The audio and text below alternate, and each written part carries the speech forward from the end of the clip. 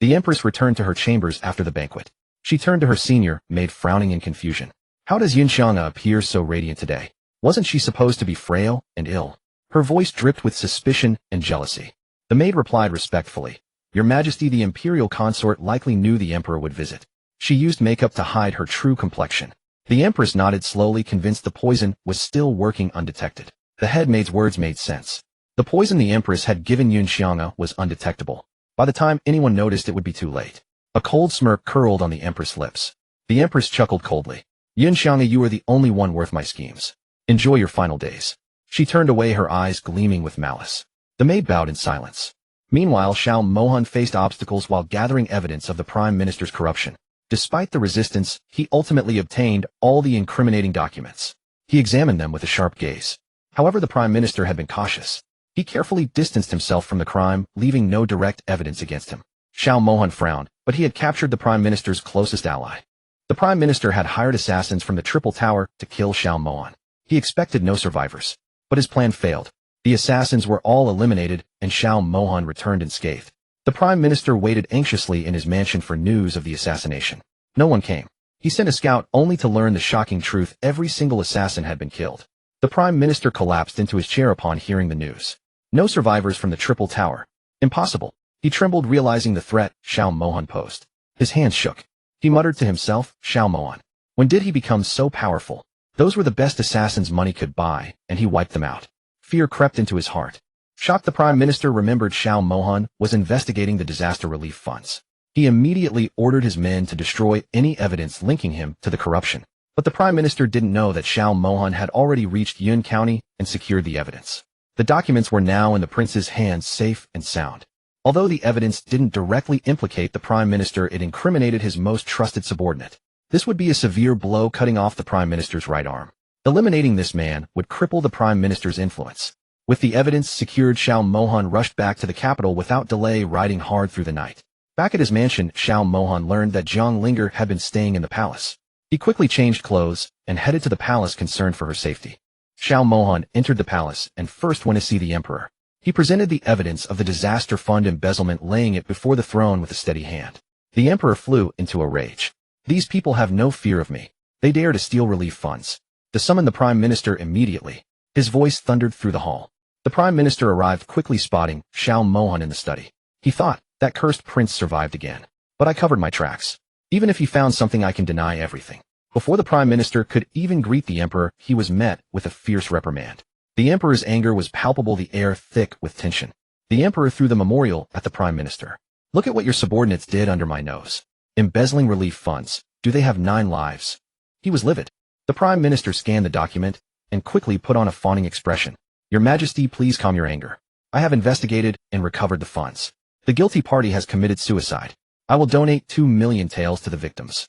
The emperor's expression softened slightly, but he wasn't easily fooled. The prefect involved was the prime minister's close ally. It was obvious the prime minister knew something. Claiming ignorance was an insult to the emperor's intelligence. But the prime minister held too much power, and without direct evidence, the emperor could only let it slide. Still, making him pay 2 million was a victory. The prime minister's mansion overflowed with wealth. Making him bleed was satisfying.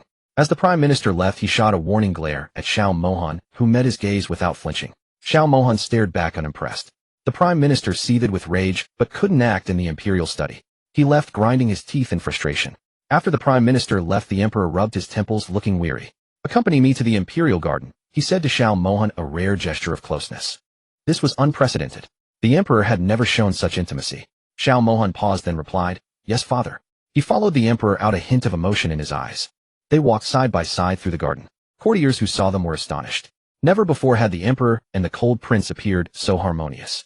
The emperor stopped, looking at his son, who now towered over him. Gazing into the distance, he asked, Hainer, have you resented me all these years? His voice was quiet, almost vulnerable. Xiao Mohan hadn't expected this question. Without hesitation, he answered, I have never resented you, father. His voice was steady, sincere. As a child, I thought your dislike was because I wasn't good enough. Now I protect the Mabe kingdom and share your burdens. That is enough for me. His voice was steady, sincere. The emperor patted his shoulder. You are truly my son. The Mabe kingdom is blessed to have a war god prince. He smiled, a rare warmth in his eyes. They reached a pavilion and sat down. The emperor ordered it to bring a gamoka board. Father and son played a game, a peaceful moment amidst the palace's intrigues. In Hiding Palace, the empress lounged on a soft couch eating osmanthus cakes. The plate was nearly empty. She told her maid, "Tell the kitchen to send more." She was in a relaxed mood. The prime minister had sent word to the empress.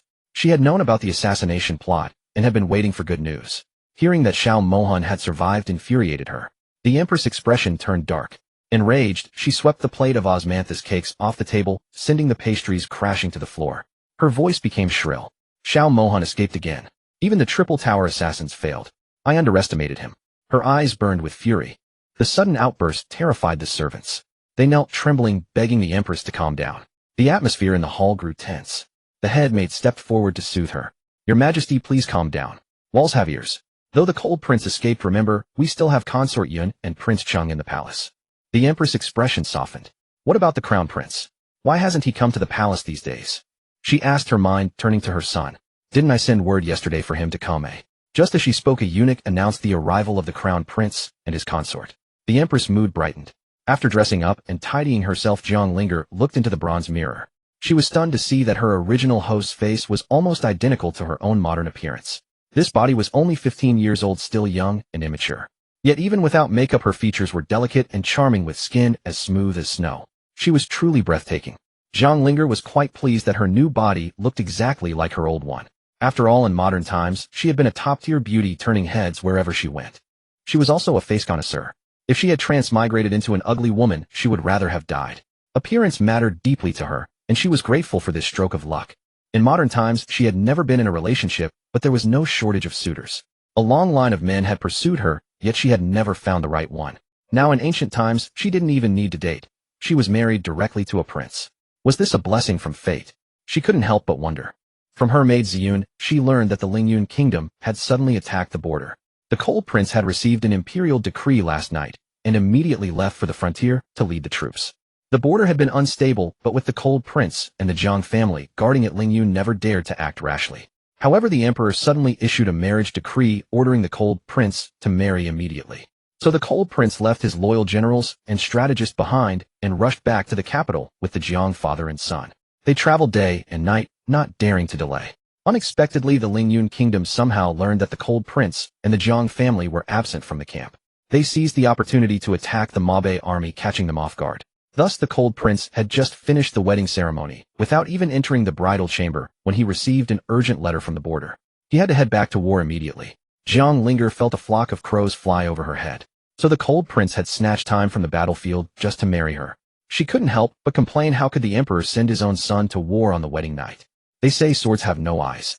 If the Cold Prince were to encounter danger on the battlefield, she would become a widow immediately after transmigrating. That thought sent a chill down her spine. Moreover, she still remembered the strange dream she had last night. It felt incredibly real, but she hadn't told anyone about it. Some things were better kept secret. After all, she knew nothing about this dynasty or these people. She dared not act rashly lest she be treated as an outsider and captured. Caution was her only choice. However, there was one benefit to the Cold Prince going to war. The emperor, in consideration of his merits, exempted the Cold Princess from entering the palace to pay respects. That saved her a lot of trouble. Except for when the palace summoned her, Jiang Linger didn't need to enter the palace at all until the Cold Prince returned. Newlyweds were usually required to serve tea to elders, especially in the royal family, but she was spared. As a modern person, Jiang Linger really couldn't stand ancient rules. The constant kneeling, the risk of offending someone and losing her head, it was terrifying. She had to be extremely careful. Although she possessed various skills and a spatial ring, she was alone in this ancient world. She couldn't fight against the masses, so she decided to keep a low profile and avoid offending the powerful. Her cheap husband was not favored by the emperor. If she angered someone important, even the prince might not be able to protect her. She needed to tread carefully. After a simple breakfast, Jiang Linger sighed at the vast difference between ancient and modern food. The taste and variety were worlds apart, and she quickly lost her appetite. In modern times, she was a very refined person. Even on missions, she had a large shopping mall stored in her spatial ring, so she was always particular about food. Now she felt spoiled. After transmigrating, she found the food completely unappetizing. Although the steward had prepared 10 dishes for her, none of them suited her taste. She only took a few bites before stopping. She ended breakfast early, making an excuse. But after tasting the ancient food, an idea sprouted in her mind. She might as well make the best of her situation here. Since she didn't know when she could return to the modern world, she decided to live a prosperous life in ancient times. She would create her own path and make a name for herself. To better understand this era, she planned to go out and explore. Although she had seen ancient times on TV, it wasn't real. She needed to see the actual market and people. Moreover, she wanted to pave the way for her future. She couldn't rely entirely on her unfavored prince. If the cold prince didn't like her, she needed to have a backup plan. Jiang Linger thought to herself, if the cold prince is too ugly, you'll divorce him. But she knew that was difficult in this imperial era. Even if she was a general's daughter, the prince was still the emperor's son. Even if he was not favored, she couldn't just divorce him. The thought of her future life made her head ache. She felt trapped by the ancient rules. She decided to take it one step at a time. Cross the bridge when you come to it, she comforted herself. There was no use worrying too much in advance. Jiang Linger wanted to go out with Ziyun, but she had no money at all. Her dowry was not in her hands either. She needed to find a way to get some silver. She took Ziyun and went to find the steward. The steward of the Cold Prince's mansion was named a trusted aide of the Cold Prince's mother. He had managed the mansion since the prince left the palace. Steward and knelt down respectfully when he saw Jiang Linger. Your Highness, what are your orders? He never treated her with contempt despite her previous foolishness, but always regarded her as the mistress. Before leaving, the Cold Prince had instructed Steward and to take good care of the princess, especially since her mind was unclear. He must not let anyone bully her. Steward and had watched the Cold Prince grow up. Although he knew the Empress arranged this marriage to humiliate the prince, since the prince had accepted Jiang Linger, the entire mansion would treat her as their master. In ancient times, especially among the royal relatives, the mansion might seem calm on the surface, but behind the scenes there was always scheming and calculation. However, such things did not happen in the Cold Prince's mansion. The Cold Prince was usually taciturn and aloof, making people afraid to approach him. But the servants knew he was a good man, never harsh, and always helped when they were sick or in trouble. Many of the servants were orphans or descendants of fallen soldiers. They deeply respected the Cold Prince and served him wholeheartedly. Loyalty ran deep in this household. The Crown Prince had once tried to bribe someone in the mansion, but the person refused, even at the risk of death. Eventually, the Crown Prince gave up on planting spies there. Jiang Linger found the ancient habit of kneeling on every occasion troublesome. But she couldn't force them to change, it would only arouse suspicion. So she let them be. Her voice was gentle and pleasant as she asked Steward, and I would like to go out with Ziyun. Is that possible? She hoped to explore the city. The steward stood up and replied respectfully, the prince instructed that you may go out freely, but you must be accompanied by guards. He waved his hand, and two figures appeared. They are Long Zhuo and Long Yu, the prince's shadow guards. During his absence, they are assigned to protect you. Are they under my orders? Yes, your highness, they are now at your command. Since hearing from the maid that the princess had recovered, Steward and was delighted. After all, his prince was so outstanding, marrying a foolish wife would have been a mockery. Now everything was better. When the imperial decree was announced, the people in the mansion and the commoners sympathized with the Cold Prince. They lamented his fate, fighting in wars and marrying a fool. Now the princess was not only not foolish, but also a great beauty. Perhaps she would even bear a little heir, and the prince would no longer be lonely. Jiang Linger felt a warmth in her heart. At least the people here cared for her.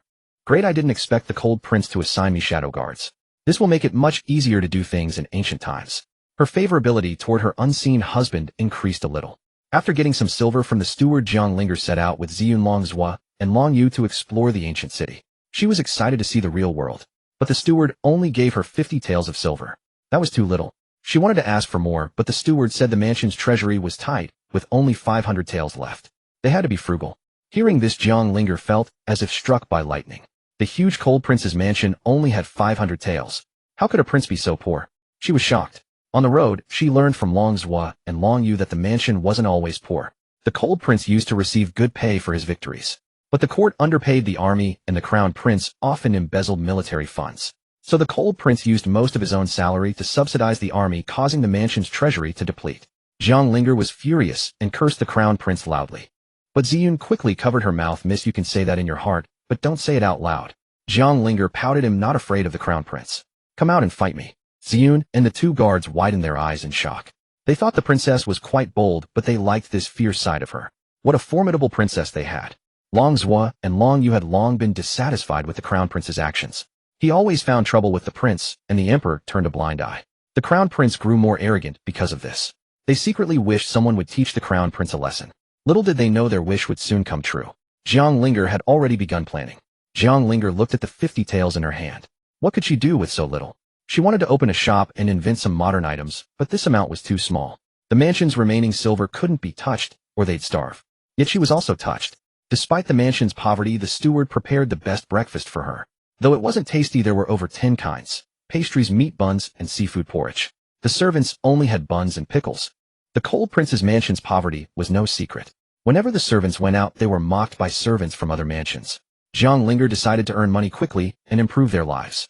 Jiang Linger was fiercely protective of her people. In modern times, if anyone bullied her subordinates, she would repay them 100-fold. Now she would do the same for the Cold Prince's mansion. Because the Cold Prince was often away from the capital, the people of his mansion were frequently bullied by the Crown Princes and the Prime Minister's households. Jiang Linger was determined to change that. One day she would make the Crown Prince and the Prime Minister pay for their arrogance. Now that she was part of the Cold Prince's mansion, she would fight for justice. The Jiang Linger of modern times was not one to be trifled with. Jiang Linger took a deep breath and stepped out of the mansion. The ancient streets stretched before her, full of unknown possibilities. She was ready to make her mark on this world. Jiang Linger wandered the streets with her maid Ziyun and 2 guards. She wasn't just killing time. She was observing which shops had the most customers. Where was the best place to start a business? Linger wanted to build her own power to protect herself from the Crown Prince. He was a dangerous enemy with powerful allies, the Empress and the Prime Minister.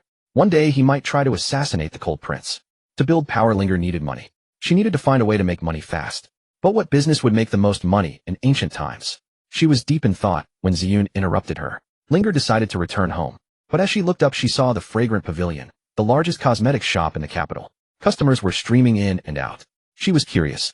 The Fragrant Pavilion sold expensive cosmetics, silk, and jewelry. Only noble ladies could afford to shop there. Linger stepped inside. The shop was spacious, divided into 3 sections. But the layout was dull. Linger looked around, but nothing caught her eye. Ziyun nervously clutched her purse, afraid Linger would spend money they didn't have. But Linger had no intention of buying anything. Linger was actually studying the cosmetics business. She loved makeup in her modern life. Women's money was the easiest to earn. She was disappointed by the ancient products, but that meant she could do better. Linger felt confident. Her space warehouse was full of goods from a modern shopping mall. Any one item would cause a sensation. She would make a fortune. Just as she was about to leave, an unwelcome visitor arrived. The Crown Prince and Mu Qinglian entered. The Crown Prince was the Cold Prince's enemy. Mu Qinglian had spread rumors about Linger when she was sick, making her condition worse. Linger would never forgive them. Now they were engaged. 2 birds of a feather. Linger had taken over the original owner's body. She would make everyone who bullied her pay. But today she didn't want to cause trouble. She just wanted to leave. But Mu Qinglian wouldn't let her go. She sneered, "Isn't this the Cold Prince's bride? I heard he didn't even consummate the marriage before going to war. How lonely you must be sitting alone in your empty room." Mu Qinglian laughed. "The Cold Prince's mansion is so poor. You're already out spending his money. Don't empty his treasury before he dies on the battlefield." She thought Linger was still the simpleton she remembered. Linger slowly turned around. Her skin was fair and flawless. Her eyes were bright and captivating.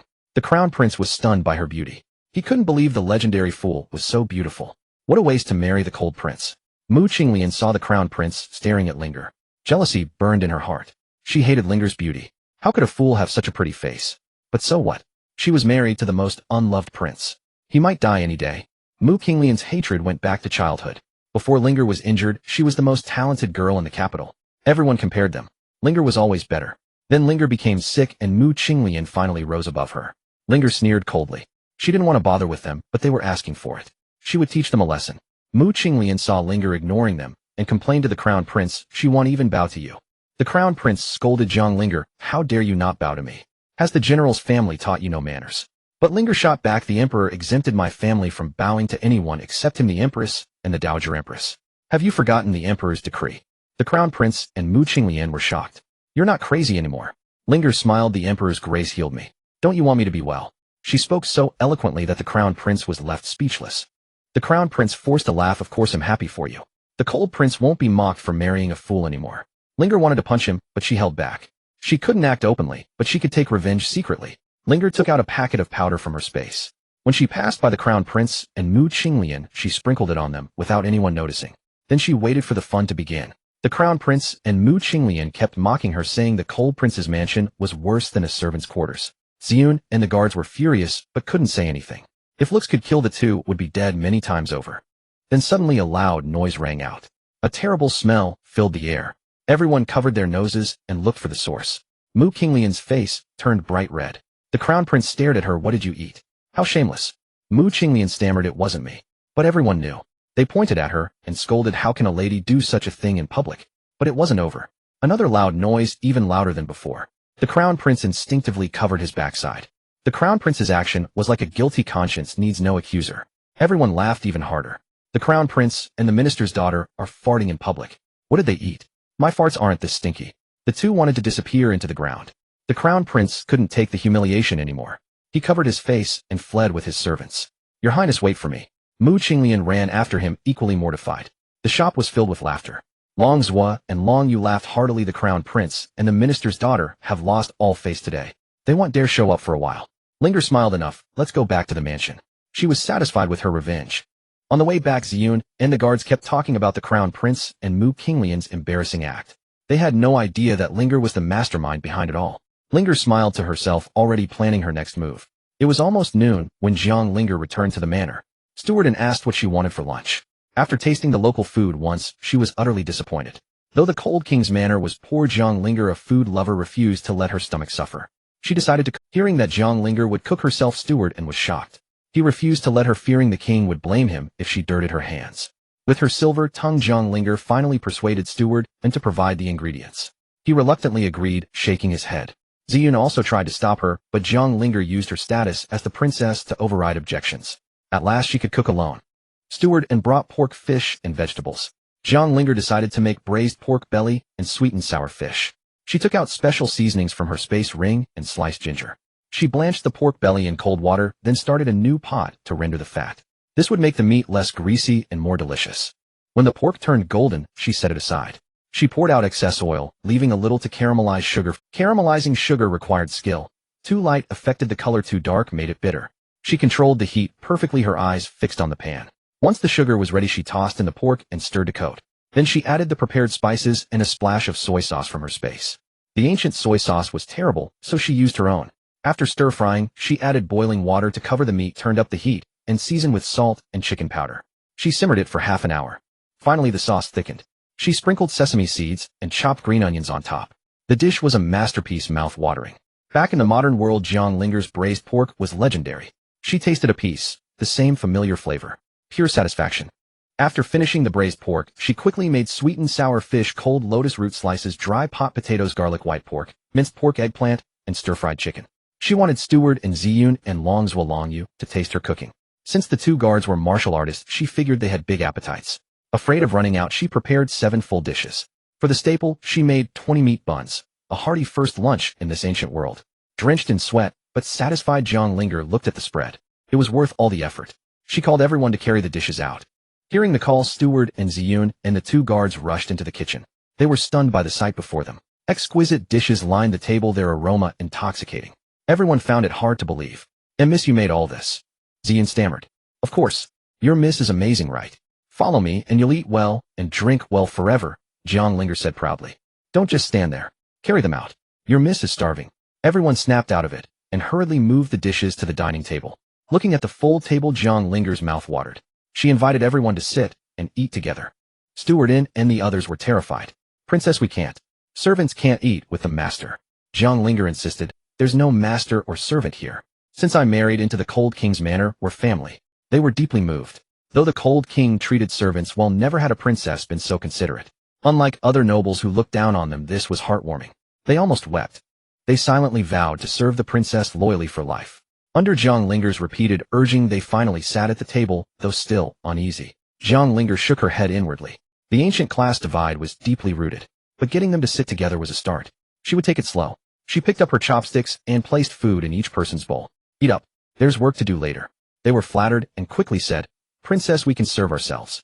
They felt embarrassed that the princess served them before eating herself. If word got out, people would say the Cold King's manor had no manners. But Jiang Linger didn't care. Finally relaxing, they picked up their chopsticks. One bite of the food, and they were amazed. They had never tasted anything so delicious. The braised pork was sweet, but not greasy, tender, and perfectly cooked. Each bite burst with juice in the mouth, making them crave more. The sweet and sour fish was crispy, without fishy smell. Dipping the fish in the sauce gave a tender, fragrant taste that made them eat bite after bite. The cold lotus root slices retained their crunch. In the hot weather, this dish was perfect. The crisp texture and original flavor were praised by all. Once they started, they couldn't stop. Jiang Linger was delighted. The greatest achievement was getting everyone's approval. Seeing them devour the food, she found it amusing. To her, these were just ordinary home-cooked dishes, yet they were so satisfied. She felt she needed to make money quickly to improve their lives. "Eat slowly, don't choke," Jiang Linger warned, worried they might inhale the food. They nodded while chewing mouths full. "Miss, when did you learn to cook like this?" "I never knew you could make such delicious food," Ziyun asked, puzzled. Jiang Linger paused. Ziyun had grown up with the original owner and knew everything about her. Any slip would raise Steward and the two guards also wondered. Hadn't the princess always been simple-minded? How could she? Jiang Linger knew she had to cover up. She calmly explained, during my years of confusion, I often dreamed of a white-bearded old man who taught me knowledge, cooking art, and more. Now that I'm clear-headed, all that knowledge is in my mind. I just tried to cook and it worked out surprisingly well, she added, making up the story on the spot. It must be the Rui master who entered your dreams, miss. Heaven must have pitied you, Ziyun said excitedly. Jiang Linger was confused. Rui master. She had just made up a story, and now someone was taking it seriously. Ziyun explained Rui master is a legendary immortal who saved the founding emperor of Mabe Kingdom, Emperor Yanfeng, the Cold King's great-great-great-great-grandfather. He taught the emperor farming techniques, helping the people survive famine. Since then only the emperor has seen him, so he remains a mystery. But the Mabe people deeply respect him, especially the royal family. Steward added, the Rui master is worshipped as a god in the palace. To think he guided our princess. This is truly a blessing for the manor. His eyes were moist. Even Ziyun and the two guards were emotional, but happy. The princess was no longer foolish. If the king returned safely, the manor's future would be bright. I just made up a lie and it turned out there's a real Rui master. What a coincidence, Jiang Linger thought, amused. But using him as a cover for future strange things was a good idea. Seeing their emotions, Jiang Linger understood the hardships they had endured. The unfavored king and his servants had suffered discrimination. To lighten the mood, she changed the subject. Don't dwell on the past. With me here the manor will get better. Try the meat buns I made, they'll get soft if they cool down, she urged. Hearing her, they snapped out of their thoughts. They looked at the unfamiliar meat buns, but reached for them without hesitation. Ziyun took the first bite, her eyes lighting up.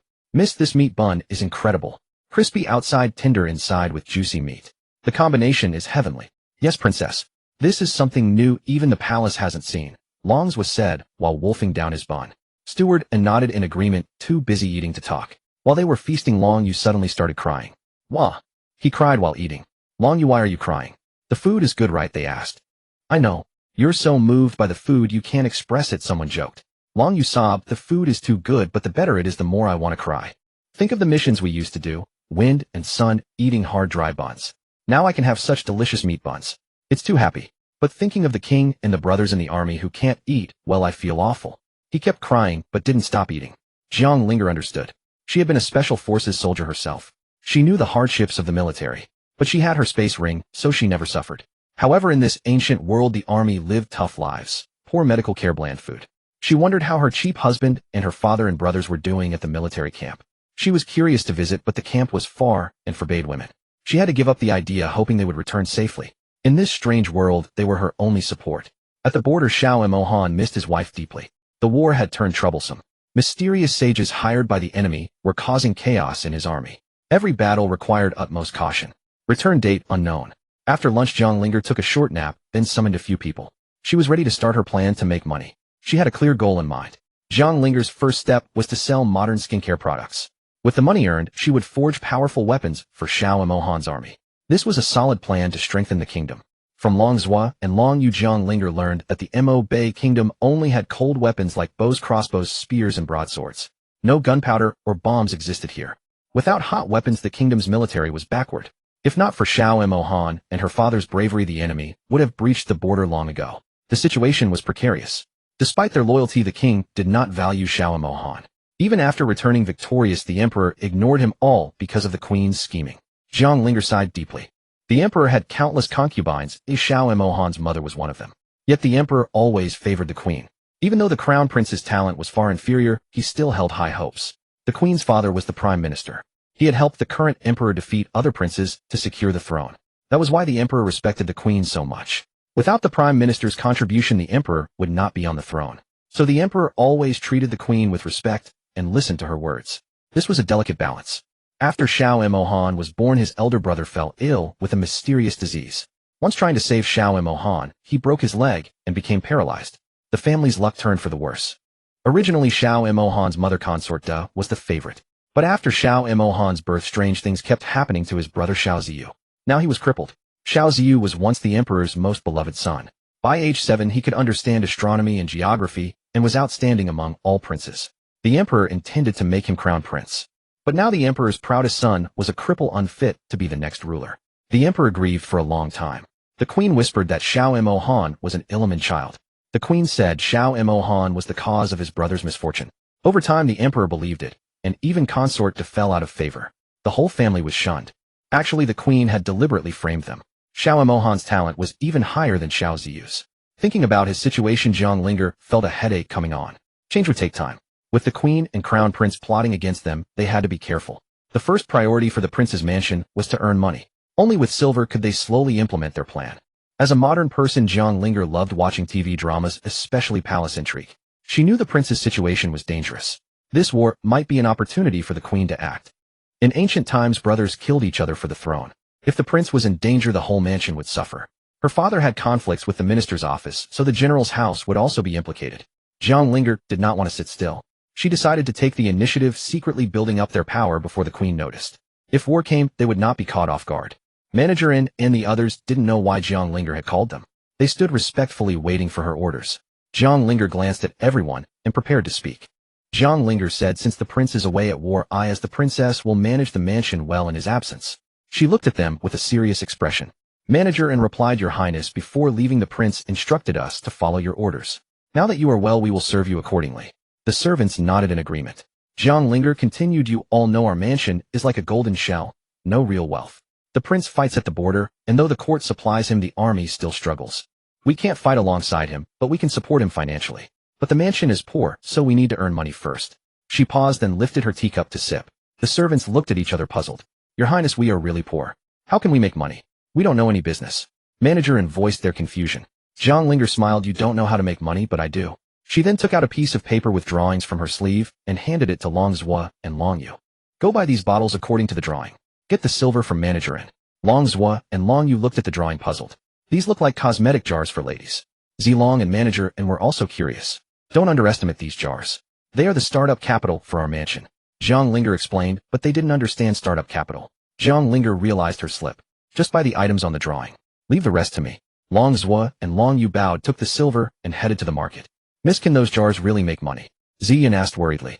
Jiang Linger patted her hand. Don't worry. The jars alone can't, but with my secret recipe, we'll be counting money soon. I believe you, miss. You have changed for the better. The general and madam will be so happy if they knew. Ziyan smiled, thinking of her masters. She missed them. Ziyan also worried about the general and the prince. I hope they can return safely. She sighed. That evening, Long Zhuo and Long Yu returned with the jars they had bought. Jiang Linger had ordered 5 sets of jars. The two searched all afternoon, spending a lot of time. By the time they returned, it was already dark and they were starving. Fortunately, Jiang Linger had prepared dinner. Ziyan poured tea for them. Did you get everything? Jiang Linger asked, looking at the bundles. They nodded yes, though not exactly like the drawing. Long Zhuo opened the bundle. Your Highness, these cost 30 taels of silver for 5 sets. Long Yu winced upon mentioning the price. It was more than his monthly salary. Jiang Linger was also surprised. She hadn't expected the jars to be so expensive.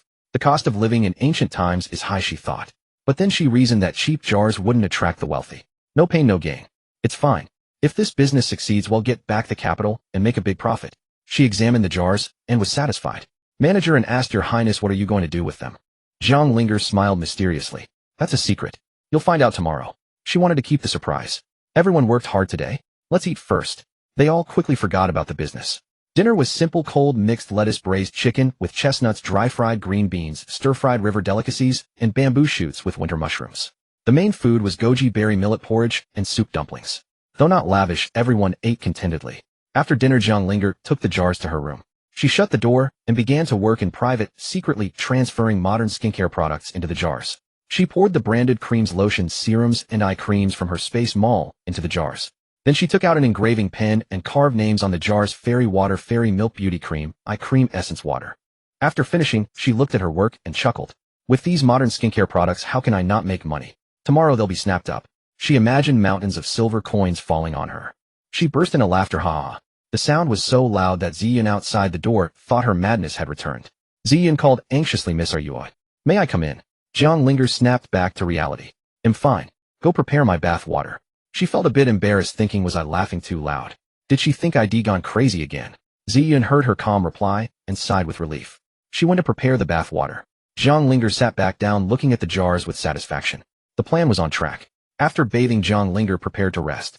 Tomorrow she needed to discuss business at Jushan Pavilion, so in her sleep, Jiang Linger dreamed the same dream again. A man lay seriously injured, breathing weakly, surrounded by a crowd. Someone wept softly, while others frantically tried to save him. The man's face twisted in pain. Jiang Linger wanted to get closer to see his features, but suddenly she woke with a start. She sat up confused and uneasy. Why did she keep having this dream? Zhang Linger felt puzzled. Twice now she had the same dream, as if the man was connected to her somehow. But she never saw his face before waking. She glanced outside. It was still early dawn. It was about 5 in the morning by modern time, but in ancient times people rose early. Since she couldn't sleep anyway, Zhang Linger decided to get up. She called for her maid Ziyun to bring water for washing. After washing, Zhang Linger went to the kitchen. Today she planned to make modern jianbing guozi, a savory crepe. She had Ziyun knead the dough and let it rest while she prepared the fillings and fried some crispy crackers. Jianbing was easy to make and saved time. Though Zhang Linger didn't love it in modern times, it was still better than plain steamed buns. She had Ziyun light the fire while she prepared the batter and the special sauce. She poured a little lard into the pan, then added a ladle of batter, spreading it evenly. She cracked an egg on top, sprinkled sesame seeds, and flipped it. Then she brushed on her homemade sauce and Lao Gan Ma chili paste. Finally, she added lettuce, pickled vegetables, chopped green onion, cilantro, and the crispy fried crackers. She rolled it up, cut it in half, and the delicious jianbing was ready. Ziyun's mouth watered just from the smell. "Miss, this jianbing smells amazing," Ziyun exclaimed. Zhang Linger smiled and handed her half. "It's best eaten hot." Ziyun took a bite eagerly despite the heat, and her eyes widened in delight. "Miss, it's even better than I imagined. Crispy on the inside, soft on the outside with the sauce coating everything. It's amazing." Ziyun said, her mouth full. Zhang Linger chuckled. "Wait till I make the deluxe version with sausage and chicken fillet." After finishing her own half, Zhang Linger quickly made 3 more jianbing. She asked Ziyun to deliver them to Butler Inn and the twins Long Zhua and Long Yu. Then she took out the 2 sets of men's clothing she had prepared. While Ziyun was away, Zhang Linger studied the ancient clothes, figuring out how to wear them. When Ziyun returned, she saw a handsome young man sitting in the room. She was stunned. It was her own Miss. "Miss, why are you dressed as a man?" Ziyun asked in surprise. Zhang Linger turned around gracefully. "We're going to discuss business. As women, people might not take us seriously. But in men's clothes, it's different." "How do I look?" "Miss, you look amazing. I almost didn't recognize you. If you go out like this, many noble ladies will be smitten," Ziyun said admiringly. Zhang Linger was pleased, but realized she might attract unwanted attention. She decided to modify her makeup. In a few minutes, Zhang Linger transformed from a handsome young man into a sharp-eyed, stern-looking one. Ziyun was again amazed by her Miss skill. "When did you learn such advanced makeup techniques?" Zhang Linger just smiled mysteriously. Ziyun's admiration for her Miss grew even more. But she was even more curious about the business Zhang Linger had mentioned. "Miss, what exactly is this business?" Zhang Linger replied, "You'll see soon. Change your clothes, we're leaving." Soon they were both dressed in men's clothes and left the mansion. They arrived at the grand entrance of Juxiang Pavilion. Ziyun looked at the sign and realized her Miss wanted to do business with the most powerful merchant in the kingdom. "Miss, this is Luo Xiao's territory. They are the biggest merchants in Mabei Kingdom. They want to cooperate with us," Ziyun warned, explaining the background. Zhang Linger listened, but instead of fear, she grew more excited. "Perfect. We need to latch onto a strong ally." Ziyun was worried. "Miss, even the emperor gives their boss face. With the cold prince as our backing, but still." Zhang Linger interrupted, "Don't worry, I have a plan. And remember, we're men, now don't call me Miss."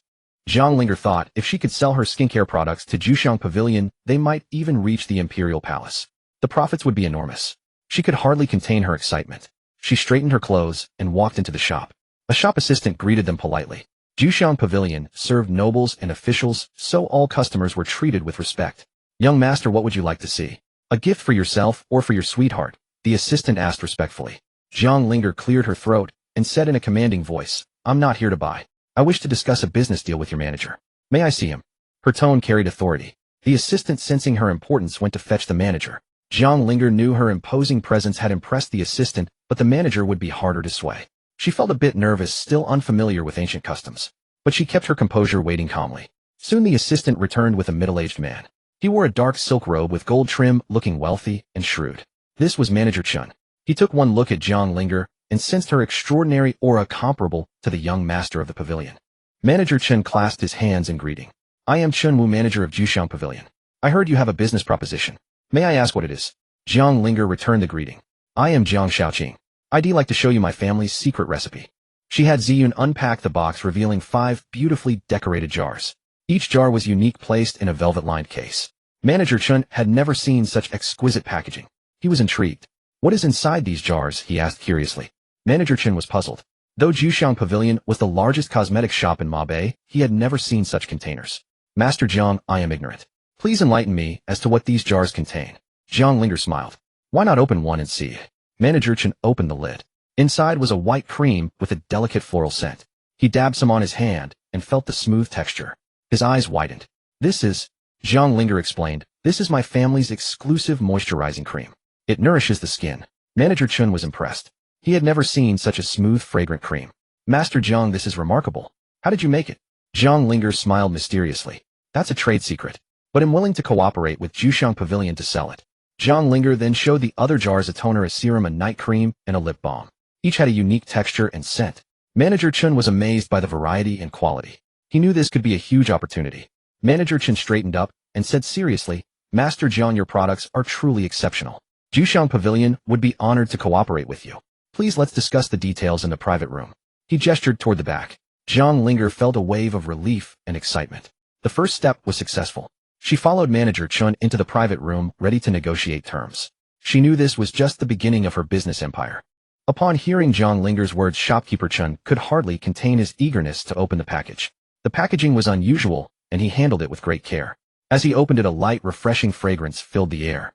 It was not strong, but it instantly lifted everyone's spirits, making them feel relaxed and at ease. Shopkeeper Chun took a deep sniff, his face a picture of pure bliss. In all his years, he had never encountered a scent so exquisite and captivating. He then opened the other jars. Each one released a distinct, pleasant fragrance entirely unlike anything he had ever smelled before. This was a new world of scents. Unlike the heavy, pungent lotions from Juxiang Pavilion, these new products had no harsh smell. Their fragrance was pure and gentle, a refreshing change for the senses. As shopkeeper Chun opened the jars, Zhang Linger explained their use. He saw the words etched on the jars: toner, lotion, serum, eye cream, and face cream. Items never seen in the Northern Desert Kingdom. The shop assistant Ziyun and the waiter were also amazed. The bottles were beautiful, but the contents within seemed even more magical and alluring. Having seen the skincare products, Ziyun felt a surge of admiration for Zhang Linger. Her heart raced with excitement. These items were sure to make a fortune. Shopkeeper Chun looked at the items on the counter and thought, if these are sold in Juxiang Pavilion, they will attract countless wealthy young ladies and noble wives. They'd be sold out in an instant. Calculating his profits, Shopkeeper Chun thought more highly of Zhang Linger. He knew these items would be pricey, but as a businessman, he would fight for the best deal for himself. Seeing the shopkeeper's blissful expression, Zhang Linger knew she had him hooked. But she was also wary. A shrewd merchant like Chun would surely try to drive the price down. As predicted, although shopkeeper Chun was smitten, he didn't show it on his face. He schooled his features into a mask of cautious neutrality, ready to bargain. "Young Master Zhang, these are good items, truly unique to our pavilion. But new products need buyers. The price might not be as high as you think," the shopkeeper said, starting his negotiation. The shopkeeper put on his air of authority, assuming Zhang Linger was just a clueless rich young master. He deliberately downplayed the product's value to weaken the young man's stance. Zhang Linger saw through his scheme, but wasn't upset. In business, everyone fights for their own advantage. The shopkeeper's approach was standard practice, and she understood it well. However, Zhang Linger had no intention of compromising on the price. Her skincare products were absolutely unique in the entire Northern Desert Kingdom. Their value was unmatched. She knew their effects better than anyone. Once they hit the market, demand would far outstrip supply. Rarity gave them value. They might even be sold out constantly. A confident smile played on Zhang Linger's lips. "I came to your pavilion because I believe you can offer a fair price. These items are unheard of here, but you know the value of rarity," she stated clearly. The shopkeeper felt a chill under Zhang Linger's gaze. He realized this young man was no ordinary spoiled brat. He was eloquent and sharp with a mind for business, unlike most young masters. The shopkeeper tried to negotiate further, but before he could speak, a woman's voice interrupted. "Shopkeeper Chun, what new goods have arrived? I smelled the fragrance from the street. Show me." A soft, gentle voice came from the entrance. Zhang Linger turned to look, but she didn't recognize this woman. She had been secluded in her manor for too long to know the capital's elite. The shopkeeper, recognizing the newcomer, immediately became flustered. "Your Highness, the eldest princess, I had no idea you were coming. Please forgive my lack of preparation," he exclaimed. Recognizing the person, the shopkeeper's expression turned panicked. He knelt down, immediately followed by the shop assistant. The atmosphere in the shop instantly became solemn and tense. Hearing the shopkeeper, Zhang Linger learned the woman was the current emperor's own elder sister, the Pingro princess. They were born of the same mother, making her a very powerful figure. This princess was no ordinary woman. She was a heroine, having helped her brother, the current emperor, secure his throne by mobilizing her husband's family to clear all obstacles. The bond between the emperor and his sister was exceptionally strong. The emperor held his elder sister in the highest regard, listening to her counsel and respecting her deeply. Seeing everyone kneeling, Zhang Linger felt a strong reluctance to do the same. But the prince's power was immense, and she had no choice but to follow suit and kneel with the others. Fortunately, the princess was not one for ceremony. She quickly bid everyone to rise. "No need for formalities. I was just out for a walk. My skin is so dry in this weather." Have you anything for it? Hearing the princess' words, everyone realized she had been drawn in by the fragrance. Jiang Linger couldn't help but think the princess had an incredibly keen sense of smell, like a bloodhound. But Jiang Linger saw this as her golden opportunity. The princess mentioned her dry skin. This was the perfect chance to promote her own skincare products directly to the royal family. Knowing the princess was interested in the items on the counter, but not knowing how to explain them, the shopkeeper shot a helpless look at Jiang Linger, seeking his assistance. Understanding the look, Jiang Linger stepped forward. Your Highness, was it the fragrance of these items that caught your attention? She asked, handing a bottle of toner to the princess. The princess took a sniff and looked very pleased. Yes, this is the scent. It's even more delightful up close. What are these things? I've never seen anything like them, she asked, intrigued. Jiang Linger patiently explained to the princess. These are skincare products. This is toner, lotion, serum, eye cream, and face cream. I made them with a family recipe. They nourish the skin, making it fair and supple. Jiang Linger lavished praise on the products, knowing the princess would make up her own mind.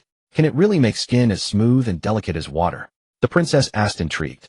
The princess seemed skeptical. If the effects were as described, she would definitely buy a set. Her skin had been so dry lately it made her feel like she had aged several years. Seeing her doubt, Jiang Linger knew the best way to convince her was through a live demonstration. Your Highness, if you have any doubts, may I give you a personal demonstration? She offered. With the princess' consent, Jiang Linger applied the toner to the back of her hand, followed by the lotion, serum, and face cream. She worked methodically, explaining each step. Once the products were fully absorbed, Jiang Linger raised the princess' other hand for comparison. The difference between the two hands was startlingly clear for everyone to see. The princess and the onlookers were astonished by the result. The treated hand looked as if it could be pinched to release water, while the other remained dry. The effect was nothing short of miraculous. The princess was ecstatic. She touched her treated hand, feeling its smoothness. This is amazing. My skin feels like silk. How much for this set? I'll take it, she exclaimed, delighted. Jiang Linger smiled, knowing she had the princess hooked. She pressed her advantage. This set is called Ocean's Love. It deeply hydrates, fights wrinkles, and with consistent use your skin will be as soft as a newborn's. The experiment had convinced the princess completely. This is truly no ordinary item. I never imagined the Northern Desert Kingdom could produce something so precious. Name your price, and I'll pay it, she declared. Your Highness, this set is made with my family's secret recipe and is unique in the world. Its price is 1,000 taels of silver. But if you fancy it, I am willing to take only half, 500 taels, Jiang Linger said earnestly. Jiang Linger's words shocked shopkeeper Chun and the others into silence. The price was astronomical. They couldn't believe the young man dared to ask such a sum from the princess. I never imagined this set would cost 1,000 taels of silver. Good thing I didn't name a price earlier, or I would have made a fool of myself, the shopkeeper thought, relieved. But this young Master Jiang is quite bold, daring to charge the princess such a price, the shopkeeper mused internally. He had never seen a commoner so audacious with a member of the royal family. The shopkeeper knew that the princess, having grown up in luxury, wasn't easily impressed. The palace always had the finest things. For her to show such interest was a rare event indeed. Due to the prince's high status, the young master of Juxiang Pavilion always made sure to inform her residents first whenever new items arrived. She was a prized customer. However, the princess was usually indifferent to new items. But today, for the first time, shopkeeper Chun could see a deep, genuine fondness for the Ocean's Love set in her eyes. Even the young master of the shop had to curry favor with the princess. Yet this young Master Jiang dared to ask for 1,000 taels, and then, as a favor, only half, 500 taels. It was a bold move. Although the products were excellent, the price was exorbitant. The shopkeeper knew that the most expensive cosmetic items in the entire Juxiang Pavilion only cost 200 taels at most. The shopkeeper had collected many rare treasures from far and wide, some worth thousands of gold taels. But for cosmetics, the highest price was only 200 taels. This was unheard of. Shopkeeper Chun had faith in the skincare products, but he was worried about the price. Would anyone really be willing to pay 1,000 taels for them? The market was uncertain. His worries were unfounded. The Northern Desert Kingdom was full of wealthy families. For people like the princess, who had both status and money, spending a fortune on something they loved was nothing. Hearing the price, the princess showed no anger. Instead, she found the young man quite amusing. She was not offended, but rather intrigued by this bold and talented youth. Oh, what is your name, young man? To think someone so young could create such a miraculous product. 1,000 taels for such a treasure is a bargain. Qing Lian, give him 1,000 taels, the princess said gracefully. The princess was delighted with the Ocean's Love set and held Jiang Linger in higher regard. She paid the full price, showing she was not only wealthy, but also magnanimous and fair. Jiang Linger hadn't expected the princess to be so easy to deal with. Not only did she not use her power to bully her, but she also paid the full price. This greatly increased her respect for the princess. Seeing the prince's generosity, Jiang Linger responded in kind. Your Highness, I am Jiang, shouting from a distant. My family had a secret recipe, but no one could create it. I love tinkering and luckily developed the Ocean Love set. It's an honor that you like it. Jiang Linger apologized, explaining her poverty. I used all my savings to make this. Please forgive me, but I have a lip balm I made myself. I hope you don't mind. Her words explained the money avoided offending the princess and even flattered her.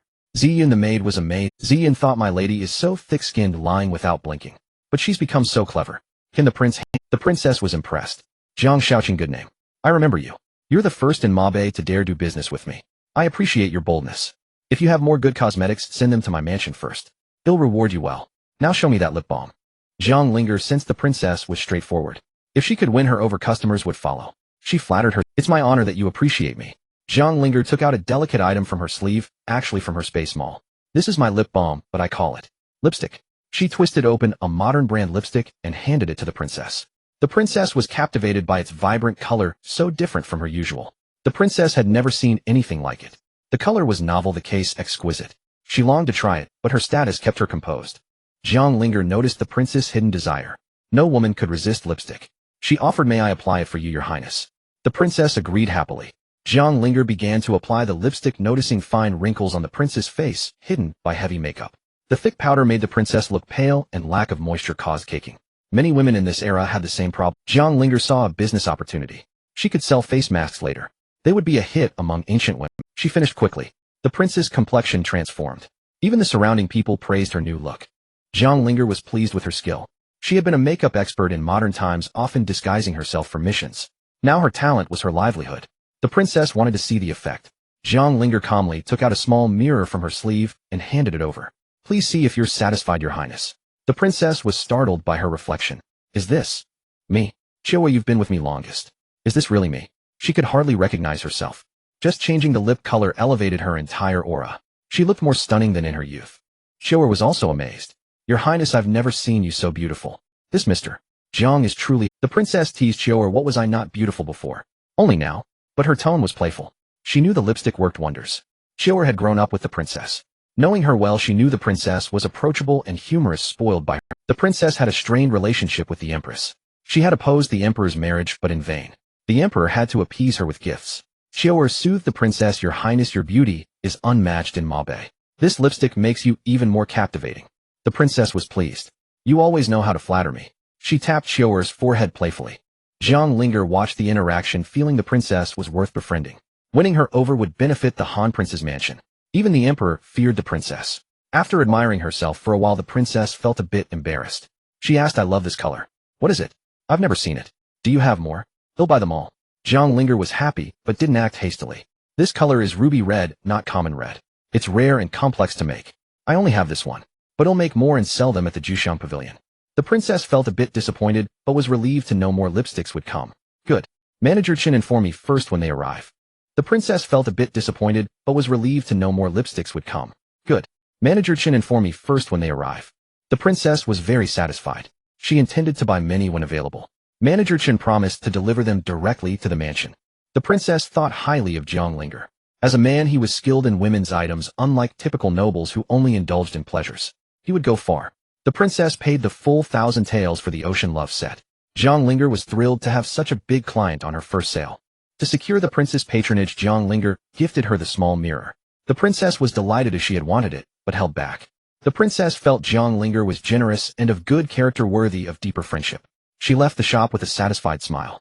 The princess left the fragrant gathering pavilion satisfied with her purchases. As soon as she departed, the noble ladies and young misses crowded around Jiang Linger. Master Jiang, do you have more of the Ocean Love set? And the lipstick?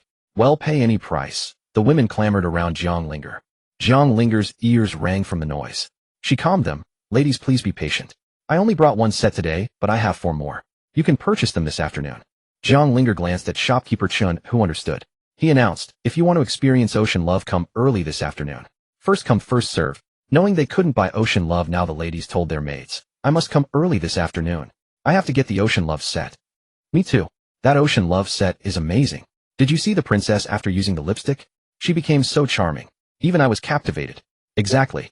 Master Jiang's products are magical. If my skin becomes smooth and fair, I'll confess to the young lord. Don't compete with me this afternoon, a plain-looking girl said. Another young lady scoffed, you win over young lorden. Everyone in the capital knows he is the dream of countless women. How could he fancy you? The plain girl retorted angrily. As if he'd fancy you. Look at the pimples on your face, they're disgusting. You should hide at home rather than scare people.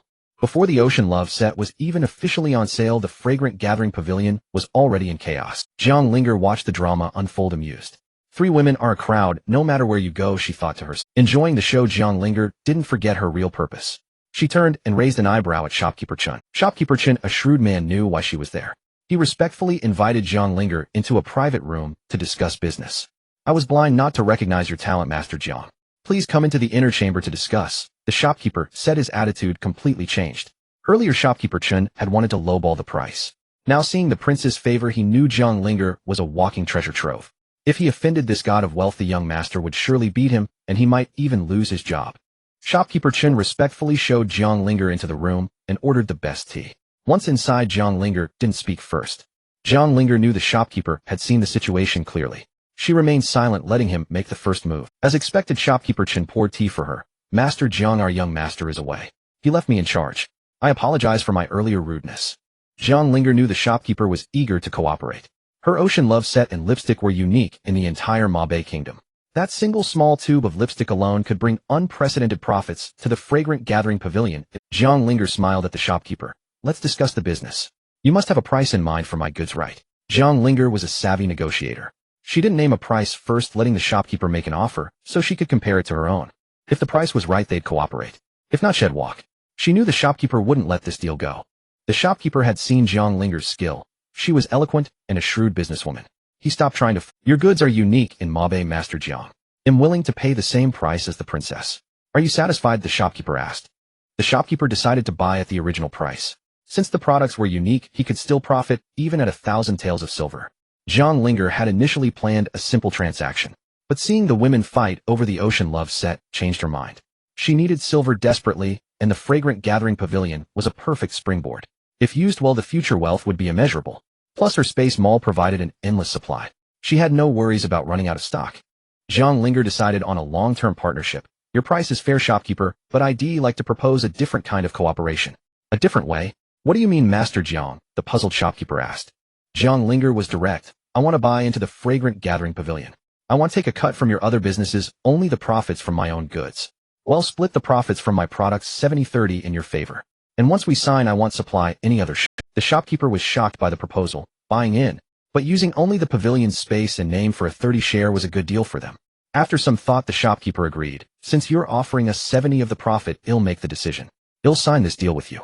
But remember, Master Jiang, you can only supply our pavilion from now on, the shopkeeper added. Of course. I am a man of my word. Loyalty comes first.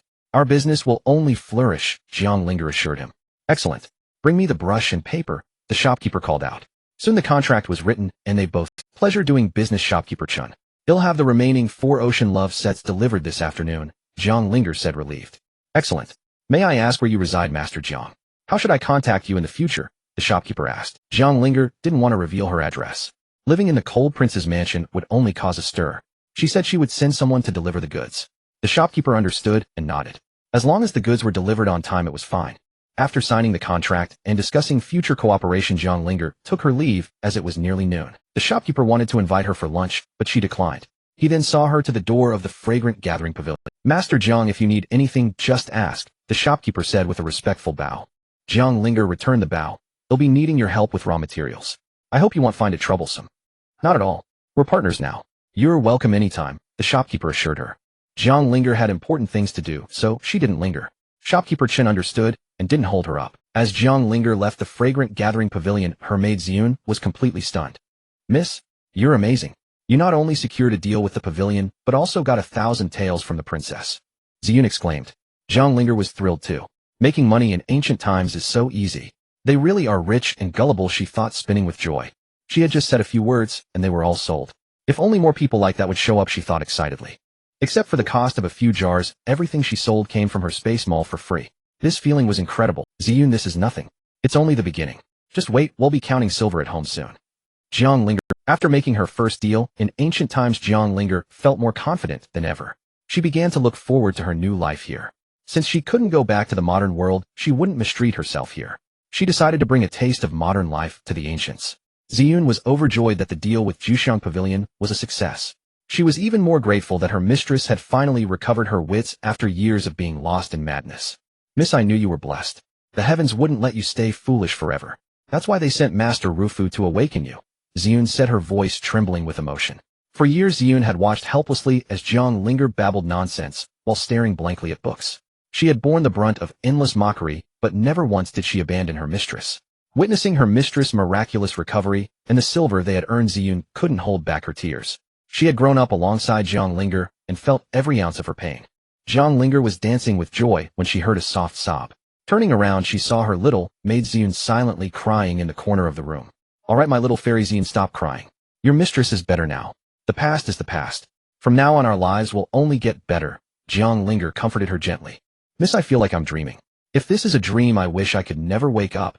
Ziyun whispered, her voice choked with happiness and lingering fear. Ziyun felt deep sympathy for her mistress. Jiang Linger had once been called a prodigy, but fate had cruelly turned her into a fool. Since then she suffered endless humiliation.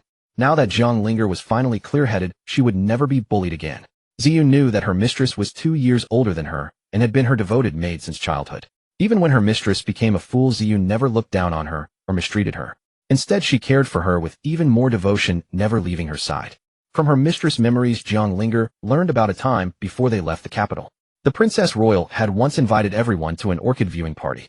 The general's wife, seeing her daughter cooped up in the mansion all day, decided to take her out. So she brought Jiang Linger to the flower viewing banquet. Jiang Linger had been following her mother closely, but when the general's wife was surrounded by other ladies, the simple-minded girl wandered off into the garden alone. Mu Qinglian had been waiting there with her clique, envious of Jiang Linger's beauty and talent. Now that she was a fool, it was the perfect chance to humiliate her.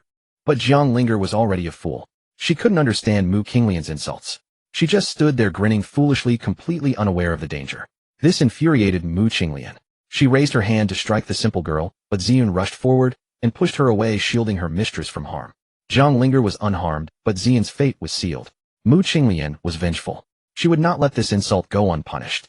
Mu Qinglian ordered her own maids and her friends' maids to beat Ziyun. They surrounded the loyal servant, fists and feet flying. Ziyun fought back at first, but she was outnumbered. Soon she was overwhelmed, beaten black and blue by the group of men. In the end, it was the cold king who passed by and sent someone to inform Jiang Linger's mother. Only then did the beating stop.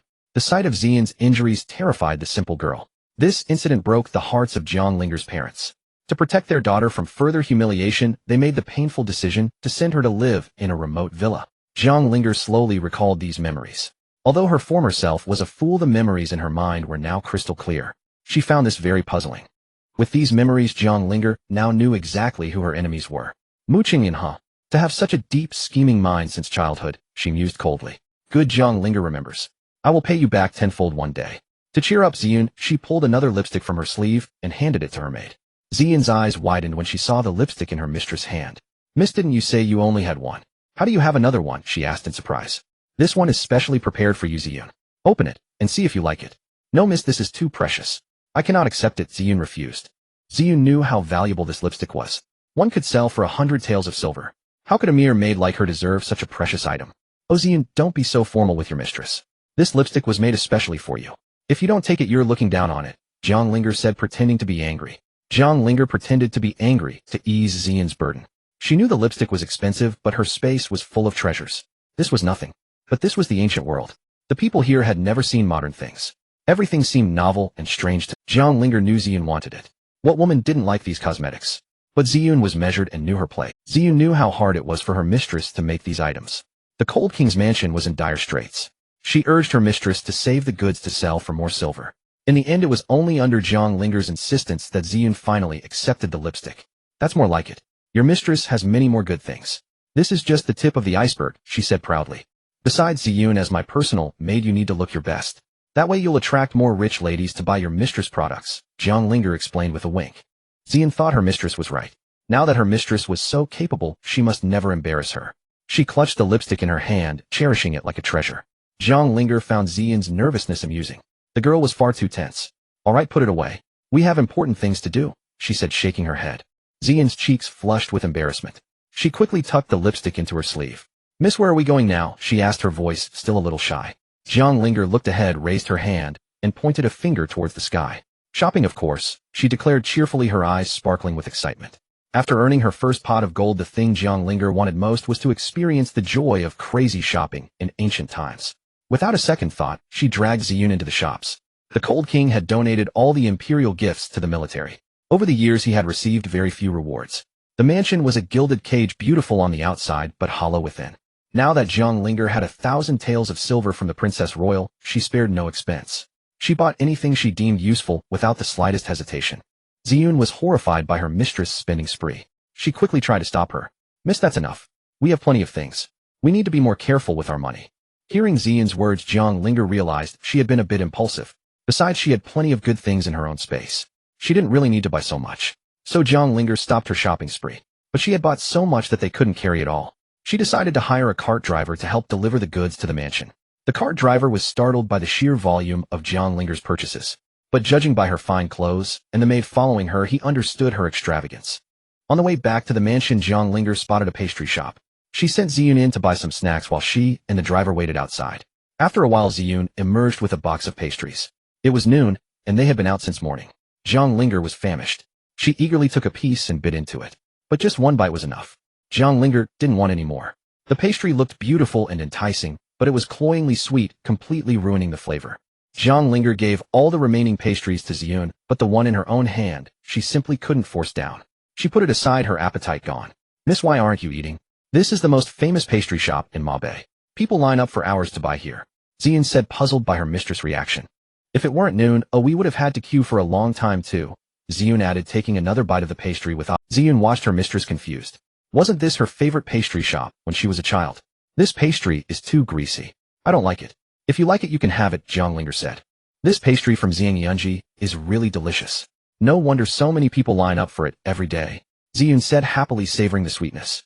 Jiang Linger watched Ziyun eat and thought to herself how strange the taste of ancient people was. How could anyone find such cloyingly sweet pastries delicious? But she couldn't blame them. In ancient times, there was only one style of pastry. The ingredients were scarce, and they only had white and brown sugar. This was already a luxury. For poor families, even a single bite of such pastry was a distant dream. This thought made Jiang Linger appreciate her own fortune even more. Staring at the pastry in Ziyun's hand, Jiang Linger's mind drifted to modern desserts, matcha cake, macaron, Swiss rolls, and her favorite milk tea. Her mouth began to water. The thought of all those treats made her mouth water. She decided she would sneak into her space tonight and have a feast. This thought cheered her up immensely. Soon the driver arrived at the Cold King's mansion. Ziyun called for some servants to come out and carry the goods. They worked quickly, hauling everything inside. Jiang Linger paid the driver, who then left. She turned and walked into the mansion, ready to see the fruits of her labor. Steward and stared at the mountain of goods piled at his feet, his voice stuttering with shock. "Wang Fei, how did you buy so much? How much silver did this cost?" Jiang Linger had indeed bought a lot, from vases and jars to silks and satins, various meats and spices. She had almost everything she could think of. Long Zhua and Long Yu arrived and were also stunned by the sight. "Just how much did the Wang Fei buy?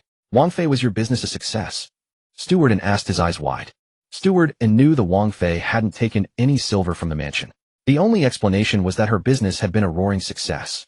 Long Zhua and Long Yu were equally curious. Jiang Linger looked at the eager faces, smiled without answering, and walked toward the hall. Ziyun found the anxious group amusing, knowing their curiosity about the princess outing. Ziyun stopped teasing and recounted everything: how Jiang Linger sold a skincare set to the princess for 1,000 taels at the Juxiang Pavilion, and the partnership they secured. The group was stunned, their admiration for Jiang Linger boundless. Long Yu exclaimed excitedly, "The princess is incredible. She made a skincare set and sold it for 1,000 taels." Long Yu was thrilled.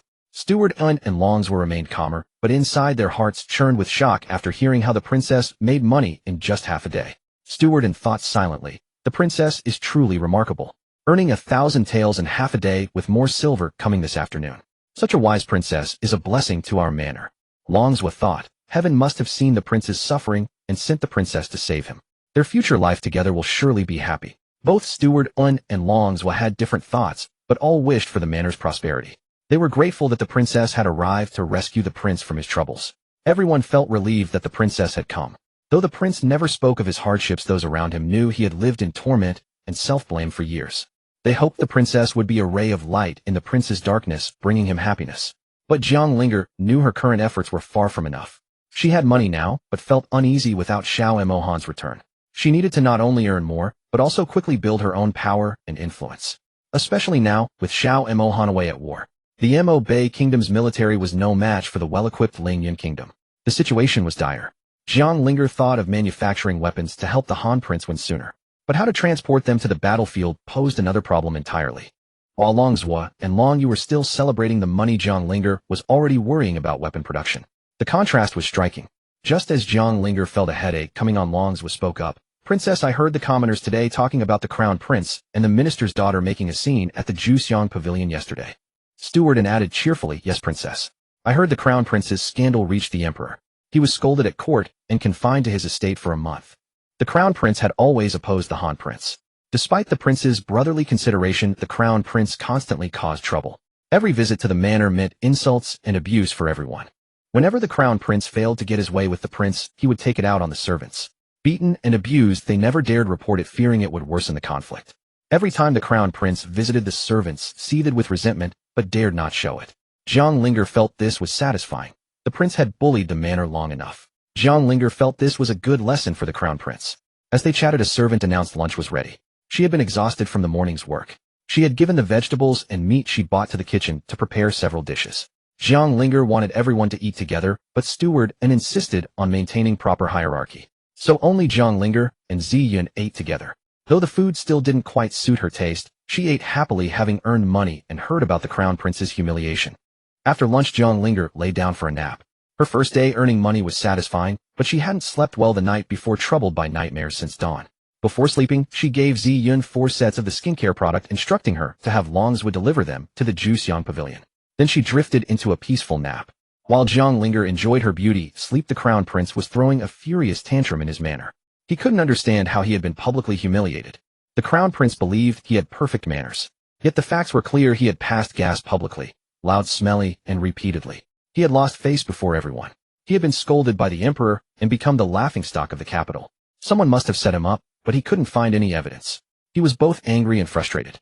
He had eaten nothing unusual, just the regular lunch at his manor. Yet he had been passing gas all day. The same thing happened to Mu Qinglian, who had dined with him.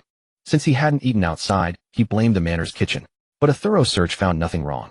In anger, he had the kitchen staff beaten and expelled from the manor.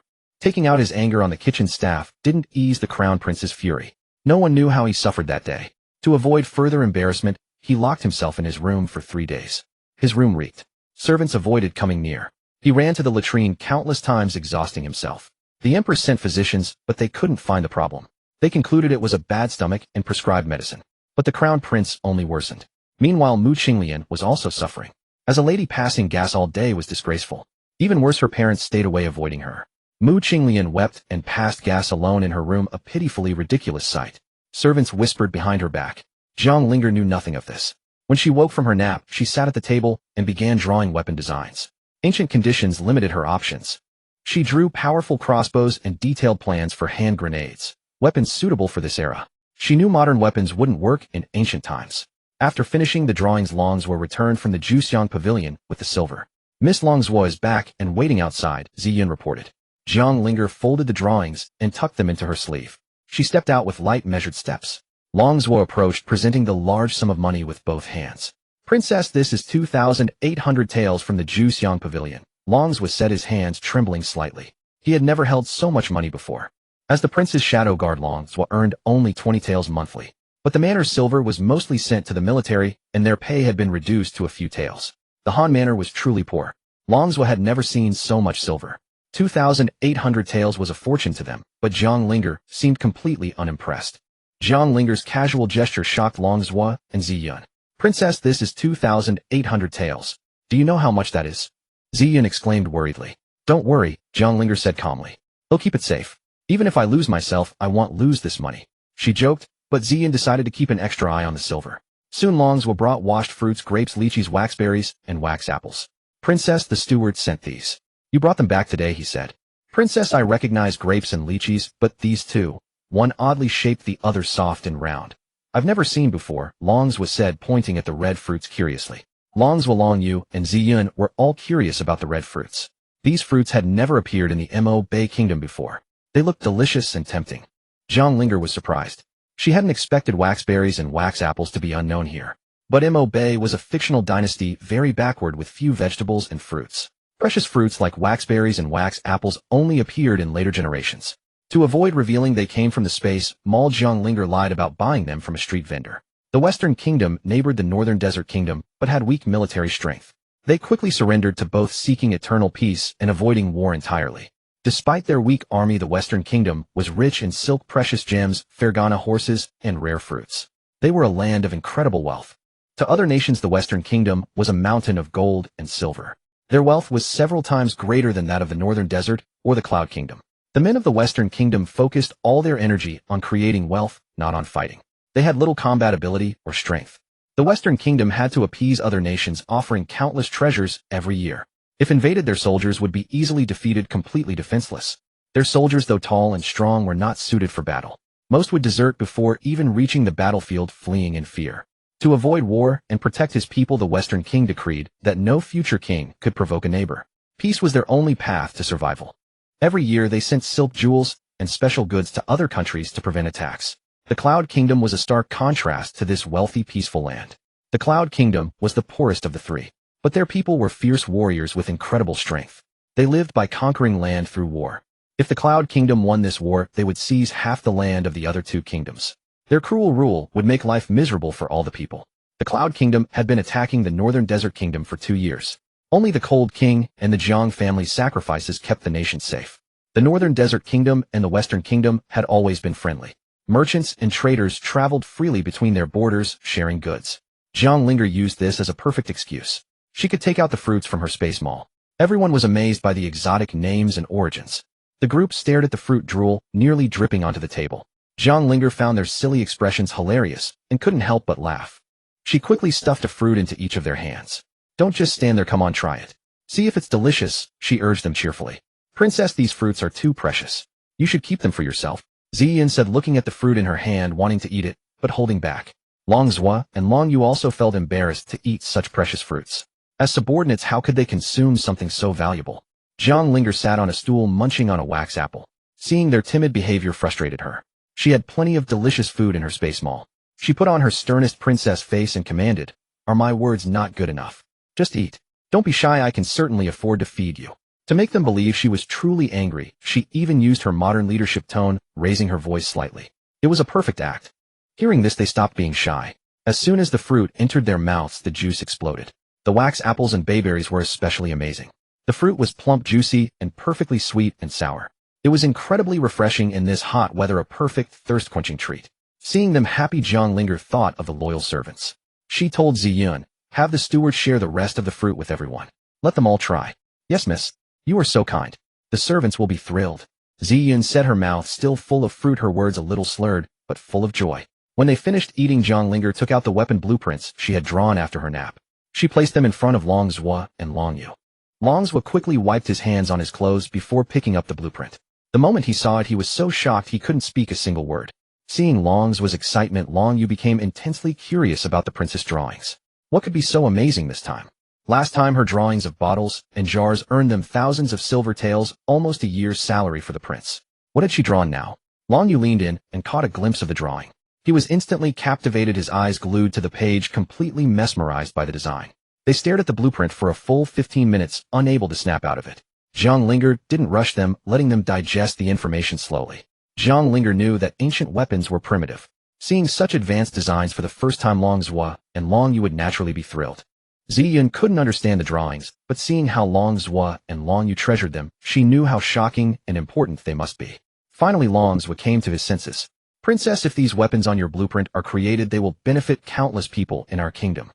"Yes, princess. With such power, no other country would dare invade. Our kingdom would be the ruler of this land, and the prince wouldn't have to fight. These weapons have incredible power. They are perfect for the battlefield. Can we have them made as soon as possible?" Long Zhua asked eagerly. Jiang Linger knew the weapon's power intimately, but she wondered if the technology of this ancient world could actually manufacture them successfully. "Don't worry, princess. The prince has a military workshop. They'll take these plans there immediately. They will be forged successfully in no time." "Good. The sooner the better. Ask me if anything is unclear. Once they're made, I'll teach you how to operate them," Jiang Linger instructed firmly. Jiang Linger was relieved to hear they could be made. She hadn't realized Xiao Mohan had his own secret workshop. She had underestimated her husband. A prince living in such dangerous times would naturally have made plans. Long Zhua and Long Yu without delay took their leave to start the production.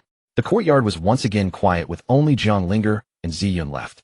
Jiang Linger felt a bit bored, not knowing what to do with her free time. It was still early, and she wasn't hungry after the fruit. But she had only eaten a little at lunch. Her stomach rumbled at the thought of food. Thinking of the silver they had earned today, she decided to improve everyone's dinner.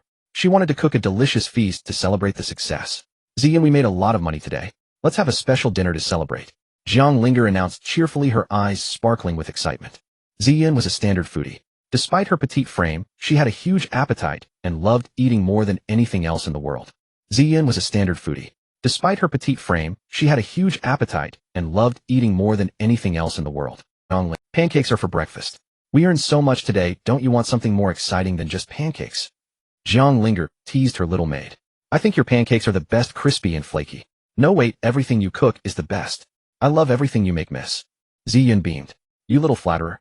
You always know how to say the sweetest things to make your mistress happy. Jiang Linger laughed, flicking Ziyun's forehead playfully. I'm not lying, miss. Your cooking is the best I've ever had in my life. Even the imperial chefs can't compare to you. Ziyun stated proudly, puffing her chest. Have you even eaten the imperial chef's food? Only you would praise your mistress so much. Jiang Linger teased her, finding her loyalty adorable. Ziyun blushed and giggled. I haven't, but the smell of your cooking can be smelled from 2 streets away. It would make any child cry with hunger. Jiang Linger burst into laughter at Ziyun's high praise, her laughter echoing merrily in the courtyard. She was truly in a good mood today. Ziyun wasn't wrong. Jiang Linger's culinary skills were excellent. In the modern world, she had even trained with a 5-star hotel chef, so she was a pro. Ancient seasonings were very simple. Jiang Linger used modern spices and condiments in her cooking, which the ancient chefs could never replicate. After thinking it over, Jiang Linger decided to make a barbecue feast for dinner. It wasn't a fancy meal, but she had a special modern twist in mind. Ancient barbecue was just roasting meat over fire, only sprinkling a little salt. The taste was quite plain and boring compared to what she had in mind. She decided to make a modern-style barbecue. But since there were no grills, she would send Ziyun away and take out the necessary tools from her space mall. Ziyun kept chattering beside Jiang Linger, singing her praises non-stop. Her mouth seemed to have no breaks, all words of admiration and love. Jiang Linger realized that Ziyun was a real chatterbox and a smooth talker. In the modern world, she would have been a great salesperson. As Ziyun rambled on, Jiang Linger finally interrupted her. All right, Ziyun, if you keep praising me, you'll get too embarrassed to eat, she laughed. Let's have a barbecue tonight. We bought some lamb and beef today. Ziyun was confused. Barbecue? You mean grilled meat? Can lamb and beef be grilled? That's right, it's grilled meat. But the barbecue I'm making won't be ordinary grilled meat. It's going to be something special, Jiang Linger smiled mysteriously. Ziyun, go find the steward and ask him to get some small sticks. They need to be this thick. They'll need them for later, she said, showing the size with her fingers. Also tell the kitchen to bring some of the lamb and beef I bought to the small kitchen in the Bright Moon Pavilion. Ziyun nodded and rushed off to do it. Ziyun happily trotted off to find the steward, excited about the upcoming barbecue dinner. She couldn't wait to taste the delicious feast.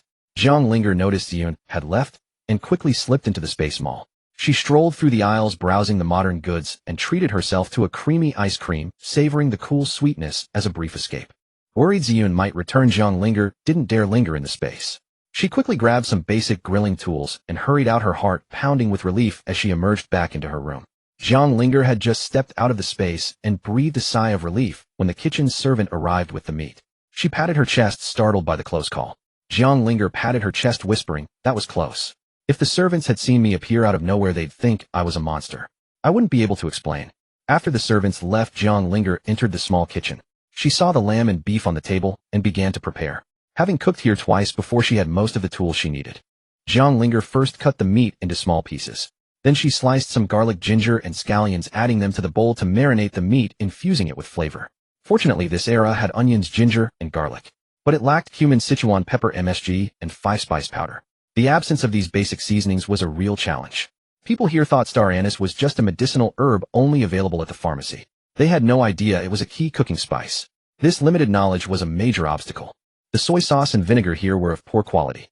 The salt was coarse. No wonder the food was so terrible. With such rough ingredients, how could any dish be delicious? Jiang Linger had to secretly add some modern seasonings from her space to make the food more delicious. She was careful not to let anyone see her unusual ingredients. With Ziyun away, Jiang Linger added plenty of seasonings to the cut lamb and beef. To avoid any gamey smell, she even added a can of beer to the marinade. The space had a recycling function, so she didn't worry about disposing of the beer can. After marinating the meat, she also prepared some eggplants, peppers, and potato slices for grilling. They looked at the huge crater and scattered dirt, falling into silence. Then cheers erupted. Someone started shouting, "The princess is amazing," while the meat marinated. After a while, Ziyun returned with the sharpened wooden sticks. Jiang Linger checked the time. The meat should be well marinated. They began skewering the meat together, preparing for the evening grill. As they skewered the meat, Ziyun was full of curiosity, asking question after question. Jiang Linger patiently answered, each one explaining the process without any sign of annoyance. Ziyun listened attentively, nodding as if she had learned a great lesson. Her admiration for her mistress grew. The master taught her so much. Now she won't be mocked anymore, she thought. They had a lot of meat to skewer, so it took Jiang Linger and Ziyun quite a while to finish all the sticks. Their hands moved quickly but steadily, completing the task efficiently. After finishing the skewers, Jiang Linger's arms were sore. She sat down on a chair, rubbing her elbows and moving her shoulders to relieve the stiffness and fatigue. Seeing this, Ziyun quickly came over and helped massage Jiang Linger's shoulders. Under Ziyun's skilled hands, the soreness in her mistress' shoulders gradually eased away. As evening approached, Jiang Linger asked Ziyun to summon steward Long Zhua and Long Yu to her Jinyun pavilion. They were all going to celebrate their first day of earning money together. Hearing the princess had prepared new food, they all rushed to Jinyun pavilion eagerly. Everything was ready, they're just waiting for the grilling to begin. The anticipation was high. Jiang Linger saw that Long Zhua was carrying a jug of wine. She was very pleased. Barbecue must be paired with alcohol for the full experience. Stewardin and the others were stunned by the setup. The table was densely packed with skewers of lamb, beef, pork, and fish. There were also skewers of eggplant, potatoes, peppers, and corn, along with some strange foods they had never seen.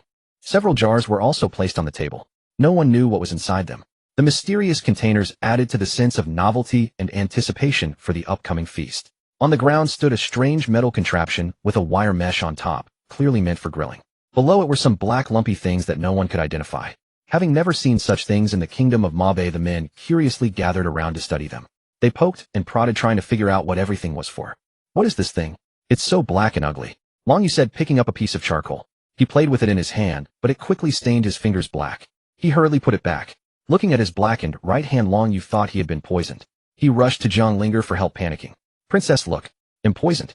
Please save me. Just then Jiang Linger came out. Seeing Long Yu's trembling hand, she found it ridiculous. She understood what had happened and said, poisoned. My courtyard is very clean. The black on your hand is from the charcoal for grilling. Go wash it off with water, she explained. The misunderstanding was quickly cleared up, much to everyone's amusement. Hearing he wasn't poisoned, Long Yu sighed with relief. He ran to the basin and washed his hands thoroughly. The black color came right off with water, leaving his hands clean again. Seeing everyone was here, Jiang Linger invited them to start the barbecue. Since no one else knew how to grill, they could only stand by and watch Jiang Linger as she began to work her magic. Jiang Linger first placed some lamb and beef skewers on the grill. The sizzling sound of meat hitting the hot surface filled the air, immediately capturing everyone's attention. Sizzle, sizzle, sizzle. The sound of grilling came from the rack. Soon thin wisps of smoke rose. Within a breath, the surrounding air was filled with a rich, mouth-watering aroma. Seasoning was the key to great barbecue. Seeing the meat was almost done, Jiang Linger brushed on some barbecue sauce and sprinkled on cumin seeds and chili powder, enhancing the flavor. The men were stunned by Jiang Linger's skillful technique. They had never seen barbecue done this way. It was an eye-opening experience, and their admiration for the princess grew even more. Seeing the skewers were perfectly cooked, Jiang Linger gave each person 2 skewers. Quick, try them. See if they're good, she urged, eager for their reaction. Longing for the delicious barbecue, the men were already hungry. They ignored the heat and immediately bit into the skewers, their faces lighting up with the first taste of the amazing flavor. Jiang Linger put her remaining skewers on a plate. She picked one up and smelled it. Yes, this was the authentic barbecue aroma.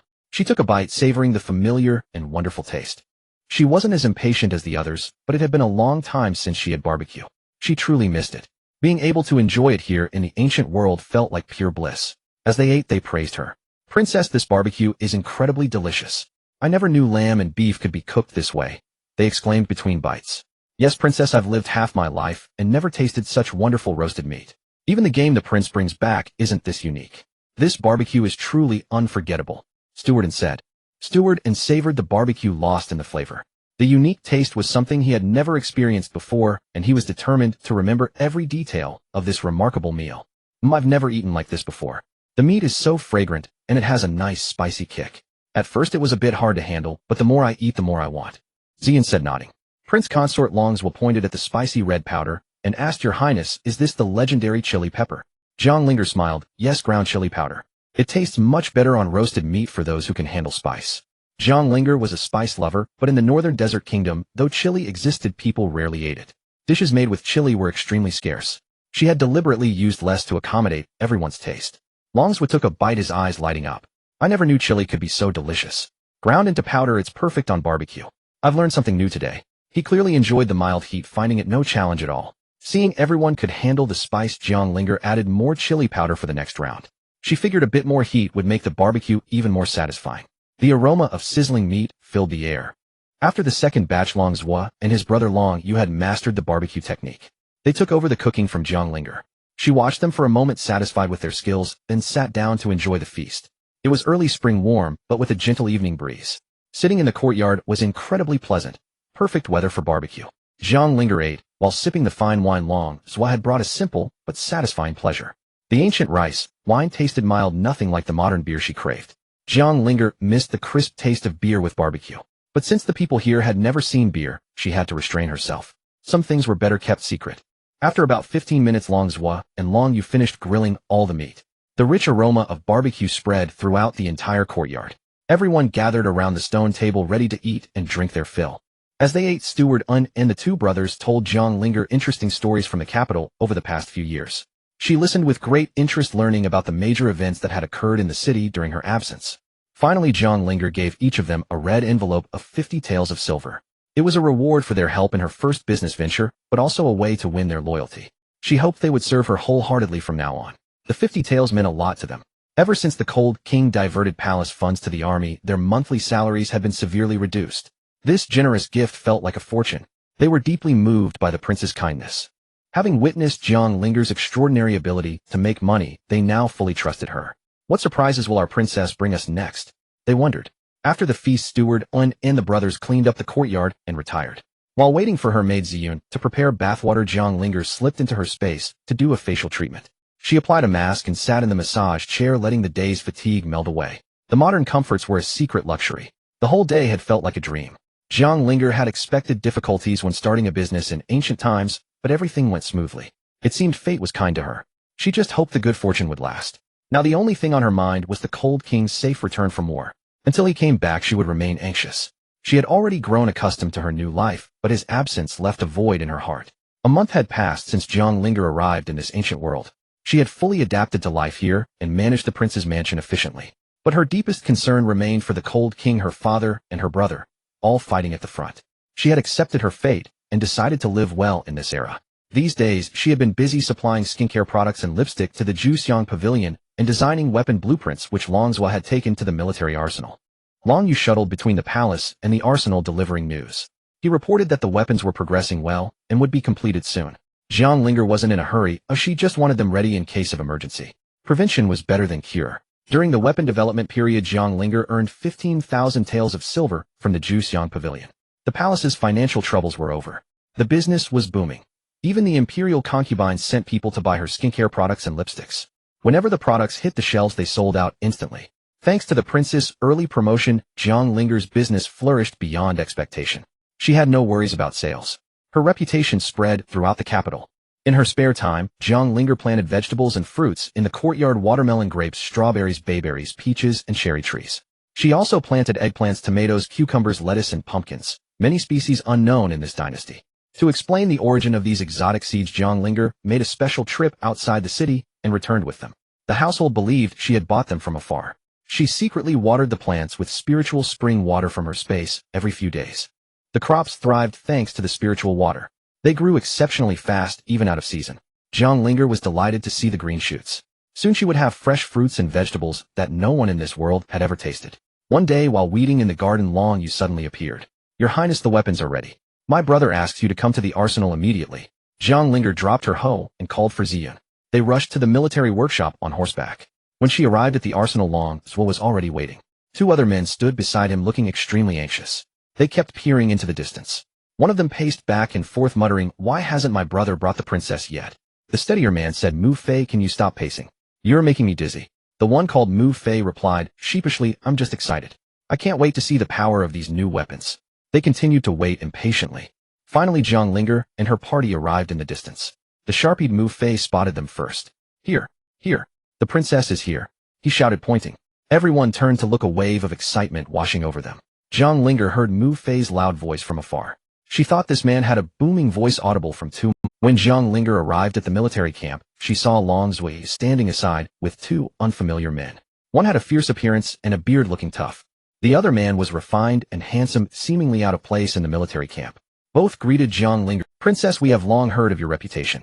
Today we meet you are truly extraordinary, said the fierce-looking man buttering up Jiang Linger. Jiang Linger felt the man was flattering her, but she enjoyed it. Her favorability toward him increased. Longswa introduced the two men. The fierce one was Mu Fei, the military instructor. The refined one was Chu Xian, in charge of weapons development. Both were indispensable aides to Xiao Moan. Jiang Linger had a good first impression, but wondered about their Ahem, I heard the weapons are ready. Take me to see them. Jiang Linger said, eagerly excited to see ancient replicas of modern arms. This way, Princess. Longswa led the way. They arrived at the armory. Jiang Linger was instantly amazed by the sight. As a former agent, she felt a strange affinity for weapons. The armory was only 80 square meters, but filled with arms. A red cloth covered the center. Princess, this is the weapon you designed, Longswa said, pulling off the cloth. The weapons were revealed. Jiang Linger stepped forward and touched the weapon, thrilled. I can't believe it was actually made. Xiao Mohan's military camp was indeed capable. Chu Xian approached. Princess, I followed your blueprints and worked day and night to produce these weapons. But I don't know how to operate them, or their true power. When Longswa and Long Yu first brought the blueprints, Chu Xian and Mu Fei were stunned. The weapons were unprecedented in the northern desert kingdom. They marveled at the destructive power promised. If the weapons worked as drawn, they would benefit the entire kingdom and make it the strongest among the three nations. Jiang Linger had designed grenades, gunpowder, and bombs. Each was extremely powerful, capable of massive destruction. The blueprints detailed production methods and effects. Jiang Linger looked at the group. Want to know the power? Let's try it. She ordered the weapons moved to the training ground. She was also eager to see if the experiment would succeed. Longswa and the others quickly moved the weapons to Jiang Linger introduced the grenade. This is a grenade. Don't underestimate it. It contains gunpowder. Light the fuse and throw it. It will explode violently. She demonstrated by opening an unloaded grenade, filling it with gunpowder, and showing the correct loading method. Then she lit the fuse and threw it. Fall back, she shouted. They stepped back a few paces. Boom.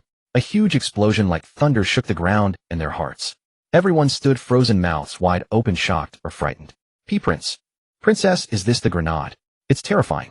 Longswa stammered, patting his chest. If Jiang Linger hadn't warned them to retreat, they would have been blasted. They were still shaken. Chu Xian asked in disbelief if this was really their creation. During production, they had sensed the weapon was powerful, but never imagined it was this terrifying. In battle, enemies would be blown to pieces.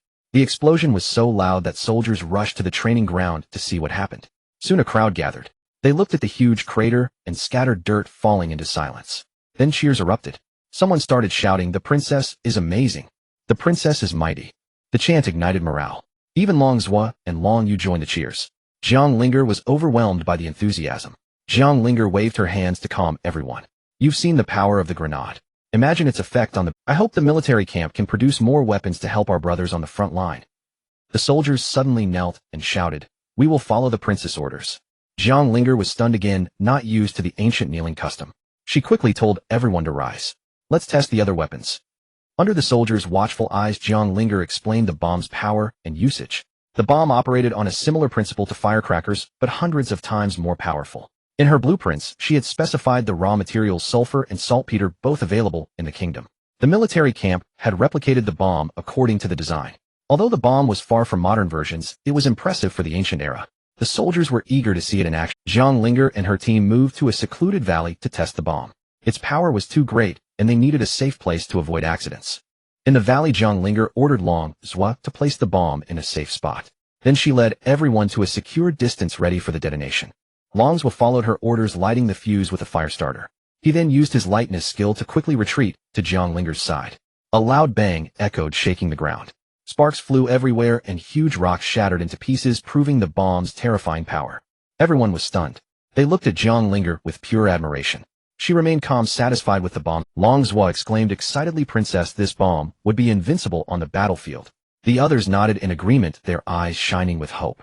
Chu Xian imagined the bomb's impact on the battlefield, scaring the enemy witless. The team was so excited they could barely speak, overwhelmed by the weapon's power. Jiang Linger agreed, yes, the bomb is powerful. It will be unstoppable on the battlefield. If she hadn't been there, they would have danced with joy. As seasoned soldiers, they knew the cruelty of war.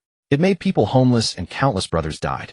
No one wanted to fight unless forced to. Seeing such a powerful weapon moved them to tears. They could now crush the enemy, making them think twice before invading again. Longswa, Long Yu, and the military camp members deeply admired Jiang Linger. They were grateful she designed these weapons for them. They were also glad she was their princess. If she were an enemy, the consequences would be unimaginable. Her strength was too formidable. The experiment was a success. Jiang Linger ordered everyone to return. Now we need to mass-produce these bombs for future use, she said. The team was eager to make more bombs and grenades to send to the battlefield. They wanted to help the prince become invincible and crush the enemy. After reading the military letters, they learned that the enemy had a new strategist. This strategist was good at schemes and worse skilled in using poison. The enemy had poisoned the water in the camp and used fast spears, causing heavy losses. The Mo Bay army was suffering greatly from these attacks. The prince discovered the problem in time, executed the spies, and provided antidotes. The poison was mild, and the soldiers were recovering under the physician's care. Now with these weapons, victory was certain. Back at the camp, Chu Xian and Mu Fei asked Jiang Linger endless questions about weapons and battlefield tactics. Jiang Linger patiently explained everything. She also gave advice on training and created a detailed plan to improve the soldiers' skills and efficiency. Mu Fei, the camp's instructor, was impressed by her training methods. He was now completely in awe of her brilliance and strategic mind. Jiang Linger spent a day at the camp and became everyone's idol. Her status even surpassed the prince's, earning the soldiers' absolute loyalty and love. When the prince returned from war, he heard the soldiers praising his wife. He felt immense pride and joy, his heart swelling with happiness. The prince thought to himself, my wife is amazing. She's 1,000 times better than that princess. The crown prince dared to boast to me. He mused I should take her to slap those people in the face. They laughed at my wife. Now they'll see how wrong they were. Jiang Linger returned to the mansion at dusk. She hadn't eaten well all day and was starving. Her stomach growled with hunger as she walked in. Butler and knew she'd be hungry. He had the kitchen prepare her favorite dishes: garlic shrimp, spicy cucumber rolls, peppercorn, steamed fish, and more. These were all Jiang Linger's recipes. Under her guidance, the kitchen maids had become excellent chefs. They could cook almost as well as she could. Since teaching them, she could relax. She only cooked occasionally, now enjoying the meals prepared for her. It was a well-deserved break. She had earned a lot of silver, improving the mansion's lifestyle. The meals were always rich and delicious, a far cry from the old days. Jiang Linger enjoyed the delicious food and felt satisfied with her life. Yet a strange, empty feeling lingered, as if something was missing.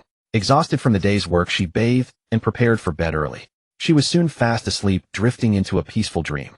While she slept, the princess mansion was brightly lit. The princess sat before her mirror, touching her now smooth, flawless face in disbelief. The face in the mirror had no imperfections. Previously there were fine lines and dry skin. Now it was perfectly smooth and youthful. Since using the Ocean Love skincare set, her skin improved daily. She looked only 20-something despite being nearly 40. It was unbelievable. Lost in her new beauty, she admired the skincare products. It was truly a novel and magical invention. She was deeply impressed by Jiang Shaoqing. She wondered when she could see Jiang Shaoqing again.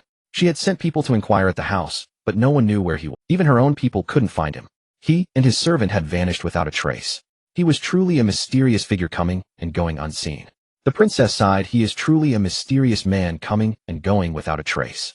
She eagerly awaited their next meeting, full of hope. Of course she couldn't find him. Jiang Shaoqing was simply Jiang Linger in disguise. She would never guess the person she sought was her own niece by marriage. But the princess' joy over her looks didn't last long. She sighed, thinking of another matter more important than beauty. The princess was infertile. She had been married to the prince for nearly 20 years, yet they had no children together. This was all because she saved the emperor when he fell into water as a child. She risked her life to pull him out, but it came at a great cost. The emperor was fine, but she fell gravely ill, losing her ability to have children. The emperor was forever grateful to her for his life, but she never regretted it. The emperor was her younger brother by 5 years, and they shared a deep bond. She would choose to save him again. Despite her infertility, her husband loved her deeply. He never complained, even though they had no children. Their love was unwavering. They had grown up together, childhood sweethearts. He never cared about her inability to bear children. Their love was stronger than anything. Since they had no children of their own, they poured their love into Xiao Mohan and his brother, treating them like sons. They especially adored Xiao Mohan. But after the Xiao Ziyu incident, they believed the queen's slander and grew cold towards Xiao Mohan. They had rarely visited since then, their relationship strained. Jiang Linger slept soundly and woke up refreshed. Ziyin waited outside the door, brought a basin of water, and attended to her mistress' morning routine. After washing, Linger put on a light dress with pink tassels at the collar, a flowing skirt, and a light pink belt that accentuated her slender waist. Matching embroidered shoes completed the outfit, making her look fresh and elegant. Her makeup was light with a pale lip color, just enough to enhance her natural beauty without being excessive. A few strands of hair fell over her forehead, while the rest was styled into a high bun. A golden hairpin with a gem in the center and 2 butterfly hairpins on each side made her look even more charming. Ziyin gazed at her mistress with admiration. "You are so beautiful, miss." Linger was satisfied with the outfit, especially the hairstyle and makeup she had chosen. "All right, all done. Let's go eat." Jiang Linger was a foodie who never missed a meal. She headed to the dining hall. Breakfast was abundant lamb soup, egg rice rolls, cold cucumber, salad, lotus leaf tofu, and osmanthus glutinous rice cakes. The spread was delightful. Seeing the breakfast, Linger dug in heartily. The royal kitchen maids were talented cooks. She had taught them only once, and they could recreate the flavors perfectly. Linger was very satisfied with the kitchen maids. She had the steward reward them with extra money. The maids were grateful and bowed deeply. While Linger enjoyed her breakfast, the sound of horse hooves came from outside the mansion. A man in a traveling suit swiftly dismounted and rushed toward the gate. Though the man looked travel-worn and weary, his stern aura was undiminished. Jiang Linger would have instantly recognized him as a warrior with deep martial skills. If Linger saw him, she would immediately judge that he was a highly skilled martial artist, one who had been on the battlefield for years. His presence radiated danger. Without stopping to rest, the man ran into the mansion, shouting, "Stewardin! Stewardin!" His voice echoed urgently through the halls. Inside the room, Stewardin heard the familiar voice. "Isn't that Long Yi? He should be at war with the prince in Lingyun Kingdom. Am I hallucinating?" The voice grew clearer. Stewardin knew he wasn't imagining things. He hurried out and saw a dusty Long Yi standing before him, looking exhausted. Startled, Stewardin asked Long Yi, "Why are you back? Is the prince back too?" He looked behind Long Yi, hoping to. Long Yi panted heavily. "Steward, get me some water first, then I'll tell you." Stewardin felt a sinking feeling in his heart. Something bad must have happened. He helped Long Yi into the room. Long Yi drank an entire pot of water before finally catching his breath. Then Long Yi said, "The prince is in trouble. He was ambushed by the Lingyun Kingdom, wounded by a spear and poisoned. I came back to get the Xianling pill to save his life." Stewardin nearly collapsed. It took Long Yi to steady him. Using the Xianling pill meant the prince was on the verge of death. The situation was dire. The prince had the divine physician Ouyang with him, who was skilled in detoxification. If even Ouyang couldn't counter the poison, it must be extremely vicious. Xiao Mohan was like a son to Stewardin. Hearing that the prince was so gravely wounded, the old steward's heart ached deeply. Long Zhua and Long Yu heard that Long Yi had returned. They rushed to the main hall and overheard the news about the prince's serious injury. Long Zhua and Long Yu entered the hall and saw Long Yi's exhausted appearance. They knew he had traveled day and night without rest. They all realized the severity of the situation. The Lingyun Kingdom had proven much harder to deal with than expected. This was a grave crisis. Suddenly Long Yu thought of Jiang Linger. He exclaimed, "I'll go find the princess. She invented those weapons, as she must be able to save the prince." He ran toward her courtyard. Jiang Linger had just finished breakfast and was sipping tea, humming a tune. Suddenly, she heard Long Yu's urgent voice calling for her. Ziyin saw Long Yu rushing in frantically. She asked Long Yu what happened. "Don't frighten the princess." But Long Yu ignored her and knelt before Linger. "Princess, you must think of a way to save his highness," Long Yu said, kneeling before her. Linger was startled and quickly asked him to rise. "What's wrong? Has something happened to the prince?" Linger asked, her voice trembling with worry. She had felt uneasy the past few days. Long Yu wept as he spoke. "His highness is seriously wounded and poisoned." Long Yi rode all night back to the mansion to fetch the Xianling pill. Linger understood the situation. No wonder she had been feeling restless these past few days. Her heart raced. "Take me to Long Yi immediately." She hurried to the main hall and saw Long Yi and Long Zhua both looking grief-stricken. They knelt upon seeing her. "Everyone please rise," she said. "Long Yi, tell me in detail what happened to the prince. Leave nothing out." Linger sat down, her tone calm, but commanding. Long Yi had already learned from Long Zhua that the princess was no longer foolish. She had invented 2 powerful weapons, grenades and bombs. He was awed. He also felt that the Mabe kingdom could be saved. So Long Yi was extremely respectful toward Jiang Linger. He bowed deeply before speaking.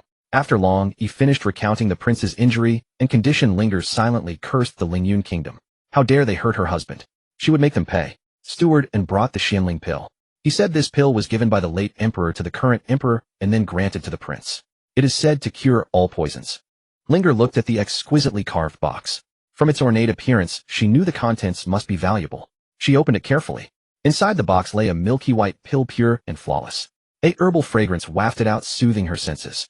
She recognized the medicine immediately. Having grown up with medicine in the modern world, Linger quickly analyzed the pill's ingredients in her mind. It indeed had the power to cure all poisons. A rare and excellent pill. She nodded firmly. "This pill will work. Long Yi, take it to the prince immediately. I will also prepare some additional remedies." Everyone present felt a glimmer of hope. The others nearby caught the scent of the pill. It was truly miraculous. Just the smell alone brought a sense of deep comfort and relief. This pill would surely save the prince. Hope filled the room.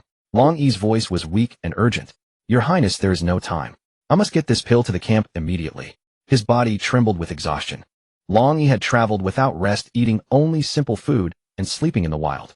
He had ridden 3 horses to death on the journey back. Jiang Linger spoke calmly. "Don't rush, Long Yi. You've worked hard. Rest for a while. They'll prepare the next steps. Her voice was soothing. Long Yi grew anxious. Your Highness, I am not tired. The prince is in danger. Master Ouyang ordered me to hurry back. If we delay, the prince might die. Long Zhua knelt and pleaded. Your Highness, I am skilled in light kung fu. Let me deliver the pill to the prince. His eyes were desperate. The men were all worried. The prince's life hung in the balance. They needed to get the pill to Ouyang as fast as Jiang Linger's voice turned stern. Enough. Get up. I have a plan. I will go to the border myself and face the enemy strategist. Those who knew Jiang Linger understood. She was angry. Her usual lightness was gone, replaced by cold seriousness. The men were shocked. They had not expected the princess to go to war herself. Your Highness, the battlefield is no— And Steward stepped forward to advise. Your Highness, the battlefield is deadly. It is too dangerous. Please reconsider. He was worried about the prince's orders. Ziyin worried too. Miss, the battlefield is dangerous. What if something happens to you? Her voice trembled. Jiang Linger was calm and decisive. Long Zhuo, you go to the armory and get the bombs and grenades. And Steward, prepare food for the journey. And a meal for Long Yi. He hasn't eaten well. Yes, Your Highness. The men quickly set to work carrying out her orders. The household buzzed with activity. Long Yi was moved by the prince's words. He had eaten only plain bread on the road, resting little. Now he was hungry and tired. He had returned straight to report, not even asking for a meal. Now feeling hungry and exhausted, he was grateful that the princess had thought of everything. Long Zhuo was right. The princess was not only powerful, but also kind. She would bring good fortune to the prince. Jiang Linger returned to her room. From her space, she took out 10 sets of high lawn jilian and 30 lipsticks in different colors. She had planned to go to Juxianggu today to launch a new face cream. But Long Yi's unexpected return had disrupted her schedule. She wrote down the instructions for the face cream, which had anti-wrinkle properties. It would surely appeal to middle-aged. The new face cream was designed to reduce wrinkles. Once launched, it would attract many middle-aged noble women. Since she didn't know when Shed returned, she left extra stock and told Ziyun to deliver to Juxianggu every— Ziyun nodded. Miss, don't worry. He'll handle everything. And the mansion will be fine with an steward and me. Also, Miss, you've never been away. Without me there, please take care of yourself. Please come back safely. Ziyun began to— Jiang Linger knew Ziyun was worried. She quickly comforted her. Don't worry. He'll be back soon. You'll see me when you've lost 10 pounds. Jiang Linger knew Ziyun was worried. She quickly comforted her. Don't worry. He'll be back soon. You'll see me when you've lost 10 pounds. Ziyun was confused. Miss, why would I lose 10 pounds? She didn't understand the joke. Jiang Linger laughed. Because my little Ziyun will be so lovesick you won't eat or drink. She pinched Ziyun's chubby cheeks. Ziyun realized the joke. Her miss was teasing her about being fat. Since learning to cook, she had definitely— Ziyun pretended to be offended. Miss, this is serious. I'm not talking to you anymore. She pouted, turning. Jiang Linger laughed heartily. It seemed no matter where she was, no woman wanted to hear she was fat. After laughing, Jiang Linger pulled a small box from her sleeve, like a magician. Here, this is for you. Okay, I'm just joking. You're adorable, chubby. Here, take this. She handed the box to Ziyun. Ziyun was curious. The princess always had magical things. Last time it was soap that smelled wonderful. What could this be? Jiang Linger found it amusing. You staring at the box won't make it bloom. Open it, and see if you like it. This time it was a pimple cream. Ziyun loved spicy food, and had developed a few pimples on her face. She had been worried about them. Ziyun had tried to quit spicy food, but always failed. She was delighted to have the pimple cream at last. Jiang Linger's pimple cream could clear pimples in just 2 or 3 uses. Ziyun was overjoyed, grinning at the bottle. Now she could eat as much spicy food as she wanted without worrying about pimples. It was a dream come true. Jiang Linger shook her head. Ziyun was so easy to please. But that was good. She was simple and pure, perfect to have by her side. Jiang Linger packed her few clothes. Having her spatial ring, she didn't need to bring much. She was ready to depart. Meanwhile, Long Zhuo and Long Yu retrieved the grenades and bombs from the military arsenal. Due to time constraints, they only had a small box of each. To speed up the journey, Long Zhuo prepared several fine horses and a carriage for Jiang Linger. By the time everything was ready, it was already late afternoon. Butler and Ziyun came to see them off. Butler instructed Long Zhuo protect the princess. Don't let a single hair on her head be harmed. Long Zhuo replied firmly, rest assured, Butler, we will protect the princess with our lives.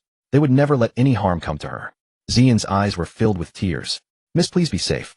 I will miss you. Jiang Linger comforted her. Don't worry, everyone. I will return safely. Jiang Linger added, the king will be fine too. And remember, no one must know I am not in the palace. Neither Butler nor Ziyun would breathe a word. I understand, madam. I understand, miss. Jiang Linger entrusted the palace to Butler, and feeling relieved knowing he and Ziyun were there to manage things. Night had fallen. To avoid the crown prince's spies, Jiang Linger chose to leave the city under the cover of darkness. This was the safest time to go. After bidding farewell, Jiang Linger boarded the carriage. They whipped their horses and sped towards the border, the night wind rushing past them. The carriage looked plain outside, but inside it was luxuriously appointed. Long Zhua had made sure the princess would be comfortable on the long journey. The city gates were closed for the night, but Long Yi, as the king's personal guard, had special privileges. One look at his token, and the guards let them through immediately. They traveled all night without stopping. Jiang Linger slept in the carriage, the rocking motion slowly lulling her to sleep as the miles passed by. She wanted to rest in her space, but feared being caught missing. So she took out a silk quilt from her ring and tried to sleep in the carriage instead. Despite the silk quilt, the ancient roads were rough and uneven. Jiang Linger slept poorly, waking up several times during the night, her body aching. Near dawn, she couldn't sleep anymore. She stretched her sore body, folded the quilt, and lifted the curtain to ask Long Zhua, "How far have we gone?" Long Zhua replied, "Princess, you're awake. We've traveled 100 li tonight. We'll be arriving at Yunnan County soon. A good pace for a night's travel." "Good," she said. "Let's find an inn in Yunnan to rest a bit before continuing." The bumpy ride was exhausting, and she trusted the physician to stabilize the king. She believed the imperial physician Ouyang could stabilize the king's condition. There was no need to rush recklessly and risk their own exhaustion. Soon they entered Yunnan County. The town was bustling with activity. Street vendors hawked their wares, and the aroma of food filled the air. They found a decent-looking restaurant and ordered several local specialties. Exhausted from the night's travel, they were all hungry and ready to eat. Out of respect for Jiang Linger, Long Zhua and the others waited for her to start eating first before they picked up their chopsticks despite their growling stomachs. But after the first bite, their faces fell. The food was terrible. Jiang Linger quickly took a big gulp of water to wash down the unpleasant taste. Having grown accustomed to the palace cuisine, even Long Zhua and Long Yu found the food here unpalatable. It was a stark contrast to what they were used to. Long Yi, however, didn't react as strongly. He was used to army rations, which were far worse than this. He ate quietly, appreciating the meal for what it was. He had tasted the palace's food just yesterday, and now he knew true delicacy. That single meal was an unforgettable experience, a memory that lingered in his mind. He had heard that the princess was the one who created those amazing dishes. He felt envious of Long Zhua and Long Yu, who got to eat well every day in the palace. Especially the barbecue with special seasonings that Long Yu talked about. It sounded so delicious. He wondered when he would ever get to taste it. The food looked appetizing, but paled in comparison to the palace's. Jiang Linger picked at her meal, then asked for a room to wash up, leaving the table early. Though the food was bad, Long Zhua and the others knew they needed energy for the road ahead. Seeing the princess leave, they forced themselves to finish their meals. It wasn't actually that bad, they reasoned. They had eaten this kind of food all their lives. It was just that the prince's cooking had spoiled their taste buds. Since they had to continue soon, Long Zhua and the others rested in the main hall. Luckily, the restaurant wasn't busy, so it was quiet enough for a short break. In her room, Jiang Linger quickly entered her space. She took a fast bath, changed her clothes, and then slipped out by the window. If she told Long Zhua she was going to the market, they would all insist on escorting her. She needed to secretly retrieve items from her space without anyone noticing. Going alone was the only way. This was her little secret. The street was vibrant and lively, but she was in a hurry. She quickly ducked into a quiet alley out of sight to get her things ready. Once inside the alley, she confirmed she was alone. Then from her spatial ring, she produced a prepared bundle. It held fruits, 30 meat buns, and various other foods. Jiang Linger looked at the bundle and nodded in satisfaction. This would be enough to keep them going for a while. She slung it over her shoulder. Back in the restaurant, Long Yi, feeling refreshed, woke up Long Zhua and Long Yu. "Time to go. They'll go call the princess upstairs." Long Zhua and Long Yu stretched. Though their rest was short, it was enough for skilled martial artists like them. They were ready to move again. Just as Long Yi was about to go upstairs, Jiang Linger appeared at the entrance. "Oh, you're awake. Let's get going then," she said cheerfully. Long Yi and the others were shocked. "Princess, when did you go out?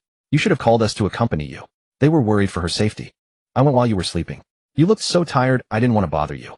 I just wandered around nearby and bought some snacks," she lied smoothly. Jiang Linger bluffed without a hint of guilt. She was ready to continue their journey, her secret mission a small victory in her pocket. Long Yi and his companions had no idea when Jiang Linger had slipped out of the room. They exchanged worried glances, thinking they must have been too exhausted to notice her departure. The night was silent, and the prince's disappearance filled them with dread. If the prince learned of this, his wrath would be terrible. Long Yi silently vowed that they must never all sleep at the same time again. The prince's safety was paramount, and the prince's punishment would be severe. None of them wanted to face his fury. From now on, they would take turns keeping watch, ensuring no one could disappear without their knowledge. After a brief rest at the inn, Jiang Linger and her party resumed their journey. Since it was daytime, traveling was far less arduous than the night before. The sun was bright, and the road stretched ahead, giving everyone a sense of purpose. They spurred their horses onward. Long Yi and the others noticed that their horses seemed more vigorous than before, their speed increasing noticeably. They were puzzled. What could have caused such a sudden change? The animals moved with newfound energy, as if they had been secretly strengthened overnight. The truth was that the horse's sudden burst of energy came from Jiang Linger. Late the night before, she had secretly visited the stables and fed them water from her spatial ring. The magical liquid rejuvenated the animals instantly, making them feel refreshed and spirited. But no one else knew. Meanwhile, inside the carriage, Jiang Linger was enjoying herself. She took out fresh strawberries from her space and flipped through a romance novel she had stored there. Reading helped pass the time, and the sweet fruit made the journey more pleasant. She smiled to herself, content. After reading for a while, Jiang Linger began to feel hungry. She had not eaten a proper breakfast, and though she had snacked on fruits and treats along the way, it was now nearly noon. Her stomach growled softly. She decided it was time to stop and prepare a meal for everyone. Long Yi and the others must be hungry too after riding for half a day. So Jiang Linger ordered them to stop and find a place to rest.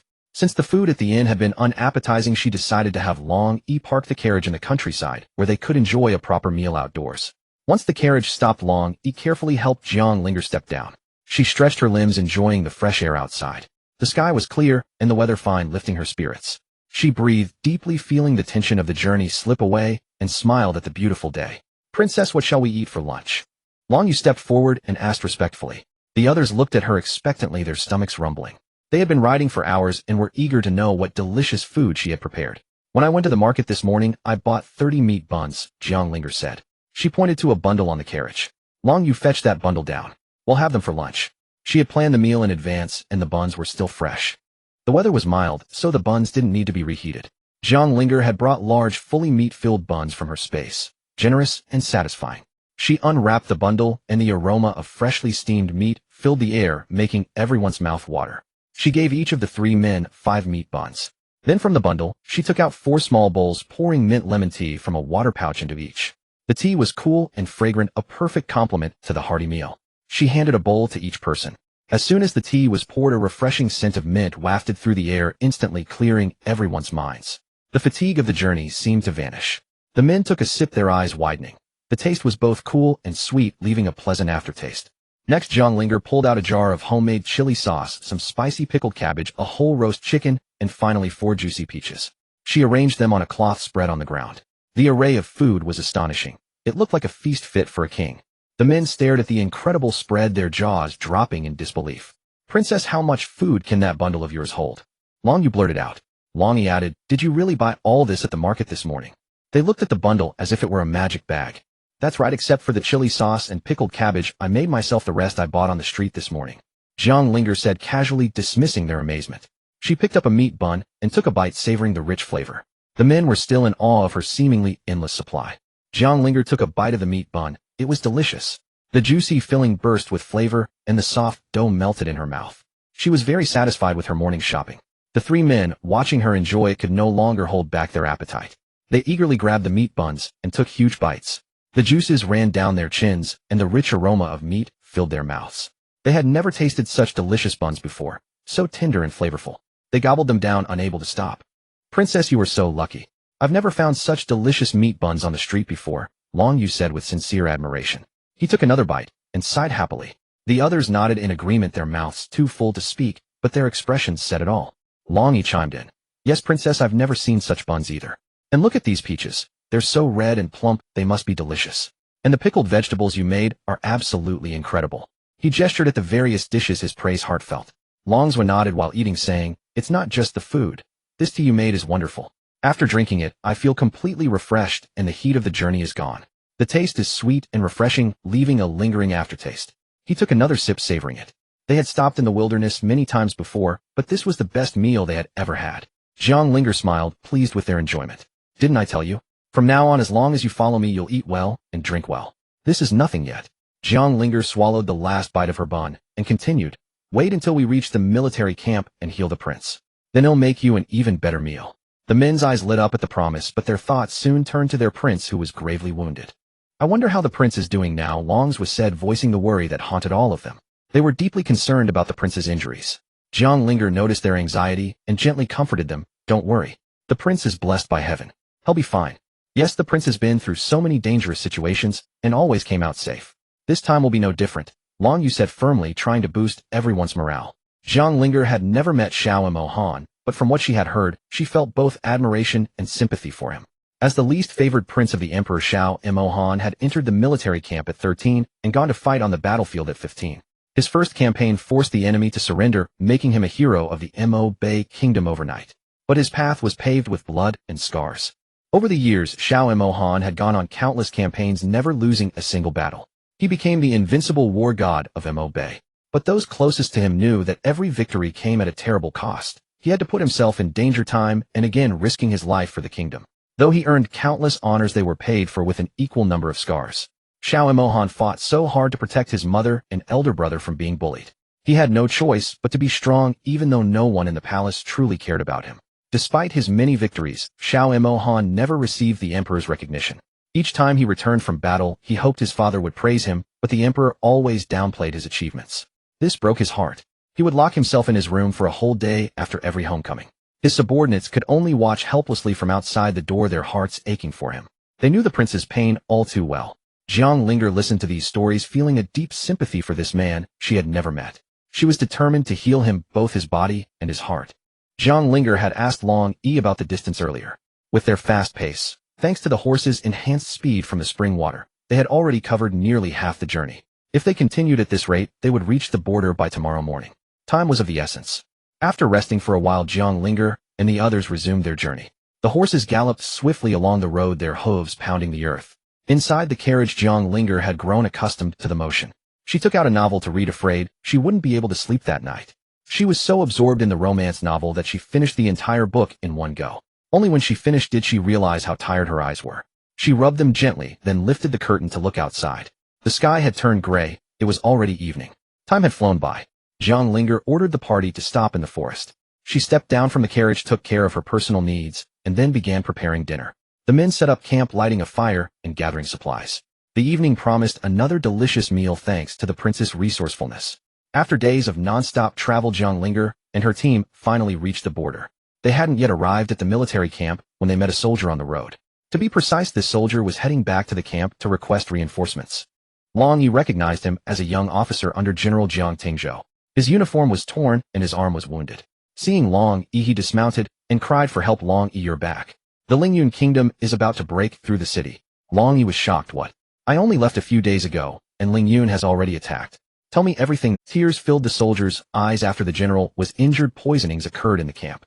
Dr. Ouyang can't fully cure them. Lingyun found out and attacked our Beima army. Many soldiers can't fight. Jinling Changzhou and Chong'an have all fallen. What? Jinling Changzhou and Chong'an all lost. Haven't you found the cause of the poisoning? Long Yi asked in disbelief. Long Yi couldn't believe it. The Xiaohu battalion soldiers under the general were all elite trained troops. How could they be so easily broken? It's all Lingyun's dirty tricks. They poisoned our camp to weaken us. They can't beat us in a fair fight, so they use sneak attacks. Our Beima has suffered heavy losses. Countless brothers died on the battlefield. The soldier was furious when talking about Lingyun's vile deeds, as if he wanted to tear them apart. Long Yi sensed the situation was dire. Long Zhua and Long Yu also tensed up. He quickly asked the soldier, how is the battle going now? The soldier couldn't hold back his tears. The enemy is too many. Our brothers fought bravely, but their spears kill silently. Many brothers were stabbed before they could react. General Jiang led 50,000 troops, and half are already lost. He sent me to request reinforcements, but where are the reinforcements? The brothers left in camp are all weak, unable to fight, even with swords. When I left, I saw the young general stabbed in the chest, the soldier said bitterly. Upon hearing the battle report, Long Yi and the others nearly fell off the carriage in shock. The Xiaohu battalion lost 50,000 soldiers. These were brothers who had fought side by side. How could he not grieve? But the general was still unconscious with no one to lead. Jiang Linger couldn't stay in the carriage after hearing such tragedy. She quickly finished writing a prescription, took out a bottle of pills from her space, grabbed a large bundle, and rushed out. Long Yi and Long Zhua, follow me to the battlefield to rescue my father and brother. Long Yu, take the antidote and prescription back to camp. Give them to Dr. Ouyang. He will understand. Yes, ma'am. The moment she gave orders, everyone found their backbone and acted accordingly. Jiang Linger mounted the soldier's horse. Long Yi led the way while the soldier drove the carriage back to camp with Long Yu at full speed. The battlefield was not far. In no time, Long Yi and Long Zhua brought Jiang Linger there. They saw how brutally the Beima army was being beaten by Lingyun. Everywhere she looked, fallen soldiers lay. Most of them were Beima soldiers who had fallen to Lingyun's blades. Jiang Linger was shocked. Though she was a special agent in the modern world used to scenes of killing, this was the first time she saw so many casualties. These were all living people. Damn, Lingyun. You killed our Beima soldiers. They'll make sure none of you return alive. Long Yi, Long Zhua, listen up. We must rescue my father and brother. Don't show mercy to any Lingyun soldier. Kill them all. She pulled out a retractable spear from her bundle, handed it to Long Yi, and taught him how to use it. Long Yi examined the spear carefully. The tip was incredibly sharp, looking fierce and deadly. It must be a powerful weapon. The weapon Zhang Linger gave Long Zhua was a retractable fork that could also bind enemies making escape. Zhang Linger prepared plum blossom darts for herself. These darts were extremely concealable, killing silently, leaving only a plum blossom mark on the victim. These 3 weapons were actually discovered by Zhang Linger in the space she obtained in the modern world. She never expected them to come in handy now. Seeing the battle intensifying and her father and brother about to break, Zhang Linger gave the order charge. Long Yi and Long Zhua immediately attacked the enemy. Zhang Linger had changed into a simple outfit in the carriage, nothing cumbersome. She tied her hair high, looking heroic and spirited. The Beima soldiers and Lingyun soldiers fighting in the front had no idea Zhang Linger had arrived. Meanwhile, Jiang Zhentian and Jiang Tingzhou, already exhausted, watched their soldiers fall one by one. Their eyes grew wet. Seeing enemies closing in while their own soldiers dwindled, the father and son stood back to back, both covered in wounds. It seemed they wouldn't make it to the reinforcements. Suddenly a soldier tried to stab Jiang Tingzhou from behind. Jiang Zhentian spotted it and killed the attacker with one blow. But Jiang Tingzhou's chest kept bleeding. If not stopped, he was in danger. Jiang Tingzhou finally collapsed. His father caught him. Tingzhou, hold on. Father will take you out of here. I will take you out of here. Jiang Tingzhou said weakly, Father, I'm sorry. I may not be able to stay with you and Mother. Take care of yourselves and Linger. Tell her brother will always love her. Jiang Tingzhou coughed up blood. His father couldn't hold back his tears. My son, my good son. It's my fault for not protecting you. You can't die. What will your mother and I do? The guards around Jiang Zhentian fought desperately to cut a path, but the enemy was too many. Their stamina was at its limit. General Jiang shielded his son while fighting with his sword. But with only a few men, they were like eggs against stones, utterly powerless.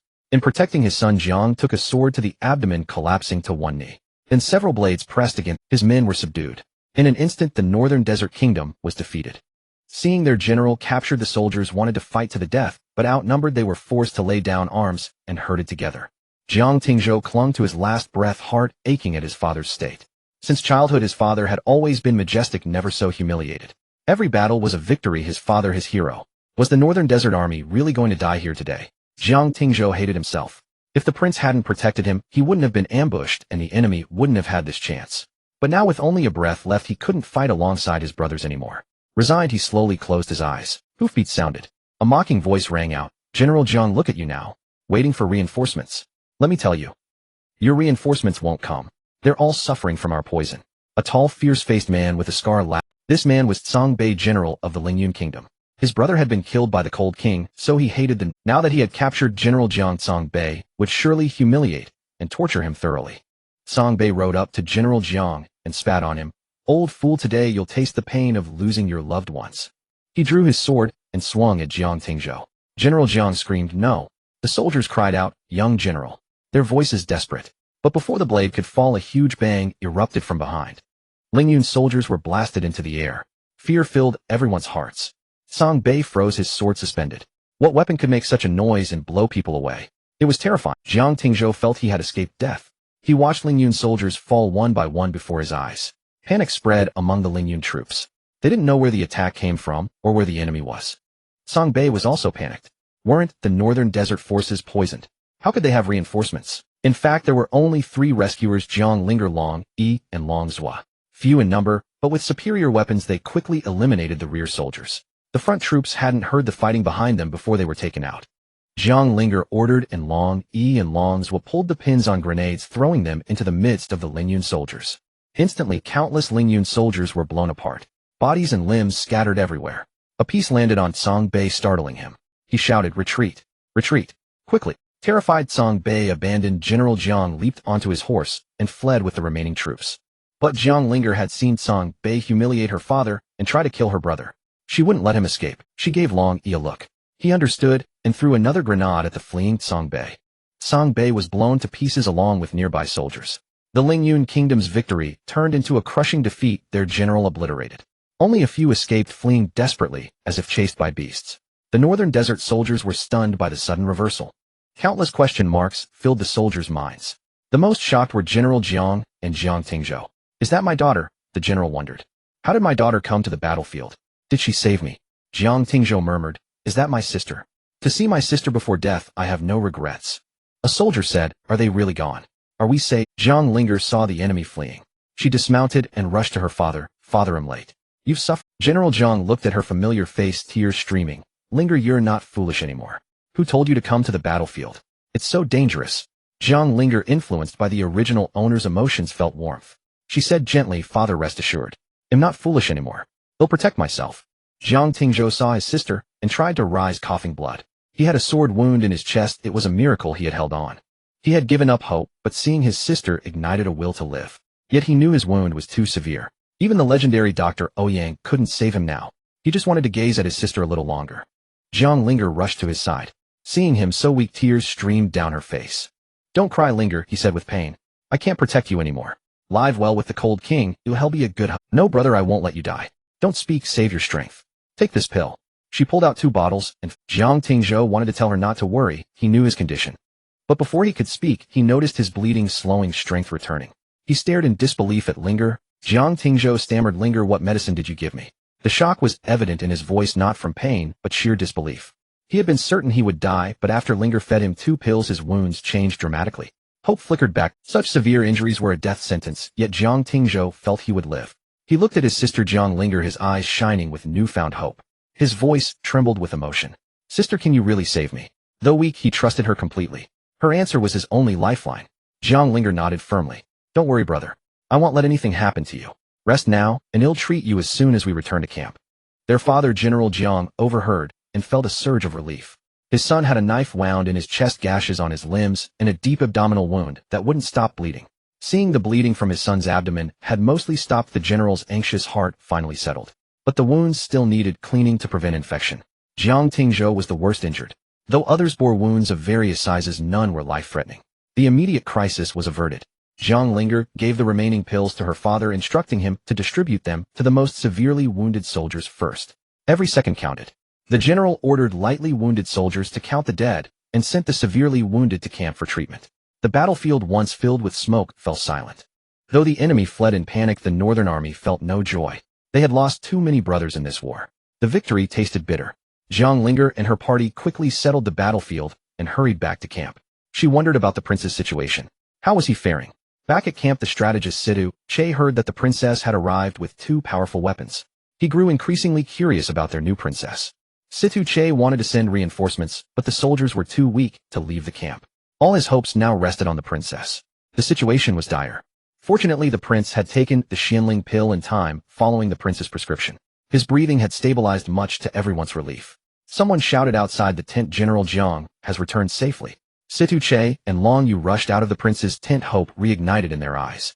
The first thing they saw was Jiang Linger, her hair in a high ponytail, dressed in a light white outfit, riding a white horse. She was a striking figure.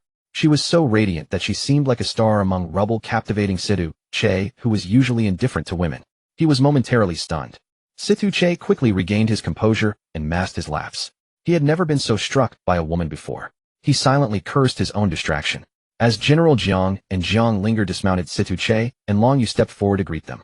"Your Highness, we welcome your triumphant return." Situ Che added, "Forgive us for not welcoming you properly, Your Highness. The soldiers are ill, and we are stretched thin." His tone was apologetic. Jiang Linger replied, "No need for formalities, military advisor. I know the situation. I am here to help you resolve this crisis." Her voice was calm and assured. She didn't know him, but she recalled Long Yi's description of the camp's personnel. This man was the prince's strategist, a man of great insight. Despite his youth, Situ Che was a brilliant military mind and a trusted confidant of Prince Xiao Mohan. His reputation was well earned. Jiang Linger noted his cool, handsome features and thoughtful demeanor. No wonder he was the prince's trusted advisor. He seemed like a meticulous man. Situ Che hesitated, shaking his head. "The situation is very troublesome, Your Highness. I fear." He didn't finish, doubting her ability to solve it. Jiang Linger understood his doubt. "Trust me, military advisor. Give me 3 days, and I will have the soldiers back on their feet." She was resolute. Hearing her certainty, Situ Che decided to take a chance. He then asked General Jiang, "General, you must be weary. Were you injured in the battle?" The general shook his head. "My wounds are nothing. But my son is badly hurt and needs immediate treatment." "How is the prince?" He looked anxious. "The young general is badly hurt. They'll call for Dr. Ouyang immediately." Situ Che turned to fetch the doctor, but Jiang Linger stopped him. "Don't worry, military advisor. The bleeding has stopped. I just need to clean his wounds." "What of the prince's condition now?" she asked calmly. Situ Che reported, "Dr. Ouyang is with the prince. His condition is stable, but he is deeply poisoned and hasn't woken up yet. His tone was serious. Jiang Linger felt a wave of relief. He'll go see the prince. Long you take my medicine box from the carriage to my brother's room. He'll be there soon. She turned and walked toward the main tent with General Jiang and others following. The air was tense, but a glimmer of hope now shone through. Inside Dr. Ouyang was studying the antidote, frustrated. Seeing the princess and general enter, he knelt to pay his respects. Your Highness, General. Jiang Linger glanced at the bedridden prince, confirming he was the man from her dreams. This time she could see his face clearly, not just a blurry outline. In her dreams, she could only see a vague silhouette. Now she could see his features clearly. He was even more striking in person than in her visions. Despite his injuries, the prince's charisma was undiminished.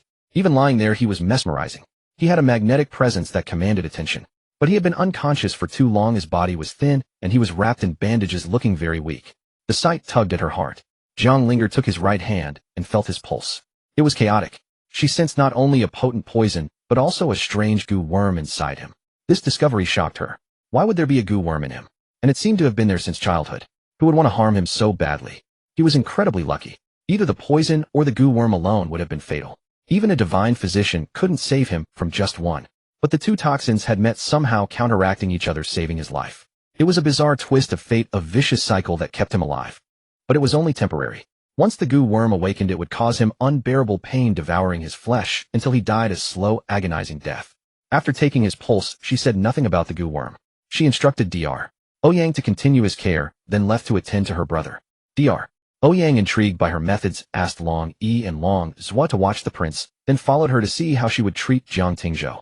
Jiang Linger entered her brother's tent, already finding Long Yu with the medicine box ready. She asked Jiang Fu and others to wait outside to avoid disturbance while saving people. Jiang Fu understood that staying would hinder his daughter, so he went outside, but Ouyang Luo wanted to stay. Ouyang Luo cautiously asked Jiang Linger, Your Highness, may I stay? I have decent medical skills and might help. He felt unexpectedly humble before Jiang Linger, as if her presence demanded submission. Perhaps it was her inherent dominance. Jiang Linger nodded. Ouyang Shani can stay. His presence would be a good help for her. Ouyang Luo felt incredibly happy upon receiving Jiang Linger's approval. She began to open the medicine box under his watchful gaze. Ouyang Luo was astonished by the tools Jiang Linger pulled out from the box, all unfamiliar to him. Jiang Linger laid out gloves, scalpels, tweezers, anesthetics, alcohol, disinfectants, and bandages on the table one by one. Ouyang Luo widened his eyes and asked, Your Highness, what are these strange tools? I've never seen them in my years. Jiang Tingzhou looked at the tools on the table with confusion as well. Jiang Linger explained each tool to the two, who listened with confusion, yet began to understand. She approached Jiang Tingzhou's bed, saying, Brother, your wounds are deep. I must stitch them to avoid infections. She reassured him, Don't worry, I will give you anesthesia first. You won't feel any pain. Jiang Linger explained everything to prevent his anxiety. Jiang Tingzhou's mouth dropped open at the thought of having his wounds stitched. Seeing this, Jiang Linger smiled. Don't be scared, you won't feel anything. My stitching skills are quite good. She playfully winked at Jiang Tingzhou after speaking. Jiang Tingzhou felt a cold sweat, but to show trust in his sister, he feigned calmness, saying, As a man, I've seen worse. I won't be afraid. Actually, it was Ouyang Luo who was most shocked after hearing Jiang Linger's explanation about stitching wounds. He wondered if it was like embroidery. Ouyang Luo was stunned, realizing he had never encountered such advanced medical skills. Jiang Linger noticed Ouyang Luo standing aside and told him to cut open Jiang Tingzhou's clothes. Ouyang Luo snapped back to reality at Jiang Linger's command, carefully cutting Jiang Tingzhou's clothes as Jiang Tingzhou's wounds had stopped bleeding. Many were dried, but the cutting caused him discomfort. Jiang Tingzhou remained silent, earning Jiang Linger's admiration. Once all wounds were exposed, Ouyang Luo stepped aside for her. Jiang Linger donned disposable gloves and held the anesthesia, saying, Brother, I'm starting now. Jiang Tingzhou nodded at Jiang Linger, watching her as she injected a sharp object into his arm. Soon he felt heavy eyelids and slowly closed his eyes. Jiang Linger began cleaning his wounds with disinfectant as he fell asleep. Minor wounds did not need stitching, so she treated them with medicine and bandaged them. After handling the minor wounds, 2 deep cuts remained, one on his arm and the other on his abdomen. The abdominal wound was long and deep. Though it had stopped bleeding, it looked gruesome. Any woman might. Ouyang Luo, fearing Jiang Linger might be frightened, suggested, Your Highness, let me handle it. Just tell me what to do. Jiang Linger remained unfazed by the wound, calmly responding, No need. He'll stitch it. You watch and learn how to do it for next time. Ouyang Luo nodded. Your Highness, I will learn diligently. He didn't expect Jiang Linger to generously let him learn. Medical skills were often closely guarded secrets. Jiang Linger took out the prepared surgical thread and began stitching the wound. It took her nearly an hour to do it. After stitching the abdominal wound, Jiang Linger felt exhausted, and asked Ouyang Luo, "Did you see how I stitched?" Ouyang Luo snapped back to reality. "Your Highness, I saw it clearly." "Good, you handle the arm wound," Zhang Linger said, rubbing her sore shoulder. Ouyang Luo looked at the perfect wound Zhang Linger stitched, amazed. He began treating the arm wound following her method. As it was his first time, even as a skilled healer, his hands trembled, taking longer than expected. Exhausted from the day's efforts, Zhang Linger finally fell asleep on the table. After a while, Ouyang Luo successfully stitched the wound and gently called out, "Your Highness, I am done." "What should I?" Zhang Linger quickly woke up, her instincts kicking in. She rubbed her sleepy eyes and approached Jiang Tingzhi. She looked at the wound Ouyang Luo stitched. It wasn't perfect, but for a first attempt it was good. It stitched well. Just use iodine on the wound and bandage it all up. She added, "This method can be used on other soldiers too. If you run out of medicine, just ask." After stretching, Zhang Linger walked out, leaving behind a sense of accomplishment and teamwork.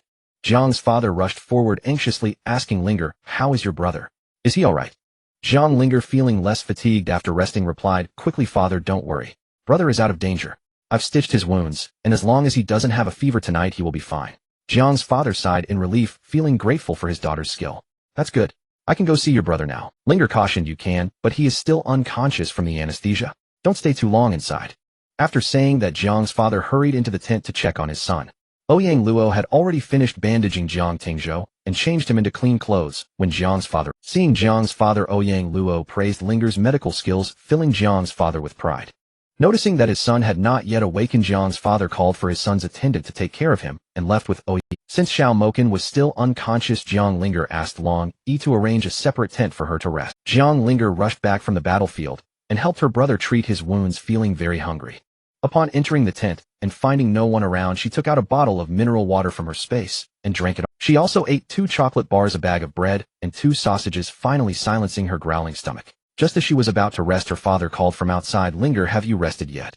Jiang Linger quickly replied, "Father, I haven't rested yet." Jiang's father entered, and seeing his daughter, tears filled his eyes as he gently touched her face. "My dear daughter, you've suffered over the years. I'm sorry."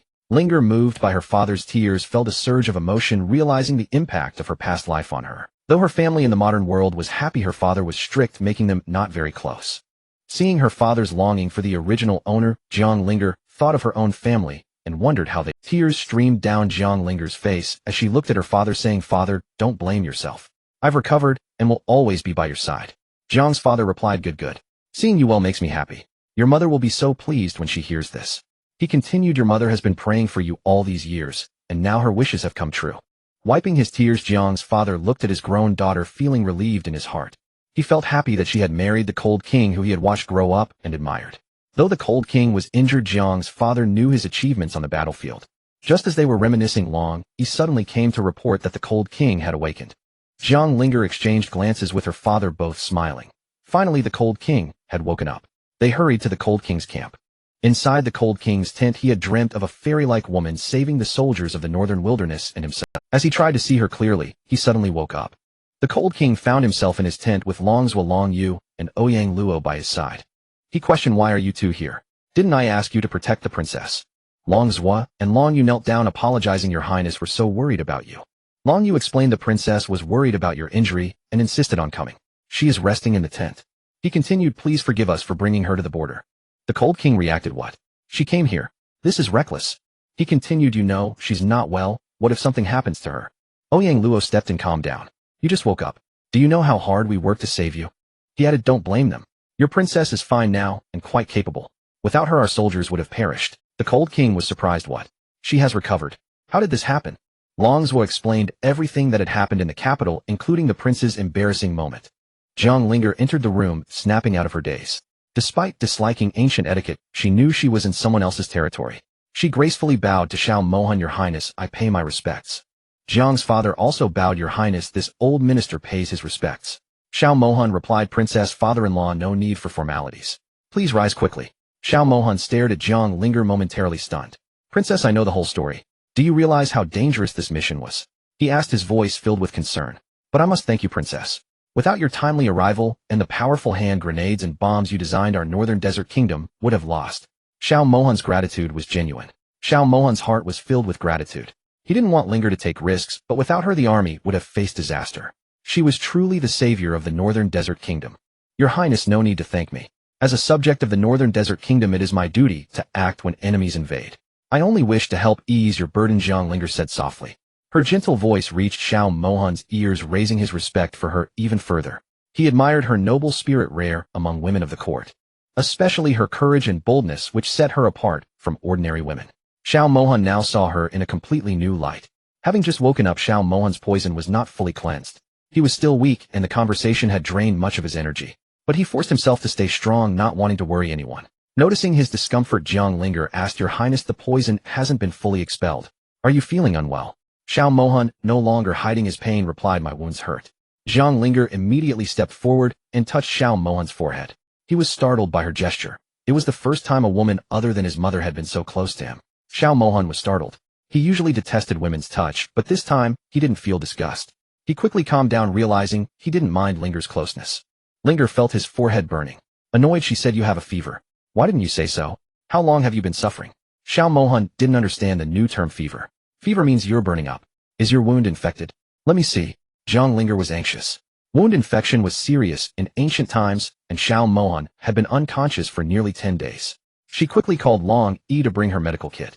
She wanted to clean the wound, but Xiao Mohan refused, insisting on the propriety of men and women. He only wanted Dr. Ouyang to treat him. Jiang Linger found his attitude both exasperating and amusing. This is no time for propriety. We are husband and wife, and I am a doctor. In my eyes, there are only patients, not men or women. If you refuse, I'll have to force you. The others were shocked by the prince's ferocity. No one dared to speak to the iron-faced king like that. Jiang's father quietly warned Linger, show some respect. He is the king. Though Jiang's father was a general, he knew Xiao Mohan's ruthless methods. Even injured, the king was like a fierce beast. He feared his daughter might anger him and suffer consequences. Xiao Mohan was also stunned by his prince's fierce side. He realized his own narrow-mindedness. The princess is right. Father-in-law, don't blame her. It's my fault. Princess, please begin, he said, taking off his robe. Jiang Linger's anger subsided as she saw him cooperate. She took out scissors and a scalpel from her medical kit, ready to clean his wounds. Her expression turned serious and professional. She cut open the bandages one by one, her frown deepening. Despite Ouyang's daily cleaning, ancient medicine was primitive without antibiotics. The wounds had festered, pus oozing from many places. The wounds were deep and infected. No wonder so many died from severe injuries in ancient times due to poor medical care. Linger said softly, Bear with me. I need to scrape off the rotten flesh. It will hurt a lot. Xiao Mohan smiled, Don't worry, princess. I can endure this pain. Do what you must. Linger nodded and began the cleaning. She first applied disinfectant, revealing the pale necrotic tissue. The onlookers watched with concern. They knew the pain of such wounds. Linger worked meticulously, using scissors to cut away the dead flesh and remove the pus. Throughout, Xiao Mohan did not utter a sound. Linger silently praised him in her heart.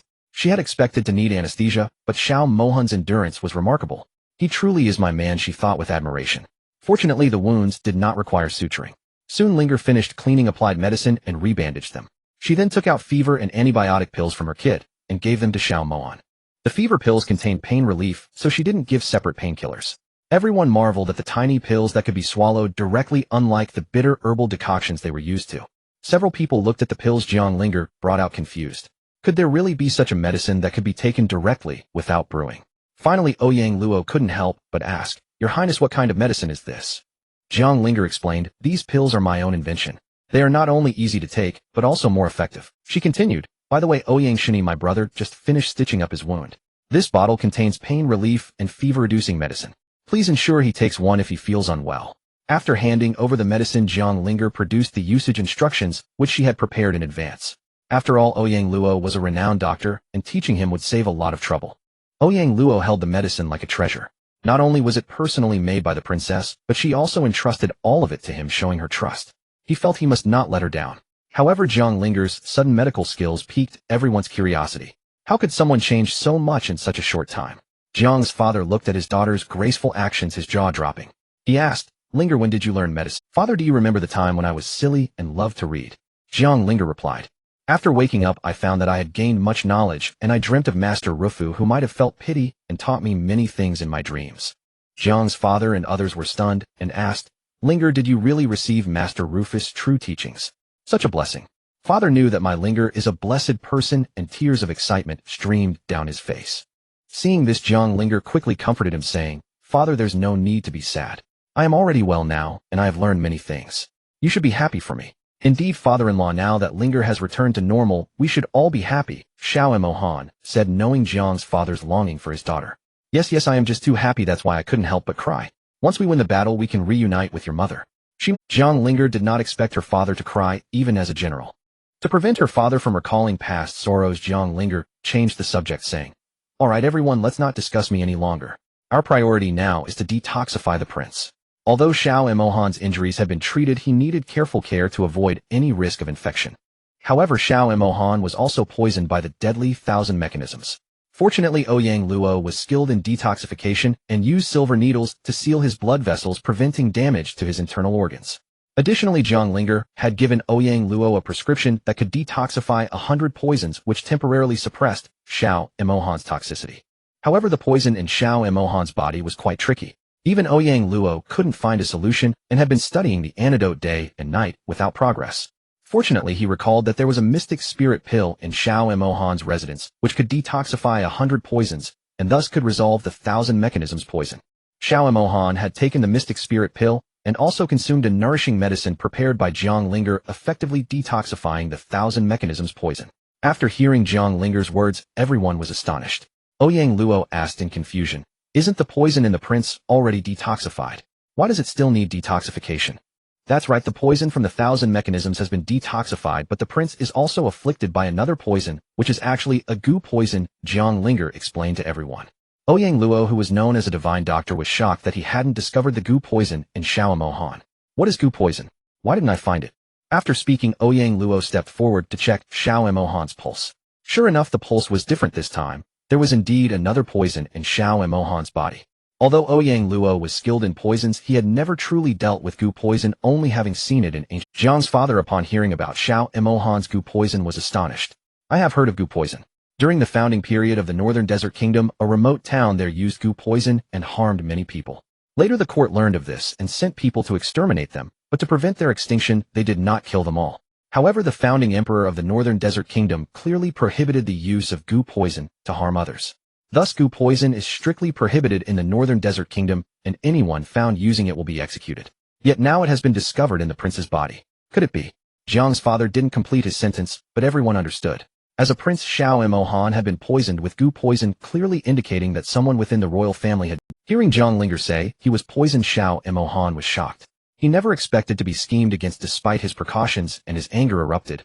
"I have been tolerating so much, why do they treat me like this? I have always considered them family, but what about them? They want me dead." With that, Xiao Mohan slammed his fist heavily on the bed. After hearing Xiao Mohan's words, Jiang Linger realized he must know who harmed him. At the same time, she seemed to have discovered a great secret. The goo poison in Xiao Mohan's body was planted when he was young. Who would be so cruel as to do this to a child? To place goo poison on a child is truly cruel. What deep hatred could lead to such inhumanity? It is said that there is no kinship in the royal family, and it seems to be true. I don't know if it's lucky or unfortunate to become the Cold King's wife. However, I am now tied to him, and if anything happens to him, I will not escape either. Therefore, helping the Cold King is also helping myself. Moreover, the Cold King is quite to my liking, both in appearance and character. I won't lose out in this partnership." Seeing the atmosphere grow heavier with everyone afraid to breathe, Jiang Linger spoke. "Everyone, don't be pessimistic. Although the prince is afflicted with goo poison, only the one who cast the spell can remove it. However, in the medical techniques taught to me by Master Rufu in my dreams, there is a method to detoxify goo poison. I believe I can help the prince." Upon hearing this, everyone's eyes sparkled, looking at Jiang Linger, as if she were a celestial being descending. Xiao Mohan's eyes widened as he stared at Jiang Linger. "Princess, can you really remove the goo poison from me?" Xiao Mohan knew that only the one who placed the goo poison could remove it, and since that person wanted him dead, how could they help him detoxify? Hearing Jiang Linger speak of detoxification made him more certain that she was sent by heaven to save him. Jiang Linger woke up feeling refreshed and energetic after a good night's rest. In contrast, Xiao Mohan looked completely exhausted with dark circles under his. However, Xiao Mohan's injuries were too severe to treat the poison immediately. Draining it now would damage his vital energy. They had to wait. Luckily, the poison had not yet awakened. Jiang Linger prescribed a decoction to suppress it until they returned to the capital for a full cure. Tom was on their side. Jiang Linger finished the prescription quickly. Some herbs were rare, but Ouyang Luo, a renowned physician, had them all. 3 doses would be enough for Xiao Mohan. Xiao Mohan had been unconscious for over 10 days, not a drop of water passing his lips. Now awake, his stomach growled loudly, betraying his hunger. Jiang Linger heard the sound and looked at him. Xiao Mohan felt embarrassed. She smiled. Your Highness hasn't eaten yet. You must be hungry. Let me prepare something. Xiao Mohan nodded gratefully. Jiang Linger then asked her father and Ouyang Luo if they had eaten. They all shook their heads. She understood. In truth, everyone had forgotten their hunger amidst the crisis. Now that the matter was settled, their stomachs reminded them of their empty bellies. Jiang Linger quickly asked Long Yi to take her to the military kitchen. It was past mealtime, so the kitchen was deserted and quiet. Long Yi led her to the empty kitchen. Everyone had gone to rest. Only the smell of old oil lingered, and considering Xiao Mohan's injuries and long fast, Jiang Linger decided to make light, digestible food. Nothing heavy or greasy. The kitchen had plenty of rice, flour, and meat, but few vegetables. Only cabbages and radishes. The northern plains offered little variety in winter. Fortunately, there were some small potatoes, much smaller than modern ones, but better than nothing. She would make do with what she... Jiang Linger could have used supplies from her spatial mall, but with Long Yi present, she couldn't reveal her secret. She had to use only what was here. She asked Long Yi to find some flour. She planned to make scallion pancakes. Then she spotted a chicken and asked him to slaughter it for white-cut chicken. But 2 dishes wouldn't be enough for several hungry men. She decided to add garlic white pork, twice-cooked pork beef stew with radish and potatoes, and a boiled cabbage, a modern national banquet dish. She also prepared a red date and lotus seed porridge for Xiao Mohan. Knowing the men's large appetites, she made generous portions of everything. Jiang Linger surveyed the ingredients and began making the scallion pancakes. She wasn't good at lighting fires, so she asked Long Yi to help. Long Yi, skilled in both martial arts and chores, quickly got the fire going. Jiang Linger melted some lard. Once the lard melted, she had Long Yi lower the flame. She quickly placed the rolled pancakes into the pan, flipping them and brushing oil until golden brown and fragrant. Long Yi, tending the fire, was tempted by the aroma. He swallowed hard. Your Highness, these pancakes smell incredible. I could eat several myself. Jiang Linger laughed. The taste is even better than the smell. You'll have your fill. She continued frying more pancakes, repeating the process until all were done. Once the pancakes were finished, she had Long Yi take them to the tent. The men inside smelled the aroma and began to salivate, but none touched the food. Back in the kitchen, Jiang Linger rushed to prepare the rest of the dishes. With Long Yi gone, she secretly took out seasonings from her spatial mall. Long Yi returned with Long Yu to help. Now she could cook 2 dishes simultaneously, speeding up the process. She boiled a piece of pork and asked Long Yi to peel garlic. While the pork boiled, she set the beef stew with radish and potatoes on a slow simmer. She then quickly made white-cut chicken and twice-cooked pork. By the time all dishes were ready, the red date and lotus seed porridge for Xiao Mohan had also finished. Jiang Linger felt sore all over, but proud of her work. She and the 2 guards carried the final dishes to the tent. Inside, the men sat around the table, none having touched the food. Even Xiao Mohan had gotten out of bed. Jiang Linger urged them to eat while it was hot. Xiao Mohan looked at her affectionately. You worked so hard to prepare this meal. We had to wait for you. She was touched by their respect.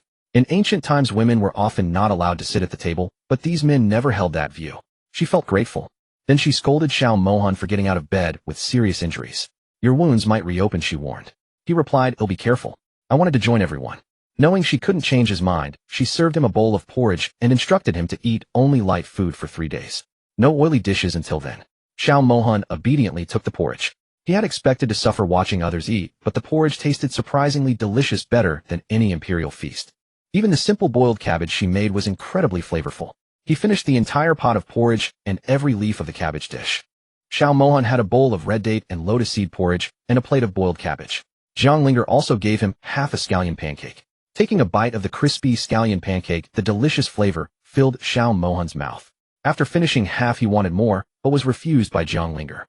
Due to numerous wounds on his body, and just waking up, Xiao Mohan could not eat too much. He had to give up and thought he must quickly recover. Since Xiao Mohan could not eat greasy or spicy food, the remaining delicacies went into Jiang's father and Ouyang Luo's stomachs.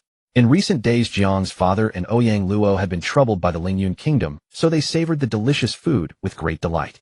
Living in the military camp for years, the others were more boisterous in their eating compared to Xiao Mohan's elegance. The moment they smelled the aroma, the food was irresistible. After the first bite, Jiang's father and Ouyang Luo even started arguing over a scallion pancake. Jiang's father exclaimed, "As the oldest here, I deserve the last scallion pancake." Ouyang Luo retorted, "I've been sleepless caring for the prince. You shouldn't snatch the last pancake from me." Jiang's father insisted, "This pancake was made by my daughter. I deserve it after a hard day's work." Ouyang Luo wanted to argue further, but hearing Xiao Mohan cough, he realized it was a hint to give the pancake to Jiang's father. Jiang's father happily took the last scallion pancake and looked at Jiang Linger, asking, "Did Master Ru teach you?" Jiang Linger replied, "Yes, Master Ru taught me many things in dreams, including cooking and medicine." Jiang's father exclaimed, "My daughter has indeed become impressive, making me proud." Long Yu interjected, you don't know the prince's wife has become quite successful selling skincare products like Ocean Blue Love for 1,000 taels. Hearing this, Xiao Mohan and others were surprised. Zhang Linger was not only talented in cooking and medicine, but also in business. Xiao Mohan thought his wife was extraordinary, probably earning more than his annual salary in this time. Hearing about all Zhang Linger did for the Cold King mansion, Xiao Mohan felt deeply moved. Though Xiao Mohan was a prince, he focused on the military, neglecting the mansion's affairs and leaving it impoverished. Unexpectedly, Zhang Linger helped the Cold King mansion overcome difficulties and organized everything well, bringing Xiao Mohan great relief. After dinner, it was getting late, and Xiao Mohan needed rest, so everyone returned to their tents. Before resting, Zhang Linger and Zhang's father visited Jiang Tingzhi's tent, thinking his anesthesia should have worn off by now. Sure enough, when they arrived, Jiang Tingzhou had already awakened. Seeing his father and sister, Jiang Tingzhi's eyes were slightly red. Father, I'm fine. It's all thanks to my sister's timely rescue. Jiang Linger felt heartbroken seeing her brother and said, you must take good care of yourself. Jiang Tingzhou nodded heavily, determined to recover quickly and not worry his father and sister.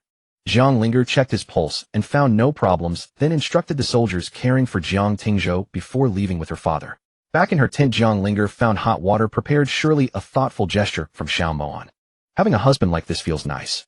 After washing up, Jiang Linger lay in bed feeling exhausted. Today she not only supported on the battlefield, but also spent hours treating Jiang Tingzhou, followed by a long time. At this moment, Jiang Linger felt fatigued. In modern times, as a top agent, she had incredible stamina. However, in this body, her stamina was far from what it used to be. She fell asleep as soon as she hit the bed, unaffected by the unfamiliar environment. While Zhang Linger slept soundly, Xiao Mohan couldn't find sleep, especially thinking of the surprises she brought him to. Since Xiao Mohan couldn't move easily, Ouyang Luo stayed to take care of him, researching the several pills. But no matter how hard he tried, he couldn't figure out how these pills were made. Xiao Mohan noticed Ouyang Luo's frustration. It was the first time he saw him in trouble, realizing Zhang Linger was truly extraordinary. On the other hand, in the Lingyun kingdom, no one dared to sleep, as Prince Hu Yanyi was furious in his tent. He had thought victory was certain, but unexpectedly Zhang Linger appeared with a powerful weapon, causing them great loss. Prince Hu Yanyi had already broken numerous tables and chairs, but his anger couldn't be quelled. He had been displeased with Xiao Mohan pressing the Lingyun kingdom, thinking that with a capable strategist he could defeat him. However, Xiao Mohan found another ally. It seemed he was indeed not easy to deal with. Zhang Linger woke up feeling refreshed and energetic after a good night's rest. In contrast, Xiao Mohan looked completely exhausted with dark circles under his eyes, betraying his sleeplessness. After washing up, Zhang Linger went to Xiao Mohan's tent. Seeing his dark circles, she asked with concern, Your Highness, did you not rest well? Are your wounds bothering you again? Xiao Mohan felt embarrassed by her question. No, it's nothing. I've been sleeping too much lately, so I had trouble falling asleep, he said, unwilling to admit that he had been thinking about her all night. Zhang Linger took his pulse and found nothing wrong. His wounds were healing remarkably fast. She marveled at his strong physique, thinking he would recover soon. Seeing that Xiao Mohan was recovering well, Zhang Linger went to the kitchen to prepare breakfast. She knew that rich food was not suitable for a morning meal, especially in a military camp with limited ingredients. When she arrived at the kitchen, several cooks and kitchen hands were already busy. They had been informed of the princess' arrival and greeted her respectfully. As a modern person, Zhang Linger had no concept of master-servant hierarchy. She told everyone to continue their work without fuss. But the kitchen staff felt awkward, stealing glances at the beautiful princess. Initially, many soldiers had felt Xiao Mohan marrying a simpleton was unfair. But after hearing how Zhang Linger had saved the soldiers on the battlefield yesterday, everyone was curious about her. Now seeing her beauty, they were stunned. Her skin was as white as creamy jade, her features exquisite. Even in simple clothes with no makeup, she was more beautiful than women in lavish dresses. Her figure was graceful, captivating everyone. With such beauty, she could easily outshine anyone in the capital and become the unmatched #1 beauty. Those who had previously felt sorry for Xiao Mohan now thought the couple was perfectly matched. Unaware of the others' thoughts, Zhang Linger focused entirely on cooking. Spotting wild vegetables against the wall, she decided to make wild vegetable and lard residue buns. She asked the cook to wash and chop the wild vegetables. Then she took out a piece of fatty pork, cut it into small pieces, and rinsed them clean. Her movements were swift and efficient. Next, she prepared the flour. The flour of this era was not as fine as modern times, so kneading the dough properly was crucial for soft, smooth buns. With her excellent cooking skills, she kneaded the dough perfectly. After kneading, she let the dough rest. While waiting, she began to render the lard. The kitchen soon filled with the rich aroma of frying pork fat. She poured the rendered lard into a jar and mixed the hot, crispy lard residue into the chopped wild vegetables. The aroma instantly elevated the vegetables, making them smell irresistible. She added seasonings to the filling. By the time the filling was ready, the dough had rested enough. She kneaded it again, divided it into portions, and rolled them into wrappers. Jiang Linger wrapped the buns at an astonishing speed. The cooks couldn't even see how she did it before the steamer tray was filled with plump, white buns, each identical in size and pleat count. Her hands were delicate and fair, not like a cook's hands at all, yet her skills were unmatched. Everyone was amazed. Considering the two patients, she also made a meat and wild vegetable congee perfect for the sick. Then she prepared some side dishes: cold shredded potatoes, stir-fried cabbage, and sweet and sour radish slices. After finishing all the preparations, she had the food delivered to Xiao Mohan's tent. When she left, the kitchen still smelled of the buns, and the staff couldn't help taking deep breaths. The kitchen boy Xiao Wu couldn't help saying, "The princess food smells so good. Just smelling it makes my mouth water. If I could eat it, I'd be happier than a god." The head chef scolded them, "Stop slacking off. The princess food is not for us. Get back to work. The soldiers are waiting for their breakfast." Everyone hurried back to their tasks. Jiang Linger arrived at Xiao Mohan's tent to find her father, General Jiang, and Ouyang Luo already waiting. Ouyang Luo exclaimed, "Princess, you're here. Just looking at these dishes makes my mouth water." Jiang Linger smiled and said, "All right, I'm here now. Everyone please try and see if it tastes good." At her invitation, they eagerly reached for the buns. She served Xiao Mohan a bowl of congee and handed him a bun. "These are wild vegetable and lard residue buns. Try them," she said warmly. Xiao Mohan replied, "The buns look delicious. They must taste wonderful." He then picked up a bun and placed it in her bowl. "You should eat more too. You've been working hard these days." Jiang Linger smiled at him and took a bite. The bun was soft and flavorful, the wild vegetables perfectly complemented by the rich lard residue. The vegetables had no bitter taste, and the bun was so soft it melted in her mouth. Paired with the side dishes, she made the breakfast was so delicious that everyone ate until they were stuffed. The meal was a simple but heartwarming start to the day. After breakfast at Xiao Mohan's tent, Jiang Linger went to visit her brother Jiang Tingzhou. Jiang Tingzhou had just finished the congee his sister made. It was so delicious he ate it all without realizing it, still craving more. Jiang Tingzhou was overjoyed to see his sister. She had been so clingy as a child, but they had grown apart after she was sent away and he went to war. Their reunion stirred complex emotions in Jiang Tingzhou.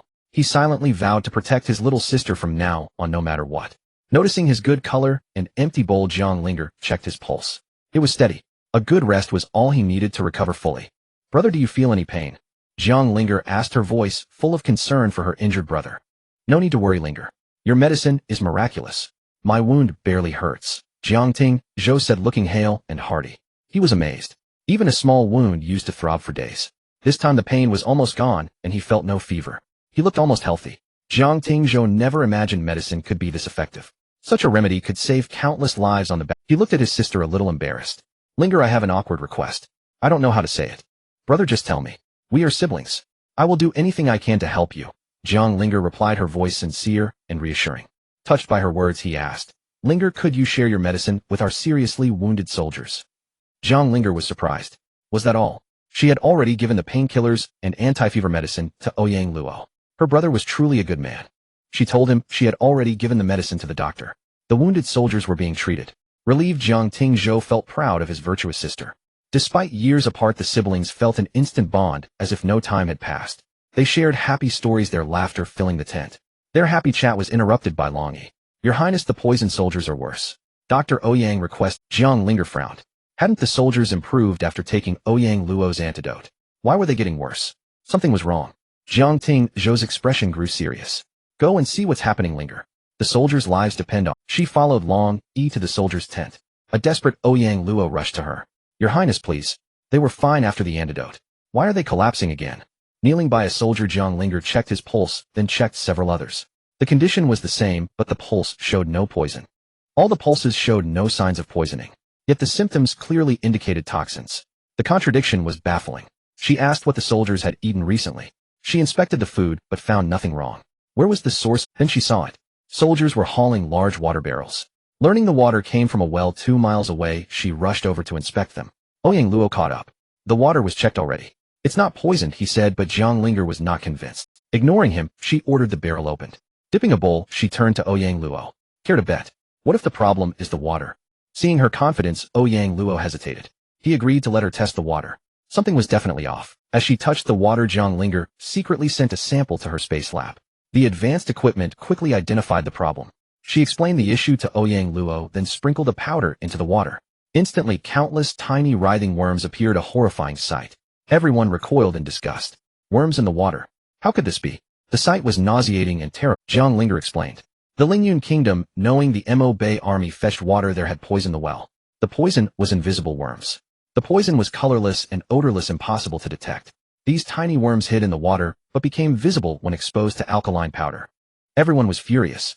The Lingyun kingdom was despicable, using such cowardly tricks to weaken their army. It was beyond shameless. Since you found the cause, do you have the cure? Many soldiers are affected. Ouyang Luo asked, hope in his voice. Jiang Linger nodded. The poison caused weakness, but the cure was simple. Just mung bean soup with a special potion she would provide.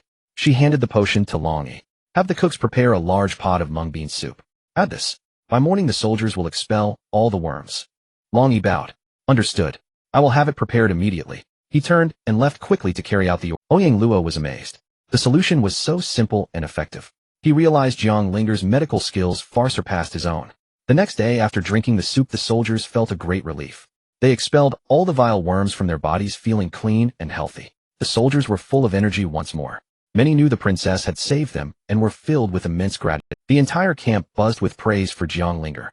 Her reputation as a brilliant and compassionate healer spread like wildfire. Some even said she was a goddess. Despite Jiang Linger healing the soldiers, the camp's water still had to be transported from outside. To eliminate the source of poisoning among the soldiers, they couldn't rely on outside water any longer. However, there was no well in the camp. Xiao Mohan summoned military officials and generals to discuss solutions, but no one had a better idea. Just as Xiao Mohan and the generals were at a loss, Jiang Linger entered saying, Your Highness, I made some donkey rolling cakes and jujube cakes for you and everyone to taste. Thank you, my dear. Xiao Mohan's tense mood seemed to dissipate upon seeing Jiang Linger. Jiang Linger placed the pastries on the table, inviting Jiang's father and several generals to taste them. Everyone's eyes lit up at the sight of the beautifully made pastries. Sidu Che picked up a piece, inspecting it closely, saying, This pastry, made by the princess, is exquisite. The taste must be great. Others also tasted the jujube cakes and donkey rolling cakes, praising them endlessly. Even Xiao Mohan. Others also tasted the jujube cakes and donkey rolling cakes, praising them endlessly. Even Xiao Mohan, who usually disliked sweets, found the jujube cake from Jiang Linger not overly sweet. Jiang's father loved the donkey rolling cakes, and these two dishes helped everyone temporarily forget about the water shortage in the camp. However, as the commander of the camp, Xiao Mohan had to keep the water issue in mind. After finishing a piece of cake, he fell back into deep thought. Jiang Linger noticed Xiao Mohan's unease and asked, Your Highness, do you have any worries? Seeing that Jiang Linger was not an outsider and knew the soldiers were poisoned due to the water source, Xiao Mohan explained the water issue to her. Jiang Linger thought it was something serious at first, realizing why the camp felt so oppressive when she first entered. Jiang Linger shared her opinion. Even if we can't use outside water, why not dig a well in the camp? It would be convenient and cleaner. Xiao Mohan shook his head, saying, Your Highness, it's not that simple to dig a well, and there are no skilled people in the camp. Jiang Linger then understood Xiao Mohan's worry. There were no skilled well diggers in the camp, which was why soldiers had to transport water from far away. Actually, digging a well isn't too difficult. As long as you find the right location and have suitable tools, it's quite simple. Although Jiang Linger had never dug a well, she had read about it in books and shared her thoughts in hopes of helping Xiao Mohan. Xiao Mohan's eyes sparkled with hope as he carefully asked, Your Highness, can you dig a well? I think I read something about it in a book. I know a little, but I'm not sure if it will work, Jiang Linger replied, not finishing her sentence to avoid disappointment. Her words undoubtedly brought hope to Xiao Mohan. Your Highness, would you be willing to give it a try? If successful, it will greatly benefit the camp. Jiang Linger nodded at Xiao Mohan. Soon they went outside and Jiang Linger circled the camp with everyone following her, puzzled about her intentions. After circling the camp, Jiang Linger found a patch of moist soil and smiled slowly. Jiang Linger asked Long Zhua and Long Yu to bring shovels and began digging there. Although they didn't know why, they trusted her judgment. Xiao Mohan looked puzzled and asked, What is the purpose of this, Your Highness? The others were also very confused. This soil is moist, indicating the possibility of underground water. I want to see if we can dig some out. If water can be found, we can solve the drinking issue. No one had heard of this method before. As Long Zhua and Long Yu worked hard, several soldiers joined in. By noon, Long Zhua exclaimed, Your Highness, we really found water. Everyone rushed to see the stream flowing. Seeing the clear water flowing, Xiao Mohan felt excited and grateful towards Jiang Linger. News of the well spread quickly throughout the camp. What? The princess actually had people dig a well in the camp. With this well, soldiers no longer had to transport. The soldiers revered Jiang Linger after learning about the grenades and bombs she designed and how they defeated the enemy. Now that Jiang Linger solved the camp's water issue, the soldiers admired her even more. Who said Jiang Linger married into the Cold King's house to shame the war god? She was clearly a treasure from heaven. At the moment the well was dug, many couldn't believe their eyes. A vice-general even tasted the water and confirmed. Everyone praised Jiang Linger's father, saying, General Jiang, your daughter is truly amazing, effortlessly solving the camp's water issue. Yes, the princess has achieved so much at such a young age. The emperor will surely reward her if he finds out. Jiang's father felt an immense pride at the compliments about his daughter, knowing she would no longer be ridiculed. Jiang Linger gained the soldiers' trust and was warmly greeted wherever she went. Xiao Mohan never expected Jiang Linger to find the water source in the camp, solving the urgent water crisis and preventing the soldiers from being poisoned again. When Jiang Linger arrived at Xiao Mohan's camp, Ouyang Luo was helping him change the dressing. She noticed his wound was healing faster than she imagined. Since Jiang Linger solved the camp's water crisis, soldiers flocked to her for advice on any difficult problem. They trusted her sharp mind and practical solutions, and she helped them daily. Jiang Linger kept no secrets. She openly shared her knowledge with everyone from survival tactics to culinary tips. Her generosity and openness strengthened the bond between her and the troops. Jiang Linger often visited the kitchen, becoming close with the cooks. She was down-to-earth and approachable, so they felt comfortable joking and chatting with her. The kitchen became her second home. The Lingyun kingdom, having lost half its forces in the previous clash orchestrated by Jiang Linger, grew unusually docile. They launched no attacks, giving the Mabe camp a much-needed respite. Jiang Linger relished the quiet days. Xiao Mohan, still healing, held war councils with his generals. She stayed away, letting him recover while she entertained herself in the kitchen. The camp life was dull and monotonous. Apart from chatting with her brother Jiang Tingzhou, Jiang Linger spent most of her time in the kitchen experimenting with new dishes. Jiang Linger constantly whipped up new snacks and taught the kitchen staff her methods. She made ginger milk curd, peach cookies, sour fish, braised beef, and spicy duck, among other delights. The soldiers' morale soared. She also taught them how to make beef noodles, spicy hot pot, jianbing, rijiamo, and sausage. Every dish was a hit with the soldiers, who lined up eagerly for meals. After tasting Jiang Linger's cooking, the soldiers' greatest joy after training was anticipating what new dish the kitchen would offer. Food became the highlight of their day. Thanks to Jiang Linger's culinary lessons, the soldiers brimmed with energy. They trained with renewed vigor, itching to clash with the Lingyun enemy and prove their strength. In contrast to the lively Mabe camp, the Lingyun camp was tense. General Huishanai had thrown out another general. The prince was constantly furious, his anger never subsiding. Huishanai shouted at soldiers daily and smashed things in his tent. Learning about Mobiai's powerful weapons made him even angrier, his jealousy burning. Huishanai had taken a military pledge, boasting to his father the emperor that he would surely defeat Mabe on this campaign. Failure was not an option. Although Huishanai was crown prince, he was incompetent. His position came solely from his mother's favor with the emperor, not his own merit. Huishanai was competitive and knew the court nobles looked down on him. To win their respect, he personally led the campaign and hired a skilled poison master as his strategist, sparing no effort. He thought this campaign would be foolproof, but Xiao Mohan survived a poisoned spear, defying all odds. Huishanai was furious at his failure. Spies reported that Xiao Mohan's camp had dug a well, eliminating the need to fetch water from outside. Huishanai's plan to poison the water supply was foiled. Huishanai angrily confronted the strategist. "You said no one would detect the poison. What happened?" The strategist trembled, unable to explain. The strategist was shocked that his odorless, colorless poison was detected. Clearly there was a master in the Mabe camp who could counter his schemes. The strategist shared his suspicion. Huishanai, at his breaking point, pressed a knife to the strategist's throat. "You have one day to find a countermeasure, or you'll face the consequences." Trembling with fear, the strategist quickly promised, "I understand, Your Highness. I will find a way to defeat Mabe." Huishanai released him with a cold snort. Huishanai snorted, "It better be. Don't keep me waiting." He also ordered his men to study Mobiai's weapons, but failed to replicate them, fueling his rage. Huishanai unleashed all his pent-up fury on the strategist. The poor man became the target of endless scolding and threats, living in fear. Only after Huishanai left did the strategist breathe. The prince appeared gentle, but was a wolf in sheep's clothing. Those who displeased him would suffer unspeakably. With the strategist's assurance, Huishanai's frown eased. He still had faith in the man's abilities, hoping he would deliver. The strategist, recognizing the difficulty of the enemy, decided to use his ultimate weapon, a secret plan to catch Mabe off guard, and win instantly. Seeing the plan, Huishanai beamed, "Excellent. Execute it as you said. Once it succeeds, I'll reward you handsomely." The strategist bowed in gratitude. The strategist thanked him. Huishanai smirked, recalling the plan. "Xiao Mohan, let's see if any deity can save you this time," he muttered, confident. Back at the Mabe camp, unaware of the plot, Jiang Linger led the cooks early in the morning to make tofu pudding. The kitchen buzzed with activity. Spotting a pile of soybeans in the corner, Jiang Linger decided to try making tofu pudding. Since it was her first attempt, she prepared only a small batch. Before dawn, the cooks were at work. Jiang Linger brought out the soaked soybeans and asked the porter Xiao Wu to grind them into soy milk using a stone mill. Without modern appliances, everything was done by hand. Fortunately, Xiao Wu was strong and handled the stone mill with ease, producing fresh soy milk quickly. Soon the soy milk was ready. Jiang Linger skimmed off the foam, filtered it through a fine cloth, and poured the strained liquid into a pot to simmer slowly.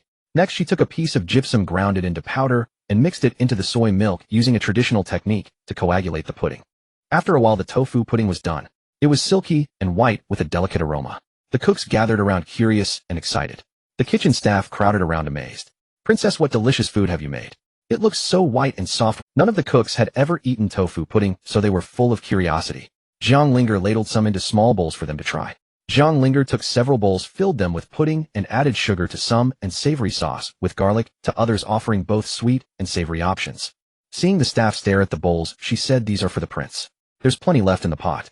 Help yourselves and season as you like." She then carried the bowls to Xiao Mohan's tent. As soon as she left, the cooks rushed to the pot, like bees, quickly dividing the remaining pudding among themselves. Everyone happily finished the tofu pudding, still craving more. Zhang Linger taught the recipe to the cooks, and soon it became a breakfast staple in the camp. Even Xiao Mohan praised it. The war dragged on, keeping them stuck at the border. Zhang Linger found the barren land dull. She missed the capital, worried her skincare products and lipsticks at the palace had sold out long ago. Zhang Linger fretted over lost profits from the long absence. She wished the war would end soon. Just as she thought this, the Lingyun kingdom launched a new attack, breaking the silence. Night fell, the camp quiet under a bright moon. Guards patrolled orderly.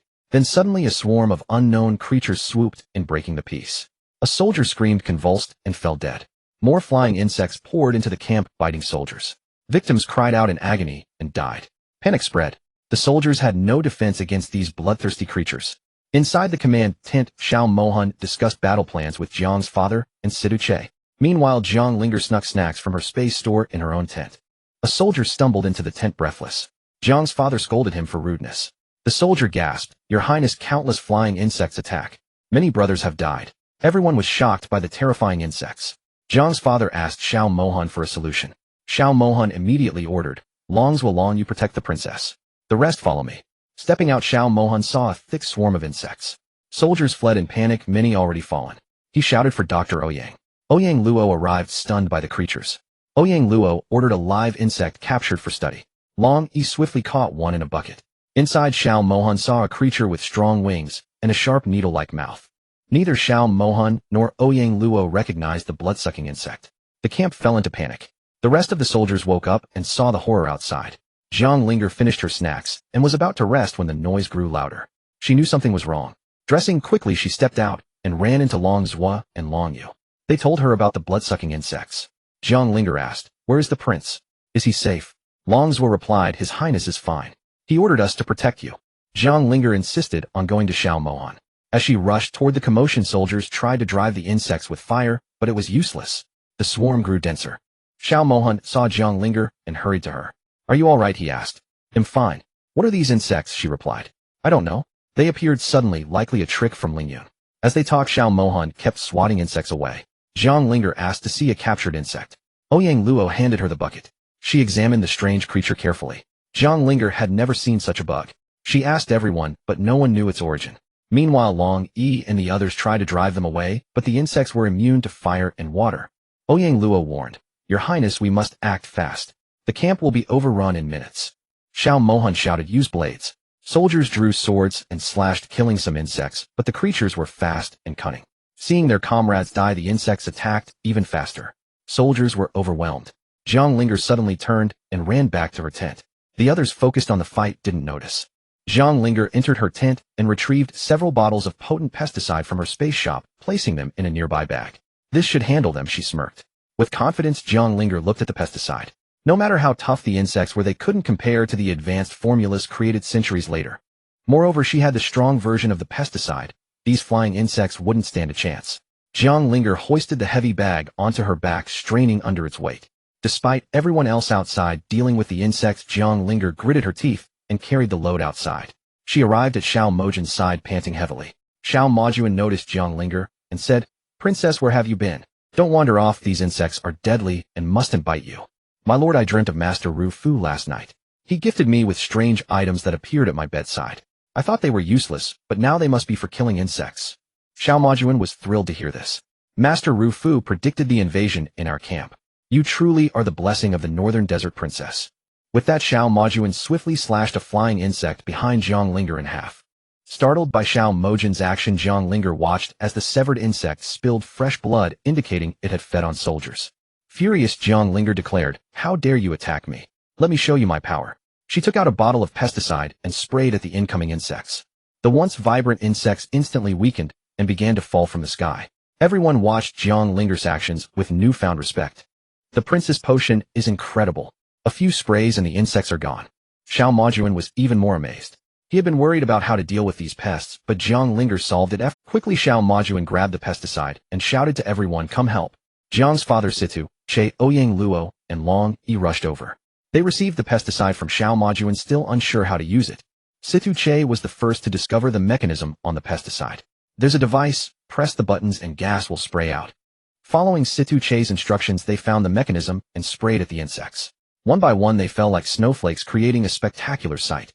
After an hour of fighting, all the flying insects were finally exterminated. Jiang Linger sighed in relief, thankful they hadn't invaded the tents. With the insects eradicated, everyone finally felt at ease. Their sudden arrival caught them off guard, but Jiang Linger's pesticide saved the day. Xiao Majuan ordered the soldiers to treat the injured, his anger flaring as he surveyed the chaos. Lingyun Kingdom has gone too far, I will avenge this. Jiang Linger knew they must resolve the Lingyun Kingdom issue quickly to avoid further underhanded tactics that would only harm the northern desert. Since the insects were toxic, Jiang Linger ordered the soldiers to burn them all to prevent further danger from their decaying bodies.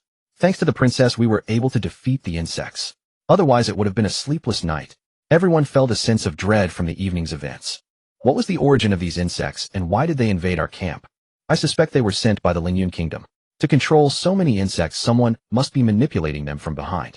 Xiao Majuan speculated. Exactly. I observed that these insects were fed human blood as larvae, which is why they have a bloodthirsty nature, Jiang Linger added. However, with this batch exterminated, they won't be easy to breed again. Raising so many takes years. Upon hearing her words, everyone felt even more disgusted by the Lingyun Kingdom's despicable tactics. Since Lingyun Kingdom dared to provoke them again, they couldn't just sit back. They must show Lingyun their might. Princess, we owe our success in dealing with these insects to you. Situ Che, a Xiao Majuan strategist, had no ideas on how to handle this sudden crisis. The insects are aggressive due to hunger. When released, their bloodthirsty nature takes over. Their fangs contain poison, causing death upon biting. Jiang Linger explained. These insects are likely secret weapons of the Lingyun Kingdom to counter the northern desert. To prevent further issues, we should resolve the Lingyun Kingdom problem quickly before they devise new tricks. Xiao Majuan nodded, asking, Princess, do you have a plan for dealing with the Lingyun Kingdom? Jiang Linger paused before asking Long Zhua, how many weapons do we have left? We rushed out, so we didn't have time to make more weapons. We brought 7 grenades, but used them all rescuing General Jiang. We have 10 bombs left, Long Zhua reported. That's enough. 10 bombs are sufficient to deal with the Lingyun Kingdom, Jiang Linger nodded. Since Lingyun Kingdom wanted to provoke them, Jiang Linger decided to teach them a lesson. She had never been schemed against like this before. Lingyun Kingdom had truly crossed Jiang Linger's bottom line. She initially wanted to spare them if they surrendered, but now she had changed her mind. It seemed Lingyun Kingdom was quite stubborn, perhaps the previous grenades hadn't intimidated them. This time Jiang Linger vowed they would not return. The Lingyun Kingdom strategist grew uneasy. They had sent bloodthirsty insects trained for 5 years and starved for 10 days to attack the northern desert camp. But none returned. Hours passed in silence. He paced nervously, scanning the sky. The absence was ominous. The strategist pulled out a long flute and played a haunting melody, the signal to recall the insects. The notes echoed through the camp, but the sky remained empty. No buzzing, no fluttering wings. His heart sank. Prince Hu Tinji, enraged, grabbed the strategist by the collar and pressed a knife to his throat. The strategist trembled, stammering that the insects were just hungry and would return after feeding. Hu Tingye's anger cooled slightly, but he warned the strategist not to fail. He kicked the strategist to the ground before storming off. The strategist, still confident in his insects, dared not complain. Unable to sleep, the strategist paced all night checking for the insects. He sent scouts to investigate the northern desert camp. The scouts returned reporting no signs of attack. The strategist was puzzled. How could the insects have vanished without a trace? He worried, but still hoped for the best. In the northern desert camp, Jiang Linger presented a brilliant battle plan. She had studied military strategy and combined it with modern tactics. The generals were impressed. Xiao Mohan agreed, ordering the troops to prepare for an attack at dawn. The soldiers, eager for revenge, prepared their weapons. At dawn, the northern desert army was ready. Xiao Mohan, clad in armor, looked majestic and imposing. Jiang Linger wore a black combat outfit, her figure accented by a patterned belt. Jiang Tingzhou, now healed, stood with his father, both in armor, determined to avenge their previous defeat. Xiao Mohan addressed the troops, his voice strong and inspiring. Today we fight for victory. Defeat the Lingyun Kingdom and avenge our fallen brothers. The soldiers cheered, their spirits high.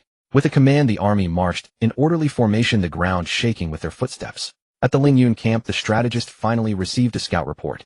The scout said the northern desert camp was quiet with no signs of insect attack.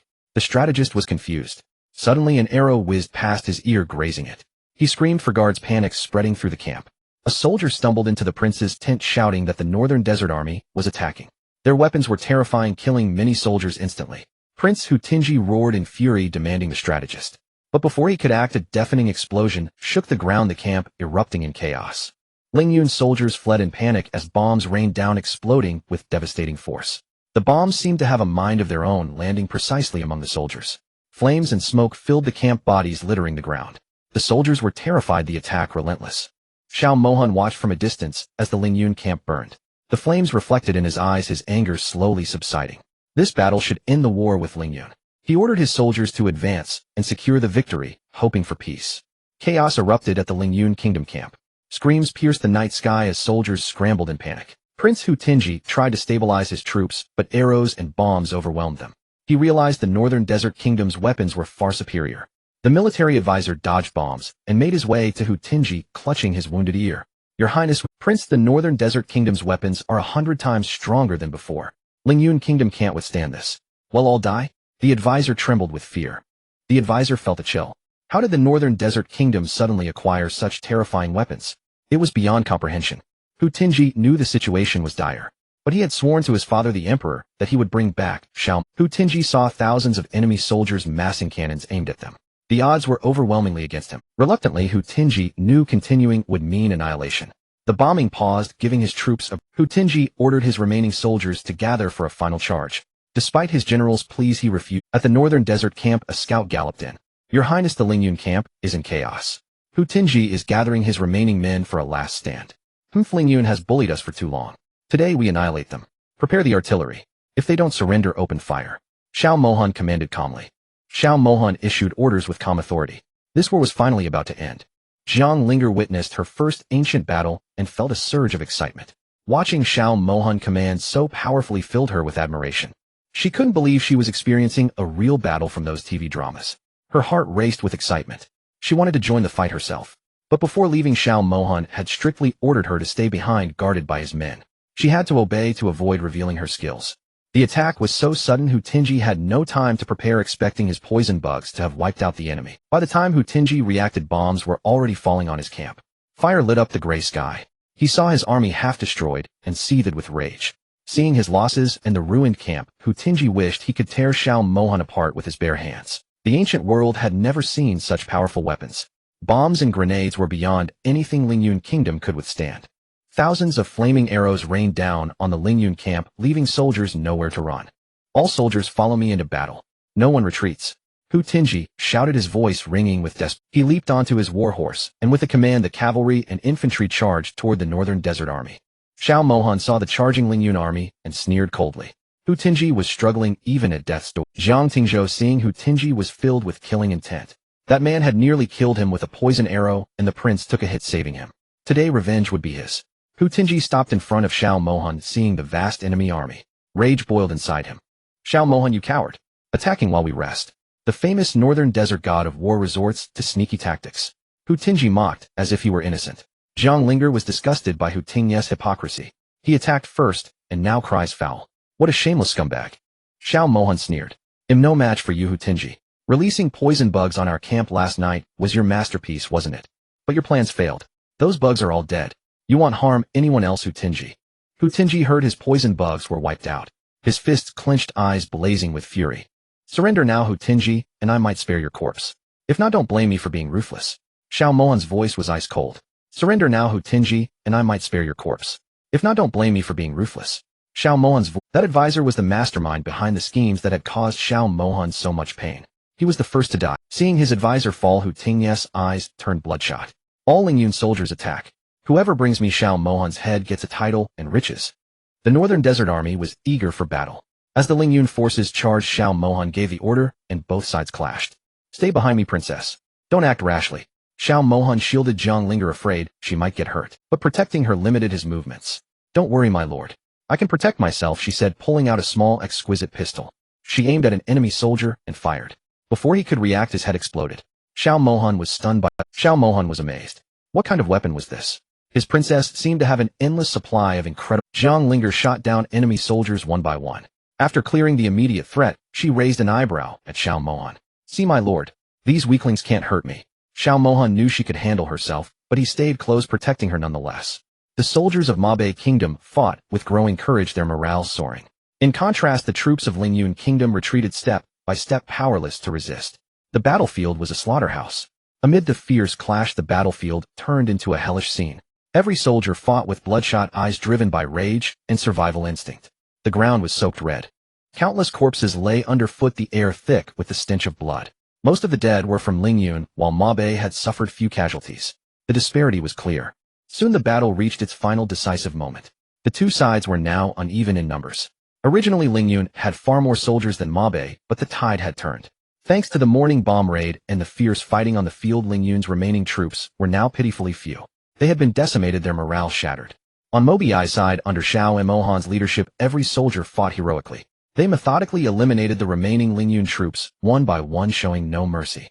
Hu Tingyi knew his cause was lost. Wounded multiple times with no reinforcements coming, he was soon surrounded by Mabe soldiers. Despair crept into his eyes. The war had lasted from dawn till noon. Finally it ended. Mabe won with overwhelming superiority, crushing Lingyun completely. The outcome was beyond doubt. Hu Tingyi knelt on one knee, his heart filled with resentment. Suddenly he burst into laughter. Who would have thought I, the crown prince of Lingyun, would end up like this? Xiao Mohan rode over and looked down at him. Hu Tingyi, this is your own doing. If you hadn't started the war, you'd still be the honored prince. Surrender now. Xiao Mohan, I plotted and schemed, but still lost to you. If not for your superior weapons, how could Lingyun have fallen? Hu Tingyi spat bitterly.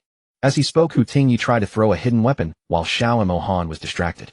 But Zhang Linger saw it. Your Highness, watch out. She cried out, warning him in time. Xiao Mohan hadn't expected Hu Tingyi to attempt assassination, even at the brink of death. A man like this could not be spared. He tightened his grip on his sword. Just as Hu Tingyi was about to launch the dagger, Xiao Mohan thrust his sword into his chest. Hu Tingyi fell unwilling, unable to utter a final word. Silence followed. Seeing their leader fall, the Lingyun soldiers dropped their weapons one by one. Mabe soldiers raised their voices in cheers. Long live the prince! Long live the prince! Long live the prince! Long live the prince! The cheers echoed. With the help of bombs and Xiao Mohan's precise battle plan, the victory was almost effortless. The remaining Lingyun soldiers became prisoners, awaiting the surrender letter from their kingdom. The war was over. The prisoners were herded into a temporary camp. Xiao Mohan and his army returned victorious. Back at the military camp, he wrote a memorial to the emperor detailing the victory and sending it to the capital via fast horse. Knowing the victory owed much to Zhang Linger, Xiao Mohan also wrote about her arrival at the border and her design of grenades and bombs, crediting her in the report. Back at the camp, Zhang Linger entered her private space to take a bath. The smell of blood from the battlefield clung to her skin, making her uncomfortable. She needed to cleanse. After bathing and dressing up a little, Zhang Linger headed to Xiao Mohan's tent. She felt a flutter in her heart, thinking about their time together recently. These days they had slept separately, but during the day they spent every moment together. Through daily contact, Zhang Linger discovered Xiao Mohan's charm and kindness. Although she had never dated in modern times, she could tell that Xiao Mohan would make a good husband. He was responsible, brave, and considerate, a perfect match. Zhang Linger's feelings for Xiao Mohan grew stronger. She thought that even if she could never return to the modern world, spending her life with a man like him in ancient times would be wonderful. Especially since Xiao Mohan was upright and handsome, fitting her ideal type perfectly. His integrity and appearance made her heart beat faster every time she saw him. Xiao Mohan had loved her since childhood and felt sorry for her suffering. So when the emperor arranged the marriage, he didn't object. He had been ready to care for her forever. He had thought Zhang Linger's foolishness would never be cured, and he was prepared to accompany her for life. He accepted his fate, but fate had other plans. But heaven gave him a surprise. Zhang Linger recovered her sanity. Xiao Mohan silently vowed to protect her while cherishing this unexpected gift with all his heart. When Zhang Linger arrived at Xiao Mohan's tent, he had just finished dispatching the memorial. Seeing her enter, his mood soared. He greeted her warmly. Consort, you're here. Why not rest a bit longer in your tent? Xiao Mohan's eyes were full of affection as he looked at her, his voice gentle and caring. Zhang Linger grinned. Today we defeated Lingyun. I want to make a special treat tonight to reward everyone. Her eyes sparkled with excitement and mischief. All right, I'll have to trouble you again. What delicacy are you planning to prepare for everyone? Xiao Mohan smiled, his gaze full of anticipation and love. Barbecue tonight. The kitchen just got a few fat sheep. Barbecue is simple and delicious. Zhang Linger's eyes sparkled as she shared her plan. Meant to sound good. But roasted lamb has a strong gamey smell that can be off-putting. Xiao Mohan recalled previous experiences, frowning slightly. Trust me, my barbecue will make you want one skewer after another, Zhang Linger said with absolute confidence, her chin lifted proudly. Over the past days, Zhang Linger had won Xiao Mohan's stomach with her ever-changing dishes. Every meal she made was warmly praised, so he looked forward to the barbecue. After chatting a bit longer, Zhang Linger went out to prepare the barbecue ingredients. She was determined to make this night memorable for everyone. Earlier, Zhang Linger had ordered Long Zhua and Long Yu to make barbecue skewers. By the time she reached the kitchen, the skewers were ready, neatly stacked. Since there were many soldiers, she had to prepare ingredients in advance. The sheep had been skinned. She planned to use a few for whole roasted lamb and the rest for skewers. Barbecue with only lamb wasn't enough. Zhang Linger asked the cooks to prepare some pork, chicken, beef, and available vegetables like potatoes, cabbage, and peppers. The kitchen staff were amazed at the variety Zhang Linger prepared. They had never thought that potatoes, cabbage, beans, eggplant, and peppers could be grilled. It was eye-opening. Zhang Linger mixed the marinade and had the meat marinated for a while to absorb flavor. Then she taught everyone the method of threading skewers, and they all got busy. Fortunately, the kitchen had many hands. Later, Jiang Tingzhou, Ouyang Luo Long, Long Zhua, and Long Yu joined in speeding up the work. Everyone worked together. By the time all the skewers were done, the sky had turned dusky. The camp was lit with torches casting warm orange light. The preparation was finally complete. Zhang Linger nodded with satisfaction at the team's work. Then she ordered the barbecue to be carried out. The night's barbecue party officially began. Cheers erupted from the soldiers. Zhang Linger ordered the skewers moved outside, then returned to her tent. She pulled out some wine and drinks from her space, repackaging them in antique bottles. Clapping her hands, Zhang Linger smiled at the prepared drinks. Just as she was about to leave, Xiao Mohan lifted the tent curtain. They both froze. "Your Highness, are you looking for me?" Zhang Linger asked with a smile. Xiao Mohan's eyes were full of affection. "Is the princess ready? The barbecue is about to start outside." "I'm ready, you'll be right there." Zhang Linger lifted a large bundle. Xiao Mohan immediately took it from her arms. "Let me carry this, princess." "It's fine, I'm not that delicate. These are drinks I brewed in the capital. I thought the camp wouldn't have such fine wine, so I brought some for you and father." Zhang Linger was making up stories again. Though she didn't brew the wine herself, she had repackaged it. So technically she contributed a little. She just wanted to enjoy modern drinks in this ancient world. Xiao Mohan looked at the heavy bundle in his arms, amazed that she could lift it. Hearing it was specially brought for him, his heart felt sweet as honey. He conveniently ignored that she mentioned her father too. When they stepped outside, Long had already set up the grill and charcoal. Long Zhua and Long Yu had experience from before, so everything was ready. Long Yu had heard so much about the princess barbecue and couldn't wait. Jiang Tingzhou was helping Long Zhua and Long Yu, listening to them describe the delicious food Zhang Linger had made in the palace. His stomach growled with anticipation. He wanted to taste everything after returning to the capital. Zhang Linger saw the grill was ready with plenty of charcoal. She had Long Zhua and Long Yu teach the soldiers and cooks the grilling method. The barbecue officially began. With nothing else to do, Zhang Linger decided to grill some skewers herself. "Your Highness, my barbecue skills are pretty good. Want to try?" She winked at Xiao Mohan. Xiao Mohan was delighted. "I'm sure the prince's skewers will be delicious. What do you need me to do? Just tell me. Just sit and wait to eat." She rolled up her sleeves and grabbed some lamb skewers. Zhang Linger grilled with great focus. Xiao Mohan watched her every move. Under the glow of the charcoal, her face flushed slightly, adding charm. 2 strands of hair by her ears gave her a playful look. Xiao Mohan was so captivated that he didn't realize she was looking back. Their eyes met. He coughed awkwardly and took a sip of tea to hide his embarrassment. His ears turned red. Zhang Linger hadn't noticed his expression, too focused on the barbecue.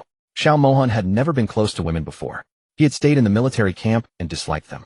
But since waking up, he knew Zhang Linger was the one he wanted to protect forever. Xiao Mohan hadn't planned to marry early, but when he heard the bride was Zhang Linger, he inexplicably agreed. Maybe it was fate. Now he watched her, feeling incredibly lucky. Soon Zhang Linger finished a full plate of barbecue lamb, pork, beef, chicken, plus grilled potatoes, beans, and garlic. She sprinkled seasoning on all, skipping chili for Xiao Mohan's sake. Xiao Mohan looked at the plate of barbecue, already fragrant. Jiang Tingzhou, Situ Che, and Ouyang Luo inhaled deeply. "Linger, how is your barbecue so aromatic? It's enough to make anyone drool." The others nodded in agreement. Xiao Mohan said, "I always thought lamb and beef would be gamey, but this is incredible. I was too ignorant. Don't just stand there. Eat while it's hot," Zhang Linger urged. Zhang Linger picked up a lamb skewer and took a bite. The taste was just right. She hadn't embarrassed herself. Xiao Mohan bit into one, and his eyes lit up. "Excellent. Crispy outside, tender inside. Perfectly grilled." Others echoed, "Exactly. The heat is perfect, not greasy, and it has a special flavor." Ouyang Luo mumbled with food in his mouth. Everyone tasted the skewers and was amazed. The barbecue was a huge success. Everyone had eaten barbecue before, usually in the wild when hunting. They'd roast meat directly over a fire. No, Xiao Mohan and his men had tasted many roasted meats, but never one so perfect. Crispy skin tender inside, bursting with flavor. Jiang Linger's barbecue tonight was a feast they would never forget, leaving everyone completely satisfied. Jiang Tingzhou found the skewer method fascinating. Watching Long Zhua and the others, he thought, if my sister can do it, but reality was harsh. Despite his confidence, Jiang Tingzhou burned every single skewer, turning them black and charred. Long Zhua and the others went begging him to stop. But Jiang Tingzhou stubbornly tried again, with the same disastrous result. Finally, Jiang Linger smelled the burning and stepped in, stopping her brother from ruining any more meat. Only then did Jiang Tingzhou give up, sitting down with a puzzled look, muttering, "Why? I followed the same steps as Linger." With a sooty face and confused expression, he looked hilarious. Jiang Linger burst out laughing at the sight of her. Hearing his sister's laughter, Jiang Tingzhou protested, "Sis, look at me like this, and you still laugh at me. Haha, you look like a little sooty cat. Don't be discouraged. Barbecue takes talent.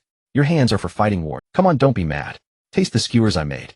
Jiang Linger teased, handing him a perfectly cooked stick. Through these days together, Jiang Linger had learned everyone's personalities.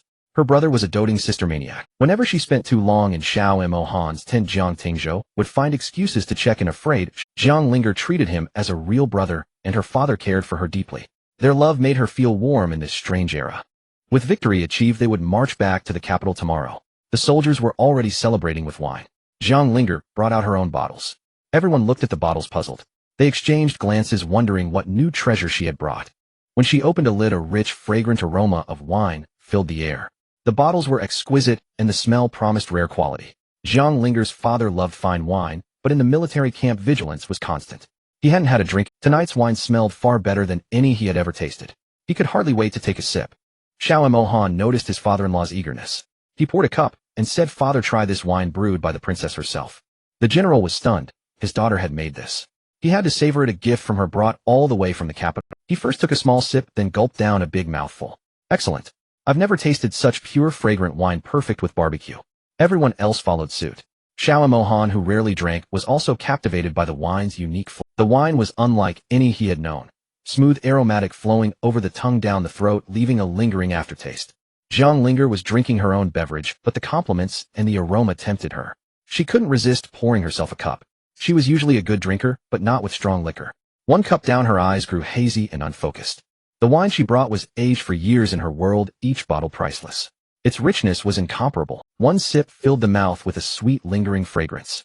Even a tiny taste left a lasting impression. Drunk Jiang Linger saw Xiao Mohan's handsome face blurring before her. Impulsively, she cupped his cheeks. She leaned in and gave him a loud kiss on the lips. Xiao Mohan froze, utterly stunned by her sudden move. The taste of wine lingered on his lips from her kiss. The mighty war god of Mabe was at a loss, completely flushed. His breathing quickened. Fortunately, everyone else was already drunk and hadn't noticed their intimate moment. Xiao Mohan felt relieved. If anyone had seen, especially his father-in-law and brother-in-law, it would have been awkward. He wanted to deepen the kiss, but with others around and her drunk, he held back. It wouldn't be honorable to take advantage. Gently, he stroked her face, afraid his calloused hands would hurt her smooth, egg-like skin. He was so careful. Jiang Linger's father and Sidu Che were also tipsy, but none of them wanted to put down their cups. Xiao Mohan thought about limiting the drinking, but knowing what they had been through, he let them celebrate the victory over. After several rounds of drinks, the night deepened as everyone returned to their tents to rest. The lively night came to an end with only the moon casting a faint glow and soldiers patrolling occasionally. Xiao Moken worried that Jiang Linger would feel unwell after drinking too much, so he carried her to his tent.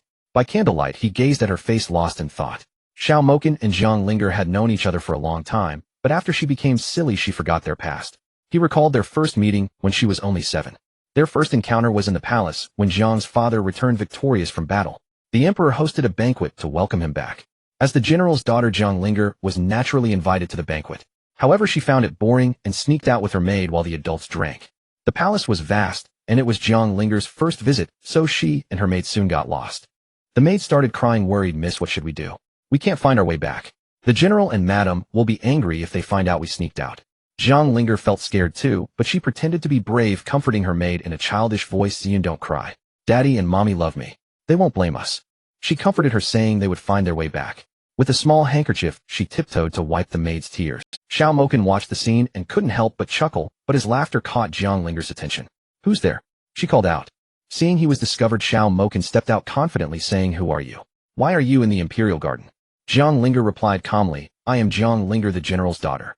I came to the banquet with my mother and brother." "Who are you hiding back there?" Xiao Moken smiled when he heard this. He hadn't noticed her status before. He admired her father the general for his bravery in battle. When he learned of the general's return and the banquet, Xiao Moken wanted to join, but wasn't invited due to his mother's reason. His mother had fallen ill days ago and didn't receive an invitation, leaving him off the guest list. That night, he gazed at the brightly lit banquet and unintentionally found himself here witnessing the scene before. Remembering Zhang Linger's question, Xiao Moken replied, "I am Xiao Moken and." Just then Zhang Linger looked at the handsome older boy and thought he was truly charming. But before she could admire him further, her mother came looking for her. Zhang Linger had no time to say more to Xiao Moken and left with her mother. However, she suddenly turned back and waved goodbye with a smile. In that instant, Xiao Moken felt as if his heart had been struck. He couldn't quite express the feeling. Deep down, Xiao Moken had always felt lonely. Despite being a prince, he felt trapped in the grand palace. Since childhood, he hadn't been favored by the emperor. Despite striving to prove himself, he remained unnoticed. Only his mother, brother, and nurse cared for him. When he was born, the emperor was overjoyed, often visiting to hold him. But when he turned 7, a fortune teller predicted misfortune would come from him. Shortly after, a loose tile almost fell on the emperor. Initially, the emperor dismissed superstitions, but more incidents confirmed it, causing him to distance himself from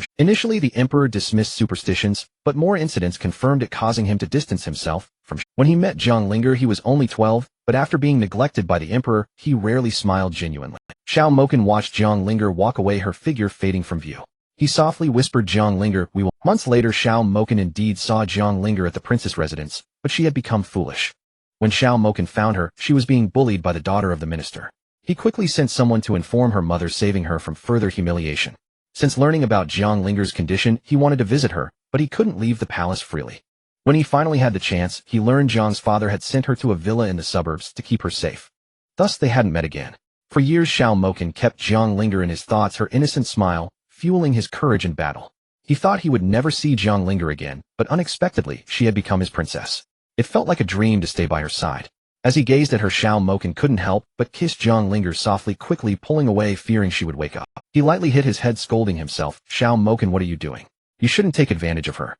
He felt like Fortunately, Zhang Linger slept soundly and didn't wake up from his unexpected action. Otherwise it would have been. That entire night, Zhang Linger slept peacefully, while Xiao Moken only dozed lightly, afraid she would wake up thirsty. Zhang Linger drank a bit of wine and slept deeply, not waking up once all night. She slept straight until the sun was high in the sky. When Zhang Linger finally stirred awake, she stretched her limbs. Something felt off. Why did she hear the sound of horses' hooves all around her?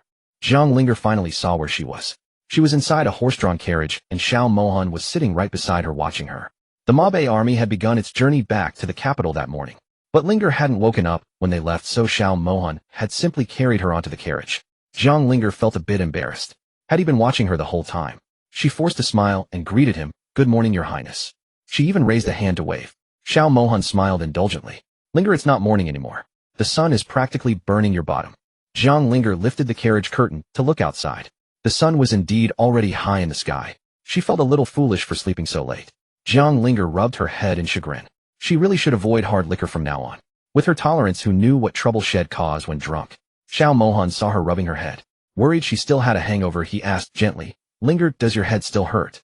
I had some hangover tea prepared." He handed her the cup of hangover tea he had prepared. "Drink a little, it will help." Zhang Linger took the cup, a little embarrassed. She took a sip. The taste was not great. But not wanting to waste his kindness, she drank it all down. An awkward silence fell between them. Zhang Linger didn't speak, and Xiao Mohan didn't know what to say. They just sat there not looking at each other. Suddenly the carriage jolted over a bump. Zhang Linger nearly fell off her seat. Quick as a flash, Xiao Mohan reached out and steadied her. Their hands met. Zhang Linger held on tightly. These ancient carriages were so unstable. She thought to herself, still gripping his hand. Once she was steady, she realized their hands were still clasped. She quickly pulled away, stammering an apology. "I'm sorry, Your Highness, the carriage is so unsteady." Xiao Mohan just smiled. "There's no need to apologize, Linger. We are husband and wife.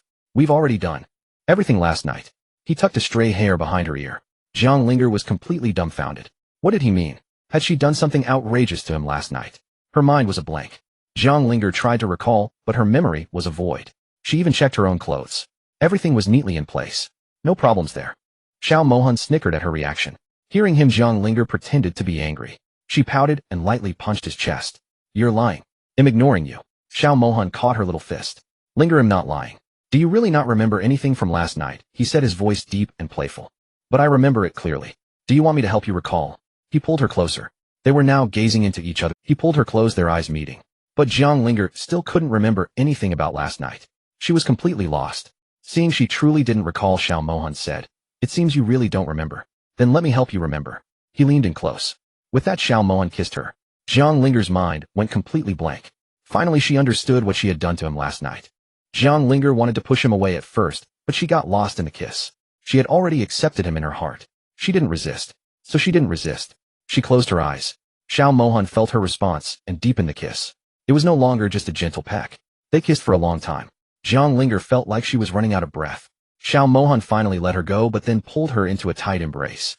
No wonder Xiao Mohan had changed how he addressed her. So something really had happened between them last night. She felt a fluttering in her heart. Jiang Linger had never been in love in either of her two lives. Her first kiss had just been given to Xiao Mohan. Or rather, it had been given last night. Xiao Mohan held her tightly, his chin resting on her head. "Linger," he whispered tenderly. "Promise me you will never leave me, okay?" Jiang Linger didn't know what the future held for them, but she wanted to try with him. She was already his wife. Jiang Linger looked up at him. "Your Highness, what I want is a love where it's just the two of us growing old together, never to part. Can you give me that?" Xiao Mohan caressed her cheek. "Linger, rest assured. In this life, I will only have you. I will never take a concubine. I will only love you for the rest of my life." "Is that true, Your Highness?" she asked. "What if the Emperor insists on you taking a concubine?"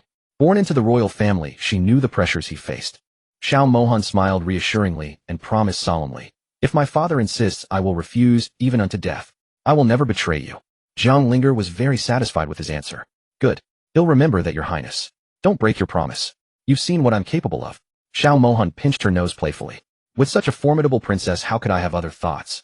If I break my vow, may I be struck by lightning." "Don't say such things, Your Highness." Jiang Linger scolded, shooting him a reproachful glare, as if blaming him for making such a reckless vow. Seeing her upset, Xiao Mohan quickly apologized. All right, it's my fault. I made you angry again. You must be hungry waking up so late. They'll have someone prepare some food." Xiao Mohan ordered Long Yi to stop the carriage. He stepped out, instructing the army to take a break and rest. Soldiers immediately began their tasks. Some started fires to cook food. Others tended to the horses, feeding them hay and grain. The camp was bustling. Once Xiao Mohan was gone, Jiang Linger touched her own still warm cheeks. She replayed the moments in her mind. So this was what falling in love felt like. It wasn't so bad, she thought to herself. A small secret smile played on her lips. She felt a new warm feeling blossoming in her heart. After nearly a month of marching, the Northern Desert Army finally arrived at the capital. The troops were large, and Jiang Linger, having never traveled so far, was curious about everything she saw. To let Jiang Linger enjoy the scenery, Xiao Mohan ordered the army to slow down. Half a month earlier, the palace had already received his memorial reporting the victory. The emperor was pleased with Xiao Mohan's triumphant return, but felt heartache reading about his serious injury, saved by Jiang Linger. He hid his concern. The emperor complained to his eunuch, "Humph, this son of mine is getting more useless, needing his own princess to rescue him." Yet his tone held hidden affection. He added, "But it's good that the Han princess is no longer foolish. Otherwise the royal family would be mocked by the people for having a simpleton princess." Eunuch Da, an old servant, understood the emperor's true concern despite his harsh words. He knew the emperor cared for the Han prince, but was too proud to admit it. He respectfully said, "Your Majesty, the Han prince has made great contributions. Lingyun Kingdom will not dare to invade again. The Han princess also designed powerful weapons." Eunuch Da continued, "Without her timely arrival, the war would have dragged on for months. She is truly remarkable." The emperor nodded, deep in thought. The emperor reflected that Jiang Linger, once simple-minded, was now exceptionally clever. He hoped she could help the Han prince. She was indeed a good choice as daughter-in-law. News of Xiao Mohan's return reached the empress. Furious, she clenched her fists. That Xiao Mohan has 9 lives. He didn't die, and even defeated Lingyun Kingdom. The empress gritted her teeth. "I underestimated him. This time he was lucky, but next time won't be so easy." The crown prince agreed, urging faster action. The crown prince said, "Mother, we cannot delay any longer. Xiao Mohan will receive rewards from the emperor. We must act before he gains more favor." The empress nodded. "Yes, we can't wait. I've been uneasy lately. With his victory, the emperor will surely reward him. We must strike quickly." The empress and crown prince were full of wicked schemes. But this time their calculations would go wrong. They underestimated their opponents. Inside the capital, countless citizens gathered spontaneously to welcome the triumphant Han prince. The streets were packed, people craning their necks in anticipation. Finally, Xiao Mohan appeared in the distance, clad in armor, riding a fine horse.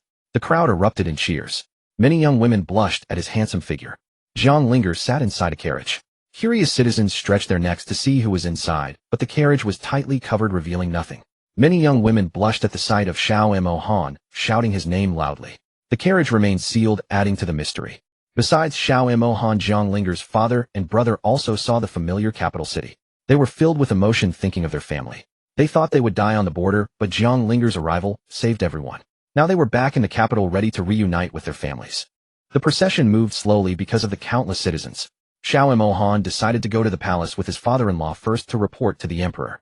He ordered Long Yun and Long Yu to escort Jiang Linger to the Han Prince's mansion first. The two guards nodded and led the carriage away.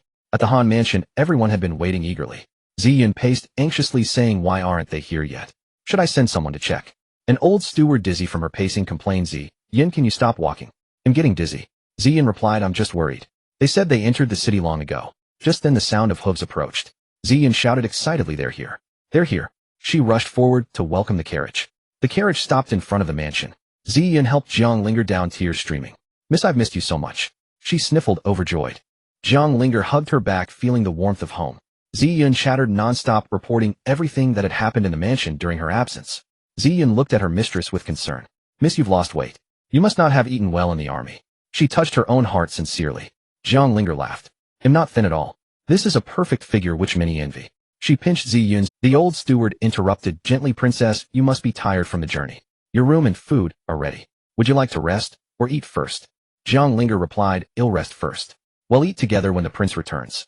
The steward nodded and ordered the servants to bring her luggage inside. As they walked inside, Jiang Linger told Ziyun to call her princess instead of miss from now on, since she was the prince's wife. Ziyun quickly agreed. Ziyun realized her mistake and promised to address her correctly. She felt a bit embarrassed, but quickly brightened up, continuing to talk about the mansion's affairs. Entering her room, Jiang Linger asked for a bath. She hadn't had a proper soak in days, only simple washes in the carriage to avoid exposing her space. She longed to soak in the hot water, feeling dirty from the journey. Now back home, she could finally relax. She also decided to use a face mask to care for her skin. The wind and sun at the border had made her skin less delicate. She resolved to restore her beauty now that she was back. Vanity. No self-care. Xiao Mohan and General Jiang arrived at the palace gates. Eunuch Da and the civil and military officials had already assembled, waiting respectfully. The grand entrance loomed, decorated with golden dragons. A hush fell as the heroes approached, their armor gleaming under the midday sun. Soldiers and officials shouted in unison, "Welcome back, Prince Han and General Jiang. Victorious return." The shouts echoed across the courtyard. Xiao Mohan's expression remained calm, but his heart swelled with mixed emotions. He scanned the crowd, searching for familiar faces. Xiao Mohan stood tall in his battle armor, his presence commanding attention. He was the most outstanding figure among the crowd. Officials whispered praises, some even discussing which daughter might be suitable to marry him as a secondary consort. Although Xiao Mohan had experienced such scenes many times before, his mood today was completely different. The weight of the poison in his body made him see the palace's dangers with new eyes. He no longer craved glory or power. All he wanted was peace for his mother, brother, and his wife. Eunuch Da hurried forward to greet Prince Han. "Your Highness, General Jiang, His Majesty, has been waiting. Please follow me to the throne hall." The eunuch bowed deeply, his voice respectful. Xiao Mohan nodded and began walking toward the palace, his heart heavy. "Thank you for your trouble, Eunuch Da." Xiao Mohan replied calmly. He and General Jiang followed the eunuch into the palace. Along the way, Xiao Mohan's thoughts churned. Knowing he had been poisoned by a mysterious curse made him see the deep palace's dangers more clearly than ever.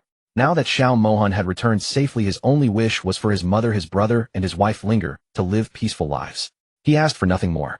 The poison in his veins reminded him that the palace was a den of deception, and he had to protect his loved ones at all costs. As Xiao Mohan and his party approached the throne hall, his mother consort Yin Qianqian could no longer sit still in her palace. She paced back and forth anxiously, her hands clasped together, praying for her son's safe return. Her heart beat rapidly with anticipation. Consort Yin sent her trusted maid Gue Momo to check on the prince's arrival. Gue Momo had served the consort since childhood and understood her worry. "Your Highness, do not worry. I will go see and return quickly," the old maid said before hurrying out. After hearing the maid's words, Consort Yin finally sat down. Her other son, third Prince Xiao Ziyu, who was sitting on the soft couch, reached out and held her hand. "Mother, do not worry. Fifth brother has returned safely. You can rest easy now," he said gently. Hearing her son's words, Consort Yin felt a pang of guilt. She blamed herself for not being able to win the emperor's favor, forcing her young son to go to war at such a tender age. Every time Xiao Mohan went to battle, she could not sleep peacefully, praying day and night for his safety. Since Xiao Mohan went to war, Consort Yun had taken up vegetarianism and Buddhist prayer, hoping her sincerity would ensure his safety. She burned incense before the Buddha statue every morning and evening, praying for her son's safe return. Finally, her prayers were answered. Meanwhile, Xiao Mohan arrived at the Golden Throne Hall. He stood in the center of the hall surrounded by civil and military officials. The emperor sat on the high throne majestic and solemn. Xiao Mohan knelt and performed the ritual greeting. "Your son pays respects to your majesty and empress," he announced. "Rise," the emperor's voice echoed, deep and powerful. Xiao Mohan and General Jiang stood up. The emperor then praised their victory. "Prince Han and General Jiang, your victory over the Lingyun kingdom has boosted our nation's morale. You have guarded our country well. I shall reward you handsomely." Eunuch Da stepped forward and read the imperial decree aloud. "Prince Han and General Jiang fought bravely against the Lingyun kingdom, protecting our people. The Lingyun kingdom has now submitted a peace treaty promising no more wars. For their exceptional performance, step forward to receive rewards." Prince Han bravely killed the Lingyun crown prince, making a great contribution. The princess consort designed ingenious weapons that were unparalleled. "I hereby reward Prince Han with command of 300 troops and a golden token of immunity for the princess consort." The decree continued with more rewards. "Reward Prince Han and his consort with 10,000 acres of land, 10,000 taels of gold, 100 bolts of silk, 1,000-year-old lingji mushroom, 1,000-year-old ginseng, and 20 chests of gold and silver jewelry." The list went on, and the officials murmured in awe. General Jiang is promoted to first-rank Grand General, and young General Jiang to second-rank General. Reward them with 1,000 taels of gold, 1,000 acres of land, and 10 chests of jewelry. The emperor rewarded everyone fairly. Xiao Mohan and the others thanked the emperor. After the rewards, the emperor dismissed the court, but kept Xiao Mohan behind for a private audience in the imperial study. Xiao Mohan was surprised, but followed Eunuch Da. He wondered what his father wanted to discuss. The walk to the study felt longer than usual. Eunuch Da knew that there was a rift between father and son, but the emperor truly cared for the prince. In the palace, however, one had to be cautious. The emperor had to act cold to protect consort Yun and her sons from political enemies. Eunuch Da hoped to bridge the gap. "Prince Han, you have suffered during this campaign. Fortunately, the Lingyun kingdom has surrendered, ensuring peace for our country." Eunuch Da spoke in a low voice. Xiao Mohan replied, "As a royal, I have been tasked with defending the country since childhood. Even death on the battlefield would be without regret. How is my father's health these days?" Although Xiao Mohan was not favored in the palace, he was filial and cared deeply about the emperor. Eunuch Da replied, "Rest assured, your highness. His majesty has been well, but he often misses you and has had trouble sleeping." The eunuch hoped to soften the prince's heart. Xiao Mohan remained silent. Did his father truly worry about him? Or was it just concern about the Lingyun kingdom breaking through the gates? He did not know. The poison in his body made him mistrust everything. He simply followed Eunuch Da into the imperial study without another word. When Xiao Mohan entered the imperial study, the emperor was practicing calligraphy. The emperor did not stop when he saw his son. Xiao Mohan knelt and greeted. "Your son pays respects to your majesty." Only then did the emperor finish writing the last stroke, and said, "Rise." The emperor looked up at his son. He had grown up, no longer the timid boy he once was. A trace of emotion flickered in the emperor's eyes, but he quickly suppressed it. "I heard you were seriously wounded in this campaign. How are you now?" His voice was cold, but carried concern. "Father, rest assured. My wounds have been treated in time by the princess consort, and I am now out of danger." The emperor raised an eyebrow. "Oh, your wounds were treated by the princess consort. How is it that after her illness she not only designs weapons, but also heals?" The emperor was puzzled. "When did the princess consort become so capable?" Xiao Mohan replied, "Yes, father. Without her I would have been in grave danger." He did not exaggerate her merits, but stated the facts. However, he did not mention the poison curse, wary of spies in the palace. Xiao Mohan chose not to reveal the poison curse to the emperor. The palace was filled with eyes and ears, and any word could reach the one who had cast the curse. He had to be extremely cautious. For now he would act as if nothing had happened, protecting his family in his own way. The emperor nodded slowly. "Very well. Since you are recovering, take good care of yourself." Dismissed. Xiao Mohan bowed and withdrew. As he left the study, he felt the weight of the crown on his shoulders. The path ahead was treacherous, but he would walk it for his family. Outside the study, Eunuch Da caught up with him. "Prince Han, may I walk you back?" Xiao Mohan shook his head. "I wish to visit my mother first." He strode toward the palace of splendid beauty where his mother awaited. His steps were firm, but his heart was heavy with unspoken secrets. Consort Yun's palace, the palace of splendid beauty, was quiet. The moment Xiao Mohan stepped through the gate, his mother rushed out, tears streaming down her face. "My son." She embraced him tightly. Third Prince Xiao Ziyu stood behind, smiling. Xiao Mohan felt a warmth in his chest. "Mother, I am fine. Do not cry." Xiao Mohan gently wiped away her tears. Consort Yun sobbed. "You have suffered so much. I prayed every day. Finally the Buddha heard me." Xiao Ziyu added, "Brother, we have missed you. Now that you are back, the family is complete." After the reunion, Xiao Mohan sat down with his mother and brother. He told them about the battle, omitting the parts about the poison. He did not want to worry them. Linger has been a great help. Her inventions saved many lives, he said proudly. Consort Yun smiled relieved. I must go back to the prince's residence now. Linger must be waiting for me. Xiao Mohan stood up. Consort Yun nodded reluctantly. Take care of yourself. Come visit often. Xiao Mohan promised he would. He left the palace his heart lighter after seeing his family. The poison still gnawed at him, but he would find a way. Back at the prince's residence, Xiao Mohan found Linger waiting in the courtyard. She was holding a newly designed blueprint. When she saw him, she ran over.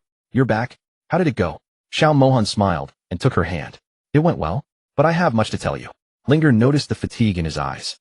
You look tired. Did something happen? Xiao Mohan pulled her into his arms. I have been poisoned. A curse. But I didn't tell anyone. I need your help to find a cure. Linger's eyes widened in shock, but she nodded firmly. Together we will find a way to break the curse, Linger declared. She led him to the study where she had already gathered medical texts. I will not let you suffer. Xiao Mohan felt a surge of gratitude. With her by his side, he felt he could face any danger. That night, they worked late into the night searching for clues about the curse.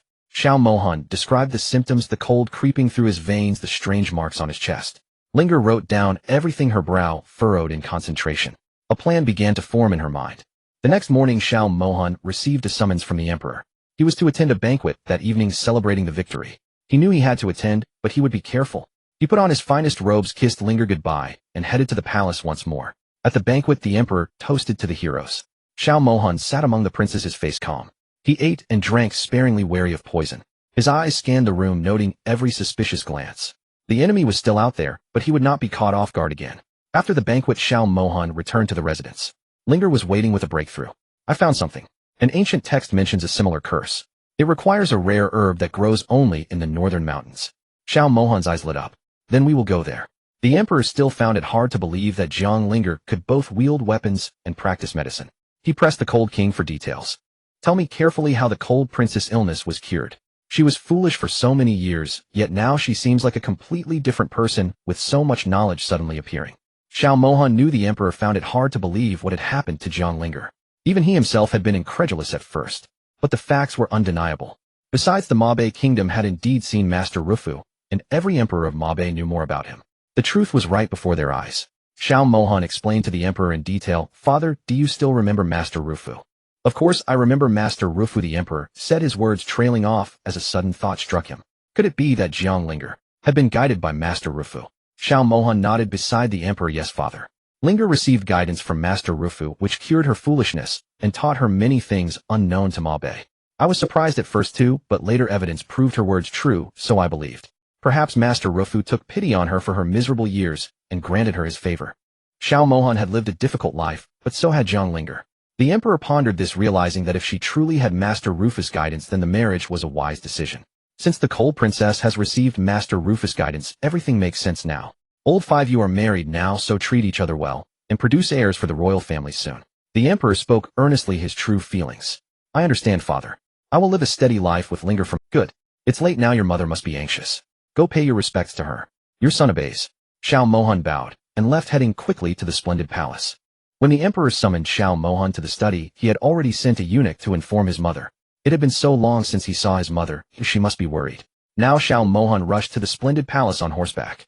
Their noble consort Yun and the third prince were already waiting, looking forward eagerly. Yun Xiang'a looked at the dishes on the table, wondering when the emperor and Xiao Mohan would finish talking.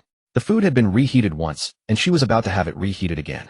Then she heard noble Lady Gui's happy voice, Your Highness, the prince is here.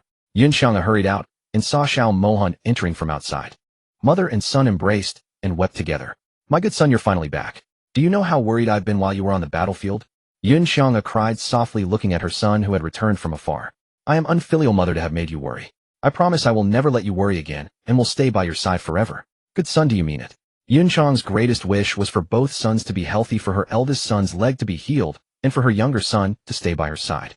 Yes, I will never leave mother again. Now that Ling Yun has surrendered, Mabe no longer needs to fight. I can stay and accompany mother. Since going to war, Xiao Mohan had rarely seen his mother. To protect his sick brother and gentle mother, he had to force himself to become strong. Otherwise, in this vast palace, they would be prey to others. Xiao Mohan never wanted to see his mother being bullied by others without daring to speak, only to cry alone at night. So from that time on, he vowed to protect her and his brother when he grew up. Now Xiao Mohan had achieved that. With his countless military achievements on the battlefield, he made many fear him. His brother Xiao Ziyu watched his younger brothers safe return, happy beyond words. If it weren't for me, my brother wouldn't have had to go to war at such a young age. All this was to protect mother and me. I am useless, unable to protect them. Xiao Ziyu was deeply troubled by his own body. All the imperial physicians said his leg could not be healed, so he had given up. Xiao Mohan noticed his brother's low spirits and quickly comforted him. Brother, don't blame yourself. Going to war was always my dream. To lighten the mood, Yun Xiang'a quickly changed the subject. Enough, you two. It's been so long since we've seen each other. Now that Hainer is back, you can catch up properly. My good son, you must be hungry after being away so long. I've prepared some food, all your favorites. Yun Xiang'a took Xiao Mohan's hand and led him to the table, ordering the servants to serve. The two brothers sat together, their bond as close as in childhood. During the meal, Yun Xiang'a did not forget Jiang Linger and asked Xiao Mohan about her. In your letters, you said Linger's illness was cured, and she even made grenades and bombs that helped defeat Lingyun. Is that all true? Xiao Mohan swallowed his food and replied, Mother, everything I wrote in the letter is true. Linger is completely cured now, and we love each other. You don't need to worry about me being alone forever. Yun Xiang'a cried again after hearing this. A Taoist had once said Xiao Mohan's fate was bad, that he would harm his father and elder brother and live alone forever. When the emperor arranged the marriage, she had wanted to stop it, but Xiao Mohan agreed directly. Yun Xiang'a thought the Taoist's words had come true, since Jiang Linger was a foolish woman. Xiao Mohan had clearly told his mother that he would only have one official wife and would not take any concubines. So Yun Xiang'a thought he would live alone forever. But unexpectedly, Jiang Linger's illness was suddenly cured. Yun Xiang'a believed that heaven had taken pity on Xiao Mohan's hardships and sent Jiang Linger to save him. The empress returned to her chambers after the banquet. She turned to her senior maid, frowning in confusion. How does Yun Xiang'a appear so radiant today? Wasn't she supposed to be frail and ill? Her voice dripped with suspicion and jealousy. The maid replied respectfully, Your Majesty, the imperial consort likely knew the emperor would visit. She used makeup to hide her true complexion. The empress nodded slowly, convinced the poison was still working undetected. The head maid's words made sense. The poison the empress had given Yun Xiang'a was undetectable. By the time anyone noticed, it would be too late. A cold smirk curled on the empress' lips. The empress chuckled coldly. Yun Xiang'a, you are the only one worth my schemes. Enjoy your final days. She turned away, her eyes gleaming with malice. The maid bowed in silence. Meanwhile, Xiao Mohan faced obstacles while gathering evidence of the prime minister's corruption. Despite the resistance, he ultimately obtained all the incriminating documents. He examined them with a sharp gaze. However, the prime minister had been cautious. He carefully distanced himself from the crime, leaving no direct evidence against him. Xiao Mohan frowned, but he had captured the prime minister's closest ally. The prime minister had hired assassins from the Triple Tower to kill Xiao Mohan. He expected no survivors. But his plan failed. The assassins were all eliminated, and Xiao Mohan returned unscathed. The prime minister waited anxiously in his mansion for news of the assassination. No one came. He sent a scout only to learn the shocking truth: every single assassin had been killed. The prime minister collapsed into his chair upon hearing the news. No survivors from the Triple Tower. Impossible. He trembled, realizing the threat Xiao Mohan posed. His hands shook. He muttered to himself, Xiao Mohan. When did he become so powerful? Those were the best assassins money could buy, and he wiped them out. Fear crept into his heart. Shocked, the prime minister remembered Xiao Mohan was investigating the disaster relief funds. He immediately ordered his men to destroy any evidence linking him to the corruption. But the prime minister didn't know that Xiao Mohan had already reached Yun County and secured the evidence. The documents were now in the prince's hands, safe and sound. Although the evidence didn't directly implicate the prime minister, it incriminated his most trusted subordinate.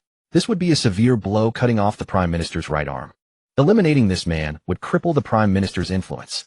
With the evidence secured, Xiao Mohan rushed back to the capital without delay, riding hard through the night. Back at his mansion, Xiao Mohan learned that Jiang Linger had been staying in the palace. He quickly changed clothes and headed to the palace, concerned for her safety. Xiao Mohan entered the palace and first went to see the emperor. He presented the evidence of the disaster fund embezzlement, laying it before the throne with a steady hand. The emperor flew into a rage. These people have no fear of me. They dare to steal relief funds. To summon the prime minister immediately. His voice thundered through the hall. The prime minister arrived, quickly spotting Xiao Mohan in the study. He thought, that cursed prince survived again. But I covered my tracks. Even if he found something, I can deny everything. Before the prime minister could even greet the emperor, he was met with a fierce reprimand. The emperor's anger was palpable, the air thick with tension. The emperor threw the memorial at the prime minister. Look at what your subordinates did under my nose. Embezzling relief funds. Do they have 9 lives? He was livid. The prime minister scanned the document and quickly put on a fawning expression. Your Majesty, please calm your anger. I have investigated and recovered the funds. The guilty party has committed suicide.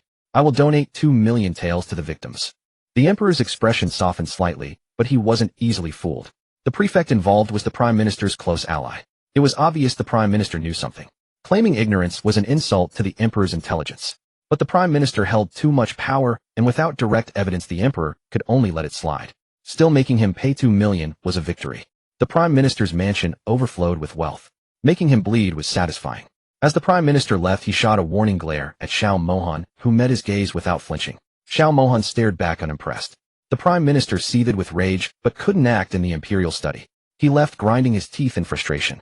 After the Prime Minister left, the Emperor rubbed his temples, looking weary. "Accompany me to the imperial garden," he said to Xiao Mohan, a rare gesture of closeness. This was unprecedented. The Emperor had never shown such intimacy. Xiao Mohan paused, then replied, "Yes, father." He followed the Emperor out, a hint of emotion in his eyes. They walked side by side through the garden. Courtiers who saw them were astonished. Never before had the Emperor and the cold prince appeared so harmonious. The Emperor stopped, looking at his son, who now towered over him. Gazing into the distance, he asked, "Hainer, have you resented me all these years?" His voice was quiet, almost vulnerable. Xiao Mohan hadn't expected this question. Without hesitation, he answered, "I have never resented you, father." His voice was steady, sincere. "As a child, I thought your dislike was because I wasn't good enough. Now I protect the Mabe kingdom and share your burdens. That is enough for me." His voice was steady, sincere. The Emperor patted his shoulder. "You are truly my son.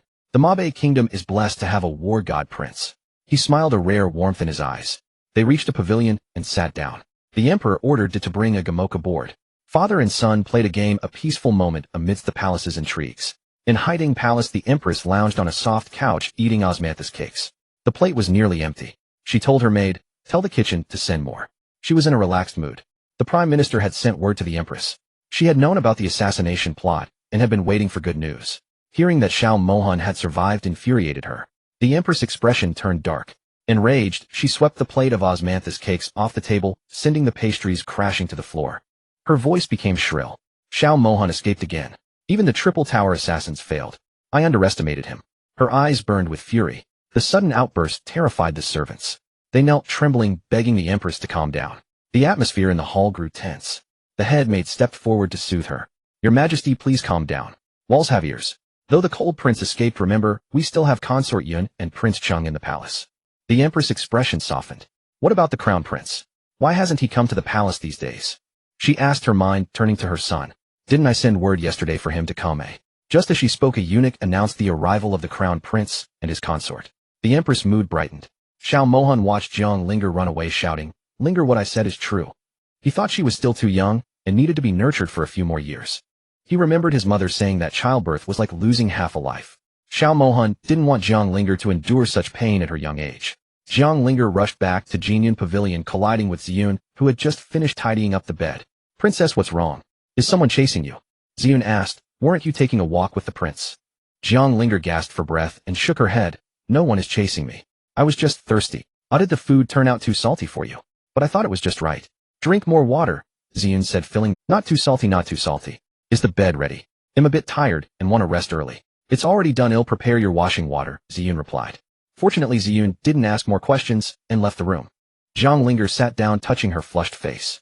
Although she had lived 2 lives, she had never experienced love or anything related. When Xiao Mohan mentioned it, she found herself at a loss. She knew it was inevitable, but she wasn't ready yet. What should she do if Xiao Mohan made such a request again? After washing up, Jiang Linger wanted to sleep early, but she tossed and turned with Xiao Mohan's handsome face lingering in her mind. Jiang Linger waved her hand, trying to dispel the memory. After finally falling asleep last night, she didn't wake up until the sun was high in the sky. Jiang Linger stretched and rubbed her neck, calling out, "Ziyun, what are we having for breakfast?" Ziyun rushed in. "Princess, you're awake. The kitchen has prepared pan-fried buns, dumplings, and more." "Great. They'll wash up first. Ziyun, please bring me some silk from the storehouse later," Jiang Linger said as she headed to wash up. After finishing breakfast, Jiang Linger began preparing a gift for Xiao Mohan's mother. She had already decided on the gift early on. Although she hadn't met the Empress Yun, she knew she was gentle and elegant. As a daughter-in-law, she wanted to give a handmade gift to show her sincerity. Although ancient clothing seemed outdated to her, as a modern trendsetter, she wanted to design something unique. Jiang Linger decided to design the clothing herself, even though she wasn't a professional. Sometimes she would design outfits and have them made, fueled by her inspiration. Even without prior experience in ancient clothing design, she had studied a book on it. During her free time, she would learn about ancient clothing design. Now her mind was full of ideas as she waited for the servants to clear her breakfast. Ziyun entered with several pieces of silk. Jiang Linger touched the silk, confirming its quality. They were all handmade from pure natural materials, but the colors weren't to her liking. Jiang Linger frowned and asked, Ziyun, are there other colors of silk in the storehouse? Ziyun replied, there are a few light-colored silks left, but they look too plain. Realizing there were light-colored silks, Jiang Linger hurriedly asked Ziyun to bring some.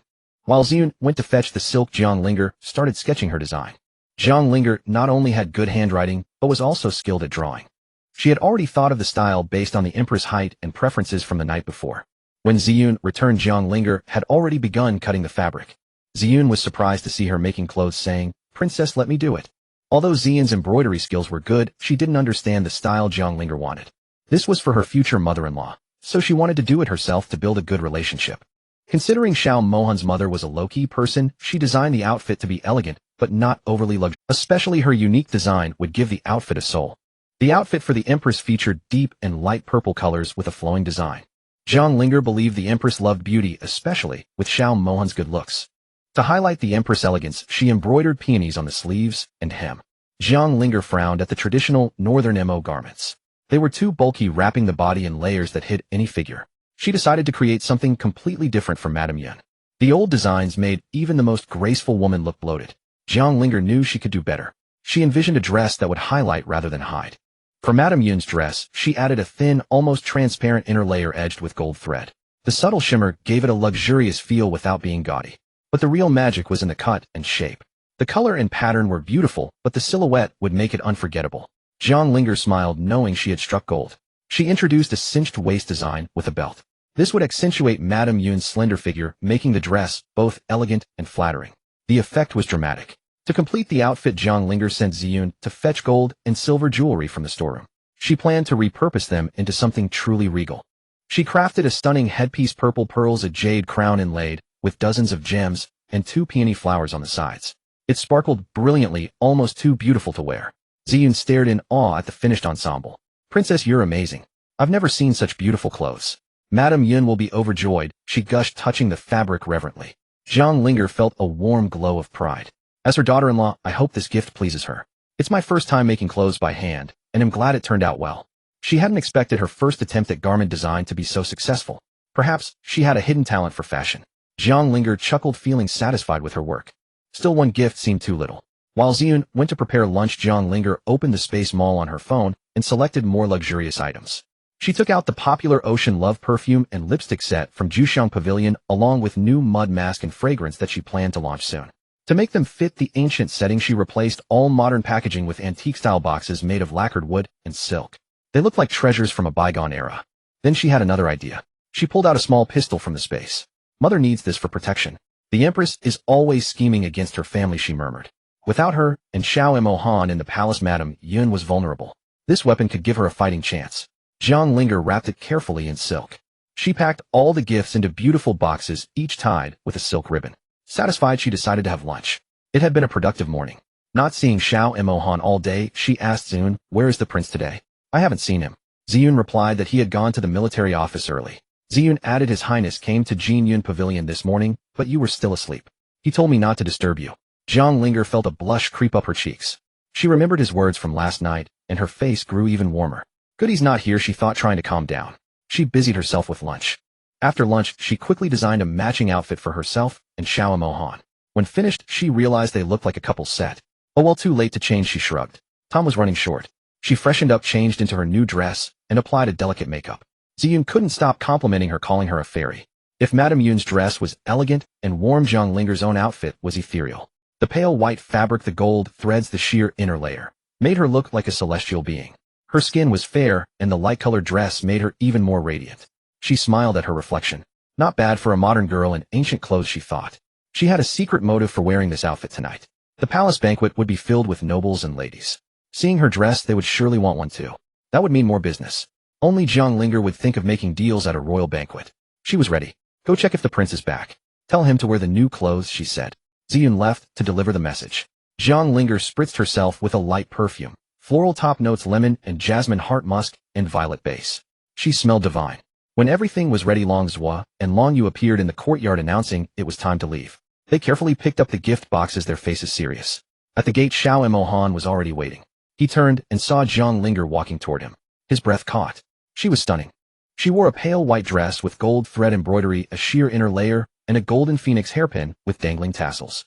Her waist was tiny, her figure elegant. Her skin was like porcelain, her fragrance subtle. A silk scarf wrapped her chest, revealing a graceful silhouette. The skirt swayed with each step like a fairy descending. Xiao Mohan was completely mesmerized. He had never seen her look so beautiful. Meanwhile, he himself was a perfect model in his new outfit. He usually wore dark colors, but this light outfit designed by Jiang Linger made him look handsome and approachable. He admired his reflection in the mirror earlier. The cut was exquisite, the waist, the cuffs, all unique. He thought this dress must be one of a kind in the entire northern Emo kingdom. He felt proud to wear it. Jiang Linger reached him and smiled. "Shall we go?" she asked. He nodded, still unable to take his eyes off her. The carriage awaited, and the palace banquet beckoned. Long Zhua and Long Yu placed the gifts into the carriage. Everything was ready.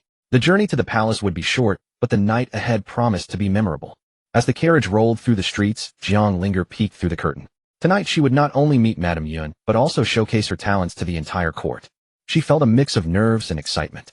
Beside her, Xiao Mohan sat silently, but his hand found hers. He squeezed, gently reassuring her. She smiled back. The palace gates loomed ahead. Guards in golden armor stood at attention. The carriage slowed and stopped. A eunuch announced their arrival. The grand banquet was about to begin. Jiang Linger took a deep breath. She was ready. With her stunning dress and carefully chosen gifts, she would make a lasting impression. She stepped out of the carriage. Xiao Mohan followed, his hand resting lightly on her back. Together they walked toward the palace hall, where laughter and music already drifted from within. Inside, nobles and officials turned to look. Murmurs spread. Who was that breathtaking woman? And that man, so handsome in his light attire? The couple stole the spotlight. Jiang Linger smiled gracefully, her eyes scanning the room. She spotted Madame Yun sitting near the empress. The time had come to present her gifts and win her mother-in-law's heart. She approached Madame Yun with confidence, the gift boxes carried behind her. "Mother, I have prepared something for you. I hope you like it," she said warmly. Madame Yun's eyes widened as she saw the exquisite dress and accessories. "This is for me?" she asked, touched. Jiang Linger nodded, her heart pounding with hope. The night was just beginning. With her design skills and modern tricks, Jiang Linger was about to become the most talked-about woman in the palace. And she had only just started. Jiang Linger stepped in front of Xiao Mohan, turning slightly, and smiling she asked, "Your Highness, do you think this outfit I designed is beautiful?" Xiao Mohan nodded affectionately, saying, "Beautiful. I didn't expect Linger to be so clever, designing an outfit that outshines the embroiderers of the northern desert." Jiang Linger smiled shyly and said, "Your Highness, it's getting late. Let's hurry into the palace." Xiao Mohan carefully helped her into the carriage, with Long Yi driving ahead. Today Jiang Linger wore a particularly grand outfit, especially the crown atop her head, made from real gold and silver, heavy as expected. As Jiang Linger sat in the carriage, she wondered if the palace of the northern desert would be as magnificent as depicted in dramas. To keep Jiang Linger entertained, Xiao Mohan talked about the palace, sharing stories from his childhood experiences living. After speaking, Xiao Mohan lifted the curtain, gazing at the vast forbidden city, sighing. "I wonder if this return is a blessing or a curse. Will that person in the palace act upon seeing me return unscathed?" Thinking of this, Xiao Mohan looked helpless. Although he could protect himself, his mother and brother were still in the palace. If those people aimed to harm him, they could threaten him through his mother and brother, leaving him powerless. With this thought, Xiao Mohan felt weak. Even after winning battles, his father still held a grudge against him, leaving him at others' mercy. Xiao Mohan sighed again in the carriage, and Jiang Linger noticed his distress, reaching out to hold his hand, saying, "Your Highness, you are already great. Don't get too caught up in the current situation. We will be better in the future. But no matter what I do, my father still dislikes me. Linger, do you think I am truly an ill-fated person? Since my birth, not only did my mother lose favor, but my brother also fell ill. Your Highness, don't think like that. The more you do, the happier the enemy will be. I have always believed that my fate is in my hands, not in heaven's. My fate is in my hands, not in heaven's." Xiao Mohan repeated the words. Unknowingly, they had arrived at the palace gate. Since carriages were not allowed inside, they had to get out and walk in. As Xiao Mohan and Jiang Linger just got out of the carriage, the crown prince and Mu Qinglian had already arrived, along with several officials and their families, who praised Mu Qinglian upon seeing her. Although the crown prince and Mu Qinglian had previously embarrassed themselves, the noble ladies still praised the now royal bride, eager to curry favor. Both Mu Qinglian and the crown prince enjoyed being held in high regard until they noticed the arrival of the cold king's carriage, their discussions abruptly halting. The emperor had not disclosed Jiang Linger's recovery or her journey to the border to aid Xiao Mohan, leaving everyone in the dark. As people wondered if Xiao Mohan would bring the simple-minded Jiang Linger to the palace banquet, they were stunned upon seeing. Xiao Mohan wore a light-colored robe with golden threads weaving through the sleeves, exuding elegance and nobility. Especially with Xiao Mohan's exceptional figure adorned in the light-colored robe, he looked even more distinguished. The robe was embroidered with delicate bamboo leaves, and with his long hair styled high, his exquisite features lacked the usual sternness, but his eyes sparkled like stars, captivating all. As soon as Xiao Mohan and Zhang Linger got out of the carriage, countless gazes were fixed on them, especially those young ladies who seemed to forget all decorum. Each of them gazed at Xiao Mohan like wolves, while Zhang Linger, holding his hand, became the center of attention. Especially in her self-designed royal attire, Zhang Linger appeared not only elegant, but also ethereal. With Xiao Mohan and Zhang Linger walking together, their outfits dazzled and matched perfectly, making everyone else pale in comparison. The Crown Prince and Mu Qinglian clenched their fists upon recognizing Xiao Mohan and Zhang Linger. Since the appearance of Xiao Mohan and Zhang Linger overshadowed them, the Crown Prince couldn't help but feel. Although they were rivals, the Crown Prince didn't show his hatred openly, as the Emperor wanted his sons to maintain a harmonious relationship. Fifth brother, congratulations on another victory. The Emperor must have praised you greatly this time, the Crown Prince provocatively remarked. However, Xiao Mohan ignored the Crown Prince, simply greeting him, and Mu Qinglian stating, I have to visit my mother, I won't stay long. Then Xiao Mohan led Zhang Linger toward the Jinxiu Palace, while the Crown Prince seethed at being ignored. Especially upon hearing praises for Xiao Mohan and Zhang Linger, he snorted and strode into the palace. After they left, the noble ladies and wives began discussing, who is that girl with the cold king? She is so beautiful, and I've never seen her before. Is she a replacement for the foolish cold king's wife? I don't know. The cold king's wife is foolish. Could he have brought another woman instead? But seriously, that girl has such fair skin, it seems like water could be squeezed out of it. I don't think she's the cold king's concubine. She looks a bit like the general's wife. Do you think that beautiful girl could be the cold king's wife? Who are you talking about, Zhang Linger? Don't joke around, as she's been foolish for so many years. How could she suddenly be well? Haha, it's too funny. I bet it's impossible. You'd better believe it. Zhang Linger was a beauty as a child. Just because she had an accident doesn't mean she became ugly.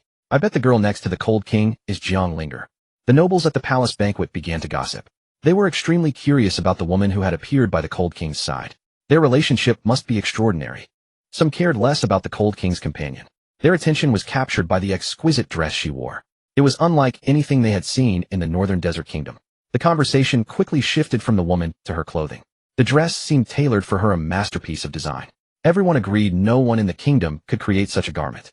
Inside the palace, Zhang Linger looked around with wonder. The magnificent buildings were even more impressive in person than in the dramas she had watched. She was truly amazed. Consort Yin's head maid Gui Mama was already waiting for them. She knelt and greeted them respectfully. Xiao Mohan helped her up and introduced her to Zhang Linger. Gui Mama led the way. Zhang Linger felt her heart beat faster with nervousness. She was about to meet her mother-in-law. Xiao Mohan noticed her anxiety and gave her hand a reassuring squeeze. Zhang Linger felt an immediate sense of warmth upon seeing Consort Yin. She seemed kind and gentle. They both paid their respects. Consort Yin smiled, pleased with her son's choice. Consort Yin took Zhang Linger's hand and spoke kindly. She said her son had told her everything, and that the girl had suffered much. Zhang Linger shook her head, saying she was no longer suffering. Zhang Linger's words stirred Consort Yin's heart. She had been suppressing her feelings for years to protect her two sons. Now that they were grown, she could finally feel a wave of emotion. Consort Yin's heart still ached for her eldest son, Xiao Ziyu. His leg was crippled, and the imperial doctors said it was incurable. She worried if he would be confined to a wheelchair forever. Just then eunuchs carried Xiao Ziyu into the hall. Xiao Mohan introduced him to Zhang Linger. She observed him carefully. He was quite different from his brother, looking thin and frail. Xiao Ziyu was very thin from years of being bedridden. He should have been a handsome young man, but the illness had made him look skeletal. Xiao Mohan felt guilty seeing his brother like this. Xiao Mohan blamed himself for his brother's condition. He remembered it was his own childhood mischief that led to this. His brother had saved him from a horse's hooves, crippling his own legs. Xiao Ziyu also observed Zhang Linger. He had heard the rumors of her being a fool, but now he saw she was intelligent and beautiful. He was very satisfied with his brother's choice. Xiao Ziyu took out a carefully prepared gift for his new sister-in-law. He apologized for not attending the wedding. Zhang Linger looked at her husband for guidance before accepting it. Consort Yin also had gifts prepared by Gui Mama. She had saved these treasures for years. Although she had fallen from favor, she had been saving precious jewelry for her future daughter-in-law. One of the bracelets Consort Yin gave was particularly valuable. Zhang Linger could tell from its quality. Though she initially wanted to decline, Consort Yin insisted she keep it as it was meant for her daughter-in-law. Feeling embarrassed by the generous gifts, Zhang Linger quickly called for her attendants to bring her own presents. She had also prepared gifts for Consort Yun and the Prince of Cheng. Zhang Linger told them she had prepared gifts, but the one for Prince Cheng was not ready yet. Xiao Ziyu was surprised and pleased to hear he would also receive a gift. He said it was no problem. Consort Yin was also touched by her new daughter-in-law's thoughtfulness. Gui Mama and the guards brought in the many packages. Consort Yun was amazed at the sheer number of gifts. Zhang Linger encouraged Consort Yun to open the gifts. Consort Yun carefully unwrapped the first package, not wanting to damage the beautiful packaging. She was filled with anticipation. The first gift was the Love of the Sea skincare set. Consort Yun had heard of it, but could never afford it. It was said to make one look 10 years younger and was extremely rare in the palace. Consort Yun was overjoyed. This set was highly sought after, and even the noble ladies in the palace struggled to buy it. She had long admired it on others. Now she had her own set. Consort Yun felt a surge of excitement as she unwrapped the first gift. As she opened more, each one brought greater delight. By the end, her hands were tired, but her heart was full of joy. Among the gifts were skincare sets and lipsticks she had seen other consorts use. But Zhang Linger's presents included a mud mask and perfume, items she had never encountered before. Consort Yun had never seen such things. But under Zhang Linger's patient explanation, she learned how to use each one. She felt both curious and grateful. Yet Consort Yun knew these gifts must have cost a fortune. She refused to accept them, feeling they were too extravagant for a woman of her age. Linger, these are too precious. I cannot take them. I'm already this old. It would be a waste to use them on me. Consort Yun said, her voice soft with sincerity. She believed that since the emperor never visited her palace, dressing up would be pointless. Better to leave such beautiful things for younger women like Linger. Who says you're old, mother? You just don't bother to dress up. If you did, you'd look like an 18-year-old girl, Zhang Linger said earnestly. Zhang Linger wasn't just flattering her. Consort Yun's beauty was indeed among the finest in the entire northern desert kingdom. She had natural grace. You little chatterbox, your tongue is as sweet as honey. Consort Yun tapped Linger's forehead with a finger. The girl was a clever little imp who knew how to please people. But Consort Yun worried about how much money had been spent. Seeing her concern, Zhang Linger explained, Mother, I forgot to tell you something. I designed all these myself. So don't worry about the cost. Use them as much as you like. Consort Yun's eyes widened in surprise. Her daughter-in-law had created these coveted items herself. Linger, do you mean that the Ocean Love and lipstick sold at Jusheng Pavilion are all supplied by you? Consort Yun asked, her voice trembling with disbelief. Ever since those two products appeared in the kingdom, they had caused a frenzy. Many consorts fought over them, but supply was limited, and now they were sold out. The Empress herself had spent 5,000 taels to acquire the last set of Ocean Love. Consort Yun couldn't even imagine such a sum. And now the very products everyone fought over were made by her own daughter-in-law. Consort Yun felt an overwhelming sense of pride. Xiao Ziyu, standing nearby, was equally astonished. He realized that Zhang Linger, a woman from a modern era, understood female desires perfectly and was destined for greatness. As a time traveler from a modern world, Zhang Linger naturally knew what women wanted. Her designs were not only beautiful, but also practical. Sensing that Consort Yun had no more worries, Zhang Linger opened the last two gifts. The grand finale, a custom palace gown and matching jewelry she had designed for her. If the earlier gifts had made Consort Yun's heart race, these last two left her utterly amazed. She had never seen such exquisite attire. Even Xiao Mohan and Xiao Ziyu widened their eyes in disbelief. How could a garment be so luxurious yet elegant? It was beyond anything they had imagined. Is this really for me? Consort Yun asked, hardly daring to believe. Yes, mother. I designed it specially for your figure. The palace banquet is about to start. We need to hurry. Let me dress you up, mother. You will outshine everyone at the banquet. Zhang Linger took Consort Yun's hand and led her toward the inner chamber. Inside, Zhang Linger guided Consort Yun to the dressing table. She instructed Ziyun to open her makeup kit and began working her magic. Consort Yun's skin was naturally good, so Zhang Linger skipped the deep cleansing. She first removed the old makeup, then applied the Ocean Love skincare set. Consort Yun was a classic gentlewoman of the old school, naturally beautiful, but never one to primp. Her plain style made her look older than her years. Zhang Linger knew that transforming Consort Yun required more than just a change of clothes. Makeup was equally important to bring out her true beauty. She created a clean yet chic makeup look perfectly matching the gown. The result would make Consort Yun look both dignified and graceful, highlighting her figure and temperament. Soon the makeup was done. Consort Yun stared at the woman in the mirror, hardly recognizing herself. Was that true? The woman in the mirror had willow leaf brows and bright, sparkling eyes. Delicate shimmer powder around the eyes made her entire face glow. Zhang Linger had also applied a modern trendy lipstick shade, a classic 999 red, which perfectly accentuated Consort Yun's gentle and virtuous temperament. Consort Yun marveled at Linger's skill. Her hands were truly magical. Before she could even see the movements, the transformation was complete. After changing into the gown and putting on the jewelry, even the old maid Gui was stunned. She stared at the unfamiliar, elegant woman before her. Your Highness, you look radiant. I've served you for so long, but never seen you like this. The prince's hands are truly skilled. I must learn from her. In her youth, Consort Yun had been known as the #1 beauty of the capital. With proper dressing, she could still dazzle anyone. The gown designed by the princess was unlike the bulky court dresses of the northern desert. It hugged Consort Yun's figure beautifully, promising to captivate everyone at the banquet. Lately Consort Yun had rarely dressed up or smiled. But since the princess arrived, she had laughed more than ever. The old maid felt even more respect for Jiang Linger. After finishing the outfit, Jiang Linger sprayed some perfume on Consort Yun. A delicate fragrance filled the Consort Yun was fascinated by the little bottle. Such a small thing could release a wonderful scent with just a press. It was truly ingenious. She took Jiang Linger's hand. Linger, thank you. I haven't dressed up like this in a long time. Today I'm truly happy. You are so thoughtful. Mother, sometimes tolerance doesn't protect you or your loved ones. It only emboldens your enemies. Only by becoming strong can you avoid being bullied. Jiang Linger didn't elaborate further. She knew Consort Yun was wise enough to understand. All right, mother, let's go out. The prince must be waiting. They stepped out of the inner chamber together, ready to face the palace banquet.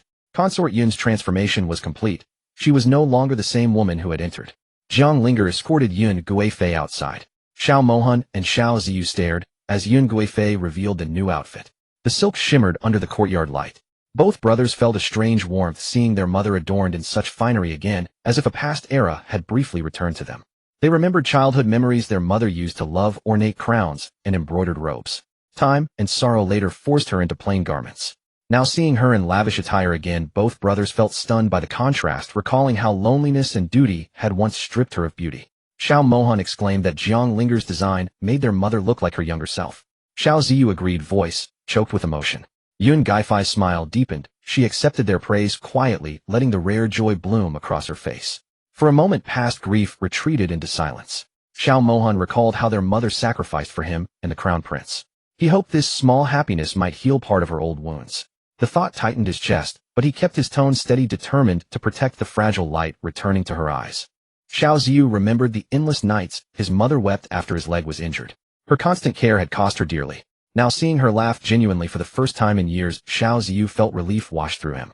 The old wounds seemed to ease by a slender thread of joy. Yun Guifei chuckled and decided she would dress like this more often if her sons preferred it. Her voice held newfound warmth and resolve. Jiang Linger's earlier encouragement had sparked more than praise, it had sown courage. Yun Guifei quietly vowed to reclaim parts of herself lost to sacrifice. She reflected on her past mistake, believing that modesty and retreat would secure her son's safety. Instead, her passivity had allowed enemies to harm them further. That realization hardened her. Today she resolved to fight back and reclaim what had been taken, starting with dignity and authority. After preparations, the small family moved toward the palace banquet.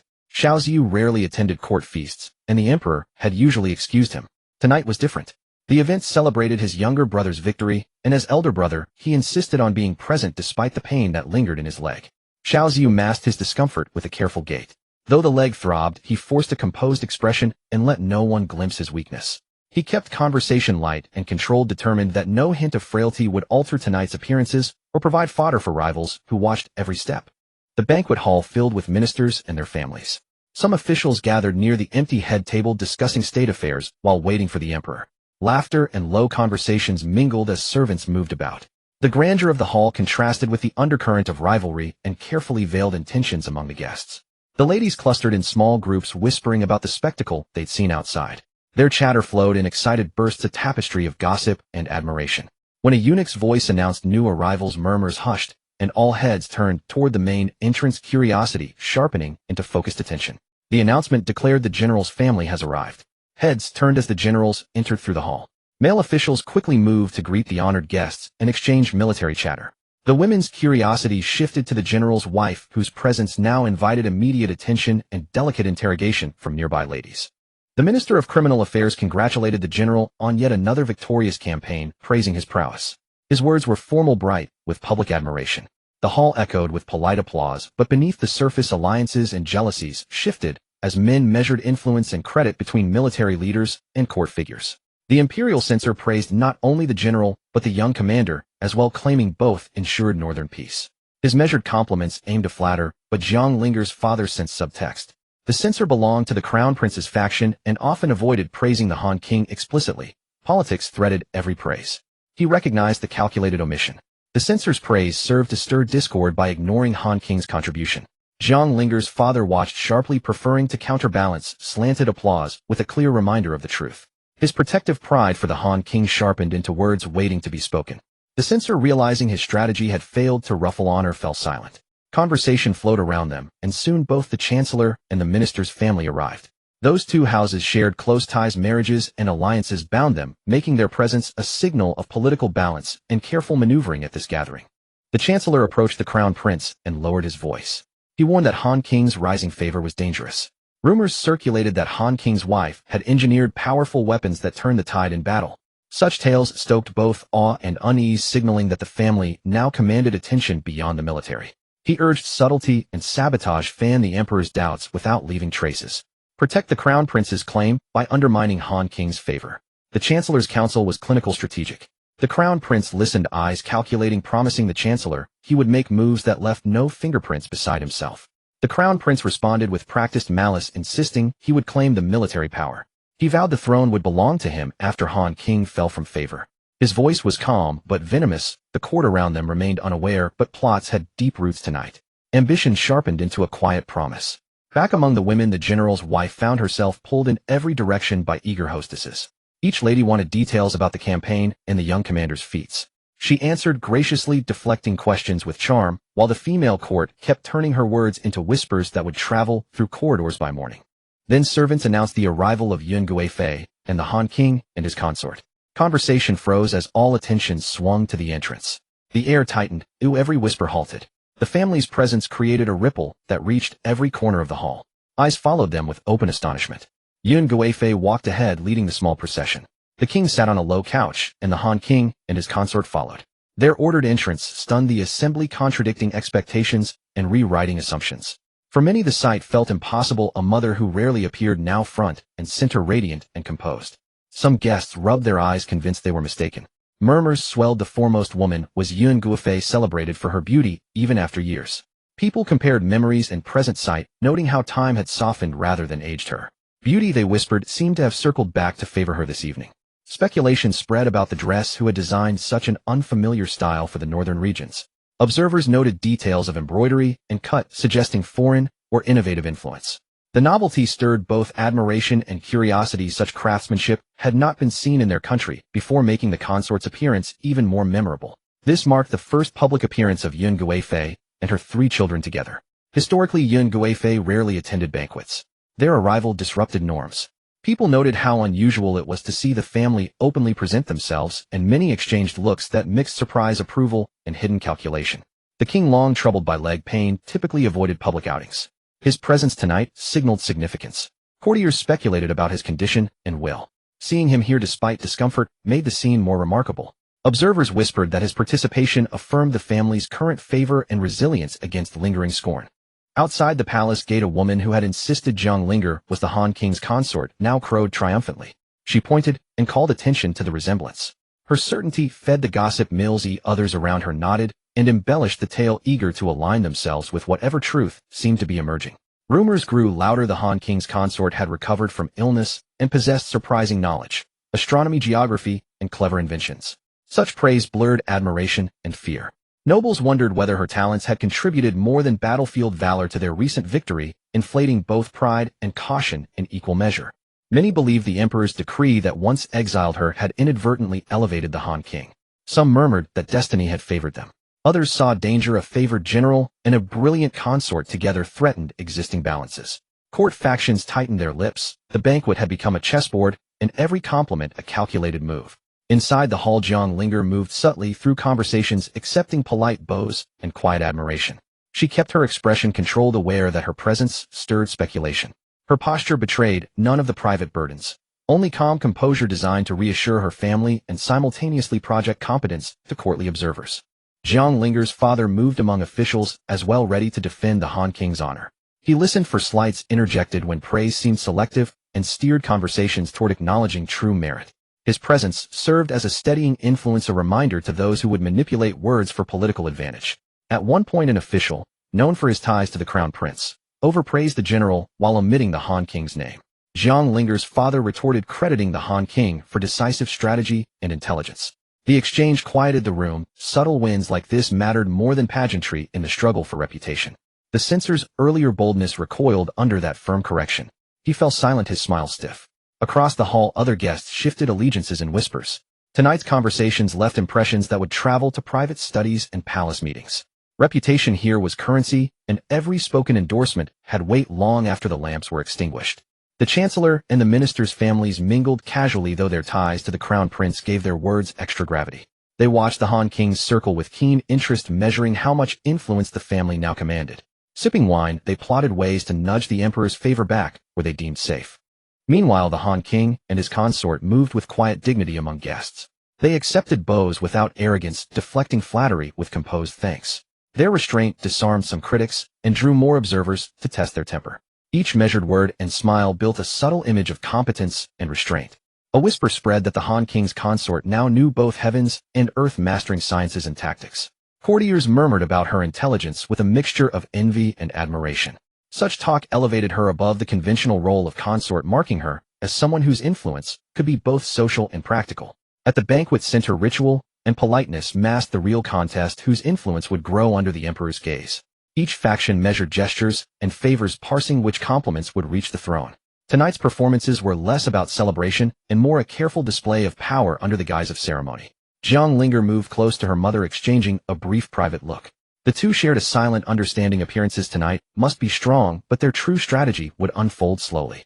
That glance carried gratitude and shared resolve, an unspoken pact to protect family honor while navigating the court's treacherous currents. Throughout the hall, nobles compared stories: who had designed the dress, who had crafted the new weapons, which faction would gain the emperor's ear. Each rumor fed into others, creating a network of half-truths that shaped opinion. The evening's small observations would grow into strategies by morning councils and whispered meetings. All eyes turned to Xiao Mohan and his group. The crowd murmured in admiration, marveling at their stunning looks. How could anyone be so breathtaking? Consort Yun rarely attended banquets, so many had almost forgotten her appearance. But tonight her arrival caused an immediate stir. The crowd buzzed with excitement. Consort Yun wore a purple palace robe embroidered with peonies outlined in gold thread. The embroidery shimmered, making her glow with every movement. The fabric looked light and elegant. Unlike the heavy traditional palace robes, Consort Yun's dress was light and airy, perfectly accentuating her figure. It was a revolutionary design, elegant yet practical.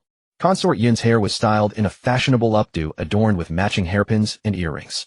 The jewelry was unlike anything seen before, delicate and exquisite. The outfit made Consort Yun look radiant and several years younger.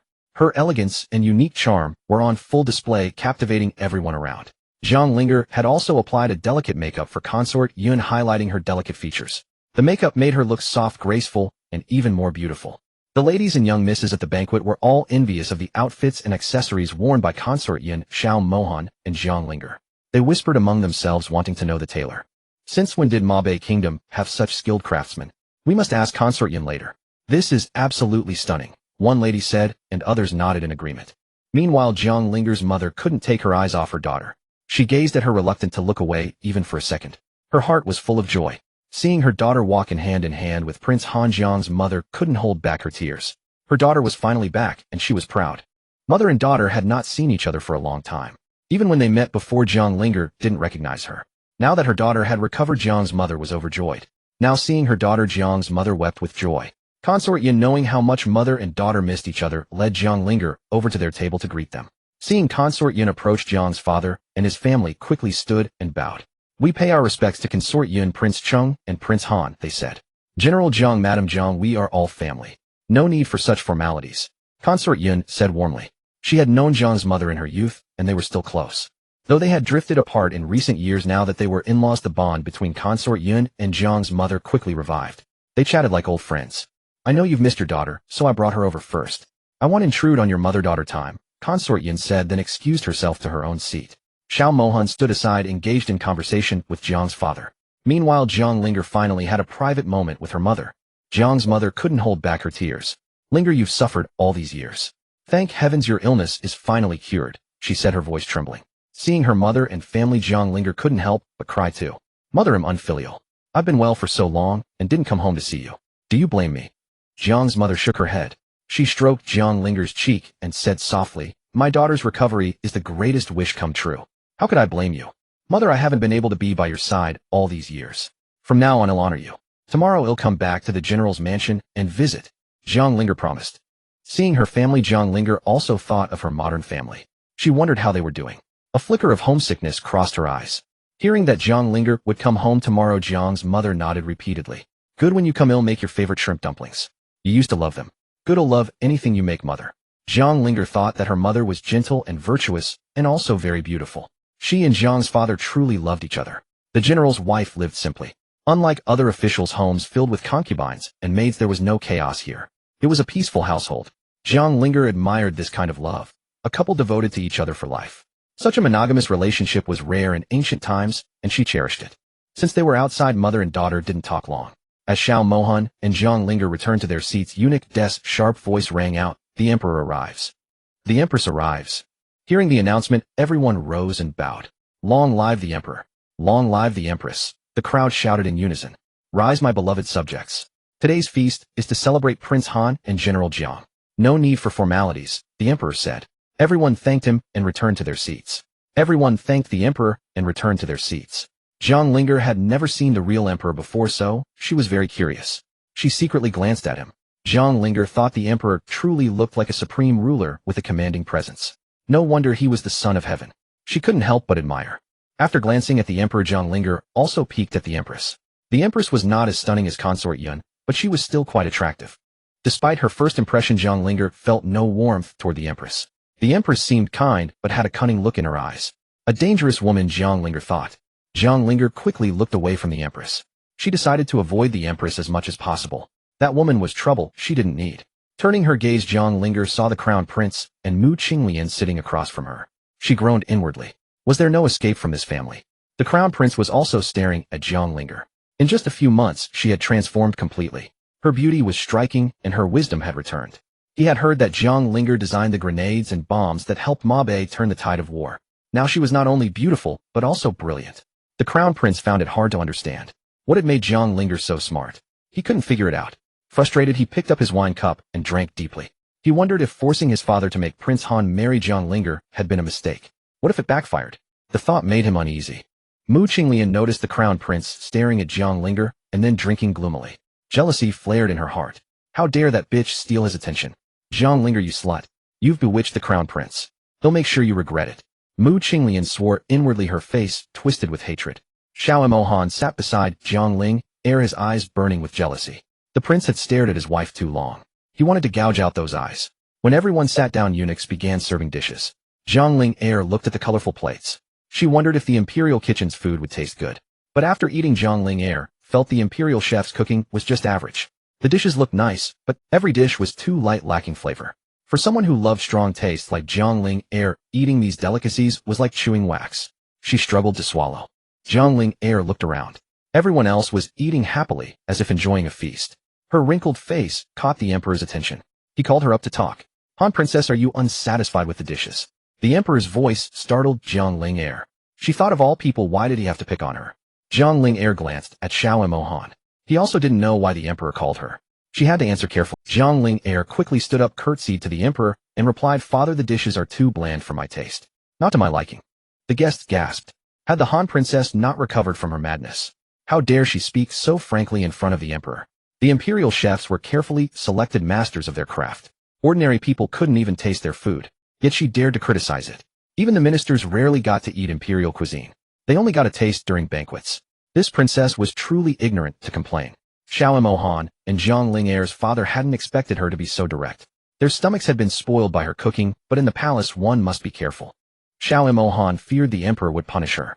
He was about to speak up when the emperor's deep voice sounded again. Oh, have you eaten better than the imperial kitchen? Jiang Ling, unaware of her mistake, said directly, of course.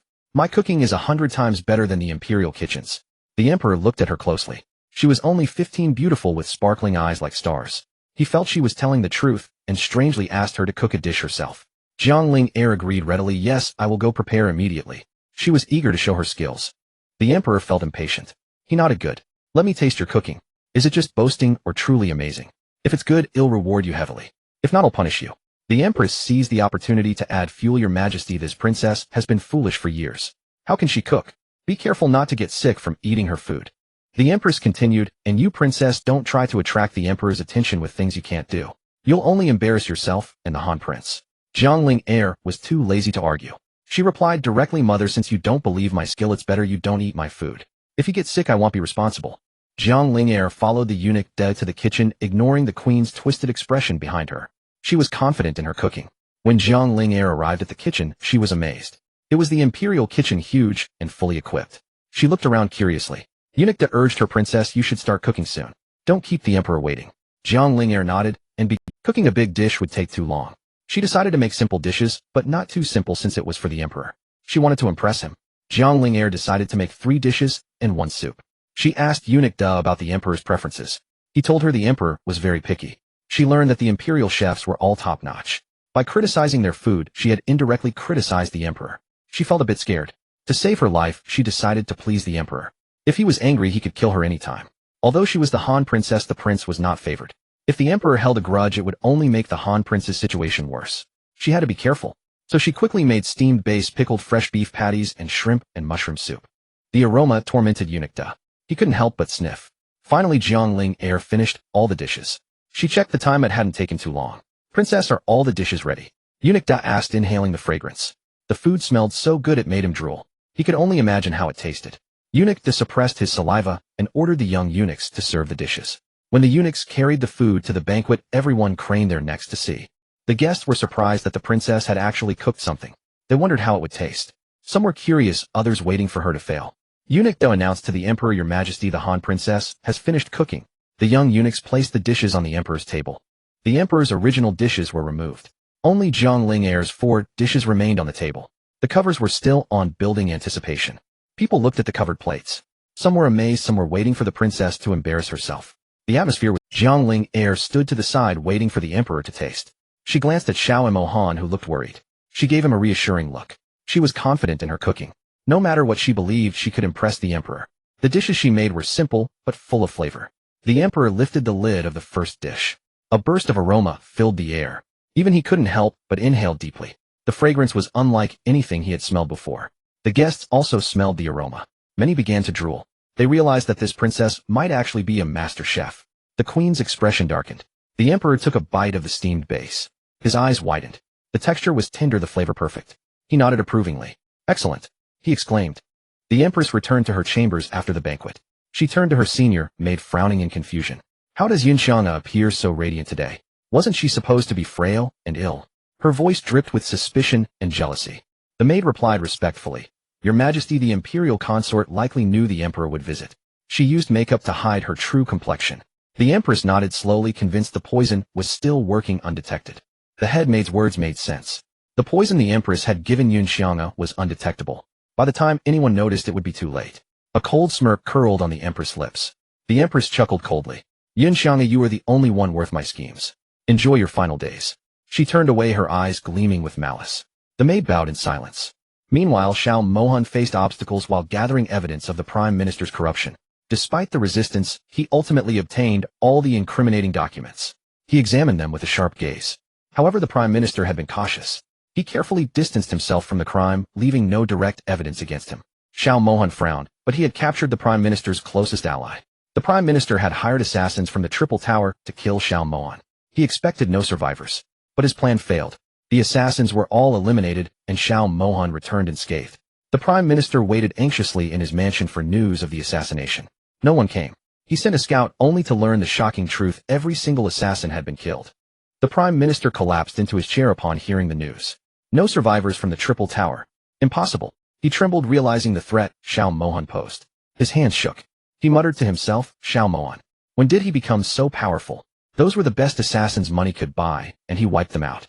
Fear crept into his heart. Shocked, the prime minister remembered Xiao Mohan was investigating the disaster relief funds. He immediately ordered his men to destroy any evidence linking him to the corruption. But the prime minister didn't know that Xiao Mohan had already reached Yun County and secured the evidence. The documents were now in the prince's hands, safe and sound. Although the evidence didn't directly implicate the prime minister, it incriminated his most trusted subordinate. This would be a severe blow, cutting off the prime minister's right arm. Eliminating this man would cripple the prime minister's influence. With the evidence secured, Xiao Mohan rushed back to the capital without delay, riding hard through the night. Back at his mansion, Xiao Mohan learned that Jiang Ling'er had been staying in the palace. He quickly changed clothes and headed to the palace, concerned for her safety. Xiao Mohan entered the palace and first went to see the emperor. He presented the evidence of the disaster fund embezzlement, laying it before the throne with a steady hand. The emperor flew into a rage. "These people have no fear of me. They dare to steal relief funds." To summon the prime minister immediately. His voice thundered through the hall. The Prime Minister arrived, quickly spotting Xiao Mohan in the study. He thought, that cursed prince survived again. But I covered my tracks. Even if he found something, I can deny everything. Before the Prime Minister could even greet the Emperor, he was met with a fierce reprimand. The Emperor's anger was palpable, the air thick with tension. The Emperor threw the memorial at the Prime Minister. Look at what your subordinates did under my nose. Embezzling relief funds. Do they have 9 lives? He was livid. The Prime Minister scanned the document and quickly put on a fawning expression. Your Majesty, please calm your anger. I have investigated and recovered the funds. The guilty party has committed suicide. I will donate 2 million taels to the victims. The Emperor's expression softened slightly, but he wasn't easily fooled. The prefect involved was the Prime Minister's close ally. It was obvious the Prime Minister knew something. Claiming ignorance was an insult to the Emperor's intelligence. But the Prime Minister held too much power, and without direct evidence the Emperor could only let it slide. Still, making him pay 2 million was a victory. The Prime Minister's mansion overflowed with wealth. Making him bleed was satisfying. As the Prime Minister left, he shot a warning glare at Xiao Mohan, who met his gaze without flinching. Xiao Mohan stared back unimpressed. The Prime Minister seethed with rage, but couldn't act in the imperial study. He left, grinding his teeth in frustration. After the Prime Minister left, the Emperor rubbed his temples, looking weary. Accompany me to the imperial garden, he said to Xiao Mohan, a rare gesture of closeness. This was unprecedented. The Emperor had never shown such intimacy. Xiao Mohan paused, then replied, Yes, father. He followed the Emperor out, a hint of emotion in his eyes. They walked side by side through the garden. Courtiers who saw them were astonished. Never before had the Emperor and the cold prince appeared so harmonious. The Emperor stopped, looking at his son, who now towered over him. Gazing into the distance, he asked, Hainer, have you resented me all these years? His voice was quiet, almost vulnerable. Xiao Mohan hadn't expected this question. Without hesitation, he answered, I have never resented you, father. His voice was steady, sincere. As a child, I thought your dislike was because I wasn't good enough. Now I protect the Mabe kingdom and share your burdens. That is enough for me. His voice was steady, sincere. The Emperor patted his shoulder. You are truly my son. The Mabe kingdom is blessed to have a war god prince. He smiled, a rare warmth in his eyes. They reached a pavilion and sat down. The Emperor ordered to bring a gamoka board. Father and son played a game, a peaceful moment amidst the palace's intrigues. In Hiding Palace, the Empress lounged on a soft couch, eating osmanthus cakes. The plate was nearly empty. She told her maid, Tell the kitchen to send more. She was in a relaxed mood. The Prime Minister had sent word to the Empress. She had known about the assassination plot and had been waiting for good news. Hearing that Xiao Mohan had survived infuriated her. The Empress' expression turned dark. Enraged, she swept the plate of osmanthus cakes off the table, sending the pastries crashing to the floor. Her voice became shrill. Xiao Mohan escaped again. Even the Triple Tower assassins failed. I underestimated him. Her eyes burned with fury. The sudden outburst terrified the servants. They knelt trembling, begging the Empress to calm down. The atmosphere in the hall grew tense. The head maid stepped forward to soothe her. Your Majesty, please calm down. Walls have ears. Though the cold prince escaped, remember, we still have Consort Yun and Prince Chung in the palace. The Empress' expression softened. What about the Crown Prince? Why hasn't he come to the palace these days? She asked, her mind turning to her son. Didn't I send word yesterday for him to come? Just as she spoke, a eunuch announced the arrival of the Crown Prince and his consort. The Empress' mood brightened. Consort Yun sat beside the Emperor, infuriating the Empress. The Empress had always outshone her in everything but appearance, but now Consort Yun seemed reborn. The Empress' jealousy burned. Though unwilling to admit it, the Empress was deeply tempted by Consort Yun's new attire. She desperately wanted to know which master tailor had made it. The Empress resolved to find the master behind Consort Yun's dress and order one for herself. She would not let that seductive woman steal the Emperor's favor again. Consort Yun took the chopsticks from eunuch Da and delicately tasted every dish Jiang Linger had prepared. The others watched, swallowing hard as she savored each bite. Linger didn't exaggerate. These are far better than the imperial kitchen's food. Especially this beef pie, so crisp and fragrant. Hainer is truly blessed. Consort Yun hadn't expected Jiang Linger's culinary skills to be so profound. She was delighted that her son Hainer would enjoy such delicious food. Indeed, Han's princess has impressed me. After her recovery, she has gained such skill. Prince Han is fortunate, the Emperor said, looking at Jiang Linger approvingly. Since I promised rewards, tell me what you want, Han's princess. The Emperor said, his opinion of Jiang Linger elevated. The Emperor had a great interest in fine food. Palace life, though glamorous, was monotonous, and he relished any pleasant diversion from daily governance. Daily court affairs exhausted the Emperor, so the imperial kitchen worked tirelessly to create delicious meals. But Jiang Linger had captured his palate instantly. Jiang Linger had already earned great merit by designing grenades and bombs for the Northern Desert Kingdom. Yet the Emperor remained indifferent due to his grudge against Prince Han. Now the kingdom was at peace and no war was imminent. The emperor's visible rewards to Prince Han were merely a show to stabilize the people, not genuine trust. Though heavily rewarded with gold and jewels, Prince Han remained a figurehead without real power. The emperor never truly trusted him. Jiang Linger knew the empress would strike first now that she had impressed the court. She also knew the emperor still harbored resentment toward her husband Xiao Mohan. So Jiang Linger decided to mend the strained relationship between father and son to reduce the emperor's hostility toward Xiao Mohan. Xiao Mohan and Jiang Linger's father were puzzled by her intentions, fearing she might make an excessive demand of the emperor. To everyone's surprise, Jiang Linger asked for no reward. Instead, she spoke solemnly, "Father, during my illness, I often dreamed of a white-bearded old man who taught me cooking, weapons, medicine, metallurgy, and farming. I later learned he was the legendary Master Rufu." The emperor shot to his feet in shock. "What? You dreamed of Master Rufu?" He could hardly believe his ears. Jiang Linger nodded calmly. "Yes, father. Master Rufu told me the kingdom was too backward. To unify the three realms, we must advance. He taught me the grenades and bombs I designed." "Good, good, good," the emperor exclaimed 3 times, his voice trembling with excitement. "Heaven blesses our kingdom. From now on, Han's princess, ask for whatever you need for the people's welfare." The emperor believed it was the ancestors' blessing. Jiang Linger's incredible weapons and delicacies were proof of her divine guidance. He trusted her words completely. Seizing the moment, Jiang Linger said, "Father, Master Rufa taught me about a crop called rice. It is smooth, translucent, fragrant, and yields 1000 gene per mu." The hall erupted in murmurs. The empress raised the first objection. "Han's princess, stop talking nonsense. I've never heard of such rice. The highest yield is 500 gene per mu, not 1000. The ministers echoed the empress' doubts. "Impossible.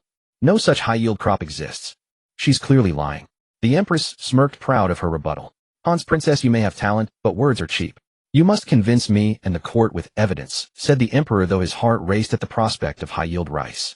Jiang Linger replied confidently, "Father, I already discovered rice seeds on my way back from the border. Give me 1 month. I will deliver a satisfactory result or accept any punishment." "Very well. 1 month. Prince Han will assist you. I hope you don't disappoint me," the emperor said, already envisioning the benefits for the people. Xiao Mohan and Jiang Linger bowed together. "We accept your command." The empress wanted to object, but the emperor silenced her with a wave. "Enough, empress. Since Han's princess is confident, let her try. If it succeeds, it will be a great blessing for our kingdom." The emperor beamed with joy. The banquet hall buzzed with chatter about Jiang Linger's rice. Suddenly a loud crash echoed from Prince Cheng's seat. All heads turned. The prince's face was twisted in agony, his hand gripping the table. The festive atmosphere shattered instantly. Prince Cheng's face contorted in excruciating pain. One hand supported his injured leg, the other clenched into a fist on the table. Sweat beaded on his forehead. His breath came in ragged gasps as he struggled to endure the torment. The surrounding nobles murmured in shock. Xiao Mohan, the closest to Prince Cheng, rushed over. "Brother, what's wrong?" "Healer. Call the healer," he shouted, his voice urgent. He knelt beside the prince, examining his pale face, commanding immediate attention. His voice cut through the chaos. Xiao Mohan's urgent shout echoed through the hall. Jiang Linger hurried to Prince Cheng's side, followed closely by the emperor and consort Yun, who rushed down from the elevated seats. The emperor's face was stern, his eyes sharp. Consort Yun's hand trembled. Jiang Linger noticed Prince Cheng clutching his leg in agony. She knelt and asked gently, "How do you feel?" But he was too debilitated by pain to speak, only gasping, his eyes glazed. She knew she had to act quickly. Her mind raced for a solution. Consort Yun, seeing her son's agony, wept with heartache. The emperor embraced her, whispering comfort, and ordered the royal physician to examine Prince Cheng immediately. She clutched his sleeve, tears staining the silk. The physician hurried over with his kit. The chancellor and crown prince exchanged a knowing glance. The chancellor then spoke slyly, "Prince Cheng hasn't had an attack in so long. Now that Prince Han is back, he falls ill worse than ever. Could they be incompatible?" His words dripped with insinuation, aiming to shift blame. The crowd murmured in agreement. The chancellor's words dripped with malice toward Xiao Mohan, explicitly blaming him for Prince Cheng's sudden illness. He gestured with a sneer, and the emperor's eyes narrowed suspiciously. The court fell into tense silence. All eyes turned to the accused prince. The emperor, seemingly convinced by the chancellor's words, glared at Xiao Mohan and roared, "Prince Han, did I not order you to stay away from Prince Cheng?" His voice thundered, silencing the hall. Xiao Mohan's face paled as all eyes turned to him. The accusation hung in the air. "Why do you defy me? Does it not pain you to see him suffer?" the emperor continued. Xiao Mohan knelt, voice trembling. "Father, I have not. Please do not believe these slanders. I never wished harm upon my brother." He looked up with earnest eyes, desperate to be believed. The once proud Prince Han now found himself humbly explaining to the emperor, his dignity stripped. His voice was soft, almost pleading. This was a side of him no one had seen before, shocking the court. He lowered his head, waiting for judgment. Jiang Linger could bear it no longer. She had thought well of the emperor, but now he was blindly accusing the innocent. Her heart burned with indignation. She stepped forward, resolve in her eyes. The courtiers parted to let her pass. Silence fell. Jiang Linger spoke clearly. Father, I believe Prince Cheng is not suffering a relapse. He has been poisoned. Please allow me to treat him. Her voice was calm, but firm, silencing the whispers. All eyes turned to her in surprise. The emperor raised an eyebrow. The crown prince was shocked that Jiang Linger had detected poison. To avoid exposure, he quickly retorted, ridiculous. Prince Cheng is always attended by his own staff. Who could poison him? He pointed at her accusingly, trying to dismiss her claim. The crowd murmured. Are you trying to defend Prince Han, Princess Han? The crown prince sneered, his eyes narrowing. His accusation was sharp, aiming to discredit her in front of everyone. He crossed his arms, waiting for her response. The tension in the hall grew. Jiang Linger saw that the chancellor and crown prince kept pointing at Xiao Moan. She knew they were involved. The poison likely came from them. She resolved to expose their scheme. Her eyes narrowed with determination. She would not let them succeed. She then explained to the emperor, Father, I am not defending Prince Han. But Prince Cheng's attack is very strange. It is not like his usual relapses. She detailed her observations, cautiously gaining the emperor's attention. He leaned forward, listening intently. Although Prince Cheng is cared for by his own staff eunuchs, and maids can still access his palace. Please investigate, Father. She urged, her logic sound, leaving the emperor thoughtful. He stroked his chin, considering her words. The chancellor shifted uncomfortably. The royal physician examined Prince Cheng, but found nothing. The emperor then ordered Jiang Linger to take charge of the prince's treatment. She bowed and accepted the responsibility, her heart racing with determination. This was her chance to prove the truth. The crowd was shocked that Prince Cheng was poisoned. Who in the palace would dare to poison him? Whispers spread like wildfire. Suspicion fell on everyone, but no one dared to speak aloud. The atmosphere grew heavy with distrust. Eyes darted around the hall. Prince Han was naturally above suspicion. The brothers were close. He had no motive to harm Prince Cheng, as it would only incur the emperor's wrath. Most agreed, but the chancellor's slander lingered in the air. Some still cast doubtful glances at Xiao Moan. Jiang Linger first gave Prince Cheng a painkiller. Soon his pain subsided, and his breathing steadied. She watched his face relax, confirming the medicine worked. The prince's clenched fists slowly opened. A faint color returned to his cheeks. The pain was relieved, but the poison remained. Jiang Linger needed to apply acupuncture to draw out the toxin. She prepared her needles, focusing intently on the task ahead. With steady hands, she selected the first needle. The room held its breath. Jiang Linger ordered Prince Cheng to be carried back to his palace. The celebration banquet ended abruptly with the crisis. Guests departed in a flurry, whispering about the night's events. Servants rushed to clear the tables. The hall fell silent and empty. Jiang Linger took out her golden needles and asked a eunuch to lift Prince Cheng's trouser leg. His calf was completely blackened, a clear sign of poisoning. She gasped inwardly at the severity. The poison had spread deep. She had to act quickly. It seemed Princess Han was right. Prince Cheng was indeed poisoned. But how was the poison administered? No one knew. The mystery deepened. Jiang Linger was determined to find the truth. She examined the blackened skin closely, searching for clues. Jiang Linger swiftly inserted the needles, suppressing the toxin spread. The black color on his leg gradually faded, showing the treatment's effect. She withdrew the needles, after a while satisfied with the progress. The remaining poison would need more sessions. Consort Yin watched Prince Cheng's breathing steady as he slowly woke. She sighed with relief and hurried to his bedside. How do you feel? Does your leg still hurt? Her voice was soft, filled with maternal concern. She gently stroked his hair. Do you know? You fainted suddenly, and mother was so worried, Consort Yin said. Prince Cheng shook his head. I've worried you and father. I'm much better now, my leg doesn't hurt. He tried to sit up, but she gently pushed him back down. Rest, she whispered. Thank goodness. We must thank Princess Han. She detoxified you in time. Otherwise the consequences would be dire, the emperor said, relieved. He turned to Jiang Linger with a grateful nod. She bowed modestly. The emperor's expression softened. What? I was poisoned. Why didn't I know? Prince Cheng was confused. He had thought it was a relapse, but now realized someone had poisoned him. His eyes widened in shock and anger. He clenched the bedsheet. Who would do this? He growled. Yes, thanks to Linger. She says the poison is called step-by-step flowers. It starts with intense pain, then the feet ulcerate, leaving scorched black marks on the ground until one can't walk, Consort Yin explained. She shuddered at the description. Prince Cheng's face darkened. Consort Yin sat beside Prince Cheng, holding his hand, her heart aching with grief.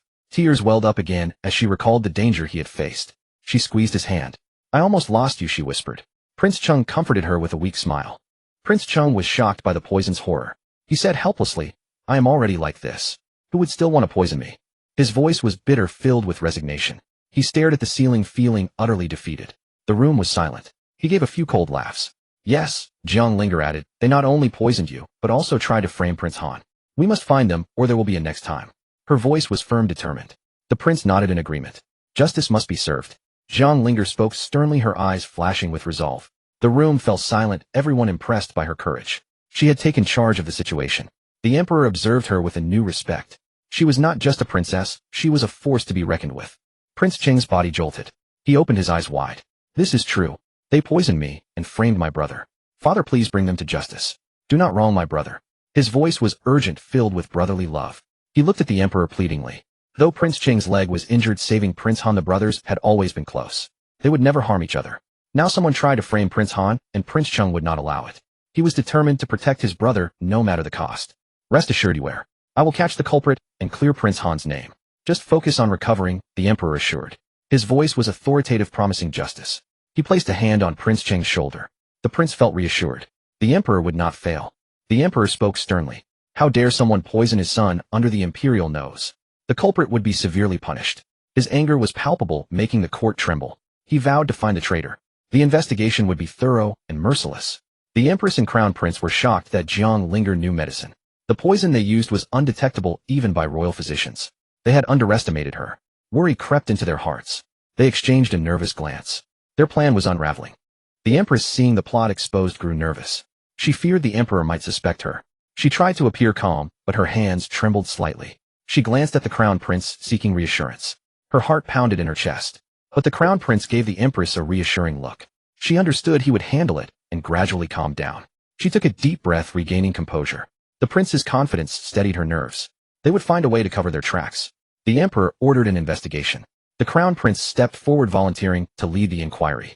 He promised to find the poisoner quickly. Princess Jiang watched him with suspicion, knowing his true intentions.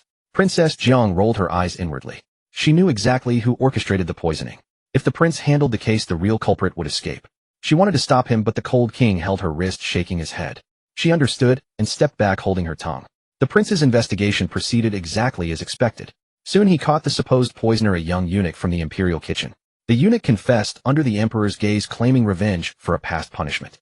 The eunuch's story seemed plausible. He had been beaten for spilling food on the king's robe, holding a grudge ever since. But before anyone could question further, he bit his own tongue, dying instantly. The case was closed abruptly. Princess Jiang saw through the whole act. She knew the prince had staged this drama. He was an excellent actor, covering his tracks perfectly. The eunuch was just a scapegoat. How could a lowly eunuch obtain rare poison like step-by-step flowers?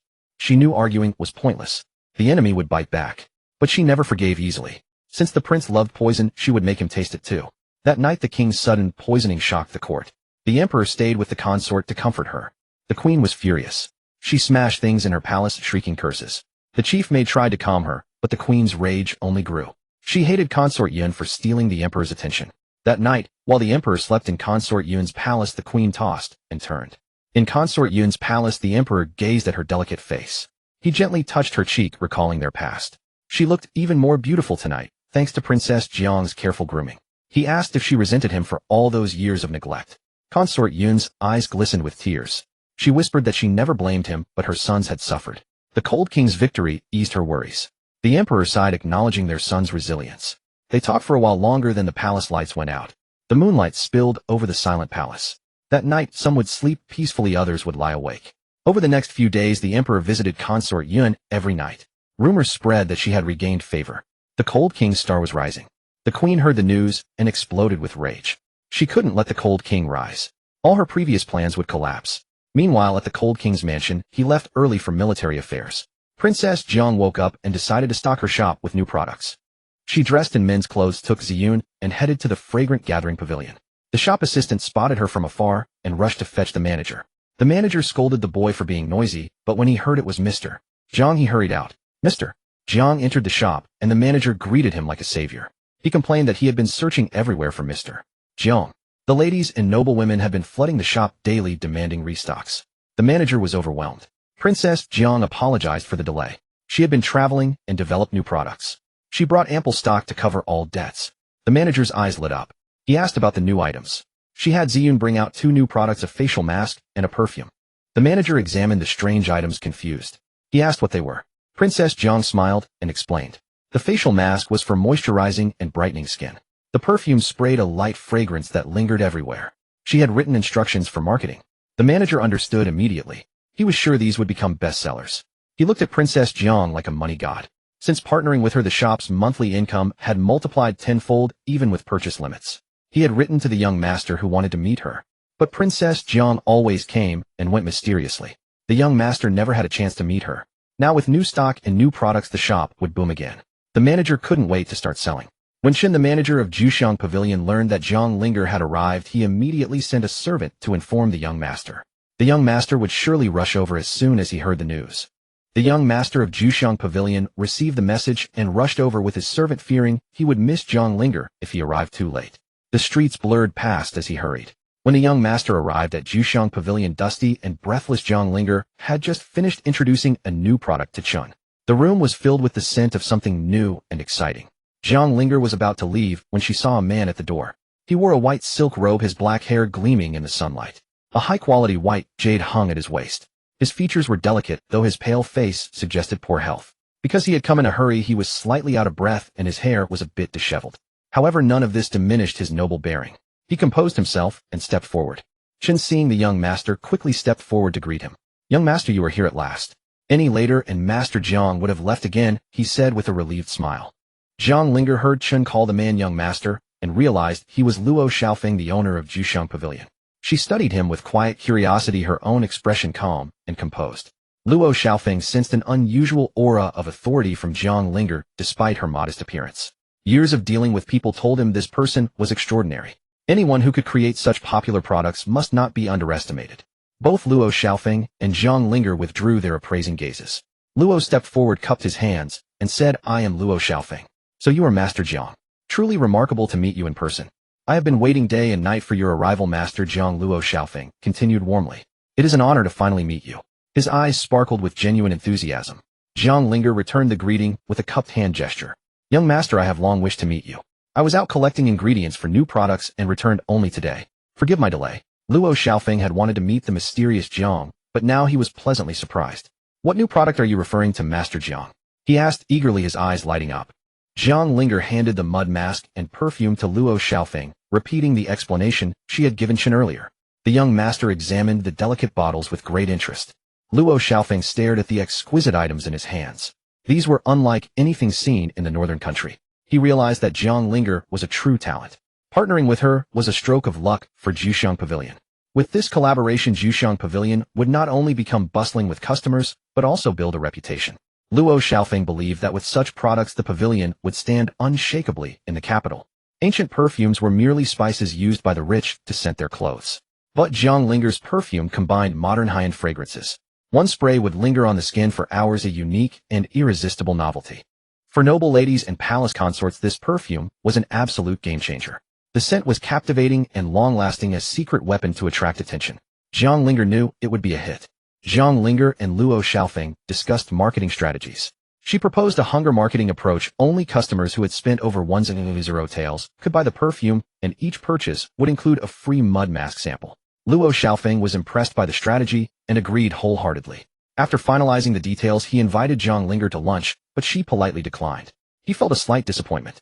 Although Jiang Linger was disguised as a man, she was actually the Princess of Han. If her true identity were exposed, it would cause trouble for the Prince of Han. So she made an excuse and left quickly. Juxiang Pavilion acted swiftly. The next day, the perfume and mud mask were launched. Only customers who had spent 1,000 taels at the pavilion were eligible to buy the perfume. The rule was strictly enforced. The mud mask, while not restricted, cost 1,000 taels. Despite the high prices, crowds swarmed the pavilion. By midday, the place was packed with customers eager to buy the new products. News quickly reached the palace. Many concubines sent servants to snatch up the perfumes and masks. The whole morning, the pavilion was besieged by customers. Even the Empress herself dispatched her chief maid. The Empress had previously bought the Love of the Sea skincare set and lipstick. Though expensive, it was nothing for her. The skincare had worked wonders. Even the Emperor praised her youthful appearance. So when Juxiang Pavilion launched new products, the Empress was eager to get them. But the pavilion had a rule: no special treatment, no matter how high one's status. Even the Empress had to queue in line. When the Empress chief maid arrived, the pavilion was already packed with people. However, as a VIP, she was allowed to enter first. She quickly purchased the perfume and mask, grateful for the privilege. The perfume cost 2,000 taels for a small bottle, and the mask was 1,000 taels. The chief maid successfully obtained both and returned to the palace. The Empress immediately tried them out. After applying the mud mask, the empress' skin turned translucent and fair. The perfume had a unique and pleasant scent. She was delighted. After her beauty treatment, she dressed up and sent for the emperor to come to her palace that evening. But the empress waited and waited. The emperor never came. A eunuch reported that his majesty had gone to the splendid palace instead. The empress' face darkened with anger. Frustrated, the empress vented her anger on the servants. The eunuchs and maids trembled in fear. For days the entire palace had walked on eggshells, afraid to make a single mistake and incur her wrath. Compared to the empress' fury, consort Yun remained calm and composed. In recent days the emperor had stayed at her splendid palace every night. She used the opportunity to speak well of the Prince of Han. Through consort Yun's persuasion, the emperor finally relented. He agreed to allow the Prince of Han to attend his birthday banquet 7 days later. This was a significant concession. The emperor had been harboring resentment because the Prince of Cheng injured his leg during the previous birthday banquet. As a result, the Prince of Han had been banned from all future celebrations. Even when not at war, he was excluded. Now, thanks to consort Yun's gentle persuasion, the emperor softened. He finally agreed to lift the ban. The Prince of Han would be allowed to attend the upcoming birthday banquet, a sign of reconciliation. The Empress Dowager was overjoyed when the emperor finally relented. The next day, she sent word to the Cold Prince about the upcoming birthday banquet. The Cold Prince felt delighted upon hearing he could attend the banquet, yet a sense of conflict brewed within him. Since childhood, he bore the title of an ill-fated one. If not for his numerous accomplishments, he might never have been allowed to enter the capital. Jiang Linger noticed Xiao Moken's troubled demeanor and approached him, asking, "Your Highness, do you have something on your mind? You seem discontent despite the emperor's approval to attend the banquet." Xiao Moken shook his head helplessly, saying, "Though attending my father's banquet is my long-held wish, I have been labeled as an ill-mannered person since birth. My brother's injury at the banquet was due to me, so I am uncertain about attending this time." Jiang Linger understood his worry and comforted him, saying, "Your Highness, the injury to the Crown Prince was not your fault. It's been so long, there's no use in feeling guilty. Our priority now is to help him recover." Xiao Moken shook his head again, saying, "It's useless. I have searched for countless doctors, yet none could heal my brother's leg. He never blames me, but he has become so despondent due to his pain. Linger, do you know how much I wish I could bear this pain for my brother?" Jiang Linger had previously examined the Crown Prince's leg, which had a comminuted fracture. In this place, even the imperial doctors couldn't restore it to its former state. Thus, even if the leg was healed, it would still be misaligned, causing the Crown Prince to endure daily pain. During her treatment, Jiang Linger noticed the Crown Prince's leg seemed to worsen over time. However, even with the worsening condition, Jiang Linger possessed a multifunctional medical space developed by her family's research in her previous life. With this space, she only needed to perform a small surgery and allow for a few months of recovery for the Crown Prince to return to his former state. Seeing Xiao Moken's self-blame, Jiang Linger said, "Your Highness, if I can heal the Crown Prince's leg, will you stop blaming yourself?" Xiao Moken was taken aback, wide-eyed and incredulous, cautiously asking, "Linger, are you saying you can heal my brother?" "Yes. When I detoxified the Crown Prince before, I examined his leg. It's not difficult to treat, it just requires more time," she replied. "Linger, how confident are you?" Xiao Moken felt astonished, but needed to confirm the success rate, unwilling to gamble with his brother's leg. Jiang Linger thought for a moment and replied, "If the Crown Prince cooperates, I have a 90% chance of success." 90%. Xiao Moken repeated, initially thinking he'd be lucky to get 50%. This meant his brother had a great chance of recovery. Excited, Xiao Moken hugged Jiang Linger tightly, softly saying, "Linger, you are truly an angel sent to me by heaven. All right, Your Highness, we need to wait a bit longer to treat the Crown Prince's leg. Do you remember I owe him a gift?" Xiao Moken looked at Jiang Linger, asking, "Yes.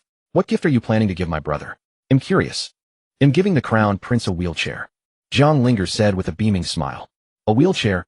Xiao Moken was puzzled, wondering why he had never heard of it before. "Yes, it resembles a chair, but has wheels installed below, allowing the user to roll around without assistance," Jiang Linger explained. After speaking, Jiang Linger took out the design for the wheelchair from her sleeve and handed it to Xiao Moken. Xiao Moken studied the design closely, realizing how remarkable it was. With this wheelchair, his brother wouldn't need to stay indoors all day. He and Jiang Linger exchanged glances, both sensing the unspoken understanding between them. Jiang Linger wrapped her arms around Xiao Moken's waist, saying, "Your Highness, your brother's leg injury isn't entirely your fault. You aren't a born calamity. Don't live in pain every day. Oh, our future life is bright, and you must learn to look ahead. You can't keep living in guilt." Hearing her words, Xiao Moken suddenly realized he had been blaming himself. Since his brother's injury, many had sought to harm them. If not for his relentless defense, their mother and brother might have faced countless dangers. Linger is right. I cannot remain negative. I will protect you both and ensure you come to no harm from now on, Xiao Moken declared firmly. With Jiang Linger's wheelchair design in hand, Xiao Moken went to the military camp to find the best carpenters. After a day of effort, they finally completed the wheelchair. Looking at the finished wheelchair, Xiao Moken felt extremely excited. Long Yi beside him exclaimed, "Your Highness the Princess is truly amazing for combining a chair and wheels." The Crown Prince would surely be delighted upon seeing the wheelchair, Xiao Moken thought, gently stroking the chair filled with indescribable emotions. For years he had sought out renowned doctors to heal his brother's leg, but all responses had been the same, including from Ouyang Luo, who could not heal it. Over time Xiao Moken's hope turned to disappointment, as the Crown Prince gradually accepted reality, though he knew his brother wished to stand again. Today when Linger suddenly told him she could heal his brother's leg, Xiao Moken spent the entire day eagerly awaiting the completion of the wheelchair. Xiao Mohan was busy at the military camp all day, but Zhang Linger was not idle either. On their return visit, she had Ziyun buy some pastries, but ancient pastries were few and hard. Unlike the wide variety of modern pastries, the ancient ones were too hard for her grandparents' aging teeth. They couldn't eat them at all. So today Zhang Linger decided to make some soft melt-in-the-mouth pastries herself. But to achieve that modern texture, she needed an electric oven. However, there was no electricity in ancient times. An electric oven was unrealistic, so Zhang Linger drew a blueprint and gave it to Long Zhua and Long Yu, asking them to build a simple version of an oven. Although the oven was crude, it was good enough for baking bread. Zhang Linger was satisfied with the result.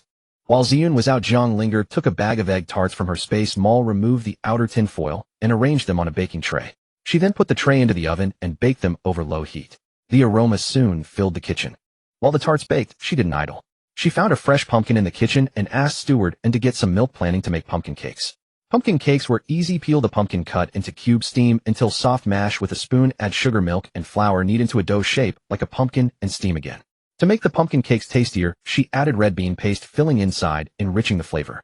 Besides egg tarts and pumpkin cakes, she also made sugar-free, white jade rolls topped with raisins and dried. She also whipped egg whites into cream, added sugar, and made cream towel rolls and several servings of caramel cream. After finishing everything, she let Ziyun send some portions to the general's mansion first.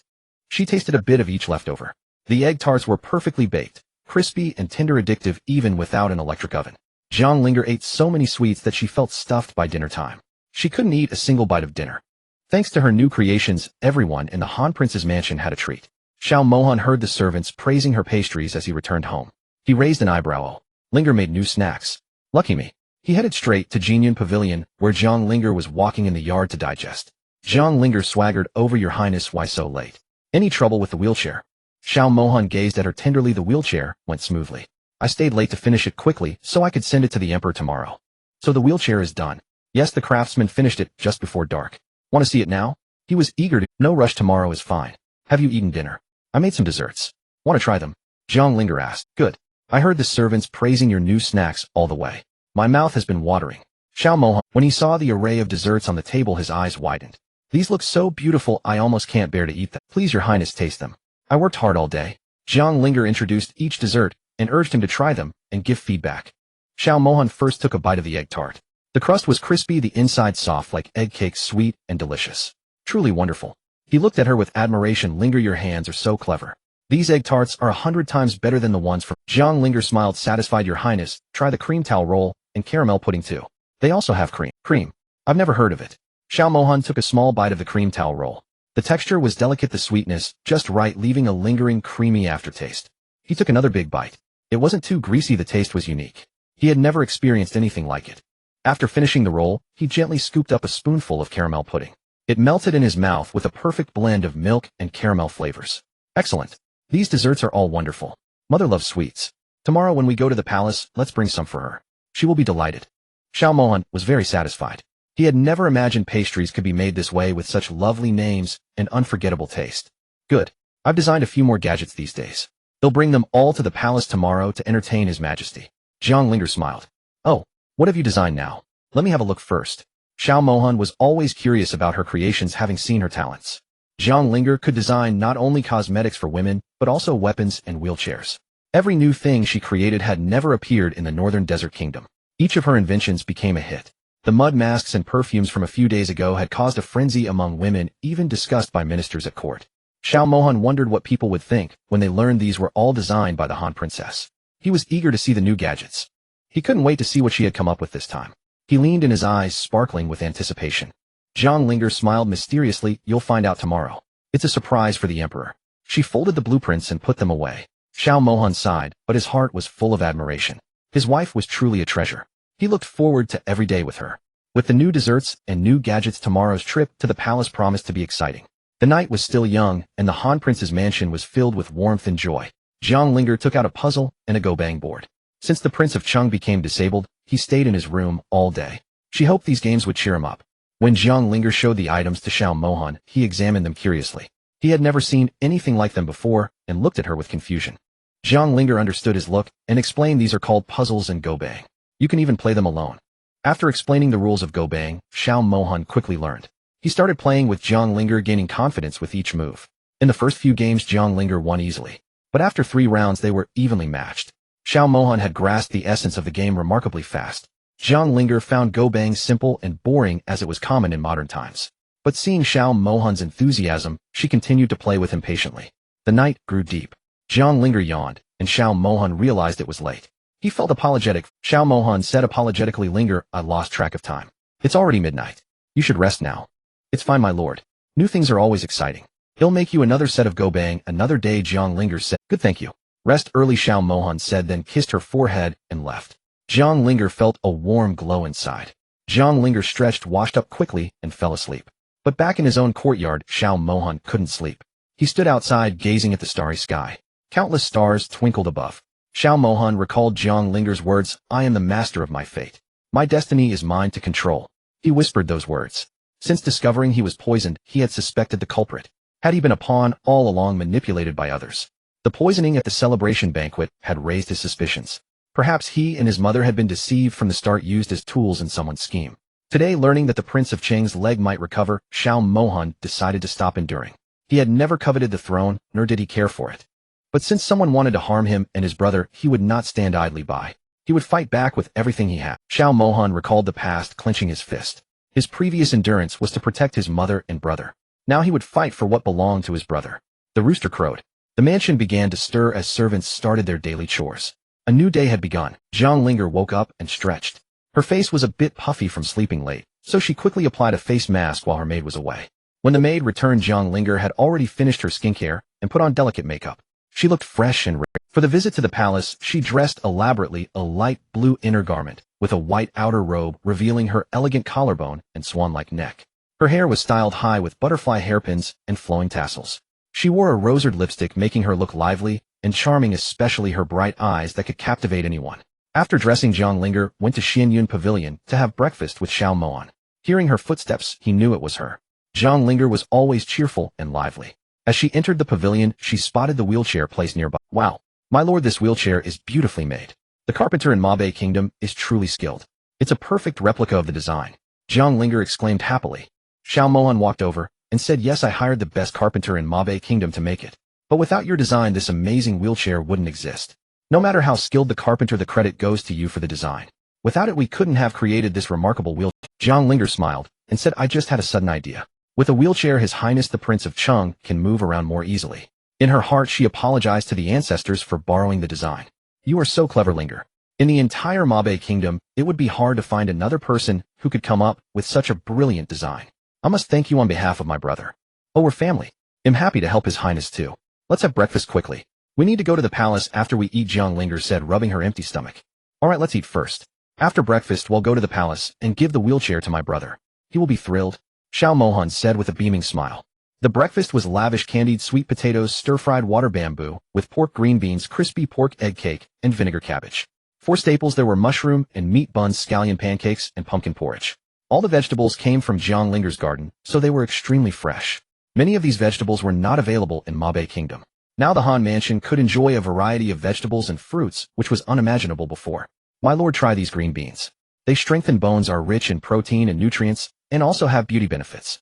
And water bamboo has many benefits too. Our garden is producing so much that we can't finish it all. How about we bring some to the Empress Dowager and His Highness when we go to the palace?" Jiang Linger said while serving him. "Good idea. We'll bring some vegetables to the palace. They don't have these in the palace, so my mother and brother will love them. You know, Linger, I'm so happy now. I not only married a beautiful princess, but also such an amazing one. I'm truly lucky," Xiao Mohan said sincerely. Marrying Jiang Linger was the best decision of his life. After breakfast, Xiao Mohan and Jiang Linger carried gifts to the palace. Since Xiao Mohan had no court duties that day, they headed directly to the splendid palace, eager to visit Imperial Consort Yun. Inside the splendid palace, Imperial Consort Yin sat on a soft couch dressed in a gold-embroidered robe and a jade crown. She rubbed her temples, looking weary from the summer heat. When the head maid announced the arrival of Prince Han and his princess, Imperial Consort Yun's eyes lit up with surprise. Her fatigue vanished instantly. She rose quickly and walked forward to greet them. Xiao Mohan and Zhang Linger entered the main hall and bowed respectfully. "Your son pays respects to mother. Your daughter-in-law pays respects to mother," they said in unison. "Rise quickly," Imperial Consort Yin said warmly. "What brings you two here today?" She was genuinely delighted. Since the celebration banquet, the couple had been busy with rice planting, so this visit was a pleasant surprise. Both Xiao Mohan and Zhang Linger had been extremely busy with the new rice fields. Coming to the palace today made Imperial Consort Yin very happy. She treasured these rare moments of family togetherness.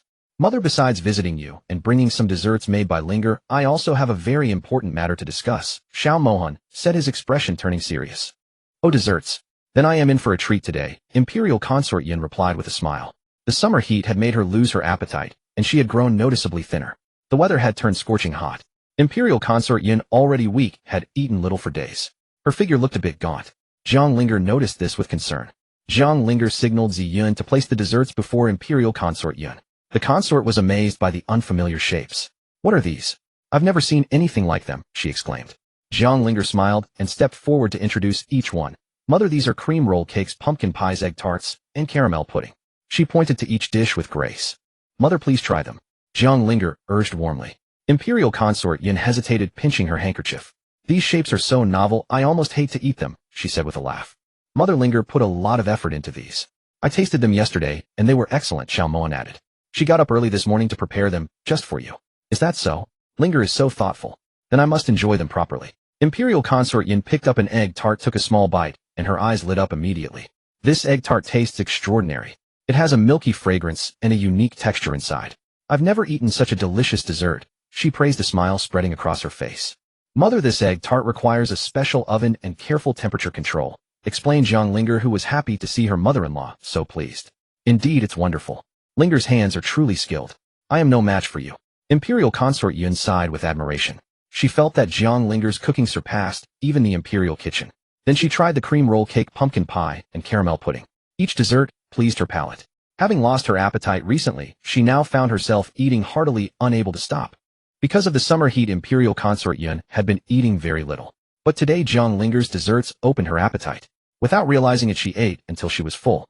Noticing that Xiao Mohan and Zhang Linger had been watching her eat, Imperial Consort Yun felt a little embarrassed. She blamed the delicious desserts for her lack of restraint. Seeing how much her mother-in-law enjoyed the desserts, Zhang Linger said, "Mother, if you like these, I will bring you more another day." This was exactly what the consort had hoped for. Imperial Consort Yin had wanted to ask, but felt shy. Now that Zhang Linger offered, she was delighted. "Then I will trouble you, Linger. When you are free, come visit me more often," she said. Imperial Consort Yin truly liked Zhang Linger and treated her like a daughter. "Of course, Mother. I will come often to chat with you as long as you don't find me annoying," Zhang Linger replied happily. Hearing that Zhang Linger would visit more often, Imperial Consort Yin felt relieved. She was glad her son had married such a virtuous and understanding wife. One worry was resolved. But another worry remained: Prince Cheng's leg. Ever since he became disabled, he had locked himself in his room. Imperial Consort Yin didn't know how to comfort him. She sighed. Xiao Mohan noticed his mother's distress and stepped forward. "Mother, are you worried about big brother's leg?" he asked gently. He knew all too well the pain of that incident. Imperial Consort Yin didn't want to worry Xiao Mohan, but she didn't hide the truth. "Yes, your brother pretends to be strong, but inside, he longs to stand again. I've seen him fall many times, and I can't help. Mother, it's all my fault.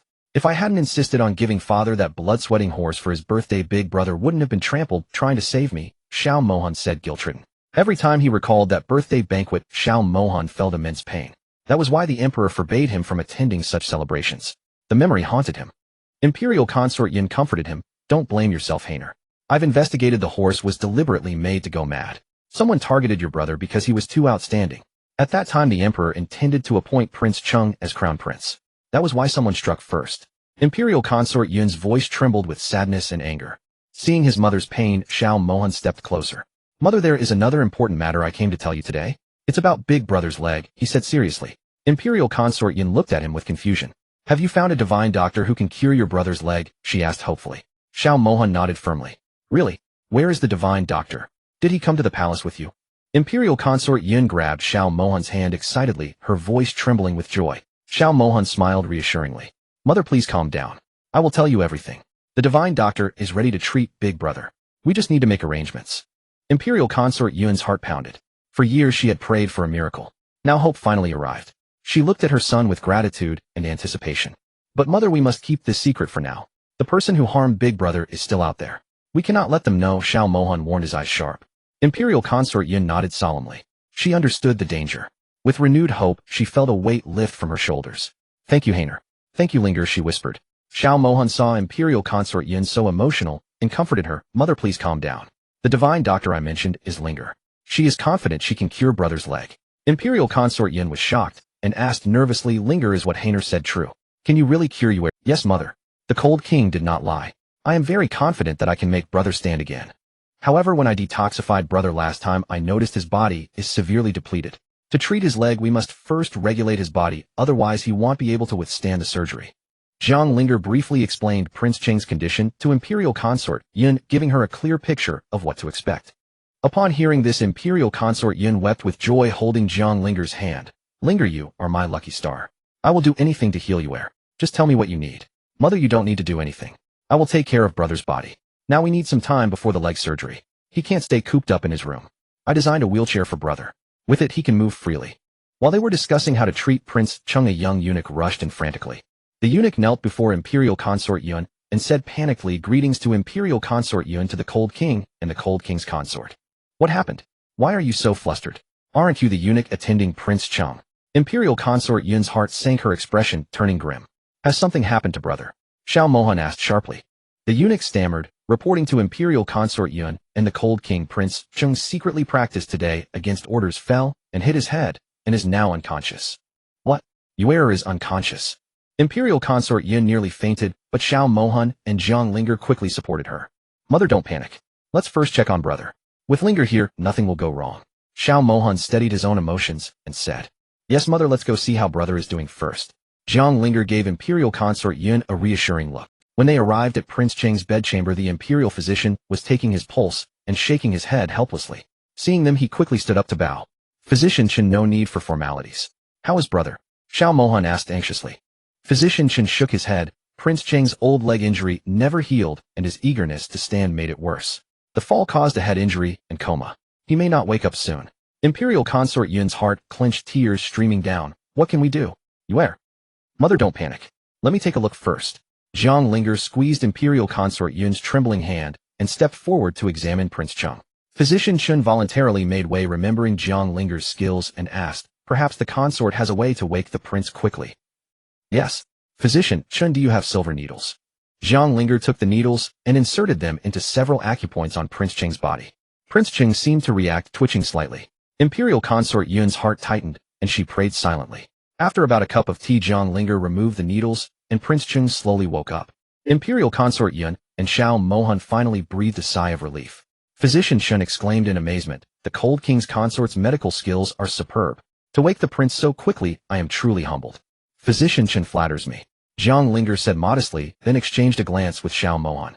Xiao Mohan understood her intention and said to Physician Chen, Physician Chen, you are busy at the Imperial Medical Bureau. Since brother has woken, we won't trouble you further. Having served in the palace for many years, Physician Chen naturally understood that the cold king had matters he didn't want him to hear, so he quickly took his leave. After Physician Chen left, Prince Cheng spoke weakly, Mother, I have worried you. Imperial consort Yun sat by Prince Cheng's bed, shaking her head, heartbroken. My poor Yuer, it's all mother's fault for not protecting you, causing you such harm. Yuer, do you know? Every time I see you secretly practicing walking, every step cuts my heart like a knife. Mother, this is my choice. But please don't say that anymore. I am useless. No matter how hard I try, my leg doesn't improve. Prince Cheng said weakly, pounding the bed in frustration. Brother, I came to the palace today to tell you good news. Linger says she can cure your leg, but you must cooperate and stop training alone. Prince Cheng widened his eyes in disbelief, then looked at Imperial consort Yun, who nodded with tears in her eyes. Overwhelmed with excitement, Prince Cheng asked Jiang Linger, Sister-in-law, can you really cure my leg? Prince Cheng asked cautiously, having been disappointed too many times, but he always felt that Jiang Linger truly could heal his leg. Yes, brother. But you must first rest and recuperate. Once your body is stronger, I can perform the surgery. Prince Cheng had just fallen again, so he needed more time to recover before the surgery could take place. Good, no matter how long it takes, as long as my leg can be healed, I am willing to wait. At this moment, Prince Cheng's eyes were filled with light, as if he could already see the scene of his recovery. By the way, brother, you stay in your room all day, and it's inconvenient to move around. Linger designed a wheelchair for you. With it you can go out and enjoy the sun. Xiao Mohan saw Prince Chung regain his confidence, and quickly ordered Long Yi to bring in the wheelchair. Wheelchair? Prince Chung was puzzled, but when he saw it he understood. Prince Chung and Imperial Consort Yun were pleasantly surprised by Jiang Linger's design. The wheelchair perfectly solved the problem of Prince Cheng's mobility. Prince Chung never expected that Jiang Linger's gift would be a wheelchair, exactly what he needed. Knowing his leg could be healed, he became radiant with joy. At noon, Consort Yun invited Xiao Mohan and Jiang Linger to have lunch together in the Jinxiu Palace. Unable to sit still, Jiang Linger headed to the kitchen to prepare the meal herself. Although it was summer, fruits and vegetables were scarce in the Mo Bay Kingdom. The available produce was limited due to the region's harsh climate. Fortunately, Jiang Linger had prepared some vegetables and fruits she had grown herself from the Cold King's residence, perfect for today's lunch. Jiang Linger had already planned the menu in her mind. With a small kitchen available in the Jinxiu Palace, cooking became quite convenient for her. With the help of the matron and Ziyun, Jiang Linger quickly began preparing the many dishes she had planned. Knowing that the prince's health was weak, Jiang Linger prepared a nourishing soup with goji berries, yam, and black chicken. Jiang Linger began by simmering the chicken soup first, as it needed a longer cooking time for better flavor before preparing the other dishes. A fan of spicy food, Jiang Linger considered that the Mo Bay Kingdom had yet to adopt chili in their cuisine. Though there were reports of chili in some remote forests, its extreme spiciness had led people to avoid it. Both Jiang Linger and Xiao Mohan could handle spicy food. In the Cold King's residence, she had cooked many spicy dishes that had received his praise. However, Jiang Linger was unsure if Consort Yun and the prince could tolerate spicy food, especially since the prince was still recovering from an injury. Thus, she prepared dishes like steamed pork ribs with black bean sauce, pine, nut fish, pan-fried liver, stir-fried lotus root, stir-fried bamboo shoots, with cured meat, and stewed pork with preserved vegetables. Still, Jiang Linger made a water-boiled beef and spicy hot pot, thinking that if Consort Yun couldn't eat spicy, she and Xiao Mohan could enjoy it. While preparing the water-boiled beef and hot pot, the aroma filled the kitchen as she used plenty of chili and peppercorn. As Jiang Linger poured hot oil over the chili-covered beef, the sizzling sound and fragrance intensified. Ziyun and the matron assisted nearby, their mouths watering from the delicious aroma wafting through the kitchen. The others in the inner hall also caught the scent, eagerly discussing what delicious dishes Jiang Linger had prepared. In addition to these dishes, Jiang Linger also prepared a pumpkin and barley porridge and Yangzhou fried rice, a staple. Once everything was ready, Jiang Linger instructed the matron and the maids to serve the dishes immediately. As the matron carried the dishes out, Jiang Linger pondered and asked Ziyun, "Do you think we are missing something?" Ziyun scratched her head and replied, "Miss, you made 8 dishes and 1 soup with 2 staples. That should be enough." Yet, Jiang Linger felt something was still missing. She thought for a moment and suddenly had an idea. A good meal naturally requires good wine. However, Jiang Linger did not enjoy drinking the local wines, and beer couldn't be served. When she first arrived, Consort Yin suggested making some sour plum soup, which was sweet and sour, refreshing for the hot. Since the prince needed to take medicine regularly, Consort Yun had set up a small pharmacy in the Jinxiu Palace. Jiang Linger rushed to get the ingredients for the sour plum soup. Jiang Linger cleaned the ingredients and watched as the water changed color. She then added them to the pot and boiled them over high heat. When it was nearly done, she added 2 large spoons of sugar, covered the pot, and simmered it for a while. Thus, the delicious sour plum soup was ready. Ziyun carefully poured it into a container, and they headed towards the... Upon seeing Jiang Linger, Xiao Mohan approached and asked Linger, "Why did it take you so long? You've worked hard for such a large lunch." "Your Highness, I'm not tired. Didn't my mother say she hasn't had much appetite lately? I made some sour plum soup to help stimulate everyone's appetite," Jiang Linger replied. Consort Yin was touched and praised Jiang Linger for her thoughtfulness. "Now that all the dishes are ready, let's taste them." Jiang Linger invited everyone to eat, and as they picked up their chopsticks, they suddenly heard the sharp voice of De Gong Gong from outside. "The emperor has arrived." The unexpected announcement caught everyone off guard, and Jiang Linger thought, "Is the emperor like a dog sensing the aroma? Why did he arrive right at mealtime?" Seeing Xiao Mohan and Consort Yin getting up to welcome him, she knew she... Thus, reluctantly, Jiang Linger stood up to greet the emperor. As the emperor entered, everyone knelt to pay their respects. He looked at the table full of delicious dishes and thought, "I arrived just in time." Clearing his throat, he said, "Everyone please rise. I came to see Consort Yin today, not knowing she was having a meal." Consort Yin quickly stepped forward and asked, "Your Majesty, would you like to have a meal here? All these dishes were prepared by Linger, and I believe they will suit your taste." The emperor awkwardly cleared his throat, realizing he had come to eat after hearing that Jiang Linger had personally cooked a large feast. During the morning court, the emperor noticed Prince Cheng's peculiar chair. Unlike any sedan chair, it had small wheels beneath, allowing the prince to move independently. Everyone was astonished by this clever design. The emperor stepped closer to examine it, his curiosity piqued. The emperor gazed at Prince Cheng's wheelchair and exclaimed, "This is remarkable. I have never seen such a contraption." The Mabe kingdom must have an extraordinary carpenter. Who is the master? I must bestow a generous reward. The courtiers listened intently, eager to know the answer. Xiao Mohan stepped forward and answered, Father, this is called a wheelchair. Linger designed it for brother. Now he can go wherever he wants without assistance. The emperor raised his eyebrows in surprise, impressed by Linger's ingenuity. He nodded approvingly. The emperor laughed heartily and said, a wheelchair? How fitting. I never imagined it was created by Han Princess. She is indeed a remarkable talent, unparalleled in this kingdom. His words were filled with admiration, and the courtiers nodded in agreement. Upon learning that Jiang Linger was the creator, the emperor's estimation of her rose significantly. He thought she was not only clever, but also compassionate. A smile played on his lips as he decided to pay more attention to her talents.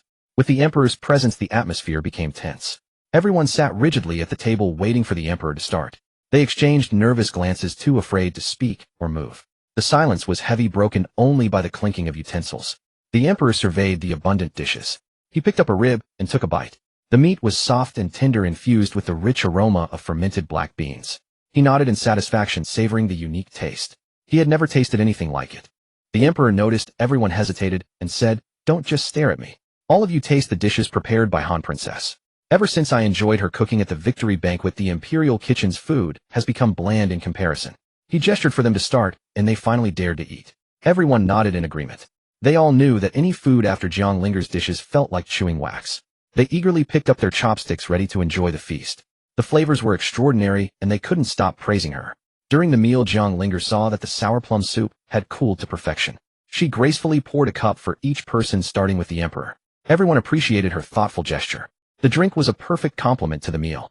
Everyone praised the sour plum soup after tasting it. The summer heat was oppressive, making even eating feel stuffy. The chilled drink provided instant relief, cooling them down from the inside. They couldn't get enough of its refreshing taste. The sour plum soup became the ultimate summer remedy. A single cup sent a wave of coolness through their bodies, instantly dispelling the heat.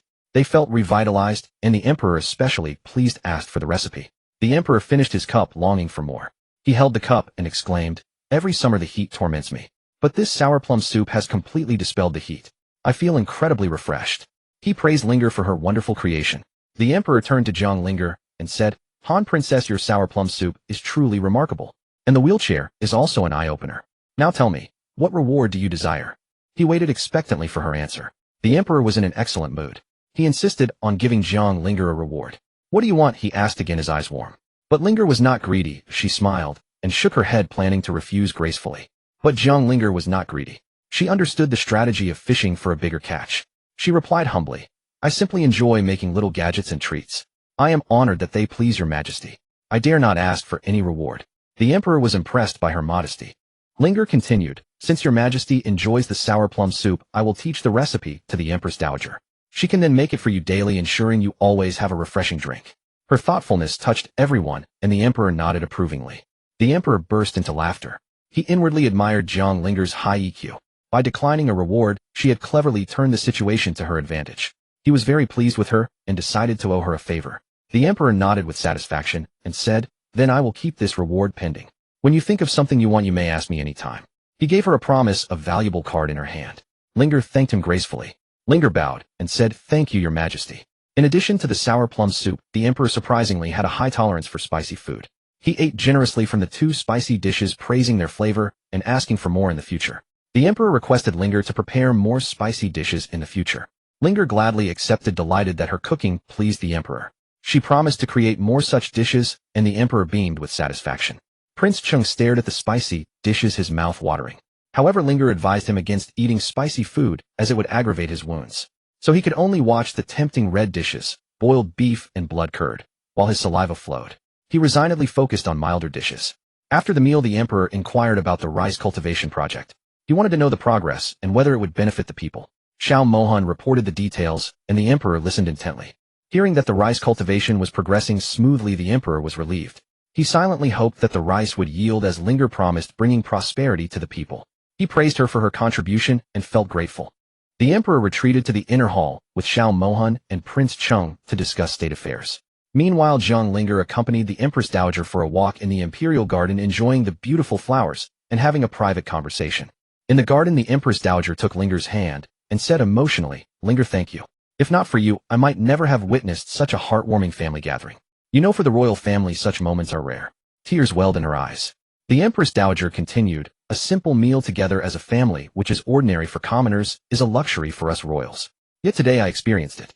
I owe it all to you, Linger. She squeezed Linger's hand, her gratitude sincere. The Empress Dowager admitted she had never dared to dream of the Emperor eating with her and her sons. This miracle was all because of Jiang Linger. From the bottom of her heart, she wanted to thank Linger, who felt deeply touched. Linger smiled and said, Mother, you are being too formal. We are family, so there is no need for such words. As long as the prince and you are happy, I feel all my efforts are worthwhile. She comforted the Empress Dowager, who smiled warmly. Jiang Linger regarded Xiao Mohan as her true family. Therefore she wanted to give him the best care and support, including showing kindness to his mother. The two women grew closer through this bond. During their casual talk, the Empress Dowager mentioned that Linger's new mud mask and lipstick products at the Juxiang Pavilion were all the rage in the palace. Many concubines were secretly competing, spending fortunes to obtain them. Linger was amused by their obsession. Jiang Linger understood that women cared about beauty, but after hearing the Empress Dowager's words, she was amazed at how much palace women were willing to spend just to gain the emperor's favor. It seemed excessive, but she smiled knowingly. Linger thought to herself, it seems my decision to introduce these women's products was indeed very wise. She was pleased with her business acumen. The huge demand confirmed her instinct, and she saw a golden opportunity. By the time Linger and the Empress Dowager finished their walk and returned, Xiao Mohan had brought out the Gamoka game that Linger had made. He was explaining the rules to the Emperor and Prince Cheng, who looked curious. The Emperor was eager to try. The Emperor and Prince Cheng looked at the board in confusion. What is this, they asked. Xiao Mohan explained, it's called Gamoku. Gamoku. That sounds interesting. Prince Cheng exclaimed. The Emperor was intrigued. Prince Cheng murmured, I've never played, but it sounds fun. The Emperor, an avid chess player, was excited by the novel game. He immediately took the black stones and began a match with Xiao Mohan, eager to test his skills. The game commenced. The Emperor pondered for a moment before placing his first stone. Xiao Mohan responded with his own move. They took turns, each thinking carefully as the board gradually filled up. The tension increased with each move. They played back and forth, and soon the board was almost full. Xiao Mohan noticed a gap in the Emperor's formation and placed his final stone, completing a line of 5. He won the game. The Emperor was surprised but impressed. The Emperor examined the board and burst into laughter. You win, Han Prince. I was too focused on defending the main line and overlooked the side. Well played. He admitted his mistake generously and asked for a rematch. The Emperor said, though I lost, this game is simple yet entertaining. Let's play another round. Xiao Mohan smiled modestly. I was fortunate to win. Your Majesty's chess skills are unmatched. I am always in awe. The Emperor was pleased with his humility, and they began a new game. Hearing Xiao Mohan's words, the Emperor looked at him intently. In the past few years, Han Prince had matured significantly. He had rendered great service in guarding the frontier. The Emperor felt proud and realized his son's potential. The Emperor had never been close to Han Prince before. However, through today's conversation, he realized that Han Prince was not only intelligent and wise, but also benevolent and exceptionally talented in both civil and military affairs. He was indeed superior to the other princes. The Emperor regretted his past neglect and resolved to treat him better. The Queen couldn't sit still in her palace after learning Xiao Mohan had brought Jiang Linger into the palace. Consort Yin was currently enjoying the Emperor's favor, and he hadn't visited the Queen's bedchamber for days. Panicked, the Queen sent for the Prime Minister to discuss strategy. Upon arriving at Haitang Palace, he saw his anxious daughter and comforted her. Your Majesty, please calm down. Father, how can I calm down? That woman Yun Xiang'a has won the Emperor's favor again. What if she whispers in his ear and tries to take the Crown Prince's position? The Queen said anxiously. Though the Crown Prince was already established, the Queen constantly feared he would be deposed one day. This worry plagued her day and night. The Queen's real worry was the Crown Prince's incompetence. Consort Yin's 2 sons were far more capable. The prince's position was only secured through her own scheming. Your Majesty, don't worry too much. Yun Chang's 2 sons. One is crippled, the other is cursed. How can they compete with the Crown Prince? Besides, the Crown Prince has me and the support of all the officials. Even if the Emperor wishes to depose him, he'd have to think twice, the Prime Minister said confidently. Father is right. Even if she is favored, her 2 sons are useless. They can't threaten the Crown Prince. I was just being too anxious, the Queen said, finally calming down. After listening to the Prime Minister, the Queen thought it over and realized he was right. She had been overly nervous for but Yun Chang's favor is still a problem. You should put more effort into winning the Emperor's heart, the Prime Minister advised, stroking his beard. You're right, Father. But the Emperor hasn't come to Haitang Palace lately. It's really troubling, the Queen said. The Queen sounded helpless. She was at a loss on how to regain the Emperor's attention. If the Emperor won't come, then we strike at the Brocade Palace. If Yun Xiang'a stays quiet, well, spare her. But if she makes a move, she's asking for death. I trust you'll handle it, the Prime Minister said, his eyes dark with intent. The Prime Minister's gaze was vicious. He was signaling that it was time to make a move and eliminate the threat. The queen understood. I know what to do, father. To avoid any more trouble, it seems Yun Xiang'a cannot be kept alive. Meanwhile, at the Brocade Palace, the emperor was happily playing Gamoku with his sons. The emperor played so much that he was reluctant to leave. He only left when eunuch De reminded him about the memorials. As he departed, the Prince of Chung gifted him the Gamoka set. The emperor left the Brocade Palace very satisfied. He told Zhang Linger to prepare unique gifts for him whenever she came up with new ideas. Zhang Linger agreed. After the emperor left, she took out a jigsaw puzzle she had prepared for the Prince of Chung. Seeing the gift, he gave her a thumbs up. The puzzle depicted a magnificent landscape of mountains and rivers. The Prince of Chung could use it to pass the time during his leisure hours. Sister-in-law, you are so thoughtful. Knowing him bored, you gave me this puzzle. Now I'll have something to do, the Prince of Chung said, full of gratitude. After Xiao Mohan and Zhang Linger left the palace, the queen went to the Brocade Palace. She was furious to see the Prince of Chung sitting happily. After Xiao Mohan and Zhang Linger left the palace, the queen went to the Brocade Palace. She was furious to see the Prince of Chung sitting happily in his wheelchair. The queen hated seeing the Prince of Chung cheerful. She preferred him to be depressed and listless. Seeing him so happy today made her clench her fists in anger. Neither Consort Yun nor the Prince of Chung expected the queen's sudden visit. They quickly got up to pay their respect. Despite her dislike for them, the queen plastered on a smile. No need for formalities, Consort Yun and Prince of Chung. Please rise. I heard you've been losing sleep because of the Prince of Cheng's poisoning. I brought some calming incense from my palace. I hope it will help you rest better, the queen said, feigning concern. Thank you for your concern, your majesty. My insomnia has indeed been severe lately. It's very kind of you to think of me, Consort Yin said, not suspecting anything. Consort Yin didn't overthink it. She simply believed the queen was genuinely worried about her and instructed her maid to place the incense in her bedchamber. Seeing that Consort Yun had accepted the incense, the queen specifically advised her to use it every night to ensure it would help with her insomnia. Consort Yun readily agreed, not suspecting the queen's ulterior motives. She was simply grateful for the kindness. The queen didn't stay long. As she left, her chief maid whispered something in her ear. The queen sneered and said, Yun Xiang'a, let's see how you compete with me now. Back at Haidang Palace, the queen spent a long time beautifying herself. On her vanity table were all of Zhang Linger's creations: the Ocean's Love lipstick, mud mask, and perfume. The items on the dressing table included the Ocean's Love lipstick, mud mask, and perfume. They were all products from the Jushang Pavilion. The queen's chief maid Tinglin was carefully applying the mud mask with a spoon, praising the queen's skin for being as smooth and tender as a peeled egg. The queen was thoroughly pleased by the flattery. Looking in the mirror, she found the products from the Jushang Pavilion were indeed excellent. Her skin was fair and tender, making her look much younger. The queen wondered who had invented these wonderful products. If she could find out, she would definitely recruit that person to work. The queen had a dignified, classic beauty, the type commonly seen among ancient noblewomen. It was not the stunning, breathtaking type like Consort Yun. Although the queen looked like a proper lady from a good family, she was actually vicious and full of evil schemes. Though the queen entered the palace a year before Consort Yun, the emperor always favored Yun. This made the queen burn with jealousy. The queen gave birth to the eldest prince before Consort Yun, but soon after Consort Yun also gave birth to a prince. During Consort Yun's pregnancy, the queen had tried to make her miscarry but failed. Not only did Consort Yun successfully give birth, she had 2 sons in a row. Not only that, but Consort Yun's 2 princes were both exceptionally handsome and intelligent from a young age. However, the queen's background was very strong, so the emperor was forced to appoint her as empress. After securing her position, the queen set her sights on the young Prince of Chung and Prince of Han. Through her schemes, the Prince of Chung became crippled, and the Prince of Han fell out of favor. The queen admired her masked face in the mirror, her eyes filled with malice. Yun Xiang'a, you couldn't defeat me before, and you still can't now. What if Xiao Mohan returns? He is barely surviving now. Oh, if I want him dead, he won't last until tomorrow. After applying skincare products and lipstick with the maid's help, the queen asked, Are the pastries ready for the emperor? The maid replied, Your Majesty, everything is ready. I guarantee the emperor will be pleased. The queen, satisfied, headed to the study with the pastries. In the cold king's residence, summer seemed hotter than it does now, with no fans or air conditioning, and layers of clothing made it worse. When no one was around, Zhang Linger could escape into her space to avoid the heat. But now disappearing would cause a stir. Feeling sluggish due to the heat, Zhang Linger turned to Ziyun and asked, How did you cope with summer heat in the past? Any good tips? Ziyun fanned Zhang Linger while shaking her head, saying, Your Highness, there's no good way. Just endure it and stay indoors when possible. Strangely, this summer felt hotter than any before.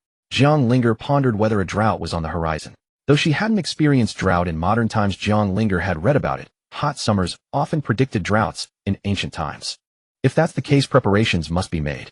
Even with her spatial abilities, countless commoners would suffer if it. While Zhang Linger contemplated, Ziyun complained, It's so hot. The palace has ice stored away, but we don't even have ice shavings. Zhang Linger suddenly had a bright idea, right? Without fans or air conditioning, ice can cool us down. Making ice is simple. It can cool the room and be used to make various cold drinks. Ziyin looked confused. Your Highness, what are you talking about? What's air conditioning or cold drinks? Enough questions, Ziyin. Quickly find some saltpeter for me. The more the better. It will be very useful later. Zhang Linger felt energized, wondering why she hadn't thought of making ice before. Ziyin hurried out to find saltpeter. Was not rare in the northern desert kingdom. It was common in pharmacies, but no one knew how to use it. However, ice stored in winter would lose a third by summer. While Ziyin searched for saltpeter, Zhang Linger relaxed in her space. Zhang Linger had some fruits picked from the garden. The fruits were lush and juicy from the spiritual spring water she secretly used. Soon Ziyin returned with saltpeter, accompanied by Long Zhua and Long Yu, each carrying a large cloth bag. Long Zhua and Long Yu placed the bags on the ground, saying, "Your Highness, here's the saltpeter you asked for. Is this enough?" Zhang Linger, finishing a sweet and refreshing watermelon, offered them pieces to cool off. After wiping her hands, Zhang Linger looked at the bags of saltpeter. They were already crushed into small pieces. Once the men finished eating watermelon, Zhang Linger instructed Long Zhua and Long Yu to find a clean wooden barrel and fill it with water. Then she had them continually add saltpeter to the barrel. Zhang Linger patiently waited as it filled. Soon beads of water formed on the outside of the barrel as white mist began to rise from within. Ziyun and the others were amazed. Ziyun carefully touched the barrel's surface, instantly feeling a cool sensation wash over her. As time passed, the water in the barrel finally froze into ice cubes. Everyone's eyes widened in disbelief. "Your Highness, how many more talents do you possess that we don't know about? No one expected you to make ice in the summer." Everyone felt a mix of surprise and joy. The heat inside the room dissipated, replaced by the cooling air from the ice cubes.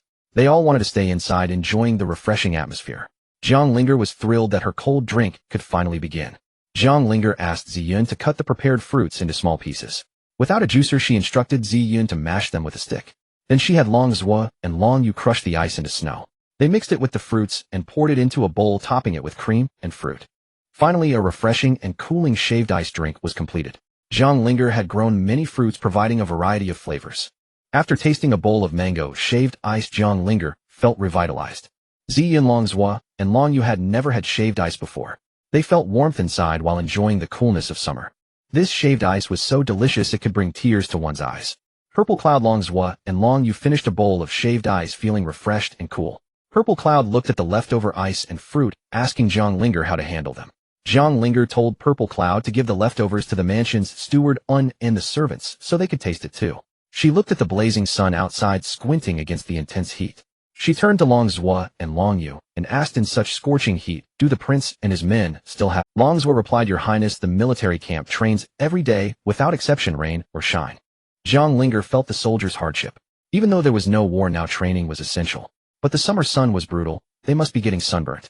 Thinking of Xiao Mohan and the soldiers suffering under the sun, she felt a pang of sympathy. She looked at the remaining ice and made a decision. She told Long Zhua and Long Yu, "Gather more helpers.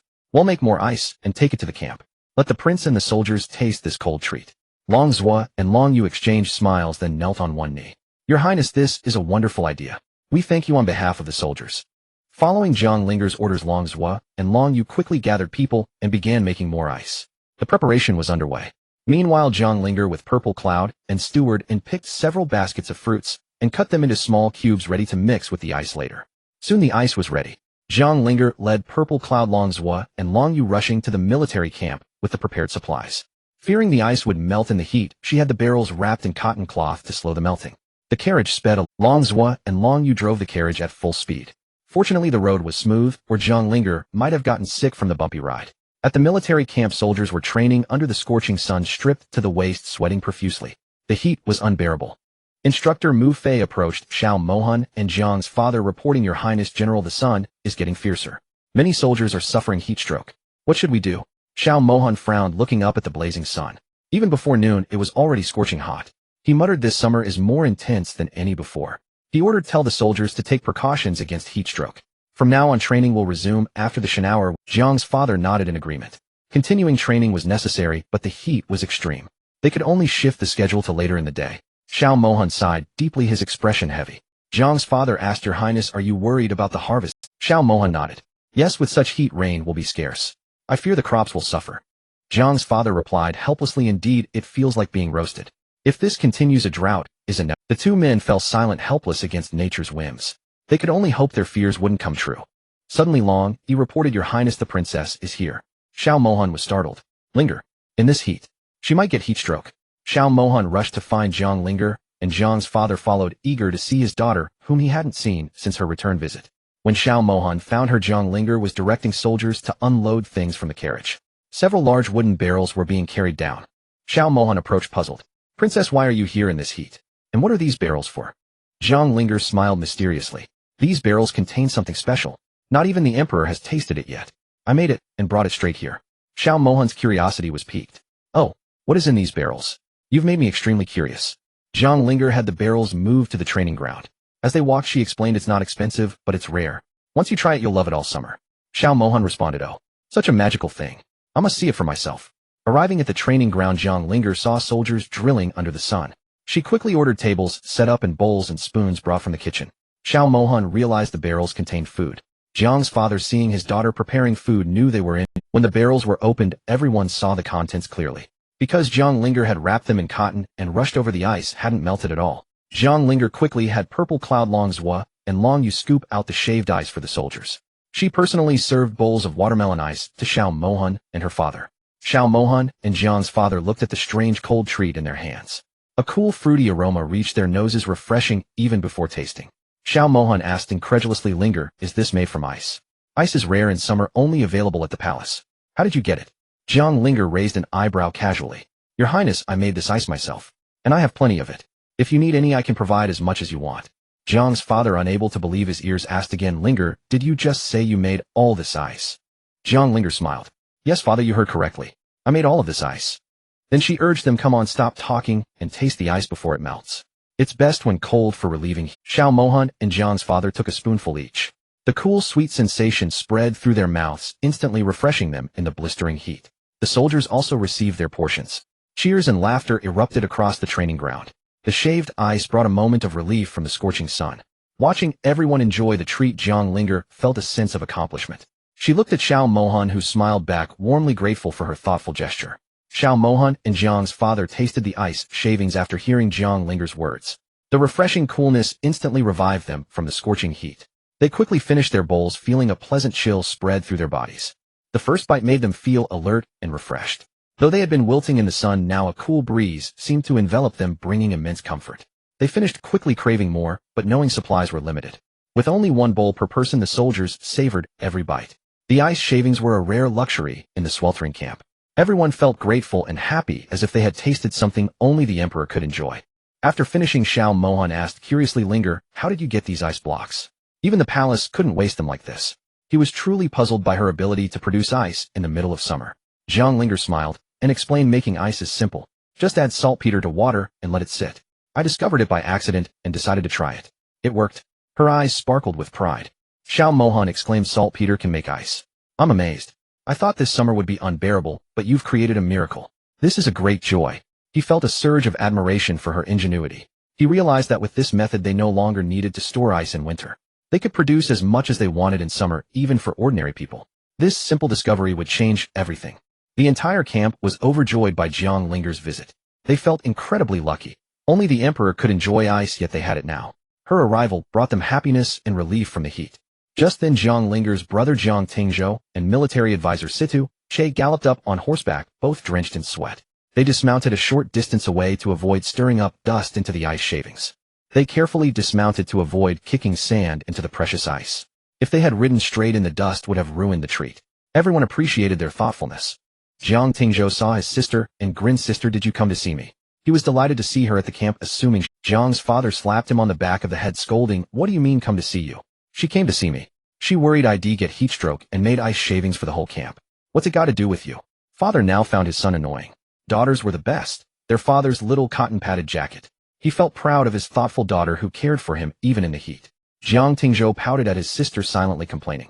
Xiao Mohan watched the father-son rivalry and shook his head, thinking, "Aren't they supposed to be here for me?" He felt a bit left out. He realized that with a doting father-in-law and a sister-obsessed brother-in-law, his future life would be tough.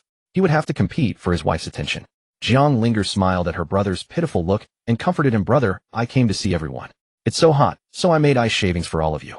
Go have some." Jiang Tingzhou's mood brightened instantly. He nodded eagerly and said, "You're amazing, sister. He'll go try it now." He hurried off toward the ice shavings, his earlier disappointment forgotten. While he was talking, Sidu Che was already enjoying his ice shavings, savoring each bite with a satisfied expression. He had finished half his bowl before Jiang Tingzhou even arrived. Jiang Tingzhou teased him, "Look at you like you've never had good food. But my sister's cooking is indeed amazing." He felt proud of his sister's skill. Sidu Che ignored him, focusing on his ice shavings.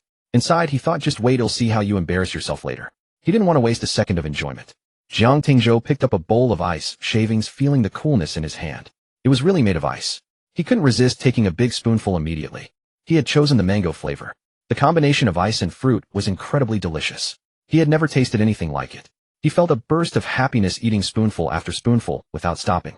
Sidu Che saw his eating style and mocked, "Who said I had never had good food? Your eating is no better than mine." He chuckled, enjoying the irony. Jiang Tingzhou was too busy devouring his ice shavings to respond. He didn't care what Sidu Che said. The ice was too good to waste on talking. He finished his bowl quickly and looked at Situ Che's remaining ice. Situ Che immediately sensed his intention and gulped down the last spoonful, protecting his treat. Jiang Tingzhou complained that Situ Che was being stingy, saying good brothers should share. But Situ Che just rolled his eyes and refused to give in. Situ Che thought, "Good brothers. On the way here, you kept talking about your sister's desserts sent to the general's mansion, making me drool. Did you ever remember to share with me?" He decided that if Jiang Tingzhou wanted his ice, no way. Not a single spoonful. He was determined to enjoy every bit himself. One bowl wasn't nearly enough for Jiang Tingzhou. He looked at his sister pitifully and asked, "Sister, will there be ice shavings tomorrow?" His eyes were full of hope. Jiang Linger laughed at his humble expression and said, "I didn't prepare enough today. They'll teach the kitchen the method so everyone can have ice every day." The soldiers cheered. The soldiers were deeply moved by the prince's kindness. She had always made them treats, and now she thought of them in the heat. Jiang Linger won their hearts completely. Before leaving, Jiang Linger taught the cooks how to make ice. She instructed them to prepare ice shavings for the soldiers every day, ensuring they could beat the heat.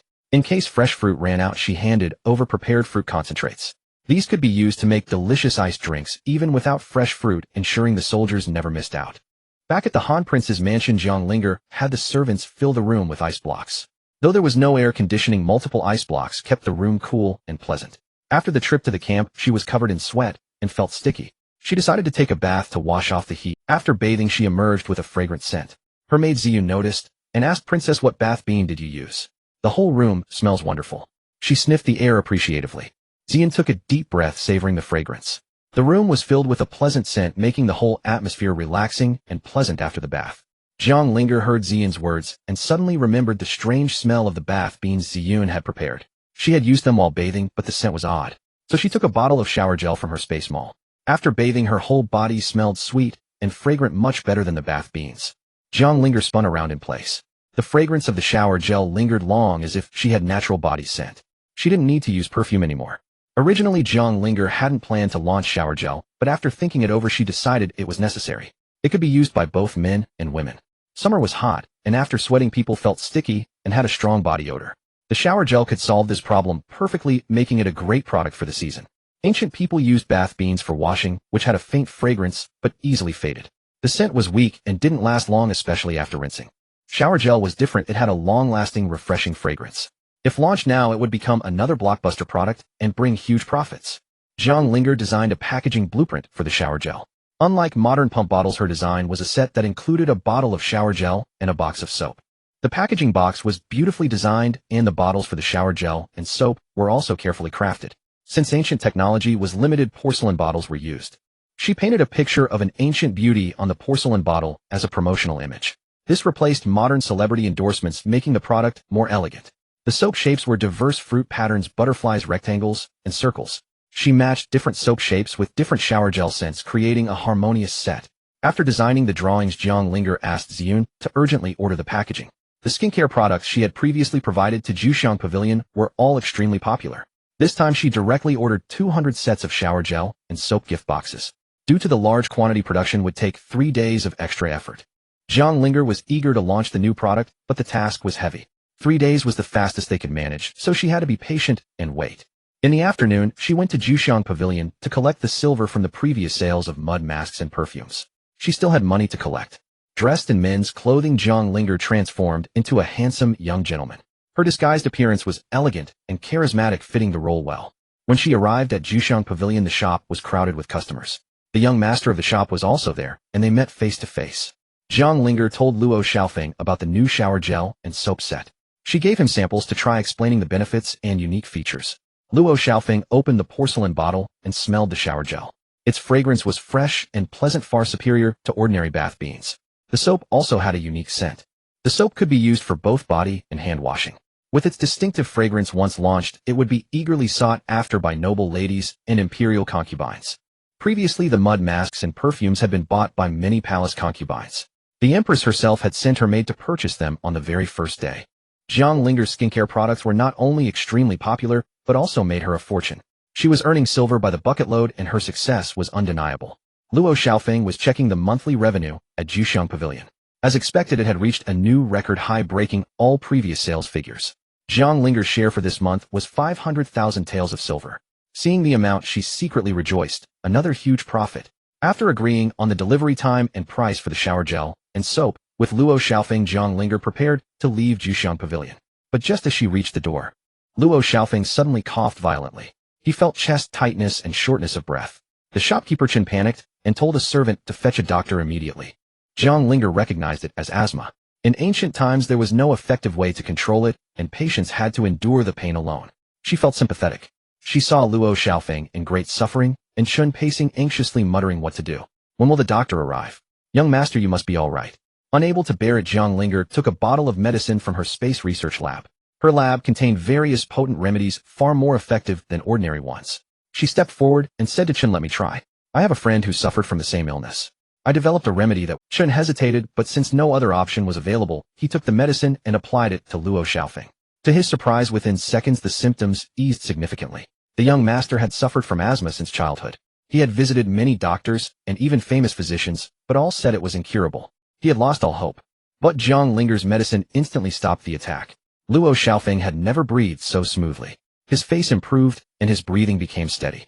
He looked at Jiang Linger with gratitude, as if seeing a ray of hope. She was like a warm sun shining into his life, bringing light and warmth. Luo Xiaofeng stood up and bowed to Jiang Linger.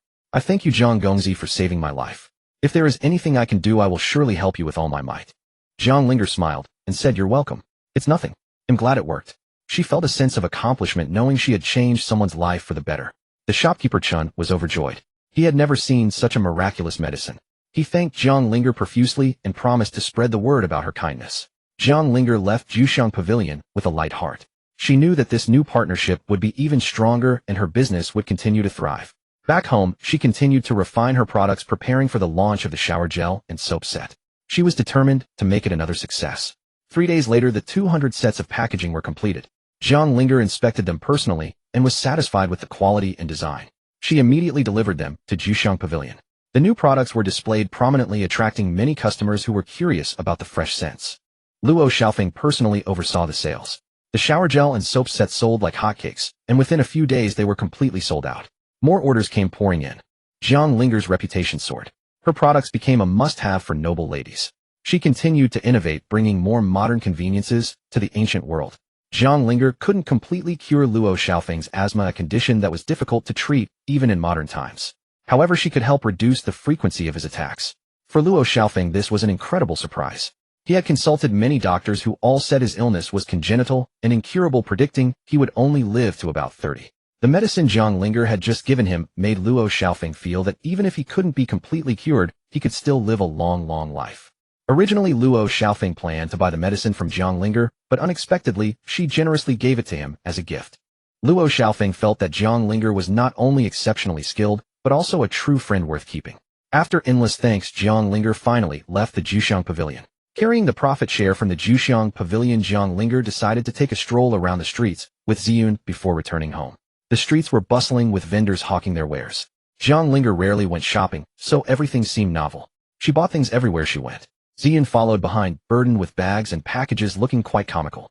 Seeing her maid's state, Jiang Linger decided to end her shopping spree and head back to the Cold Prince's mansion. As Jiang Linger was heading back, a harsh roar suddenly reached her ears. "Old bastard, if you don't pay protection money, don't blame me for being rude." Jiang Linger looked toward the commotion. A crowd had already gathered ahead. Being naturally curious, she squeezed in to see what was happening. What she saw made Jiang Linger's blood boil with fury. 2 burly men were brutally kicking and punching an elderly man who lay on the ground completely defenseless. An elderly woman knelt before a scar-faced man, clutching his sleeve and weeping bitterly as she begged for mercy. "Please, sir, have mercy. Spare my husband. At this rate, he'll be beaten to death." The old woman wailed, her voice filled with despair. The scar-faced man ignored her pleas. Instead, he kicked the old woman hard in the stomach and snarled, "If you can't afford the fee, don't set up a stall. Beat him harder. Let everyone see what happens to those who don't pay." The scar-faced man spat on the ground, his behavior utterly disgusting. The old woman lay on the ground, groaning in pain from the kick. "Is there no law here?" A man in the crowd dared to speak up. The scar-faced man glared at him venomously. "Law? I am the law here. Who dares to challenge me in the capital?" The scar-faced man burst into arrogant laughter. Seeing this, Jiang Linger's anger flared up. This was clearly a bully and a tyrant. Such blatant lawlessness right under the emperor's nose. Jiang Linger decided to teach this scar-faced man a lesson. She picked up a pebble and threw it at his forehead. A large lump instantly swelled on the scar-faced man's head. He roared in rage, "Who threw that? Come out and face me." Jiang Linger sneered coldly. She stepped forward, flicked her robe, and shouted, "It was your grandfather who threw it." She was dressed as a man, so her identity as the princess was safe. Since she was dressed in men's clothing, Jiang Linger didn't have to worry about exposing her identity as the princess. The scar-faced man saw a fair-skinned, handsome young man stepping forward and assumed it was some wealthy young master playing the hero. Seeing Jiang Linger was alone and looked frail, the scar-faced man dismissed her as a threat. He walked over, acting like a thug, and said arrogantly, "Kid, you're still wet behind the ears to play hero. You look like a stranger. You must be from out of town, right?" The scar-faced man continued, his tone dripping with menace. "Go ask around about my name, Chin-san. I advise you not to stick your nose where it doesn't belong, or else ill." Before he could finish, Jiang Linger grabbed his swinging hand and snapped it with a sickening crack. Before the scar-faced man could even scream in pain, Jiang Linger followed up with a hard kick to his groin. The scar-faced man's eyes bulged. He didn't know whether to protect his upper or lower body. He collapsed to the ground, letting out a pig-like squeal of agony. Seeing their boss beaten, the two thugs exchanged glances, grabbed a nearby bench, and charged at Jiang Linger. Jiang Linger didn't give them a chance. She unleashed a flurry of punches and a spinning kick, taking them down. Seeing the three bullies defeated, the surrounding vendors and onlookers erupted in cheers and applause. Jiang Linger instantly became a hero in everyone's eyes. The elderly couple who had been beaten, supporting each other, came over and knelt before her. The old man spoke, "Thank you for saving our lives, young master. Your great kindness I will never forget. If not for you, my life would have been lost here today." The old man's eyes were filled with tears, and his wife was also in tears. Jiang Linger quickly helped them up. "Please rise. How could I stand by and watch such tyranny?"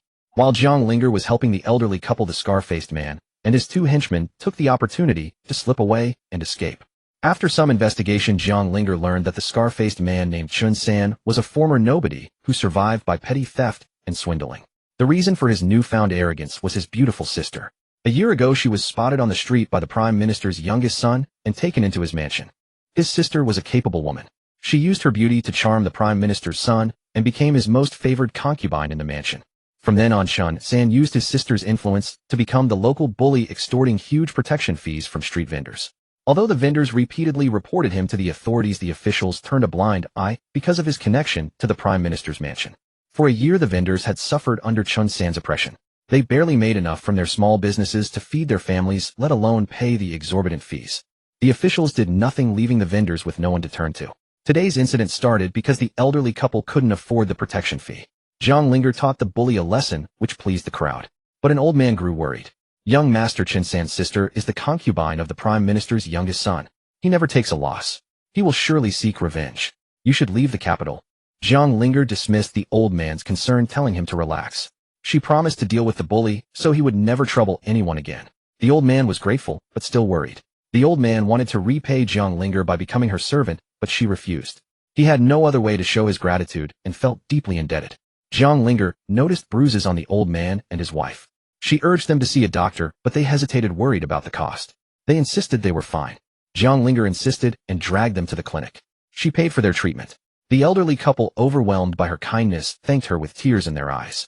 During the visit, Jiang Linger learned why the elderly couple, both in their 60s, had to run a street stall. Their story moved her deeply. The old man, known as Gu, had been honest and hardworking. His son was filial, his daughter-in-law capable. They had a happy life, just taking care of their grandson at home. But disaster struck. The son broke his leg while gathering firewood on the mountain. To treat him, they spent all their savings and fell into debt. The stall had been run by the son and his wife. After the son's injury, the daughter-in-law handled everything alone, working from dawn to dusk. Overworked, the daughter-in-law collapsed. With two patients in the family, the elderly couple had to take over the stall. Jiang Linger's heart ached hearing their story. She could never stand to see people suffer, and now she had encountered such hardship firsthand. Jiang Linger had tasted the coarse pastry the old man sold. It was made from grain with red bean paste filling, but the outer layer was too hard and the filling scarce. The pastry was dry and bland, hardly appetizing. The poor quality was likely why business was so bad. The old woman had taken over making it after her daughter-in-law fell ill. Jiang Linger decided to help this unfortunate family. At first she thought of giving them silver, but realized charity would only help temporarily. Instead she decided to teach them a sustainable skill. After thinking it over she settled on making milk crepe cakes, which were simple and required little technique. Jiang Linger briefly explained her idea to Gu and his wife. They were overwhelmed with gratitude. "Young master, how can we repay you?" they asked, their voices trembling. "You already paid for our medical bills. Now you want to teach us a skill? We can never repay your kindness." The old man knelt to kowtow, but Jiang Linger stopped him. "Old Gu, don't be so polite. I don't need this skill myself. Teaching it to you to help your family is a good deed for me," Jiang Linger said sincerely. The old couple could only keep thanking Jiang Linger, not knowing what else to do. Their gratitude was beyond words. Jiang Linger and Ziyun followed Gu and his wife to their home. When they saw the thatched cottage, both were stunned. They had expected poverty, but not this. Gu and his wife felt embarrassed. "Young master, our home is poor. We sold our house and savings to treat our son and daughter-in-law. Now we 5 live in this hut. Please don't despise it." Jiang Linger shook her head. "It's okay, old Gu. Hardship is temporary. Your life will get better." Her words carried genuine warmth. The old man's eyes filled with longing. His only wish now was for his son and daughter-in-law to recover. He asked for nothing more. As they entered the hut, a strong smell of herbal medicine hit them. Jiang Linger showed no discomfort walking in naturally to show respect. Having no tea, the old woman poured a glass of plain water and added precious sugar, a luxury in their home. She served it with trembling hands. Guest's son and daughter-in-law were surprised to see strangers. After hearing the whole story, they understood. The son felt guilty for causing his parents suffering. The son pounded his useless leg in anguish. "It's my fault for not being worthy, making my parents suffer." His parents rushed to stop him, comforting him. "Son, don't blame yourself. That bully is lawless, but today we were saved by the young master. The heavens will punish that villain someday," the old man said softly. Jiang Linger saw the son's filial piety and comforted him too. "Brother Good, don't blame yourself. Your priority now is to recover so you can help your parents." The son replied sadly, "The doctor said he'll never walk again. How can I ever reassure my parents?" He was filled with despair. Jiang Linger offered to examine his leg. She found that the bone was dislocated, not broken beyond repair. Ancient medicine was simply too backward to treat it properly. She carefully reset the bone. A sharp crack startled everyone, but the son felt immediate relief. Then she applied a cooling ointment to reduce swelling. Next she examined the daughter-in-law. She was weak from overwork and anxiety, causing her collapse. Jiang Linger prescribed a tonic to replenish her blood. She also told the old woman to cook nutritious meals for her daughter-in-law. Gu and his wife were relieved to hear that their children would recover.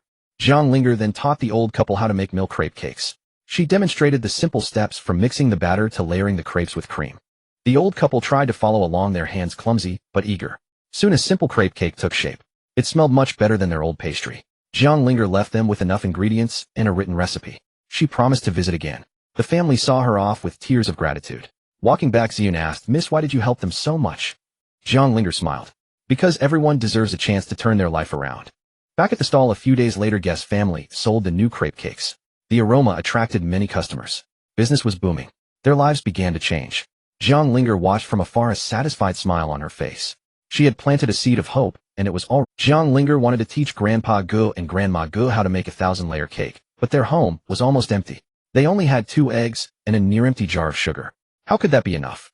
Jiang Linger asked Ziyun for 10 silver coins and told Grandpa Gu to hurry and buy eggs, sugar, milk, oil, and flour.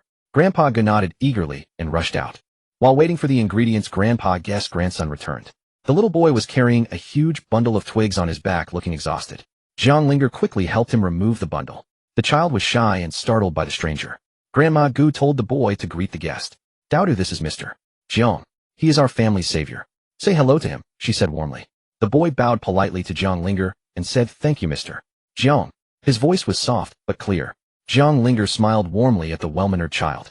Jiang Linger noticed the boy's clothes were patched but clean. His face was also clean. Despite the poverty, his parents took good care of him. The child's innocence touched her heart. The boy was only about 5 years old, but he acted like a little adult. He was so mature for his age. Jiang Linger thought of the saying, "Poor children learn to be strong early." Jiang Linger gently patted the boy's head and said softly, "Your name is Doubterite. From now on, don't call me Mr. Jiang. Call me Brother Jiang. Here, these candies are for you." Jiang Linger really liked this cute child. It was her first time meeting such a shy, adorable kid in ancient times. She took out a box of candies from her sleeve and offered it to him. Doubter's eyes were full of longing for the candy, but but he shook his head. His parents had taught him not to take things from strangers. The box looked expensive, so he felt it was wrong to accept it.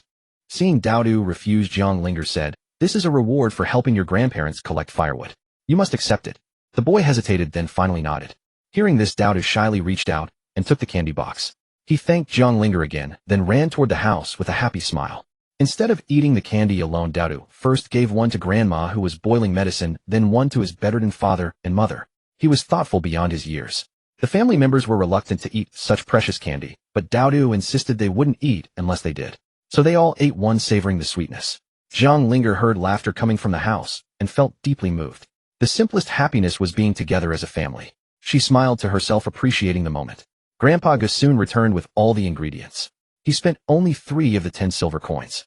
Jiang Linger told him to use the remaining 7 to buy nourishing food for the family, as they all looked so thin. With all the ingredients ready, Jiang Linger began to teach Grandpa Gu and Grandma Gu how to make a 1,000-layer cake. She explained each step patiently. Making a 1,000-layer cake was actually quite simple, but ancient tools were not as convenient as modern ones. Jiang Linger had to improvise with what they had. First, Jiang Linger mixed oil into the flour to make a batter, then set it aside. She cracked several eggs, separating the whites to make cream. The process was straightforward. Since there was no electric mixer, whipping the cream had to be done by hand. Jiang Linger added milk, oil, and sugar to the egg whites and beat them vigorously. It took a while, but it worked. The egg whites whipped up nicely, forming a fluffy cream. With both the cream and batter ready, Jiang Linger began making the thin pancakes needed for the layers. Fortunately, Grandpa Gu had a round iron griddle. Jiang Linger set up a small charcoal stove underneath it. The griddle was perfect for making the thin crepes. The pancake-making process went smoothly.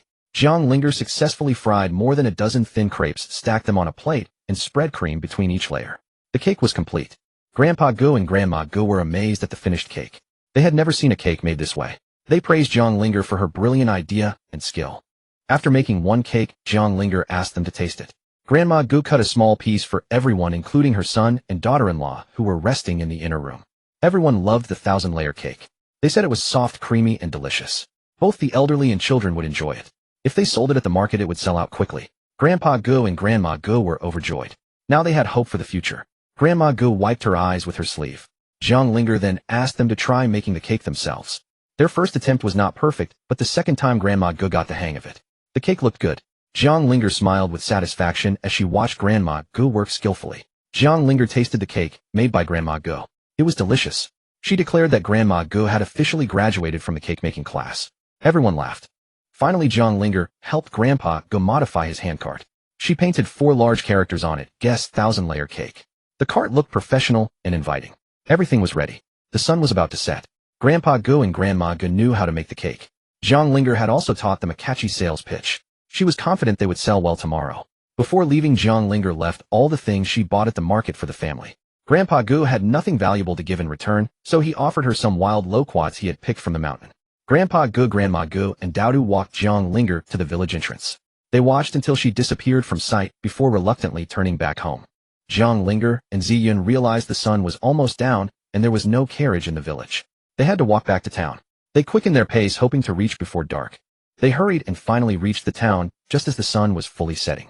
Suddenly, they heard hoofbeats. A carriage approached, driven by Long Yi. He pulled the reins when he saw Jiang Linger. Long Yi stopped the carriage, jumped down, and bowed to Jiang Linger. "Your Highness, I finally found you." The prince returned to the residence, and not seeing you, came out to search. "He is in the carriage." "Oh, the prince is here too." Before Jiang Linger finished speaking, the carriage curtain was lifted. Xiao Mohan looked at her with a stern expression, clearly worried and a little angry. Seeing that Xiao Mohan was upset, Jiang Linger quickly jumped onto the carriage and said sweetly, "Your Highness, why did you come personally?" He snorted, "If I didn't, would you walk all the way back? Didn't I tell you to take Long Zhua and Long Yu when you go out?" Xiao Mohan scolded, his voice stern but full of concern. "You only took a young maid. What if you ran into trouble?" Jiang Linger smiled playfully. "I'm wearing men's clothes now, and I'm very strong. Who knows who would bully whom?" Xiao Mohan sighed, his expression softening as he touched her head. Xiao Mohan's voice became gentle. "If you want to go anywhere in the future, you must tell me. Otherwise, I will be worried if I can't find you."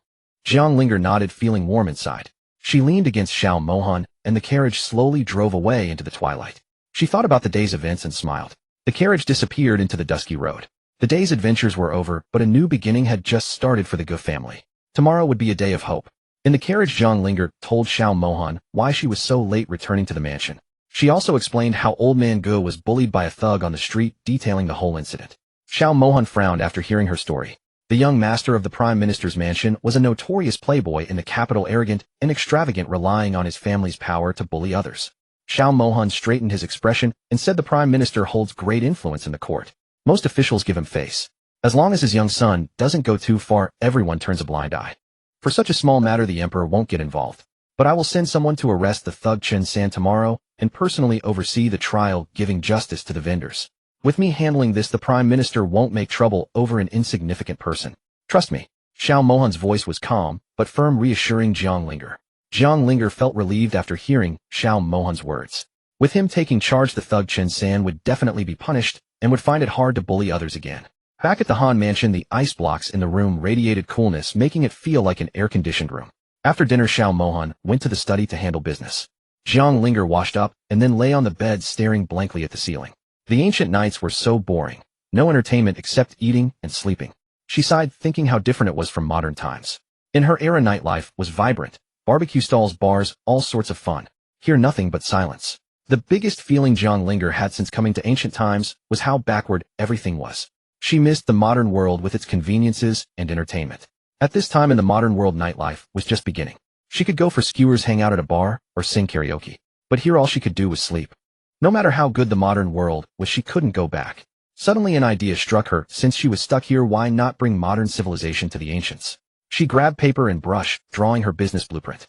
Everything from beauty salons to restaurants to entertainment venues. She would build a modern commercial street. The Juxiang Pavilion was already on track, but it wasn't her own property. She needed to create something of her own. A beauty salon for women in ancient times. That would be perfect. Jiang Linger decided to build a beauty salon exclusively for female customers. No woman doesn't care about her appearance. This would definitely be a hit in ancient times. Whether in modern or ancient times, every woman values her looks. A beauty salon focusing on skincare and makeup would not conflict with the Juxiang Pavilion. The beauty salon would focus on skincare and beauty treatments, completely different from the restaurant business. It would be a new venture with no conflict. Besides the beauty salon, Jiang Linger planned to open a restaurant. The local food was too simple, just ordinary home cooking. She would introduce Western-style food, hot pot, and barbecue. She also wanted to open a dessert shop, milk tea shop, clothing store, arcade, and even a cinema. In short, she planned to turn a whole street into a modern commercial zone. Her ideas were beautiful, but implementation faced difficulties. First, she needed to obtain the rights to an entire street. Even with money, buying a whole street wasn't easy. Moreover, Jiang Linger wasn't sure if the ancients would accept modern products. The ancient mindset was stubborn, and advanced items might cause a huge stir. Considering these factors, she hesitated. But Jiang Linger was never one to give up easily. Even if it meant hitting a wall, she would try her best. She calculated her current assets, including the silver rewarded by the emperor. It should be enough to open several shops. But she needed to open so many. Rent, labor, materials, all costs added up. Thinking about all the expenses, Jiang Linger felt a headache coming. To build her business empire, she couldn't rush. Every step needed careful planning, no mistakes allowed. She recalled how modern commercial streets were built, combining her own ideas. She drew everything on the paper, working late into the night, determined to make it happen. Nearly the whole night passed without rest. Just before dawn, Jiang Linger finally finished the rough design of the commercial street. She rubbed her sore eyes. She carefully put away the drawings, stumbled to the bed, and fell asleep the moment her head hit the pillow. Exhaustion overtook her. At the hour of the Mao, 57 a.m., Zi Yun came to her room. Jiang Linger was still sleeping soundly, snoring lightly. But the emperor's eunuch had arrived at the mansion. The eunuch specifically asked to see the Han princess. Zi Yun had no choice but to wake Jiang Linger, who had a bit of a temper when woken up. Jiang Linger said irritably, "Zi Yun, is it important? If not, don't disturb my sleep. Princess Eunuch is here asking you to go to the palace. Let me help you get ready." Knowing the princess hated being disturbed while sleeping, Zi Yun still had to insist. The eunuch said the emperor wanted to see her immediately. They couldn't delay. Jiang Linger slowly woke up, wondering why the emperor suddenly wanted to see her. She couldn't afford to disobey an imperial decree. That would be a serious crime. In this era of imperial supremacy, a princess had to keep her head down. Killing someone was as easy as crushing an ant. She had to be cautious. Jiang Linger immediately became alert. She got up and washed up quickly, with Zi Yun helping her dress. Soon she was ready, looking presentable. Since she was going to the palace, she couldn't dress too plainly, or she'd be accused of disrespecting the emperor. But it was summer, and heavy ancient clothing would make her sweat. So Jiang Linger modified her outfit, removing the heavy outer robe and replacing it with a light gauze, revealing her fair collarbone. It looked much cooler. She pinned a butterfly hairpin in her hair and styled her bun to accentuate her face. The overall look made her appear even more charming and radiant. Jiang Linger checked her appearance, found no issues, and walked toward the main hall. She was ready to meet the emperor, though her mind was full of questions. When Jiang Linger arrived at the main hall, De Gonggong was waiting anxiously. He hurried forward to greet her. This servant pays respects to the Han princess. Rise, De Gonggong. Is there urgent business that brings you personally to the Han manor? Jiang Linger was puzzled by his sudden visit. As the emperor's trusted eunuch, De Gonggong's personal visit meant something major. With Xiao Mohan away from the manor, Jiang Linger wondered if good or bad fortune awaited her. De Gonggong quickly explained the reason for his visit to Jiang Linger. During the morning court session, the Grand Chancellor had accused her and Xiao Mohan. He claimed that Jiang Linger's promise of rice maturing in 1 month at the celebration banquet was nonsense. This caused Xiao Mohan and the Grand Chancellor to argue fiercely in court, nearly coming to blows.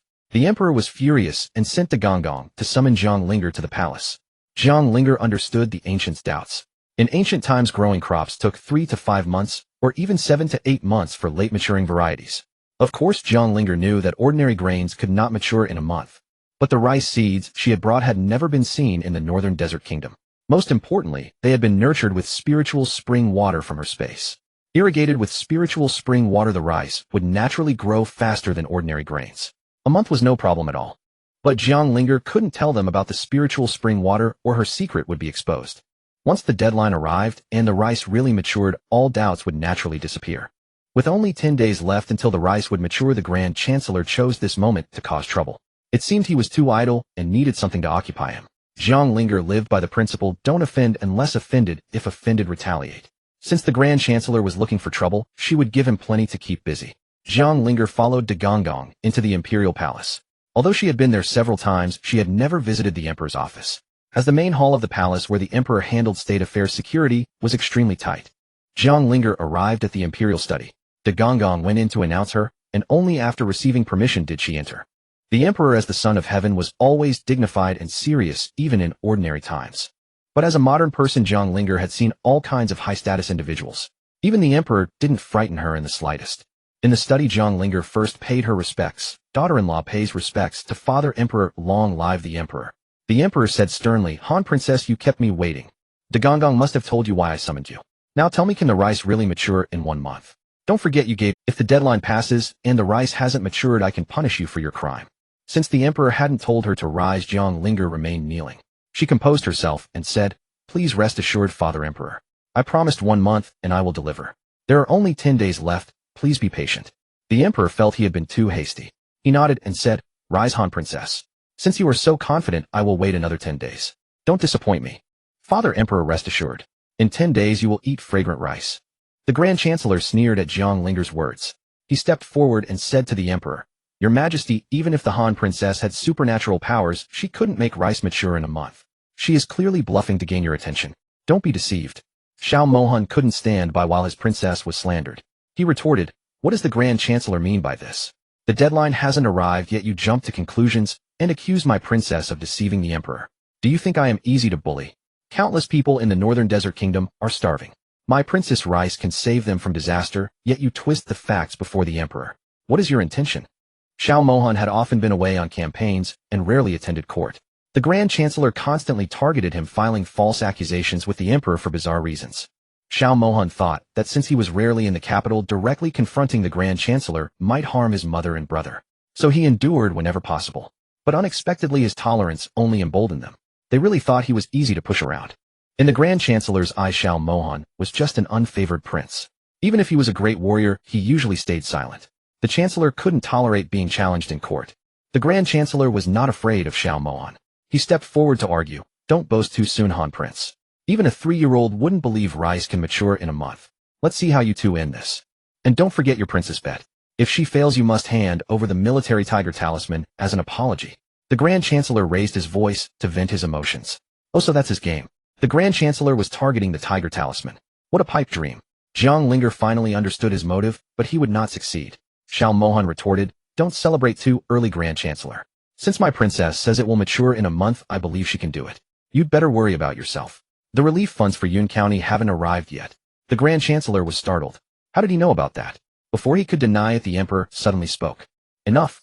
You two, a prince and a chancellor, arguing in the study. What's the point? Chancellor explained the relief funds.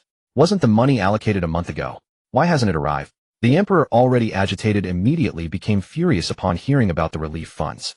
He directly interrogated the Grand Chancellor. The Prime Minister knelt in panic, realizing Xiao Mohan had caught him off guard. "Your Majesty, I am wronged. This is clearly a frame-up against me," he pleaded. He insisted that although he managed the disaster relief funds, every coin had reached the victims. "Your Majesty, do not trust the King of Han's baseless accusations," he cried. The emperor glared at him sharply. "Disaster relief is a grave matter. Han King, you will investigate thoroughly and get to the bottom of this," he ordered. "I obey your Majesty's decree. I will report back to father as soon as possible," Xiao Mohan replied calmly. The emperor waved them away, clearly irritated. Everyone took the cue and began to leave. "This old minister takes his leave," said the Prime Minister, bowing. "I take my leave as well," Xiao Mohan said. "Your daughter-in-law also bids farewell," added Jiang Linger, following. Outside the palace study, the Prime Minister glared at the couple. He had come to accuse them, but instead was outmaneuvered. Fuming, he snorted and stormed off. Jiang Linger made a funny face at his back. Xiao Mohan smiled fondly and said, "All right, Linger, let's return." "Good, your highness. We won't bother with that old fool. When the agreed time comes, we'll slap him hard," she said with mischief in her eyes.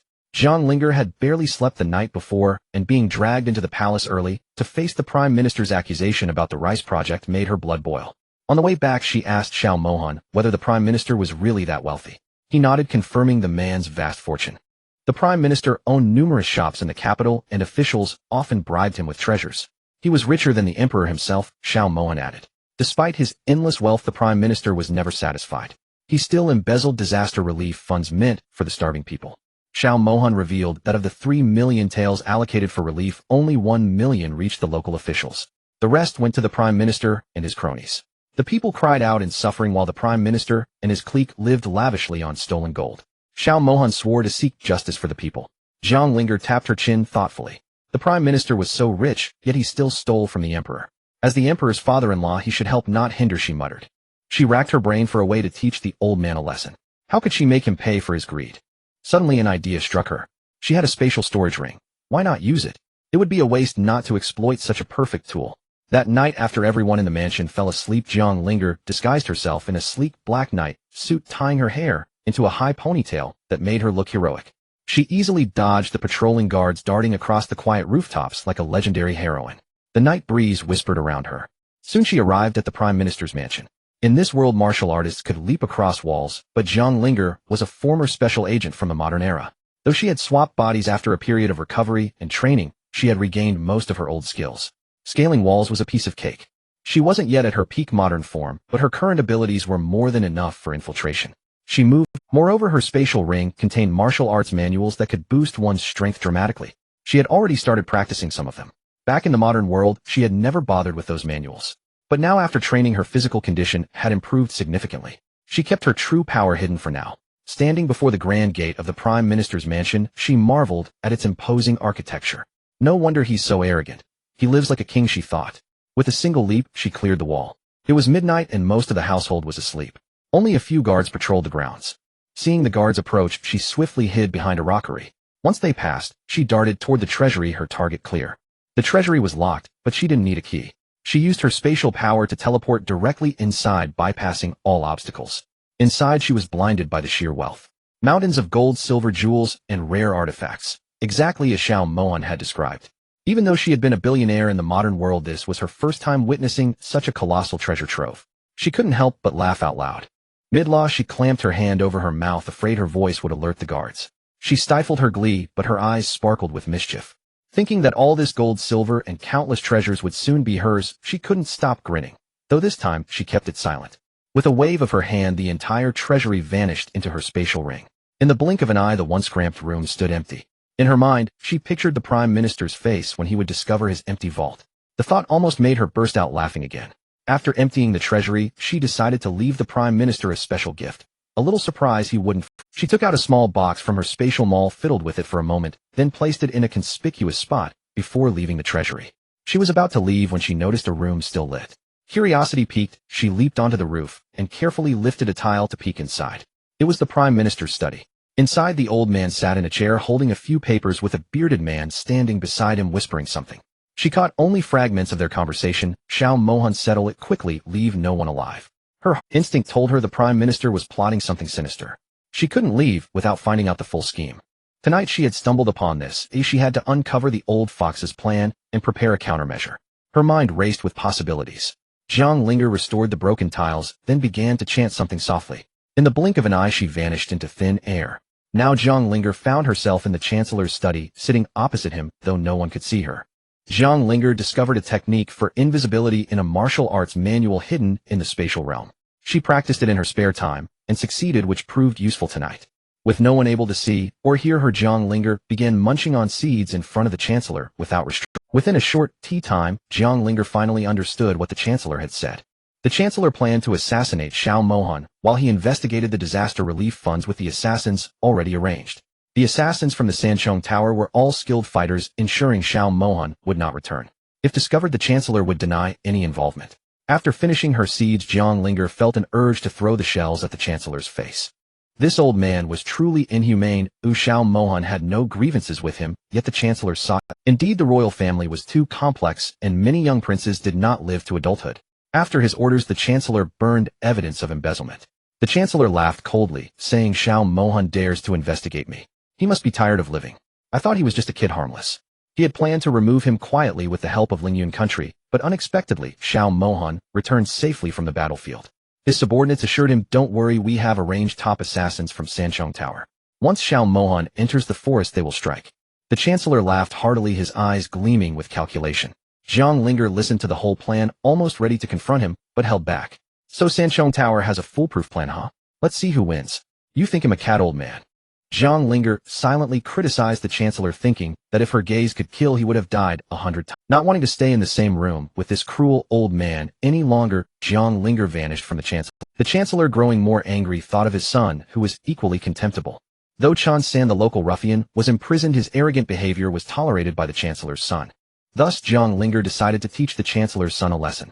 Jiang Linger became invisible in the Chancellor's son's room, finding him chubby and shirtless, sleeping with a woman and snoring loudly. This woman must be Chun San's sister. They were both trapped, and she was about to receive a surprise. Jiang Linger pulled out a large creature from her spatial realm and quietly placed it by their bed. Letting them share a bed with the creature, Jiang Linger imagined their shocked faces upon waking.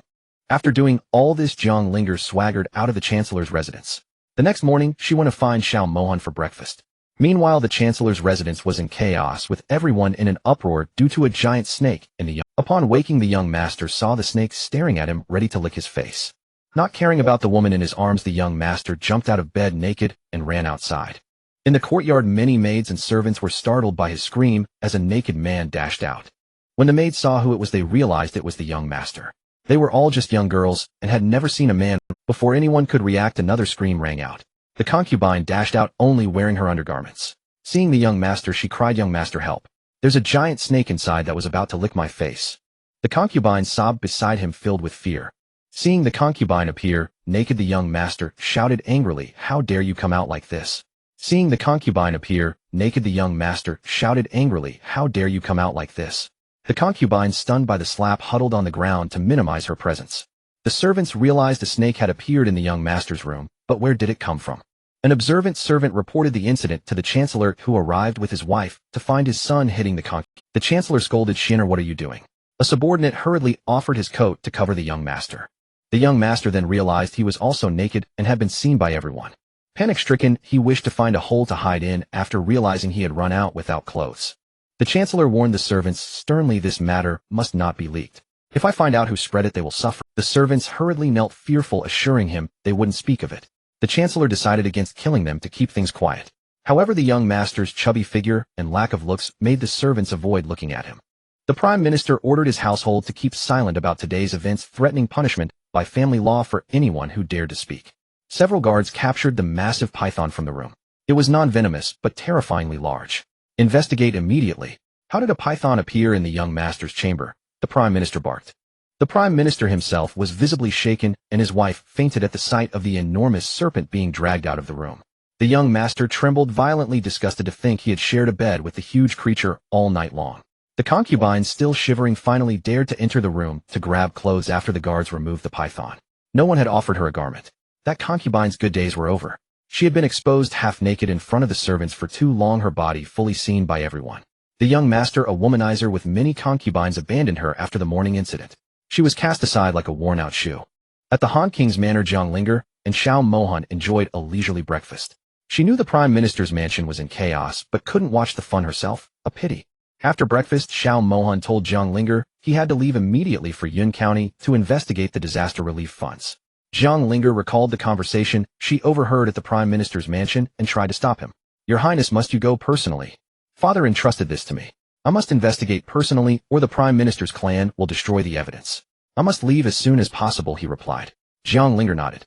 Since you must go, please be careful. Take more guards with you. Xiao Mohan smiled reassuringly. Don't worry, Linger. I'm just collecting evidence of their corruption. The local officials aren't like the Prime Minister, who always tries to kill me. Jiang Linger sighed. She knew the Prime Minister's scheme, but couldn't tell him directly. All she could do was urge him. After breakfast, Xiao Mohan left for Yun County with Long Yijiang shouting and a dozen guards. Once he was gone, Jiang Linger returned to her room and told Ziyun she would take a beauty nap. No one should disturb her, not even for lunch. She changed into a black men's outfit with gold embroidery, tied up her hair, and put on a mask to hide her face. After disguising herself, she arranged the bed to look like someone was sleeping, then quietly slipped out through the back courtyard, avoiding the servants. She couldn't use her invisibility technique because it was still on cooldown, usable only once every 3 days for a short time. So she had to creep out of the manor by a fast horse at the market and follow Xiao Mohan from a distance. This way, if Xiao Mohan encountered danger, she could secretly help him. Sure enough, as Xiao Mohan's party entered a forest, more than 30 masked assassins ambushed them. Each had a fierce flame tattoo on the left cheek. Damn! The three towers. What are they doing here? Jiang Xiaoning exclaimed. Long Yi also sensed danger. Your Highness, they seem prepared. The three towers never fail. We must be. Then a man in a dark red robe with black-purple lipstick and a folding fan descended from the sky and landed in the middle of the group. Xiao Mohan's men all tensed up, alert and ready for battle. Xiao Mohan remained calm, sneering. How much did they pay the three towers to send their best killer, Ghost Hand, after me? The man called Ghost Hand rasped. Prince Han, I didn't want to come, but they offered 5,000 gold taels for your head. I can't pass up such a deal. They really put a high price on my life. Let's see what the three towers can do. Xiao Mohan prepared to fight without further delay. Prince Han, today you have no escape. I've long heard of your martial prowess. Let's settle this now. Die. Ghost Hand charged. At Xiao Mohan's command, both sides clashed in a fierce battle. The three towers assassins were all highly skilled. They were a notorious organization that killed anyone for money, even royalty. No one knew the origin of the three towers in Mabe Kingdom, only that their leader was invincible and their missions never failed. 3 lieutenants controlled 3 floors of killers. The higher the floor, the deadlier the killer. The one sent for Xiao Mohan was Ghost Hand, the strongest of the 3rd floor, with a starting bounty of 1,000 gold taels. Ghost Hand was notorious for his poison and sadistic methods. He never killed quickly, he made his victims suffer unbearable agony before death. Rich people paid heavily to hire Ghost Hand just to watch their enemies writhe in torment before dying. The battle intensified. Jiang Linger had hidden herself in a nearby tree when Ghost Hand appeared, watching from above. Xiao Mohan was strong but outnumbered 30-10. The enemy were all experts and his men were falling. After a stalemate, Xiao Mohan's side began to tire. Even he could handle 10 enemies alone, but the remaining guards were dropping. Only 5 were left. The enemy still had over 20 and Ghost Hand had poison darts. Xiao Mohan had to be extra cautious when Ghost Hand laughed. The famous Prince Han of Mabe will die here today. I advise you to surrender. He'll give you and your men a whole corpse. The battle was about to reach its climax. Jiang Linger tightened her grip on the hidden weapon in her sleeve, ready to— Jiang Shaoqing shouted angrily, you coward. The Ghost Hand Lord relies on numbers. Face me, Uni. There is no fairness here, Ghost Hand sneered. Only death. Since you defy me, you die first. Ghost Hand hurled a poison dart at Jiang Shaoqing.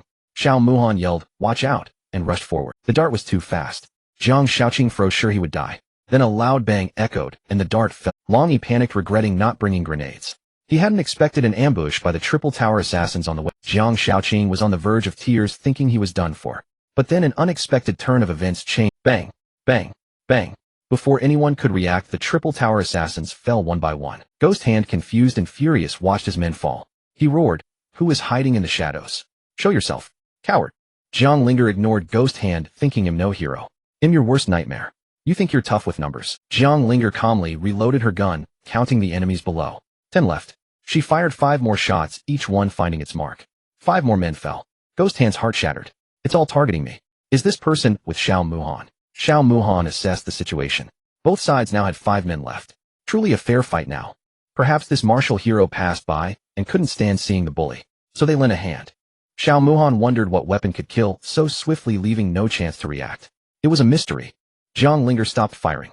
She didn't know if Xiao Mohan wanted prisoners, so she decided to wait and see.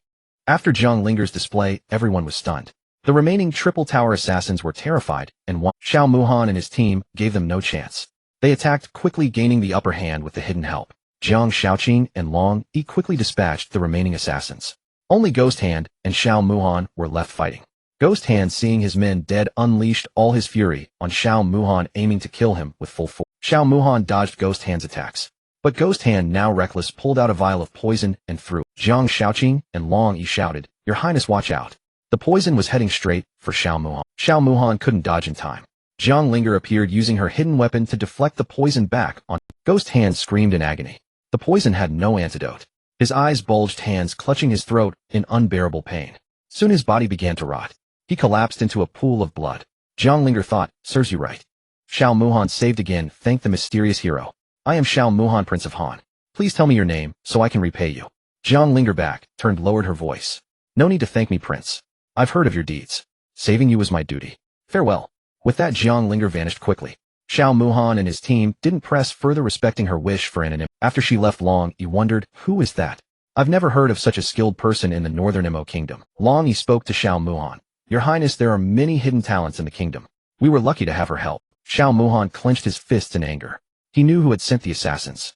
They were already moving against him. Xiao Muhan knew who was behind the assassination. They were trying to wash their hands of the crime. Xiao Muhan knew who had hired the Triple Tower. They were trying to wash their hands of the crime. Jiang Shaoqing and Long Yi also guessed the culprit, but they had no proof, so they could only move on. With only 5 men left, Xiao Muhan ordered Long Yi to signal the secret guards to avoid further trouble. Before leaving, Xiao Muhan examined the assassins' wounds. Each had a small round hole in the head. They couldn't identify the weapon. Jiang Shaoqing admired the weapon. "Your Highness, if only we could use that weapon.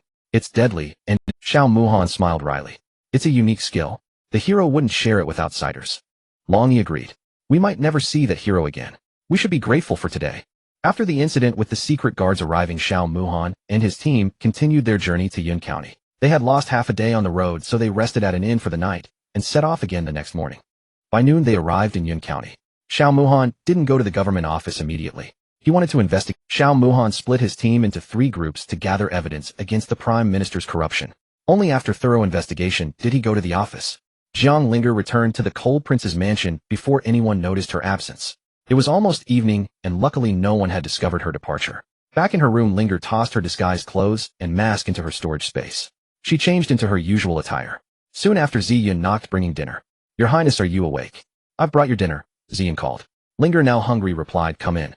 Ziyun entered and set the dishes on the table, saying, "Your Highness, you were still sleeping.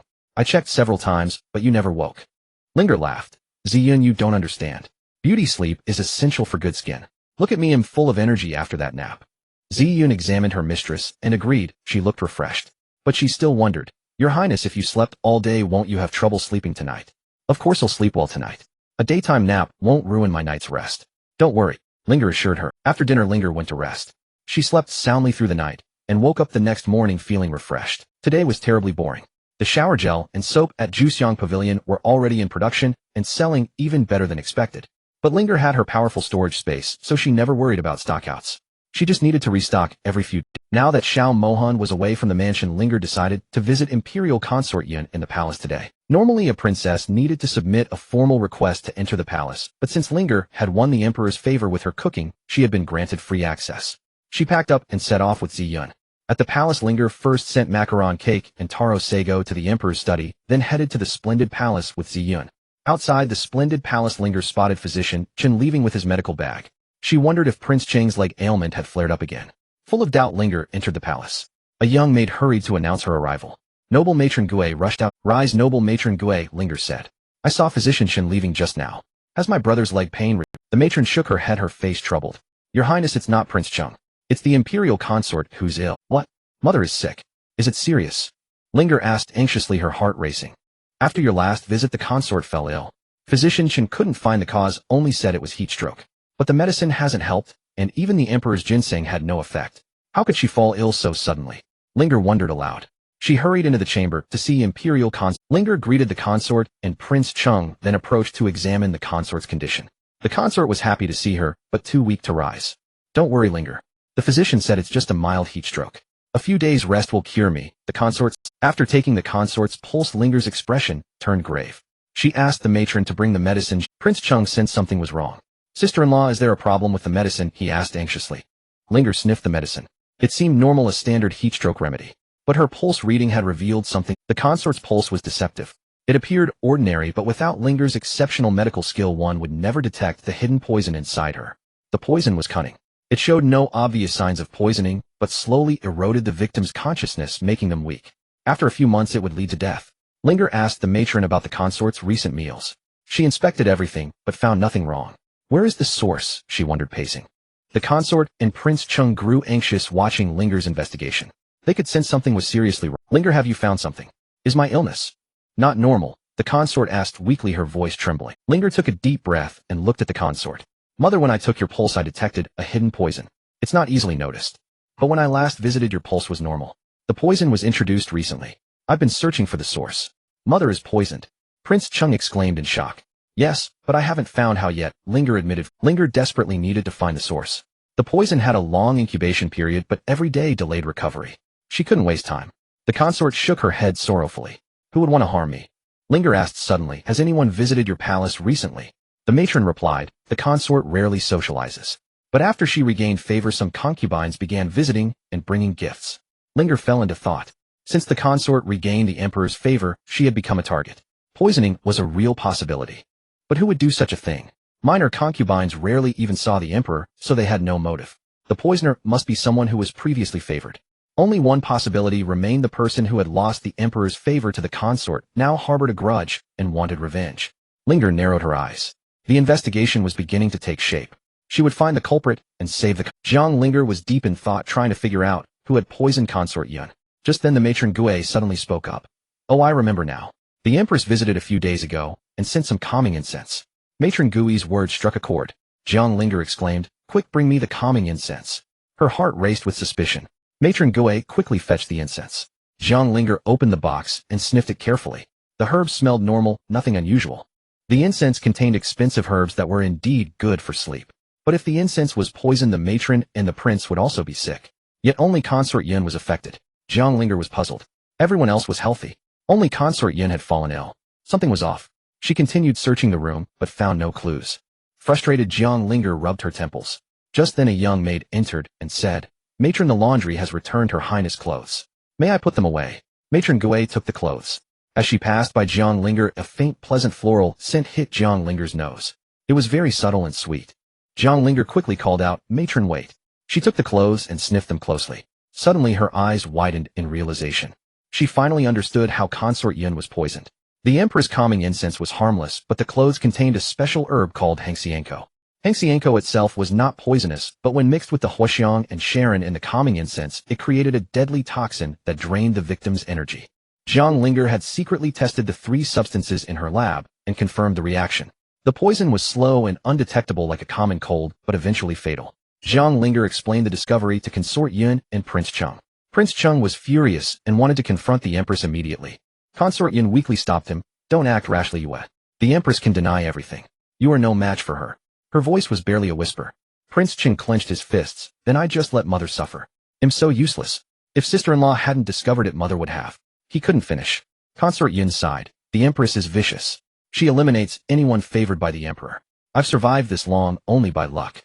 Now she's after me because the emperor dotes on me. The crown prince was mediocre, relying on the prime minister. The emperor wanted to depose him, but had no better option. Prince Chung was crippled. Xiao Moan was out of the question. The empress struck first to secure the crown prince's position.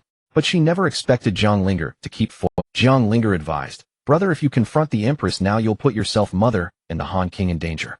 We need to plan carefully. Prince Chung realized his impulsiveness. The empress had many ways to clear her name. They only had proof of the incense, not the hengxianko. She could even frame him. Prince Chung felt helpless. He had never been so defeated. He turned to Zhang Linger. Sister-in-law, you are clever. Do you have a way to deal with the empress? Can you cure mother? Zhang Linger replied, brother, rest assured. Since the empress keeps poisoning, we must teach her a lesson. Leave the plan to me. I'll prepare medicine for mother. Ordinary antidotes couldn't remove the poison quickly, but Zhang Linger had spiritual spring water. She would secretly add it to the decoction. 1 dose would cure, the rest were for recuperation. Consort Yun's body was severely weakened. She looked much thinner than before. Zhang Linger needed to restore her quickly as the emperor's birthday banquet was approaching. Zhang Linger planned to dress consort Yun beautifully at the banquet, making her shine and enraging the empress. It would be a perfect revenge. Zhang Linger personally supervised the decoction to add the spiritual spring water. She didn't trust anyone else with this secret. Consort Yun was moved by her daughter-in-law's care. She silently vowed to get better to protect her children. After drinking the medicine with spiritual spring water, Consort Yun felt much more energetic. Just then the emperor unexpectedly arrived at the palace. The emperor exempted Consort Yun from bowing due to her illness. He asked everyone to rise, and then approached her bedside speaking gently. "How are you feeling now? Better than before?" The emperor had only visited once since Consort Yun fell ill, not because he didn't care, but because the empress and the imperial physician said she had a cold and might infect him. Today Zhang Linger had sent some delicious food to the study. The emperor enjoyed it so much that he came to the consort's palace to see her condition. Consort Yin could not tell the emperor she was actually poisoned. The harem strictly forbids such poisoning among concubines vying for favor. Even if Consort Yin told the emperor, he would not punish the empress for the sake of stability. The empress is more important than a concubine after all. Consort Yin spoke weakly. "Your Majesty, I am no longer gravely ill. I will recover in a few days. Please do not worry." The emperor stepped forward, held Consort Yun's hand, and tucked in her quilt. "Take good care of yourself. Tell eunuch Da if you need anything." The emperor then glanced at Zhang Linger and said, "The Prince of Han is not in the mansion. Since Consort Yun is ill, you shall stay in the palace to attend her." Zhang Linger was pleased with this arrangement. "I accept your decree." Consort Yin was also relieved to have her care. Since the emperor came to the splendid palace, Zhang Linger seized the chance to improve her standing. She invited him to stay for lunch, and he agreed. That morning Zhang Linger had sent the emperor macaron cake and taro sago dessert. Even the well-traveled emperor had never heard of such delicacies.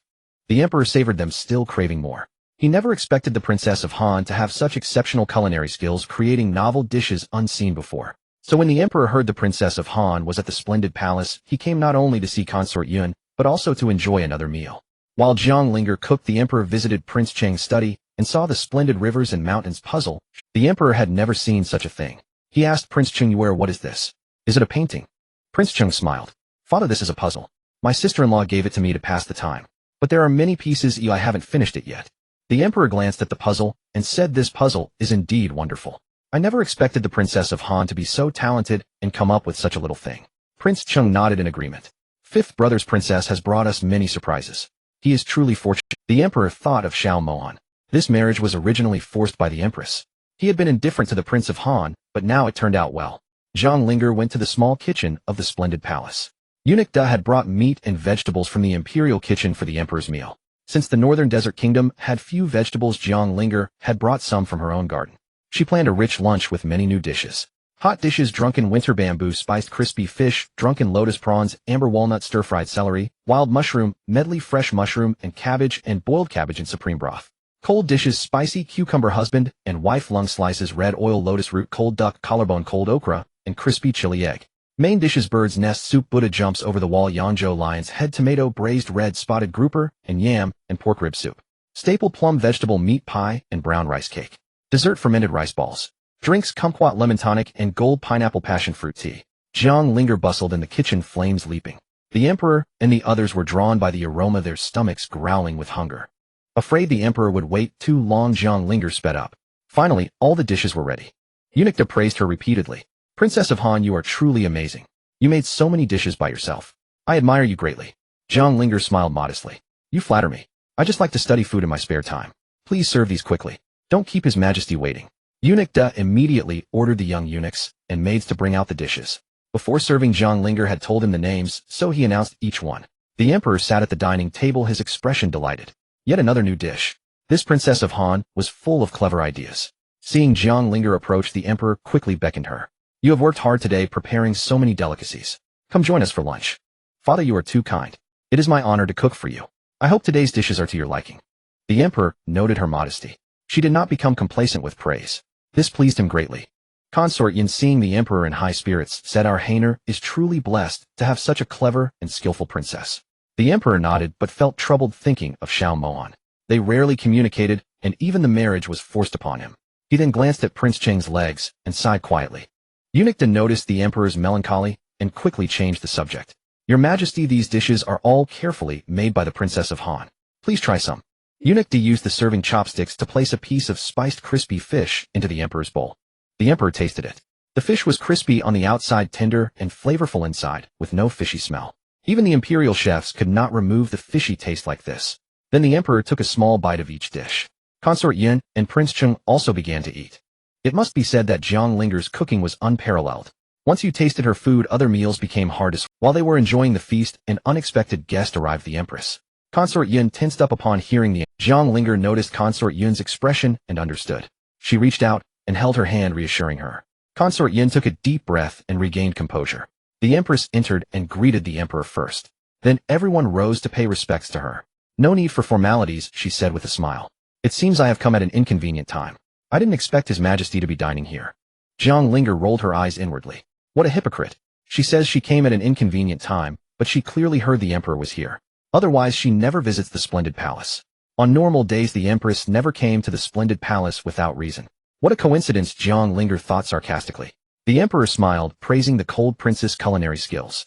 He told the Empress she was in for a treat, as the dishes were even better than the imperial chefs. The Empress curtsied, masking her skepticism with a polite smile. She agreed to taste the princess' cooking, vowing to judge for herself if it was truly that good. Consort Yun quickly ordered another set of chopsticks, inviting the Empress to sit.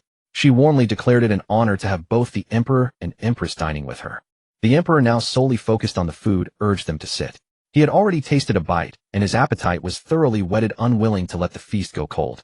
Watching the Emperor eat with such gusto, the Empress grew suspicious. Could it really be that delicious? She doubted the once silly girl had surpassed the imperial kitchen. Though the aroma was enticing, the Empress believed everyone was exaggerating.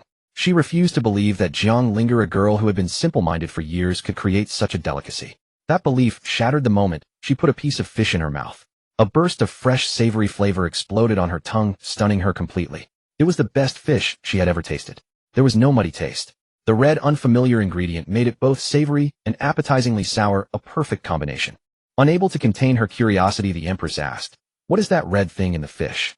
I have never seen anything like it before." Though she didn't explicitly praise Jiang Linger, the Emperor could see from her expression that she was won over. Her silence was a clear admission of the food's excellence. The Emperor gloated, "See, I wasn't lying. The cold princess cooking is far better than the imperial kitchens." The Empress just smiled and remained silent, her pride not allowing her to admit defeat, but her taste buds had already surrendered. Despising the Empress but forced to answer, Jiang Linger explained, "That is a tomato. It can be eaten raw or cooked. It adds a unique flavor to dishes." The Empress murmured, "Tomato? What a peculiar name. I was unaware the northern desert kingdom had such a vegetable." Her confusion was evident. The Emperor, Consort Yun, and Prince Chung all shared her confusion. They had never heard of such a vegetable in their lives, their faces showing genuine curiosity. Composed, Jiang Linger explained, "I bought the seeds from a Western merchant. I planted them in my garden, and to my surprise they bore fruit." She added, "Tomatoes are not only beautiful, but also good for health. They aid digestion and are excellent for the skin, especially in summer." The Emperor laughed heartily. Unlike other princesses who plant flowers, you turned your estate into a vegetable garden. He guessed the other unfamiliar dishes were also her produce. Jiang Linger nodded, confirming his guess. She promised to send more fruits and vegetables to the palace once they were ripe, eager to please the Emperor. The Emperor was delighted. Though he was the supreme ruler, he couldn't resist the allure of these exotic, delicious, and vibrantly colored foods from the cold princess estate. To everyone's surprise, the Empress brazenly asked for a share. "So the cold palace has become a vegetable patch. Since I haven't tried these, I'll have to ask for some." The Empress shamelessly continued, "Since the cold palace is things I haven't eaten, I'll lower myself to ask for a portion." Her tone was entitled and demanding. Jiang Linger was speechless. The Empress was shameless, lowering herself to ask for a handout, while also getting a benefit. She would rather feed her food to the dogs. Forced to comply, Jiang Linger put on a flattering smile. "It was my oversight, Your Majesty. I will send some to your palace as well." Her voice was tight, with suppressed anger. The Empress nodded, satisfied. No matter how capable Jiang Linger was, she was still easily manipulated. A smug smile played on her lips. Only the Emperor and Empress truly enjoyed the meal. Consort Yun, Jiang Linger, and Prince Chung had lost their earlier joy due to the Empress' intrusion. The Empress even shamelessly asked for the recipe for the special drinks. Jiang Linger, recalling the poison she gave Consort Yun, was furious at this brazen freeloading. Watching the Empress eat, drink, and take things for free, Jiang Linger was furious. She thought of the poison the Empress gave Consort Yun and clenched her fists. "Thinking no one gets a free lunch from me," Jiang Linger vowed to make the Empress pay back every bit with interest. Her revenge was already brewing. In the end, she gave the Empress the recipe. Jiang Linger knew that without the rare ingredients, the recipe was useless. It was a clever, empty gesture. After lunch, the Emperor left for the study. The Empress departed, reminding Jiang Linger to send her some fresh produce. Consort Yun and the others were left uneasy. Once the Emperor and Empress were gone, Consort Yun, Jiang Linger, and Prince Cheng's faces fell. The perfectly good lunch had been ruined by the Empress' sudden arrival. Consort Yun and Prince Chung were gloomy, but Jiang Linger suddenly gave a sly smile. Curious, Consort Yun asked. Linger, what has you so happy? Clearing her throat, Jiang Linger said, Mother, brother, weren't we wondering how to deal with the Empress? It seems she has offered herself up to us. Consort Yun asked, Linger, do you have a plan? Jiang Linger replied, which woman doesn't care about her looks? The Empress loves to poison and get things for free. They'll give her a taste of her own medicine. Jiang Linger revealed, when the Empress passed by, I secretly slipped her some gluttony powder. Soon she'll become a fat woman. Let's see how she competes for the Emperor's favor then. Consort Yin stifled a laugh. The Empress values her appearance above all. She'll be furious if she becomes fat. But, will she find out it was us? She worried. Don't worry, Mother. No doctor, no matter how skilled, will find this poison. They'll just think she ate too much and got fat, Jiang Linger assured her confidently. The Empress returned to her chambers after the banquet. She turned to her senior maid, frowning in confusion. How does Yunxiang appear so radiant today? Wasn't she supposed to be frail and ill? Her voice dripped with suspicion and jealousy. The maid replied respectfully, Your Majesty, the imperial consort likely knew the emperor would visit. She used makeup to hide her true complexion. The Empress nodded slowly, convinced the poison was still working undetected. The head maid's words made sense. The poison the Empress had given Yunxiang was undetectable. By the time anyone noticed, it would be too late. A cold smirk curled on the Empress' lips. The Empress chuckled coldly. Yunxiang, you are the only one worth my schemes. Enjoy your final days. She turned away, her eyes gleaming with malice. The maid bowed in silence. Meanwhile, Xiao Mohan faced obstacles while gathering evidence of the Prime Minister's corruption. Despite the resistance, he ultimately obtained all the incriminating documents. He examined them with a sharp gaze. However, the Prime Minister had been cautious. He carefully distanced himself from the crime, leaving no direct evidence against him. Xiao Mohan frowned, but he had captured the Prime Minister's closest ally. The Prime Minister had hired assassins from the Triple Tower to kill Xiao Mohan. He expected no survivors. But his plan failed. The assassins were all eliminated, and Xiao Mohan returned unscathed. The Prime Minister waited anxiously in his mansion for news of the assassination. No one came. He sent a scout only to learn the shocking truth: every single assassin had been killed. The Prime Minister collapsed into his chair upon hearing the news. No survivors from the Triple Tower. Impossible. He trembled, realizing the threat Xiao Mohan posed. His hands shook. He muttered to himself, Xiao Mohan. When did he become so powerful? Those were the best assassins money could buy, and he wiped them out. Fear crept into his heart. Shocked, the Prime Minister remembered Xiao Mohan was investigating the disaster relief funds. He immediately ordered his men to destroy any evidence linking him to the corruption. But the Prime Minister didn't know that Xiao Mohan had already reached Yun County and secured the evidence. The documents were now in the prince's hands, safe and sound. Although the evidence didn't directly implicate the Prime Minister, it incriminated his most trusted subordinate. This would be a severe blow, cutting off the Prime Minister's right arm. Eliminating this man would cripple the Prime Minister's influence. With the evidence secured, Xiao Mohan rushed back to the capital without delay, riding hard through the night. Back at his mansion, Xiao Mohan learned that Jiang Linger had been staying in the palace. He quickly changed clothes and headed to the palace, concerned for her safety. Xiao Mohan entered the palace and first went to see the emperor. He presented the evidence of the disaster fund embezzlement, laying it before the throne with a steady hand. The emperor flew into a rage. These people have no fear of me. They dare to steal relief funds. To summon the Prime Minister immediately. His voice thundered through the hall. The Prime Minister arrived, quickly spotting Xiao Mohan in the study. He thought, that cursed prince survived again. But I covered my tracks. Even if he found something, I can deny everything. Before the Prime Minister could even greet the emperor, he was met with a fierce reprimand. The emperor's anger was palpable, the air thick with tension. The emperor threw the memorial at the Prime Minister. Look at what your subordinates did under my nose. Embezzling relief funds. Do they have 9 lives? He was livid. The Prime Minister scanned the document and quickly put on a fawning expression. Your Majesty, please calm your anger. I have investigated and recovered the funds. The guilty party has committed suicide. I will donate 2 million taels to the victims. The emperor's expression softened slightly, but he wasn't easily fooled. The prefect involved was the Prime Minister's close ally. It was obvious the Prime Minister knew something. Claiming ignorance was an insult to the emperor's intelligence. But the Prime Minister held too much power, and without direct evidence the emperor could only let it slide. Still, making him pay 2 million was a victory. The Prime Minister's mansion overflowed with wealth. Making him bleed was satisfying. As the Prime Minister left, he shot a warning glare at Xiao Mohan, who met his gaze without flinching. Xiao Mohan stared back unimpressed. The Prime Minister seethed with rage, but couldn't act in the imperial study. He left, grinding his teeth in frustration. After the Prime Minister left, the emperor rubbed his temples, looking weary. Accompany me to the imperial garden, he said to Xiao Mohan, a rare gesture of closeness. This was unprecedented. The emperor had never shown such intimacy. Xiao Mohan paused, then replied, Yes, father. He followed the emperor out, a hint of emotion in his eyes. They walked side by side through the garden. Courtiers who saw them were astonished. Never before had the emperor and the cold prince appeared so harmonious. The emperor stopped looking at his son, who now towered over him. Gazing into the distance, he asked, "Hainer, have you resented me all these years?" His voice was quiet, almost vulnerable. Xiao Mohan hadn't expected this question. Without hesitation, he answered, "I have never resented you, father." His voice was steady, sincere. "As a child, I thought your dislike was because I wasn't good enough. Now I protect the Mabe kingdom and share your burdens. That is enough for me." His voice was steady, sincere. The emperor patted his shoulder. "You are truly my son. The Mabe kingdom is blessed to have a war god prince." He smiled, a rare warmth in his eyes. They reached a pavilion and sat down. The emperor ordered Dit to bring a gamoka board. Father and son played a game, a peaceful moment amidst the palace's intrigues. In Hiding Palace, the empress lounged on a soft couch eating osmanthus cakes. The plate was nearly empty. She told her maid, "Tell the kitchen to send more." She was in a relaxed mood. The prime minister had sent word to the empress. She had known about the assassination plot and had been waiting for good news. Hearing that Xiao Mohan had survived infuriated her. The empress' expression turned dark. Enraged, she swept the plate of osmanthus cakes off the table, sending the pastries crashing to the floor. Her voice became shrill. Xiao Mohan escaped again. Even the Triple Tower assassins failed. I underestimated him. Her eyes burned with fury. The sudden outburst terrified the servants. They knelt trembling, begging the empress to calm down. The atmosphere in the hall grew tense. The head maid stepped forward to soothe her. "Your Majesty, please calm down. Walls have ears. Though the cold prince escaped, remember, we still have Consort Yun and Prince Chung in the palace." The empress' expression softened. "What about the crown prince? Why hasn't he come to the palace these days?" She asked, her mind turning to her son. "Didn't I send word yesterday for him to come?" Just as she spoke, a eunuch announced the arrival of the crown prince and his consort. The empress' mood brightened.